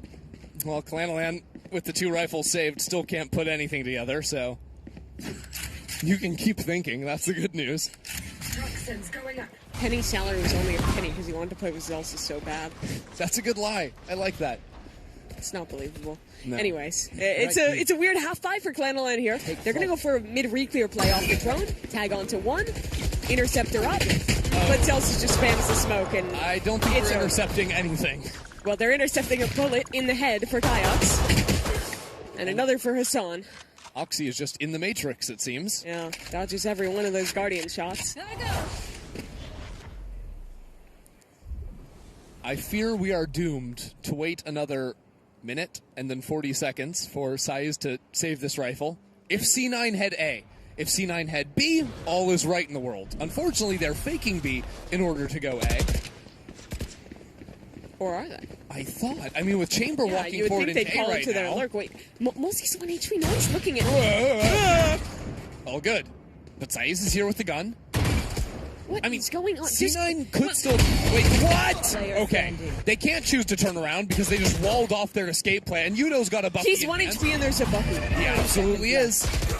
Okay. Luckily, there's 3 players alive besides the guy that was 1 HP, so...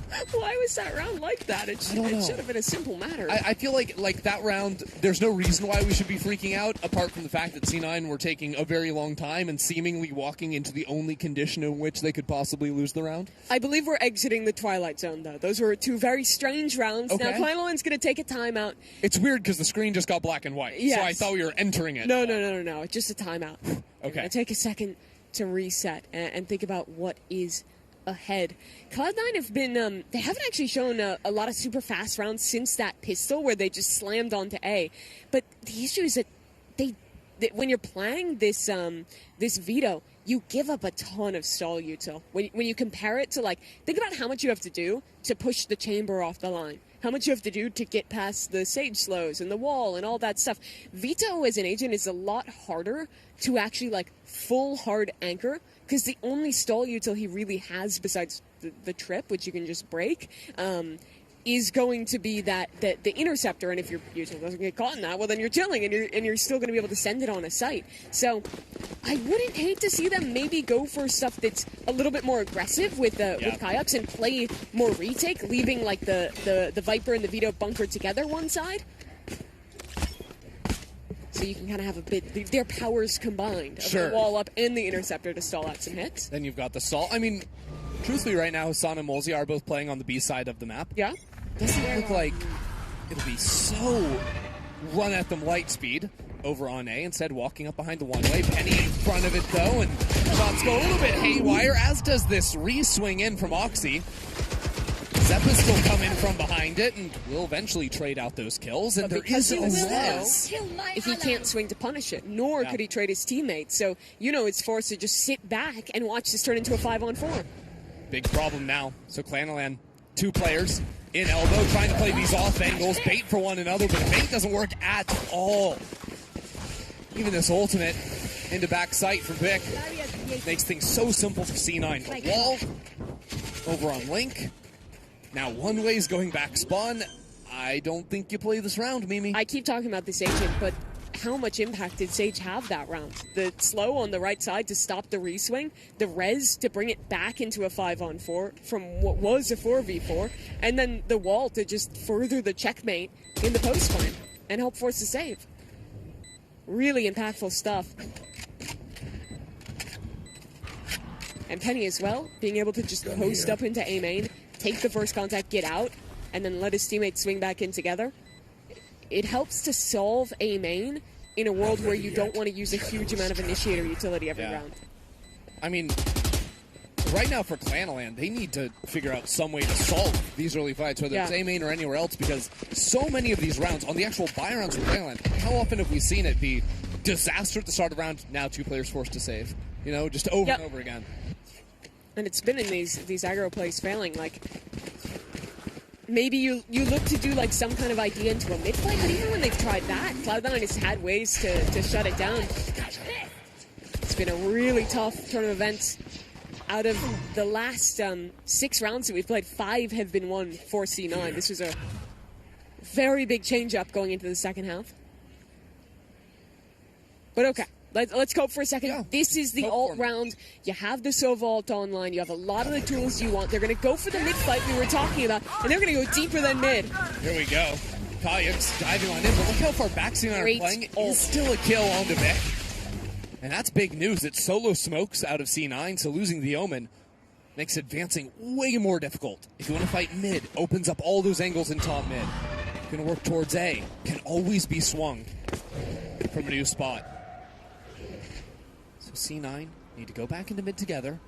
At the same time, Zelsis working B main on his own, but a nasty crossfire means he needs pressure to pull Kayaks away from Market if he's going to do anything. Cloud9 there. Gonna let some of this time start to tick away as Penny works his space towards A main. Declare want to go for some kind of reclear. It looks like they're at least walking back together in towards A. They had dropped off elbow to make that play happen, so are worried that Alert could be up here. I mean, Penny at this point is probably just playing for rotate information and maybe a late backstab. Omenol scouted out Penny, just saw him on the other side. Nassan cornered up here, gets 2, wall goes up, 25 seconds. Can stall for forever, especially with supporting from backside. I don't care what you're doing over here, Penny, it's not going to win you the round. That spike all the way on the other side. Does feel like C9 just simply waited too long to activate, and means they have no course of action once Hassan gets those kills. I remember they also had no smokes, which I think is why they were playing such a funky round where they were trying to lurk someone in. They desperately wanted to feign a hit where they could then walk back into an open site and not have to exec somewhere with no smokes, but it's really hard to make that happen. Clanaland needed that round. 30 seconds left. And they managed to take it. Hassan again, the guy who rises to these occasions, getting 2 in main. Yeah, Hassan always online this game.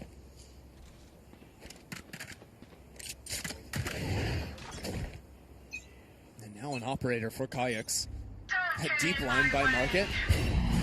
Instantly smoked away though, so he won't find any value early.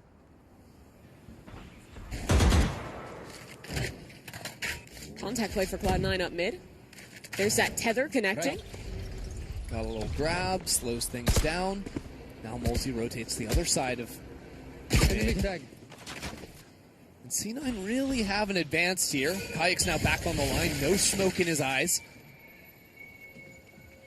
I like that little reposition. Face your fear. Like this wall up too, with the Nightfall. Trying to cut back in, but it tags no one. So the fight in A main is everything. Goes down, and that's a massive problem. Should have been their pressure point on the map. Now Stun's going down, laning in on Saiz. drops as well, but now the flank on the operator.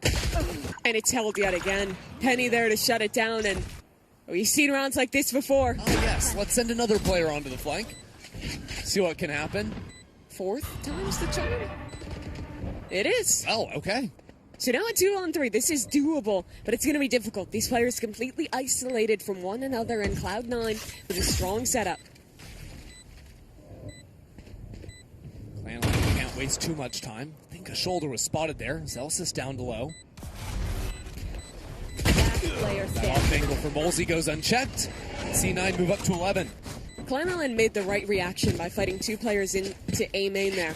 But unfortunately, it ends up just being a little bit isolated. I think you saw Yuno swing a bit ahead of his teammate. Well, I think his size went towards elbow instead.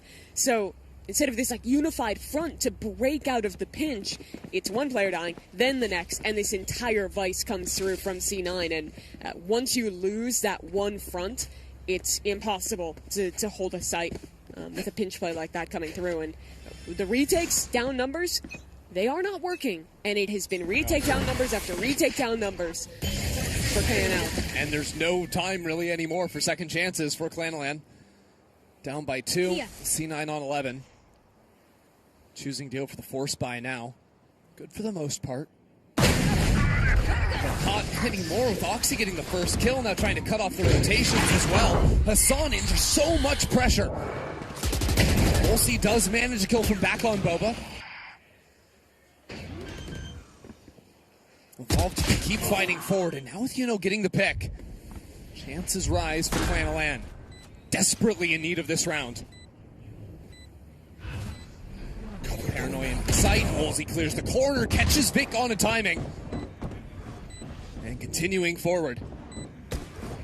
This round could bring them straight back into the game, but Celsius, his main team's a little challenging. Zeta turns around one first, can't get the next. Clan9 up on 10. Finally breaking the streak of losses they've had. Clan9 get back into this game. And what a close round it ended up being. Yuno required to step up in the clutch. The difference really showing a much more unified front there, being willing to give a little bit of space and fight back in. Despite that, it still had struggles. You saw how much Cloud9 did to get that opening kill, coming through market with this double face into the smoke that completely destroyed Kayaks. And then this is a straight up 3v5 that they won. But that's the kind of round that you need. Players to step up in those unlikely situations. Well, if they're going to keep it going, could end up being Molesy with the operator. Look at that off angle, up on top mid, boosted up with the quick teleport. Just waiting to see if C9 come forward to clear away some of the utility that's been placed here before.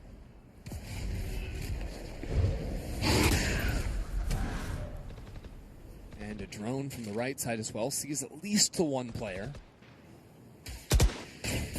Standoff, both teams with their position to try and go forward, just holding for now.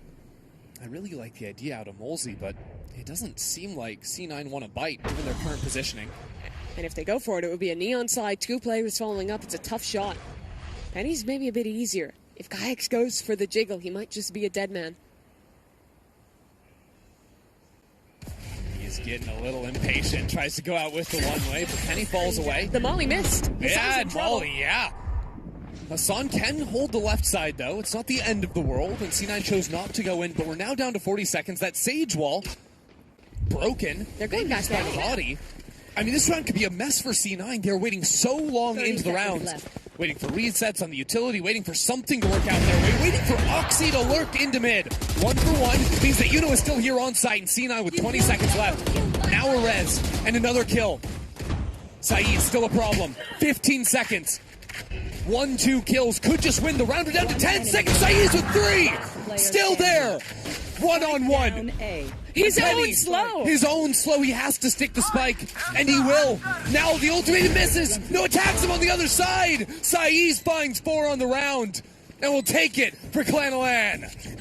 That was so narrow. Barely connects the shot with the Hunter's Fury. Denies the plant, and ties this game up. Making that sprint over to the other side to find the operator before winning the round. Beautiful. out of him. Let's look back at this one. This was a wild round. Cloud9 spent so long in mid. They throw up the wall, activate Oxy on the lurk. Oh, but got his foot. Yeah. Just his right foot. He almost pulled off him. By the way, he also, the shot with his tour de force slows him, so he has to stick that plant.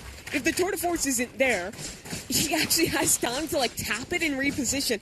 Yeah. Just a wild round across the board. And remember, it was the best of one. Every single moment like this matters. That has brought the game back to even. 2 major rounds from Clan and only 2 more needed to eliminate C9. They keep advancing here, Red Bull home ground. Team that won the NA Finals in Seattle last year made it to the main event in Berlin. We're finalists there, only losing to T1. Kayaks can't pull down quick enough. And Oxy not wasting any time. This time, though, no Sage Wall, nothing like that. And Oxy still challenges forward. All on his own. And making a whole lot of noise, too. He's judged. No one's ready for it. The first kill goes Clanland's way. Now the wall to block him off. And C9 move into the site. There's still 2 players here. A quick rotation. Molesy TP's back into the site as well. Still with the shotgun. And no one's looking at him. Who would play in that spot? Now C9, they found their kills. Haven't dislodged Hassan just yet. Spike yet to be planted. Hassan under pressure. Hassan needs to reload. Classic in hand. The right clicks. Do plenty of damage. So it's Saiz again. The hero of last round trying to attain match point. Back to back would be unreal. No one's looking at him. No one's looking at him. And they lined up. But it's Oxy to live on 18 HP. 1 more bullet would have done it. But instead it's Cloud9 on match point. And it's these little moments, Mimi. These little moments to decide everything. But the little moments with the big implications. The money next round for Clan9 is horrible. 2 players on Sheriffs. A Bucky. And only 1 true rifle on Kayaks. From being 1 bullet away from match point. They're now staring down the barrel of elimination. And it'll be a fight into mid. Time not wasted. Kayaks with the hero rifle being asked so much, and first kill goes to him. Clan9 choose to fall out of the space entirely. They're going to take the numbers advantage. It's a full reset. Cloud9 start to excel towards A. They don't snap this hit just yet. Said they wait, contact deeper into the site. And this means that Saiz has rotated back over. It means that Yuno's here. It means the rest of Clan9 also starting to inch this way. And the position Saiz is in is exactly where he tore C9 apart just a few rounds ago. It'll essentially be a 3-on-5 on A if they commit it. Vic is quite a ways away. Could ult to help the team. Clan9's only Vandal is on the wrong side of the map. And now this ultimate up high clears away most of the site. Wall back in. They want to push him. Saiz dodged away from the stun. And there he is, but the shots don't go his way. C9 have even the playing field. They need just 1 round to move on. And they want to get it done here. Vic drops down. Are you kidding? Are you kidding? A paranoia in hand? Ready to fight off of Oxy here, and it goes down. All of a sudden, flying through, Oxy goes nuclear. A monster with 4 kills out of nowhere. And Yuno's on the wrong side of this wall. That spike is planted the other way. He has to go so far. He can't take any more time. He has to look for it, but it'll be Oxy here for the ace to move forward. Please don't hug me. There'd be no other way but Cloud9 to step ahead, to get to play against those invite teams. But they had to do it the hard way. 13-11, running it all the way through the groups. And with Oxy pulling off such an incredible play to end it. The man who bottom fragged in their last BO1, who had a rough ending to his stage, starts this offseason with a bang. Yeah, but this is not the convincing showing that Cloud9, I think, wished to have here. This was as close as it can possibly get. I mean, you know, the Spanish squad, they came out of the gate swinging. Like, they had such a clear game plan. They were feeling good about it. We talked about, you know, the vibes, playing with house money. They're just happy to be here. Like, the pressure was off, and I feel like that was very much mirrored in their gameplay.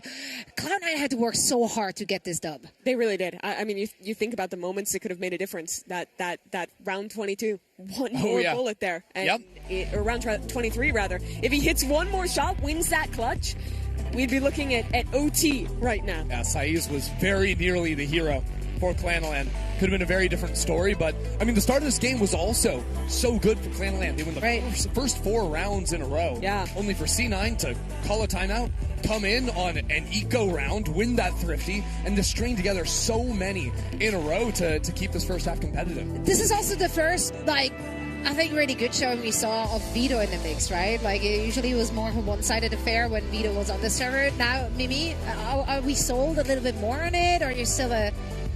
I'm still not there, at least on Okay. Sunset, compared to the value. I think a lot of this win for Cloud9 for me was proving how good the Chamber Sage double Senti is on this map. I think Solo Vito is really challenging because you are giving up some of the information, you're giving up some of the agency that you get, you're forced to take another agent who can do those lurks. So for me, I'm still not sold. I think that Vito can be good, but I don't know if Sunset is his map right now. And ultimately, it didn't really feel like Molesy had much opportunity to play the game. On attack, hard to get into positions where you find a ton of like value. how many rounds can you remember where you actually saw big impact from that Vito? There was like, okay, he had a TP here and gets a kill or something, but I was watching that and thinking, like, imagine he was just playing Chamber. I feel like we see so many of the same ideas, but maybe even more impact there. And mostly on defense, his sights were avoided up until this very final ace from Oxy to close things out. What a tight game. 12-12 in the first kills, both teams battling through it. It was very streaky to start, but those last couple rounds could have gone either way. That's how intense the competition here is. A pub team can show up and nearly beat the squad who made the finals last year. Right, and I believe now Cloud9, as they're moving into the double elimination bracket, they will be facing off against FNATIC, who have been able to just sit back and watch those 3 games that Cloud9 played today.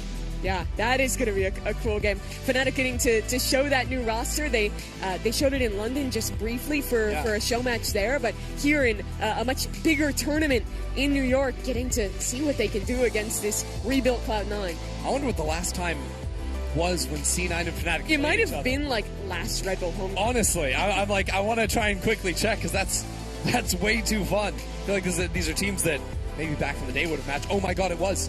It was quite actually literally the grand final last year was the last time they played. That's and FNATIC won 3-2. The revenge.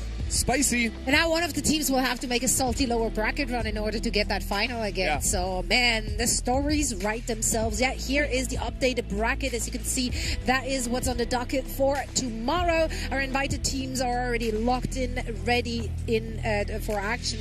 And, of course, we're waiting on the last team to qualify, which will be battled out between Qbert Academy and Eintracht Frankfurt. The winner of that one will be facing off against Energy. And by the way, that was the 2023 finals where they played FNATIC. And last year it was T1. Yeah, if they could beat FNATIC and keep running it, well, they get to see T1, who is the previous final that they were in.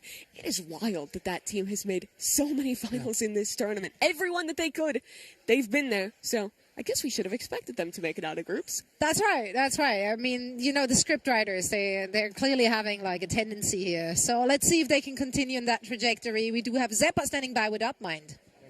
At all. All right, ladies and gentlemen, we are back here with Zeppa here on the floor. Zeppa, congratulations on the W. You could kind of tell that everyone needed to show up in the stretch there at the very end. It is kind of safe to say that Clan impressed. Yeah, for sure. I mean, it's always difficult playing a BO1 and then knowing you lost the first 4 rounds to Pistol and then get bonus down 0-4. So, I mean, that's always tough to climb back. But, I mean, it's always fun. Yeah. And, I mean, you guys didn't play Sunset for basically a year. Kind of run me through some of the adaptations and the emotions that kind of came with it in that second half. No adaptations. We got, like, the original inventor of Sunset. When we stole the masterful IGO, and he taught us the ropes on how to play Sunset. Nice. No, I mean, good work. I mean, at this point, things still seem fairly simple for you, but again, This game was a little bit of a rocky road, but still, high hopes. You guys have playoffs tomorrow. What or who exactly are you excited to face? Honestly, any of the top teams. I feel like G2, FNATIC, Energy. I don't know if I'm missing any T1. I mean, any of these teams are fun to play, and especially at Red Bull. I mean, you know, I've been here the last 4 years, second place the last 3 years. So I'm trying to break the curse. Either I get first or we get last. Well, we can't get last now, but, you know, trying to break the curse. All right, break that curse, baby. Good luck. Appreciate you. Thank you for the time. Ladies and gentlemen, back to the desk. I love the spirit there, right? Like, I'm okay with anything but second. I'd rather be lost than second He's place like, oh, again. man, Like, I that's can't a get last wild place. thing. That's That a guy has wild been thing. through it. I don't blame him, honestly. Oh, man. Yeah, well, they now can rest up a little bit, prepare for their match tomorrow against FNATIC. That is, of course, in a double elimination bracket. So even though we still play in a best of one, they will have another opportunity in the lower bracket in case they lose it. Yeah, and FNATIC also a team that is very well versed in getting second place. They love it, yeah. They love second place. They're actually the two most loving the second place teams in the tournament. Yes, and I'm sure you talk to the players and they'll agree about how much they love second place. Yes, I just said it might not be love, but it's a strong feeling. Yeah, they have a strong relationship. Long-term relationship, a long-term relationship for sure. It's a little strained, but you know what? We're here for it. We're here for all the drama and all the highs and lows of these teams. We have one more match to play today that will determine our last team for the double elimination bracket. All of that is going to come up after a short break, so don't go anywhere. Grab yourself a baby, put your legs up, and we'll be right back. I heard baby. Baby.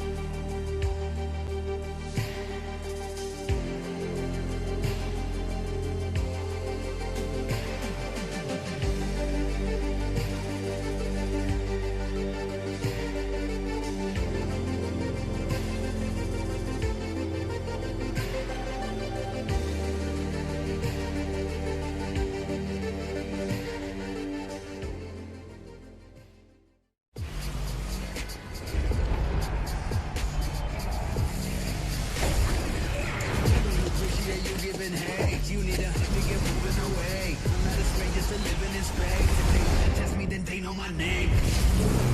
Public representative, don't remove. Really wanna stop me, let me through. Yes, you can rob me.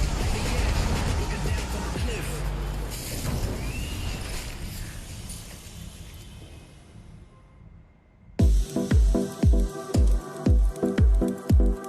I don't think anyone has really played in front of a crowd, like a big crowd especially.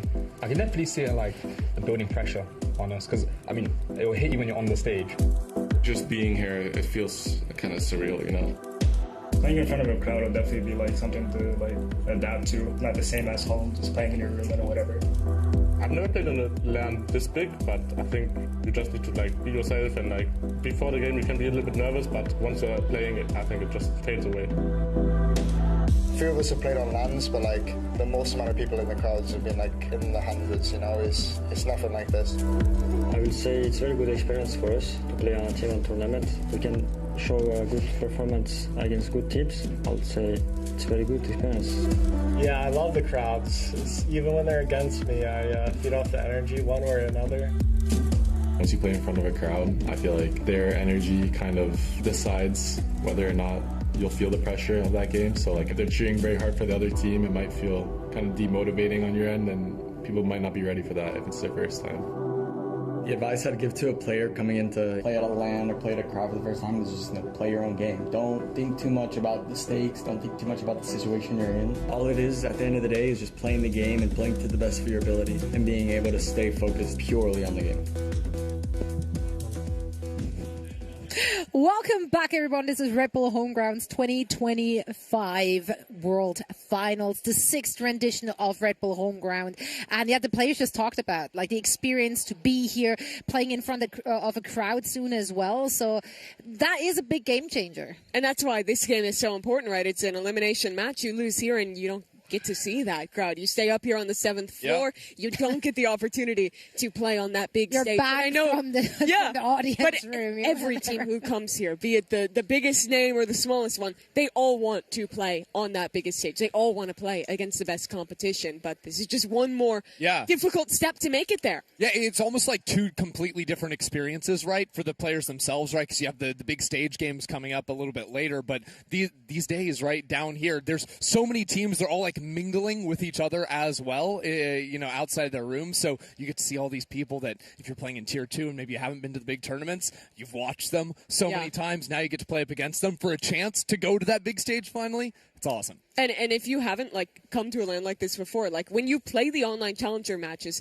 most of the formats are you play a match a week. So you prep, you play a BO3, you have all this time to come up with a comp. Here it's BO1, BO1, BO1, new team, new team, new team. And there's so many teams that like no coach could come in and like thoroughly prep for everyone, because half these teams don't have any VODs out there. So you have to be on your game. You have to be ready to play on the fly. It is a totally different experience. Yeah, this is a very difficult tournament for so many of the teams, right? Even the experienced ones, given that we are playing on a new patch. So like everything out the window, like anything is possible really. It's of course a chance for the older teams to reinvent themselves, to try out things, but then also like, again, as you said, it's impossible to prep for these matches. You kind of just have to like, you're just go with the flow. Exactly. You also have new players joining your roster as well, even on these experienced teams. So it has been a grind, although luckily for the teams that are now playing, they've played a couple of games already today. They're comfortable with the situation. Now it's more of a test of endurance after going this entire day, getting back up there for one more that'll determine whether or not they get to play tomorrow. Yeah, and if we're looking at the two teams there that will be playing for this last spot, it's Eintracht Frankfurt, the team that came through the German qualifier, but they have to go up against Qbert Academy, a team that we're very familiar with. They had to play a best of 3 today against Flo Tim Cheese from Chile, and they were down initially 0-1. Yeah, that's the game we watched on stream. They got stomped in map 1, but off screen they managed to bring it all the way back to win this BO3.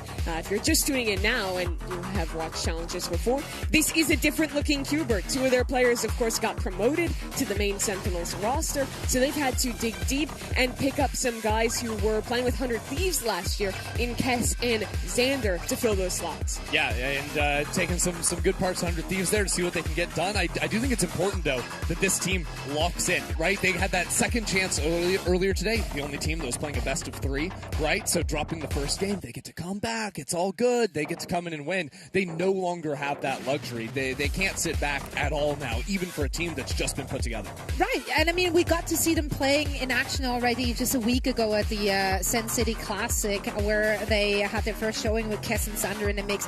But the individuals from the roster, like Knights, for example, really stood out. Nismo as well has had a really good performance already last week. Yeah, I have always been a Nismo stan. He's like a guy that has been just like in tier 2 at the highest level for so long, has never had that chance to step up since way back in the day when NA Challengers was just the Premier League. And again, another year where he's not going to have that chance, but could do it here. Maybe next year, or maybe now he could beat a tier 1 team. There's mid-season changes always possible. Chance to bring out a lore that I haven't managed to in 3 years. This guy he's like the most adult Valorant player. Oh, he has so like good. a whole family. He owns a restaurant. Wait, who's that? Nismo. He owns a restaurant. Yes. Like he's a businessman and he owns a restaurant that he runs, and playing tier 2 video gaming is like his side thing that he does, and he's been on top tier 2 teams for like 5 years. I think he's like 30. He's older I was about to say, you said that like it's old. I'm nearly 40. For like, Valorant, it is. Fair. So he's a family man, or did I? Yeah, I believe I believe he has kids too. Yeah. So he's like he's a full-on got adult. a real life. Also, This is so sad. pulling out and fragging on like 20-year-old kids. Honestly, what a hobby. It's I sick. love that for him. Yeah. Personally, big fan. What are we looking up over there? I'm trying to find out how old he is. 31. 31. Yeah, 90. Elderly. Like, that's, wow. I wasn't trying to go there. I was going to say experienced. Very experienced. So wise, you know. You're older than him, and you're calling him elderly. 31. Come on, man. Listen, I'm 37. I feel like I'm like 25 max. Yeah. Okay. The crazy thing about this lore, though, is like back from when you remember it, when we were running it in 22, he was not 30 then. He was like my age. Why don't you own a restaurant? Yeah, what have you done with your life? What am I doing? What am I doing?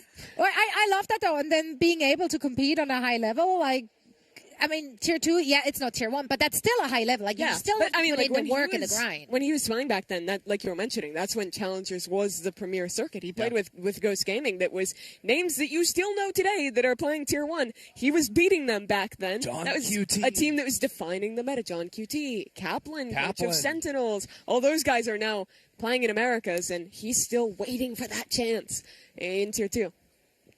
Right. We'll be seeing them in action in just a little bit, but first we're going to send it back down to UpMind, who has an interview for us. Hey, welcome back, ladies and gentlemen. We do have the coach, Danny, from Clan, now LAN, here joining us. Yes, you guys are eliminated, but just give me some overall thoughts here on Red Bull Homeground, the World Finals, and New York City in general. I mean, so far everything is super good. You know, we're happy to be here and grateful. Everything was it's very well organized by Red Bull. So yeah, happy to be here, and we're having a really great time with the team. No matter that we lost, I think we showed a good fighting.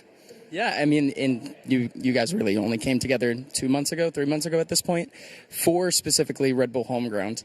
How is it to you as a coach knowing that you were able to lead these players to a great experience here in New York, facing VCT talent and developing?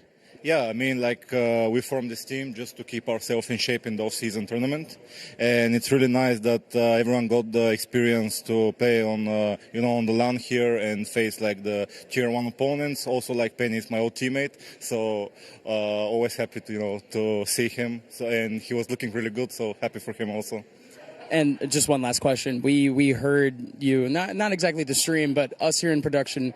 We heard you off in the background say the only difference between us and Cloud9 is that they're getting paid for now. That still rings true?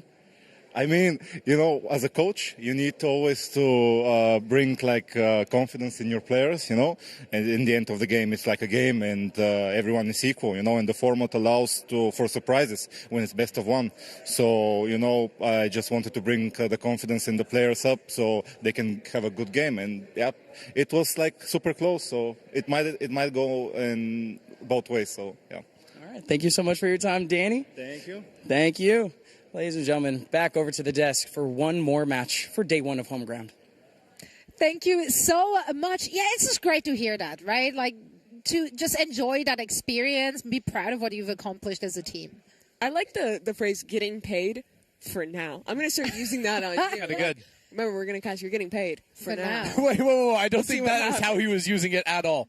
Also, we finally got an answer to what they're saying in the huddles. Yeah? What that are was they? way better than anything. We're getting paid for now. It was what he just said. Oh, that's actually what they're No, saying? like the only difference between us and Cloud9 is that they're getting paid for now, which I think is Oh, bar. is it? Well, I talked to production. I didn't really hear. But that's, I also don't that think is he was saying like inspirational. they're going to get fired. I think he was saying we're going to get paid eventually. Yeah. I mean, I felt like the implication was also like we could be better than them and be in their shoes, and they could be in our shoes at any time. Let's go back down there. I will go there myself. We're gonna get up mine on the case to like really investigate the meaning behind this. I do like that it's a little.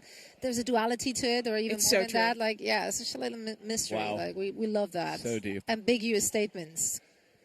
That's what we're here for. Yeah. No, this one is pretty straightforward. It is a graphic. It is a team. This team is about to try and punch a ticket to our double elimination bracket play tomorrow. Eintracht Frankfurt came out on top in their first match, but then they actually lost to Envy, but still came through because of the round differential. But if you weren't watching, by lost to Envy, we mean they went to double overtime against Envy, the team that just ascended and is going to Americas for the Tier 2 squad coming out of Germany. It was a very impressive game for them to make it here into the playoffs. This is another game where I don't think they're favored, but they have proven that that does not matter at all. And they also, of course, had to win their match earlier in the day to be in that position where they could lose and still end up going through. And as always, we are still very much in best of one territory where anything goes and upsets are always here.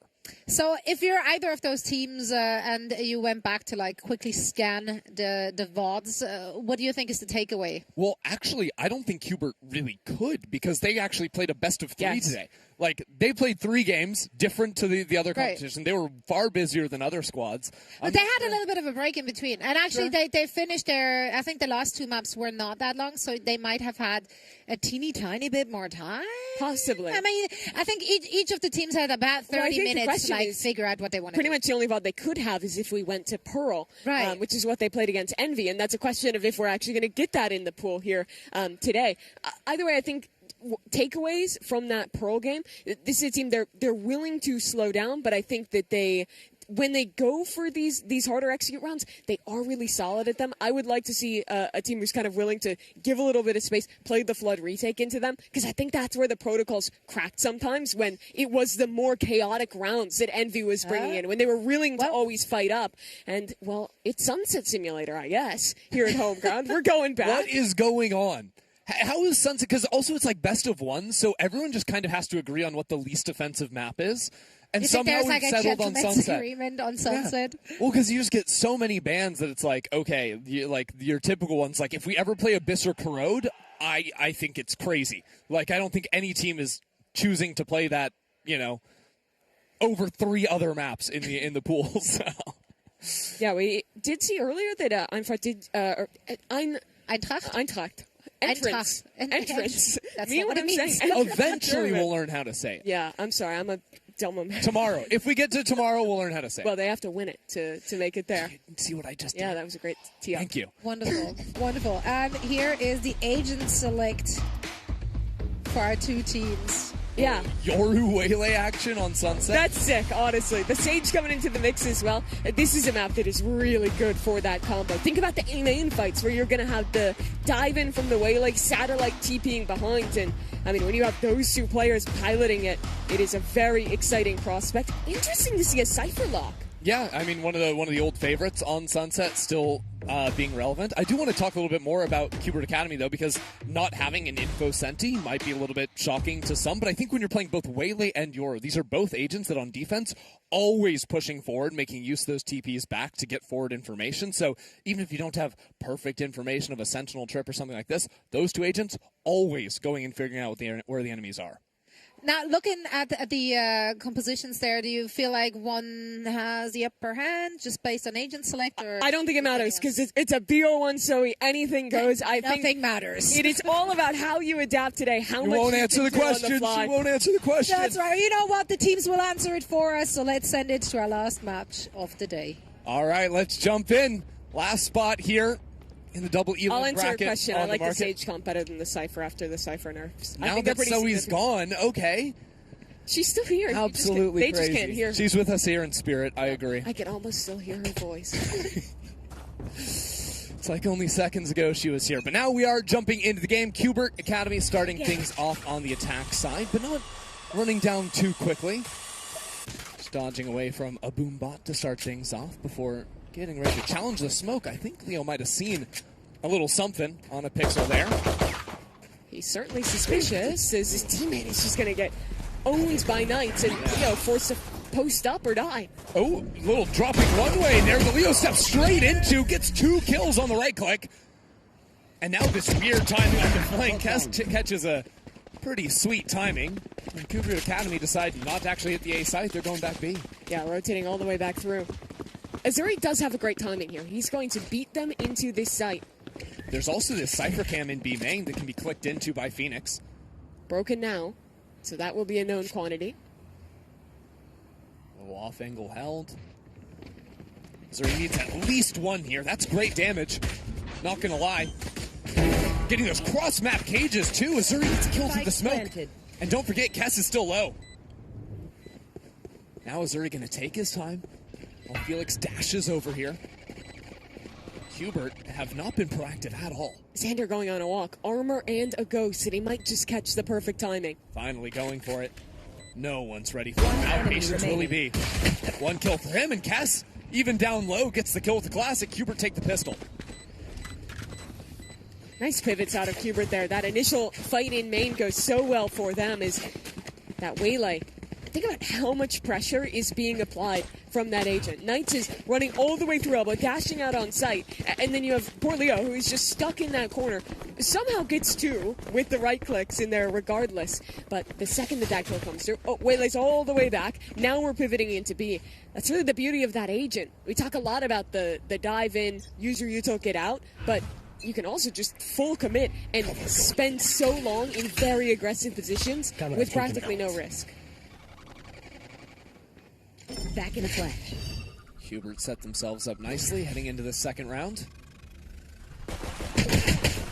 Just some pure spam out of Masashi's classic. That's crazy. It takes Knights that low, although there is a Sage on the other side, so it will be a quick kill to full. Cutting through.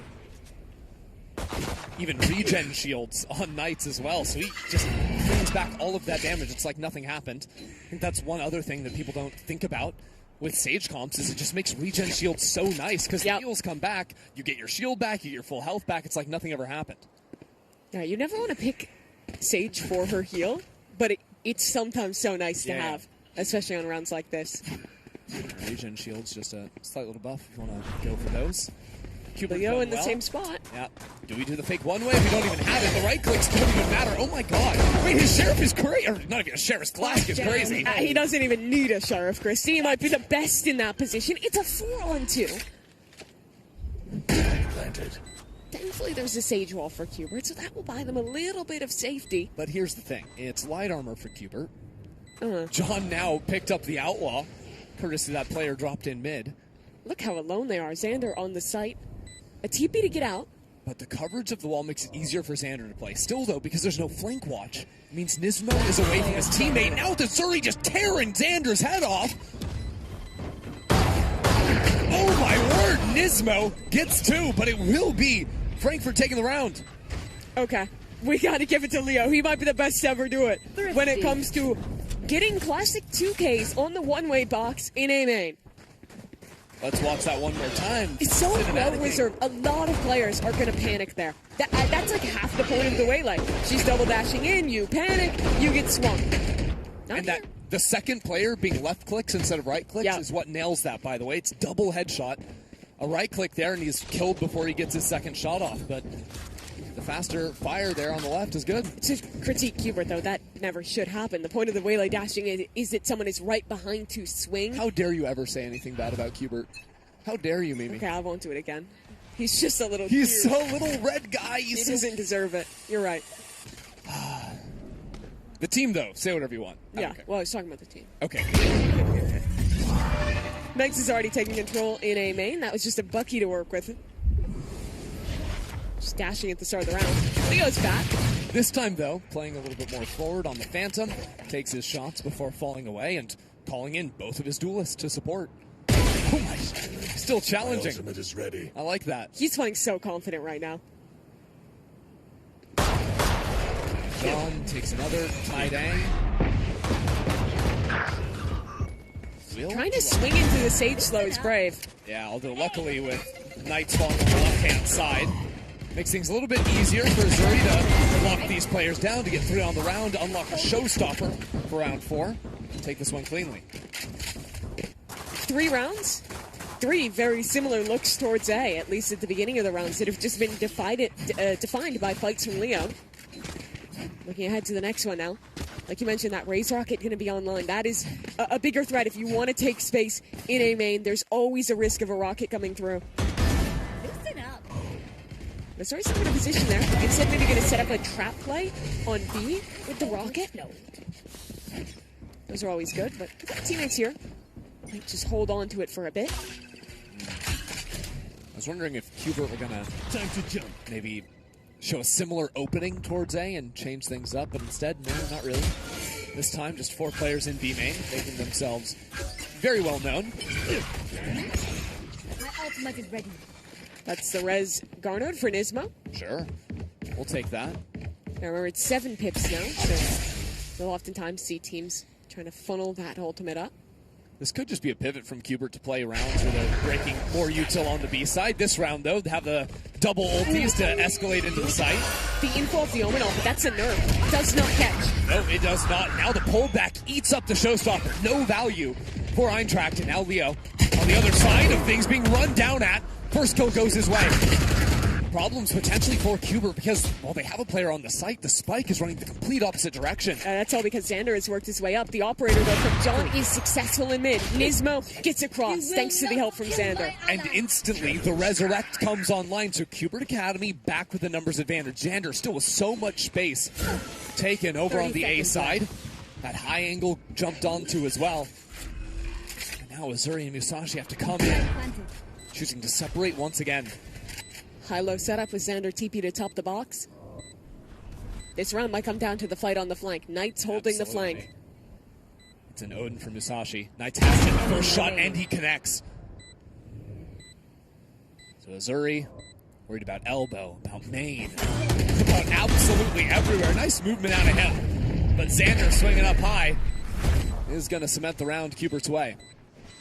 Good pivots there out of Qbert. Xander did a lot of work walking up A while his teammates are applying a ton of pressure on that B site. Manages to get them that late round pivot. Xander player, I'm really excited to see what the next step for him is, because despite that 100 Thieves roster not finding the success they would have wanted, I've been really impressed with him since his run in Tier 2 the year before to getting that opportunity to play with 100 Thieves, and I think really showing up and playing quite well even when the team wasn't at their best. His future obviously a little uncertain right now. Will he continue with Qbert? But it's good to see him playing here. Knight stepping up in front of smoke. In fact, he gets one there. It's a little crazy. Didn't really have much team behind him. Just Xander kind of holding the fort. Because Qbert, they've been working mid this whole time.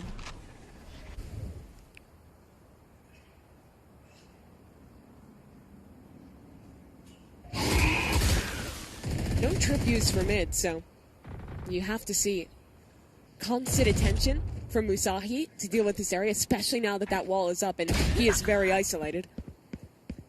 And here we go. Qbert actually choosing not to push in behind the clone. And it's a little bit uncomfortable now.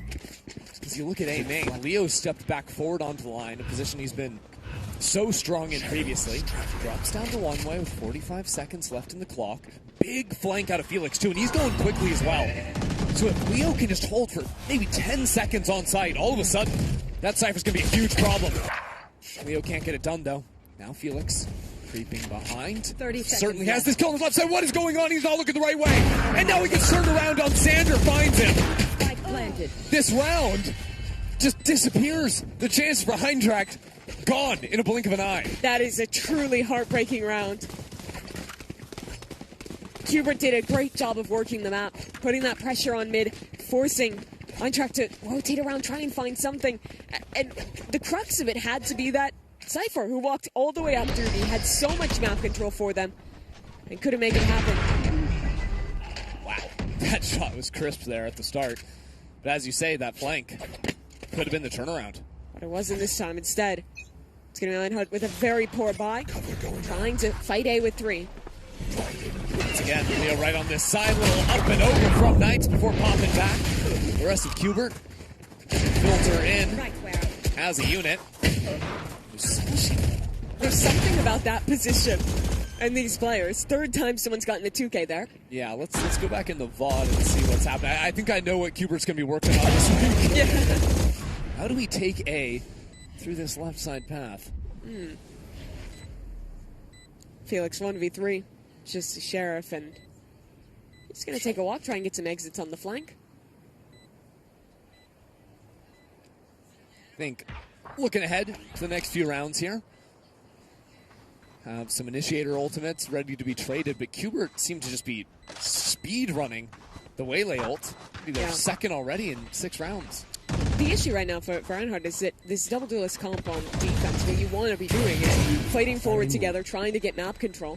But Kubert have done a really good job of absorbing any of that aggression, and instead of being the ones to instigate with their own Waylay, they're waiting for that noise, that cue, and then they're the ones double dashing in and finding that repunish. So as much as you want to be fighting with this comp, I would almost like to see Eintracht show us some slower rounds, play a little bit further back, maybe look instead to do mid-round trap plays instead of like start-of-round gambits where they're fighting into, say, A main, where they've been losing a lot of players.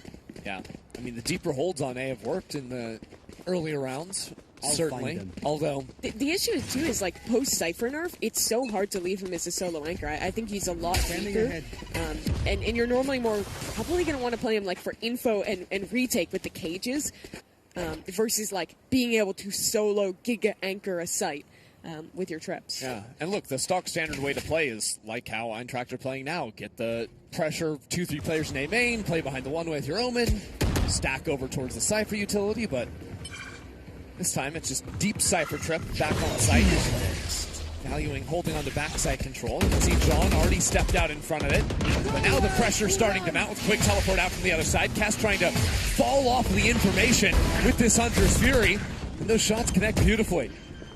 So already a numbers advantage, now a smoke dropping. Sashi needs a little something here with the spam. The first shot goes his way. Looking counter ultimates thrown to stop the forward aggression. Heading into Boba. Eintracht hold their ground for a moment. This fight in main goes beautifully for Leo on the flank. And that should be the turnaround. Always looking for these flanks are Eintracht. Last player standing. And now pinching in from both sides, following out on the teleport. Leo should be able to take this one down. It's actually Azuri, but Eintracht is back on the board regardless. Great flank to come through from Leo there to shore up the pinch and win the round on a B retake. And those are the kind of rounds I want to see, right? Them willing to not be the ones to take the onus immediately, and instead give a little bit of space, wait for Kubert to use the majority of their utility, and then be the ones to fight back in instead. The util pattern they used with that Paranoia on one side as Flash came in from the Euro as well was very good to completely isolate the backside players from Kubert. I must have missed when Xander went up 10-3. He's been cooking. Slipped a little under the radar, but leading the scoreboard for the time being for Kubert. Kubert looked to go back to basics here, fighting over A main early on.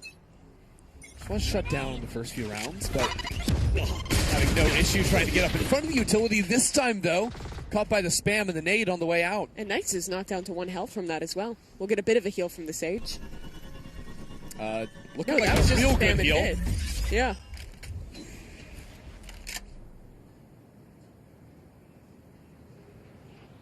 Missouri waiting to swing off of his teammate's contact. And that's going to be done with the showstopper. Way too close, though. Thought they were further up than he initially anticipated. And that's not too deep in the ground. Kubert still have a minute to play with on the clock. Still hanging out around A main after causing some pressure into mid. And what it looks like to me, Xander with an ultimate means that Kubert can go back over towards the B side, really sell a fake here with a drone. Let Kess leave after Xander gets a little bit more forward. They're going to need to win the fight to sell the fake, and I think that this refight from Eintracht has actually shut it off completely. A forward tripwire as well. Means that Felix should know exactly what's going down. Good time caught through the smoke, but there's pressure in from behind him. He's got to watch his 12 and his 6, and he can't watch either of them. Musashi enters into the site, now Rez as well. It's going to be hard for Eintracht to get back in. Wall cutting off so many of their angles with approach, and now this fight in the back site. The Keskin just trying to post on up with this Odin. And Leo on the other side will lock it down with a flank again. It's just madness in these rounds. Yeah, it feels like we're repeating some of these rounds. It's very similar to the last B retake where Hubert try and fight backside. It's this huge brawl back and forth with Util. But that all manages to buy enough time for Leo to find his flank and that last second addition to tip the tides.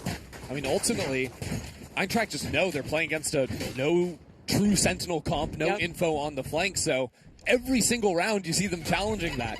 Usually at a certain point, you stop doing that if you've shown the look so many times, but it doesn't seem like they have any intention of slowing down. He's just taking such late timings that eventually you have to stop watching the flank because so many of your teammates are getting traded on site. Doing just enough to keep that attention. Take a look at the money. Hubert in dire straits. And Satellite picked early again. It's getting direr and direr.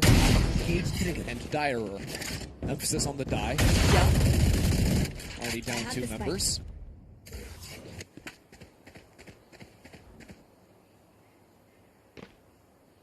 Maybe this Odin a bit of a problem in Musashi's hands. The gun has proven to be a problem as of late in this game.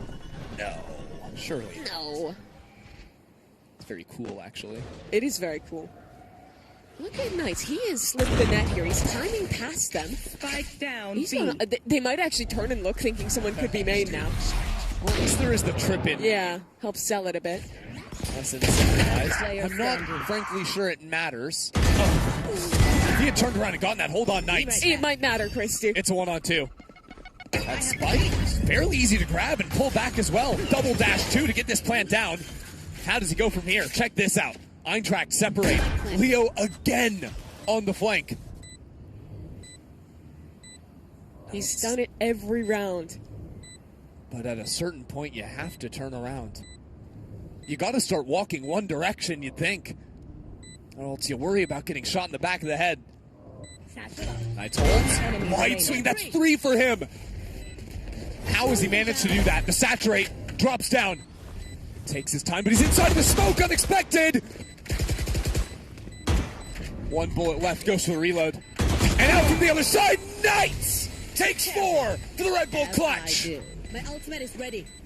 So incredibly played from Knights. A straight up 1 versus 4. By no world should it have been possible. But he bides his time, walks all the way through. He's disciplined enough to get 2. Even a little movement tech to have the pullback ready to grab the spike, dash to get timing on the plant before perfectly isolating those 2 players coming from different directions and winning the round for Hubert. And if you want to talk about a momentum killer, that is that round right there. That should have been 3 in a row for Eintracht. Now they're the ones down onto pistols. Just a hero rifle for Musashi. Do have 3 players stacked here. Paranoia at the ready. What can they do off the back of it? Paint shells should do some damage, and a dash to the other side just to distract. And Satellite can keep moving forward. Now a wall down. Tries to isolate some of these players. Does so very effectively. Good round out of Hubert to only drop the 1 so far. And that Sheriff won't find anything in Felix's hands either. It's crazy how much 1 round does. This was Eintracht taking full control of this game. It won 2 in a row. Should have won that 1v4. And now suddenly it's Hubert running away with the half instead. Really tough stuff. As you look back at the replay, just had the right stack. They had good positions. Just do not have the guns to be able to do anything. So now we look ahead and think if they want to change anything up. They've found a lot of success the last couple rounds actually fighting for A main again. But where Hubert has been finding these pivots has been off their mid lurks. It's more than the lurk this time. We're going to have full focus on taking the space in mid.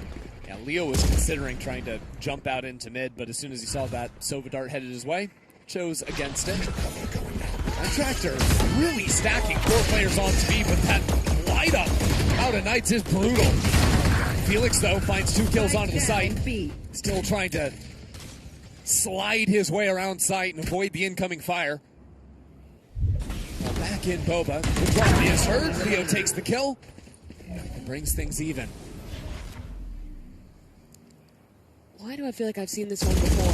The flank on the way, except this time Leo is the one back spawn. And it's Zuri on the flank. I have the spike.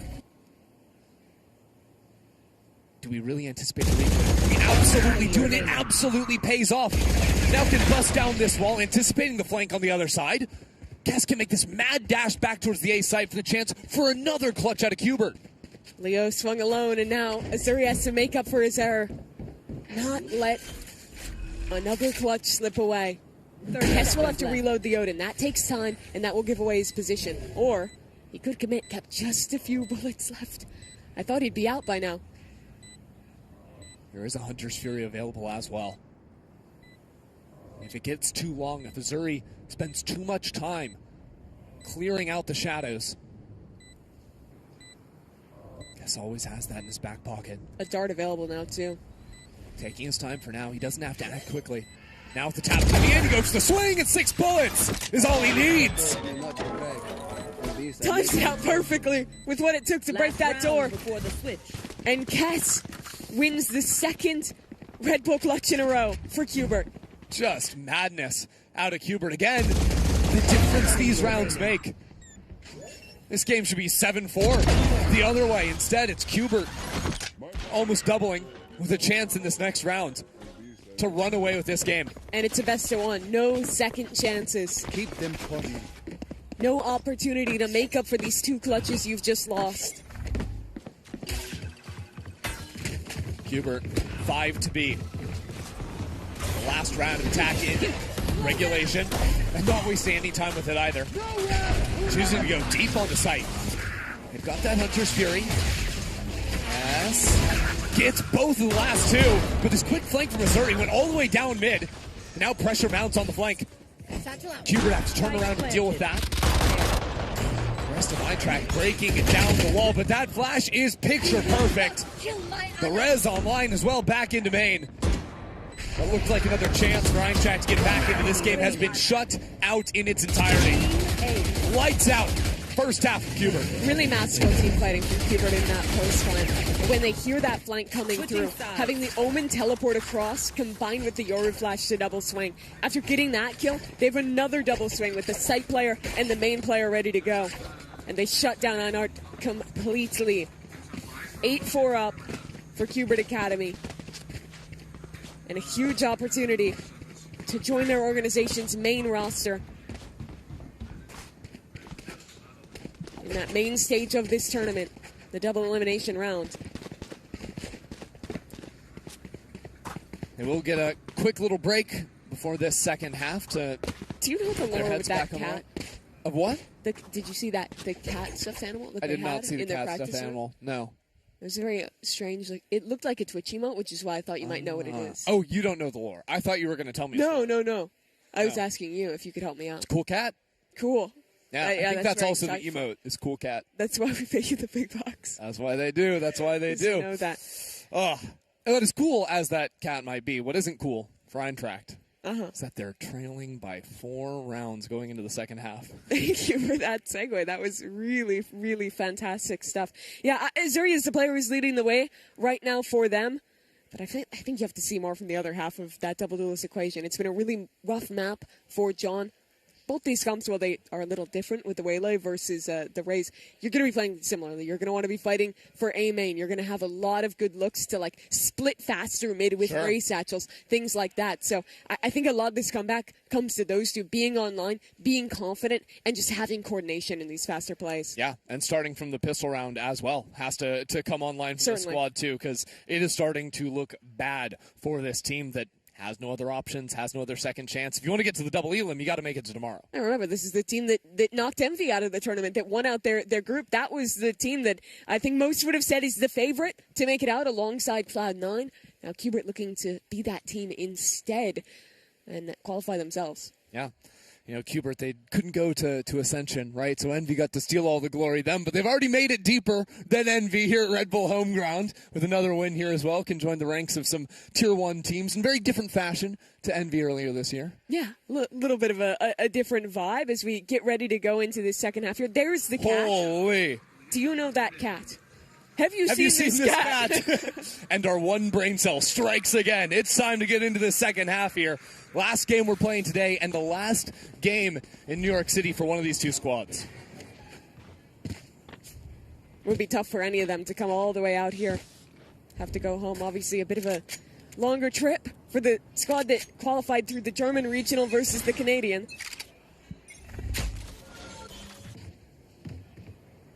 Starting things off, Eintracht working into B where there's really not much of a hold. Again, Kubert will have some gaps in their defense, especially if they stack around this Sage. Got the benefit of some info utility on a Sentinel, but really it's just some play for an orb in B main. It's play for pick into mid. Now with Knights out of things, Eintracht can take their time. They've still got 70 seconds. Has repost in mid. Hits a dink from the other side and is forced to concede the space. Xander, though, a bit more successful. He evens out this round, holds on to market. Eintracht really want to challenge top mid. I've had a lot of success so far. Now Satellite may be caught stepping forward, and there's Azuri. Now another player on the other side. Kess gets two. And where Eintracht had so much control over the map, now it starts to fall away. Sure, Felix is stepping into A. Gives some protection for Musashi to bring the spike over as well. And now Felix has a chance to go all the way for the backstab. Still a trip to get information from flank. If that's broken, there's a camera to make sure there's anyone else behind it. Wait, the camera was broken. Did that get seen? You hear it now, Elise. Not sure what Felix saw. But a chance to step out of the smoke. One kill. But Cass has three on the other side. Musashi needs this pistol. He has to be hero for his squad. His shots go straight. Still another opportunity. A second lease on life. Diving around both sides. Escapes into elbow. And he has time to play with. But he doesn't have the... he has utility out in hand and he's caught. By a push forward out of Xander. That might have just done it. The 100 Thieves duo brings it through for Kubert Academy. And that's 9-4 now. He was so close to pulling that off. The haunt goes just that bit outside the smoke. The swing comes through from Xander. And they cannot make it happen. It is cool to see that duo doing it together on the top of the scoreboard. This is a player that I don't think a lot of people were super excited for. He kind of came out of nowhere when he was called up to IGL for 100 Thieves in the mid-season. And then wasn't a part of the roster when they made their rebuild happen, looking ahead to 2026. It begins. So a chance to continue to try and prove himself, to figure out what his next step is really going to be.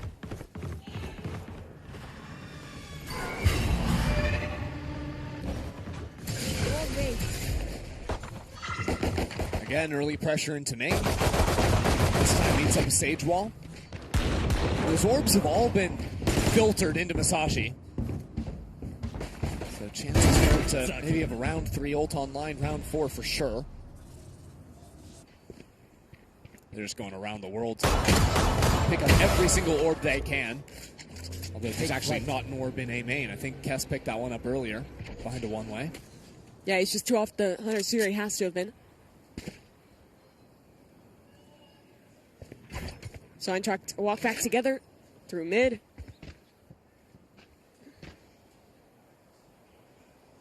Yeah, take your time, guys. Dropping spike. I don't think they're going to be given any free kill. It's a pretty conservative setup from Kubert. The only opportunity would be Satellite here in mid. But he has the TP to get out off contact. No, please, I insist. Yeah. Torque that clock all the way down. Get all our money's worth. Xander gets 2 kills. Double digits for Kubert. 3 away now. All right, this is truly the last chance rounds here for Eintracht. They're going to have guns. They're going to have an opportunity. How do they want to play? What is their style on this map? They have shown us some very, very slow rounds. But you've seen Qbert be willing to match that and not necessarily give away any huge opportunities early in these rounds. This time, though, they have a paranoia set up down mid. Either a trap play or just sending Satellite off the rip. Likely the prior. Sashi also had enough money to get the Odin here on the attack side. There he is. With it. TP down mid. Yeah, but not really doing much behind it. Cutting through. Just setting back to his position. Now he's revealed. Forced to teleport back up top mid. Einhart will feel good about that. They make a nice straight-on utility. But they're still cautious that someone else walked down mid. So they have to play this a bit more conservative. And now that Sage Wall. Paper versus the Odin. Good pickup from Masashi. Satellite's back here, though. Yeah, he's going again. Double duelist step down into mid. Leo ready for it, though. Heard enough early on into the round. Let's not be caught sleeping at the wheel. Knights thought that might have been a dink, but no dice for him. He's forced back into market just to close the door.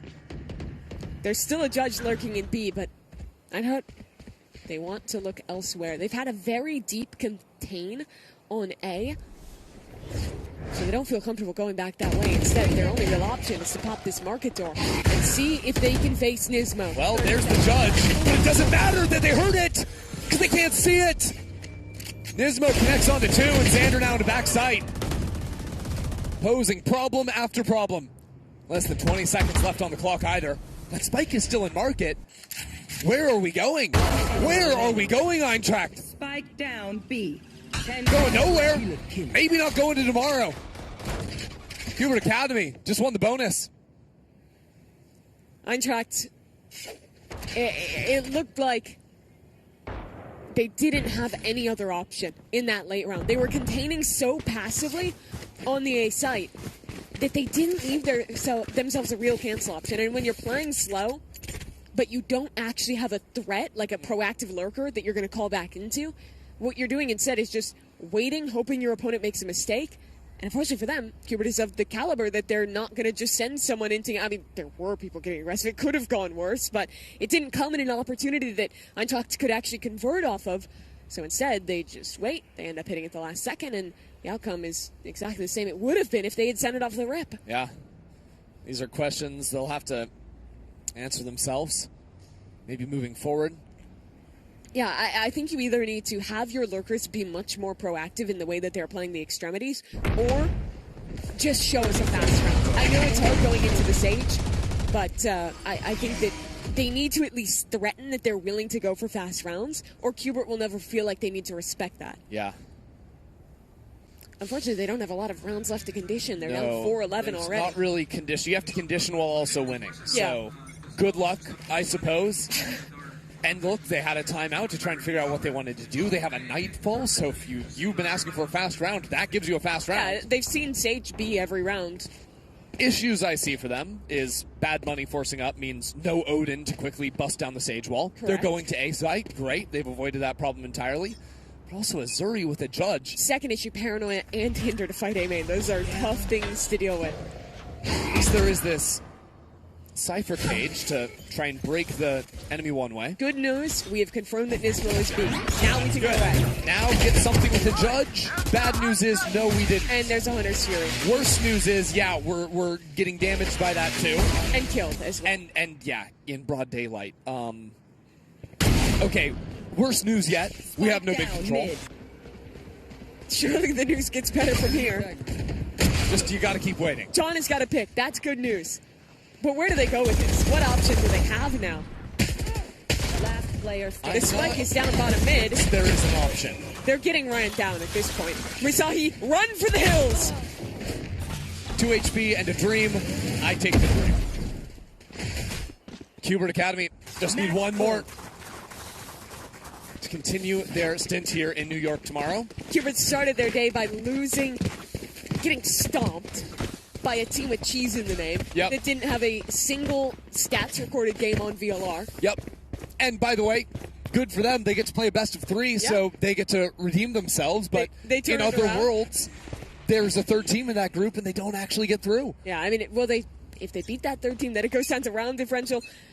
Anyways, they made it here, and now they're the ones doing the stomping. They are sending it fast towards A, and this time, a different outcome. Knights is dead to start. Oh, the Cass has stepped back into the 4. Leo still there, and things aren't as simple as they appear. Good shot from Felix, cuts the rotator in mid. And now Xander would have to hold against both of these angles, which just isn't going to happen. When you show a fast pace, you force your opponent to actually react and scramble and break their setup. And that is where your lurkers can actually get value. If there's no threat, it is so much harder for your lurkers to get anything done. And that was the issue in so many of these first few rounds of this half. The issue that comes, though, with playing these fast execs every single time is you don't get to play for information early on, so sometimes you're going to guess wrong. You're going to be trying to rush into the Sage with friends behind her. And that sucks when you're down 4-12. Exactly. And you have to win 8 rounds in a row. The answer may have come a little bit too late, but we'll see. We'll see. Now 7 in a row. The thing is, once you start playing with these fast rounds, you can go back to your slower rounds and maybe find a little more success there now that you've shown the variance, now that you've threatened that. If you can show like a fake towards A, they're more likely to send someone running off B. We'll see how they continue to adjust in this half. Trailing by 7. Have to force an OT here. Now Musashi has money for the Odin, so he's going to be very happy on that front. We're one off the showstopper as well, so once we start getting some ultimates into play, they can continue to just run quick looks behind those.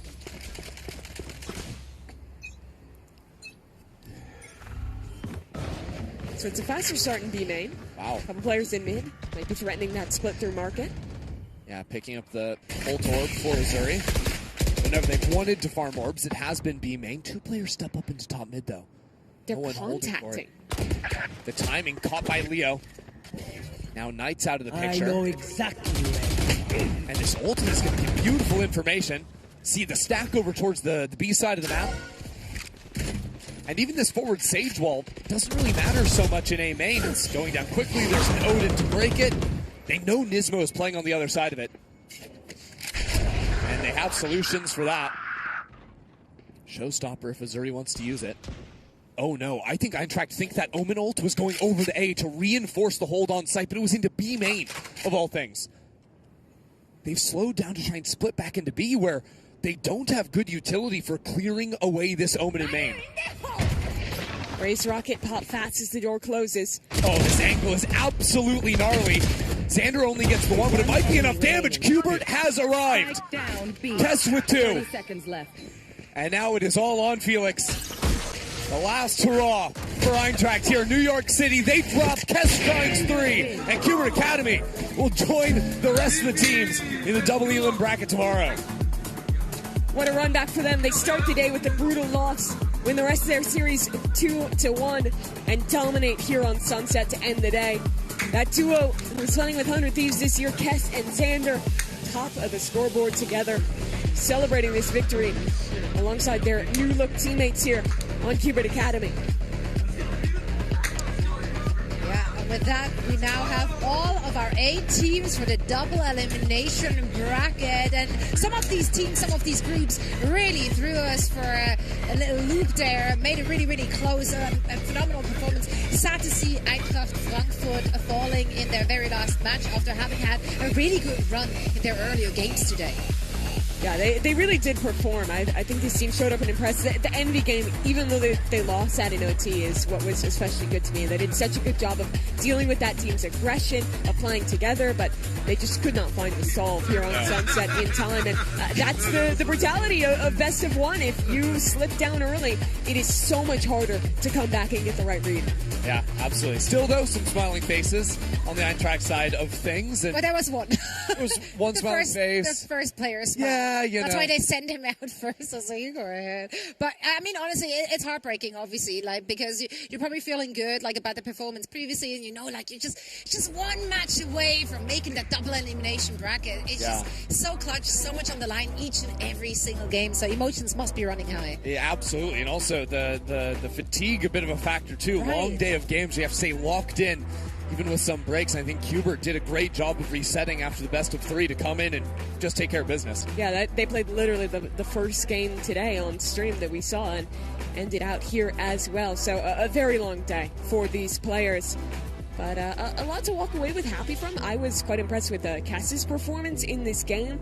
Some of those clutches were really great for Qbert. The back-to-back 1v4 into 1v2 was wild. I think it was the 100 Thieves guys. It Yeah. was Cass and Xander that were just absolutely frying a little bit.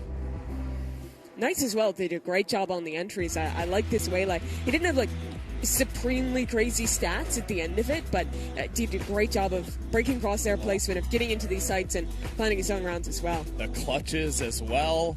Cass there in the 1v2. There were quite a few rounds that Qbert had no business winning at all in the end of the first half. You remember those? Or it was just back-to-back clutch after clutch after clutch. And all of a sudden, what was a close game just turned into this runaway 13-5.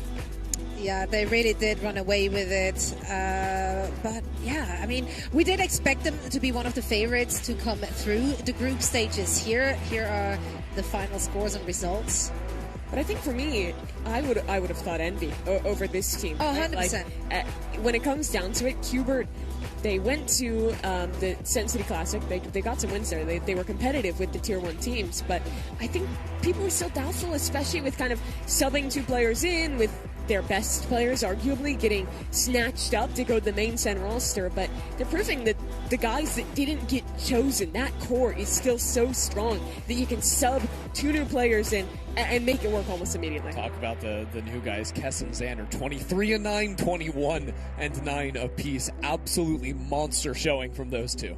Yeah, let's take one last look at our standings after a full day of action with everything on the line in this best-of-1 format during the group stage. We do have our final 2 teams which are going through to the double elimination bracket that you see on your screens right now. All of this is going to be played out in a best-of-1 for the first 2 rounds in the upper bracket. Then lower bracket, it's the first 3 rounds which are still a best-of-1, which makes it so exciting. I mean, look at the matchups we're having. Yeah, a crazy day for Qbert to go from playing a team called Cheese, with cheese in the name. They lost to Cheese, and now they play the champs. Yeah, that's a good way to summarize it. T1 Sen's going to be sick as well. 2 teams that have done well at past Red Bull home grounds. T1, of course, the reigning champ of this tournament, and winning Bangkok earlier this year is going to be sick to see. I'm just really excited for all those games. Yeah, we saw some of the teams in action last week, but now we get an opportunity to see other teams with their new rosters, new additions, like Tier 2 players coming up. How will they mesh? What are they going to bring to the table? Like, what compositions are we going to see? So it's going to be a very exciting look ahead very soon. For now, we're heading over to our interview. UpMind has Satellite standing by. All right, thank you so much, ladies and gentlemen. We are live with one more interview. This time it's Satellite from Qbert. Satellite, how you doing, bro? I'm doing good, bro. How's New York? It's been good. We haven't really done much since we got here pretty close to the tournament, and we had media day, and yeah, but we got some pizza at Joe's Pizza. That's about it. Oh, nice. Congratulations. Welcome to the Big Apple. You're going to be spending a couple more days settling in tomorrow. VTT teams coming tomorrow. You've been through plenty of young teams before, but is there anything really different that you see in this roster going into next year? I would say that everyone's just super talented. I mean, we scrim all the Tier 1 teams every day, and it's nothing different for us. It's just there's way more energy when we're playing in a match, and I'd say that for this team, everyone is just super talented. Everyone's able to do their own thing individually, but it's just about doing it as a team. And I mean, you had 2 new players come in these last few weeks, Kess and Xander coming in, and they topped the server in this last map. I mean, do you really see them as being settled in and comfortable yet, or is there still some strides? It's a little hard with no practice, but definitely like throughout the Sensei tournament, and then now it's definitely getting a lot better. Like we have some stuff, like we know how each other play, and it's definitely getting better by time. Gotcha. And I mean, going into tomorrow, coming away from today, are you just satisfied in general with today's performance from the team and from yourself? Yeah, I'd say so. I think that we expected ourselves to win, and I think everyone did great. Yeah. At Satellite, you have plenty of new teams to face off in this next weekend, or at least tomorrow. Who are you most excited to play? Sentinels, because our 2 previous Qbert teammates, Caillou and Redux, are there. Always them. All right, you got it, bro. Satellite. Good luck with the rest of your run. Thank you so much for the interview. And that is it for our run here on the floor. Back over to the desk. Thank you so much. Always great to hear the insight. Also, that was a quote of all time. It's a little hard without practice. Like, put that on a shirt. Many things. It's true that. This is true. Yeah, and it applies to everything in life, right? But yeah, they had a good run last week. They're seemingly having a good run this week. I would love to see that Sentinel rematch again as well. It's always fun to go up against former teammates, especially when they're the ones being promoted. So you want to humble them before they hit the big leagues. Oh yeah, and this tournament is so sick to me because it's one of the few chances we get for tier 2 teams, not just from one region, but from all around the world, to have that chance to play against top-level competitors, the teams that are normally playing at the big VCT global events. And there's going to be a lot of matches like that tomorrow. There's going to be a lot of matches between some of those big-name teams that I just think are going to be so sick to watch. What I want to know is, in the world where we get the matchup, Sentinels versus Qbert. You have to start it with in a world. In a world. And Qbert wins. Does Rob just pull the hot swap? And Qbert goes to VCT? Maybe give it another game or two. No, I think there need to be... I don't know. I like consequences for actions, okay? I feel like with more on the line, it's always more fun. Tomorrow, everything will be on the line. We continue in a best-of-1 format. I thank you so much for joining us for the last few matches today. We'll see those two back in action as well. All of you, hopefully, as well, because this tournament is far from over. 1 day done. 3 more to go before we're crowning our Red Bull Homeground 2025 champions. Once again, a big thank you to our partners for this event, Sony InZone, AOC, MSI, and Herman Miller Gaming, who are making this all possible. We're going to see you same place, same time tomorrow. So rest up, and we hope to see you again.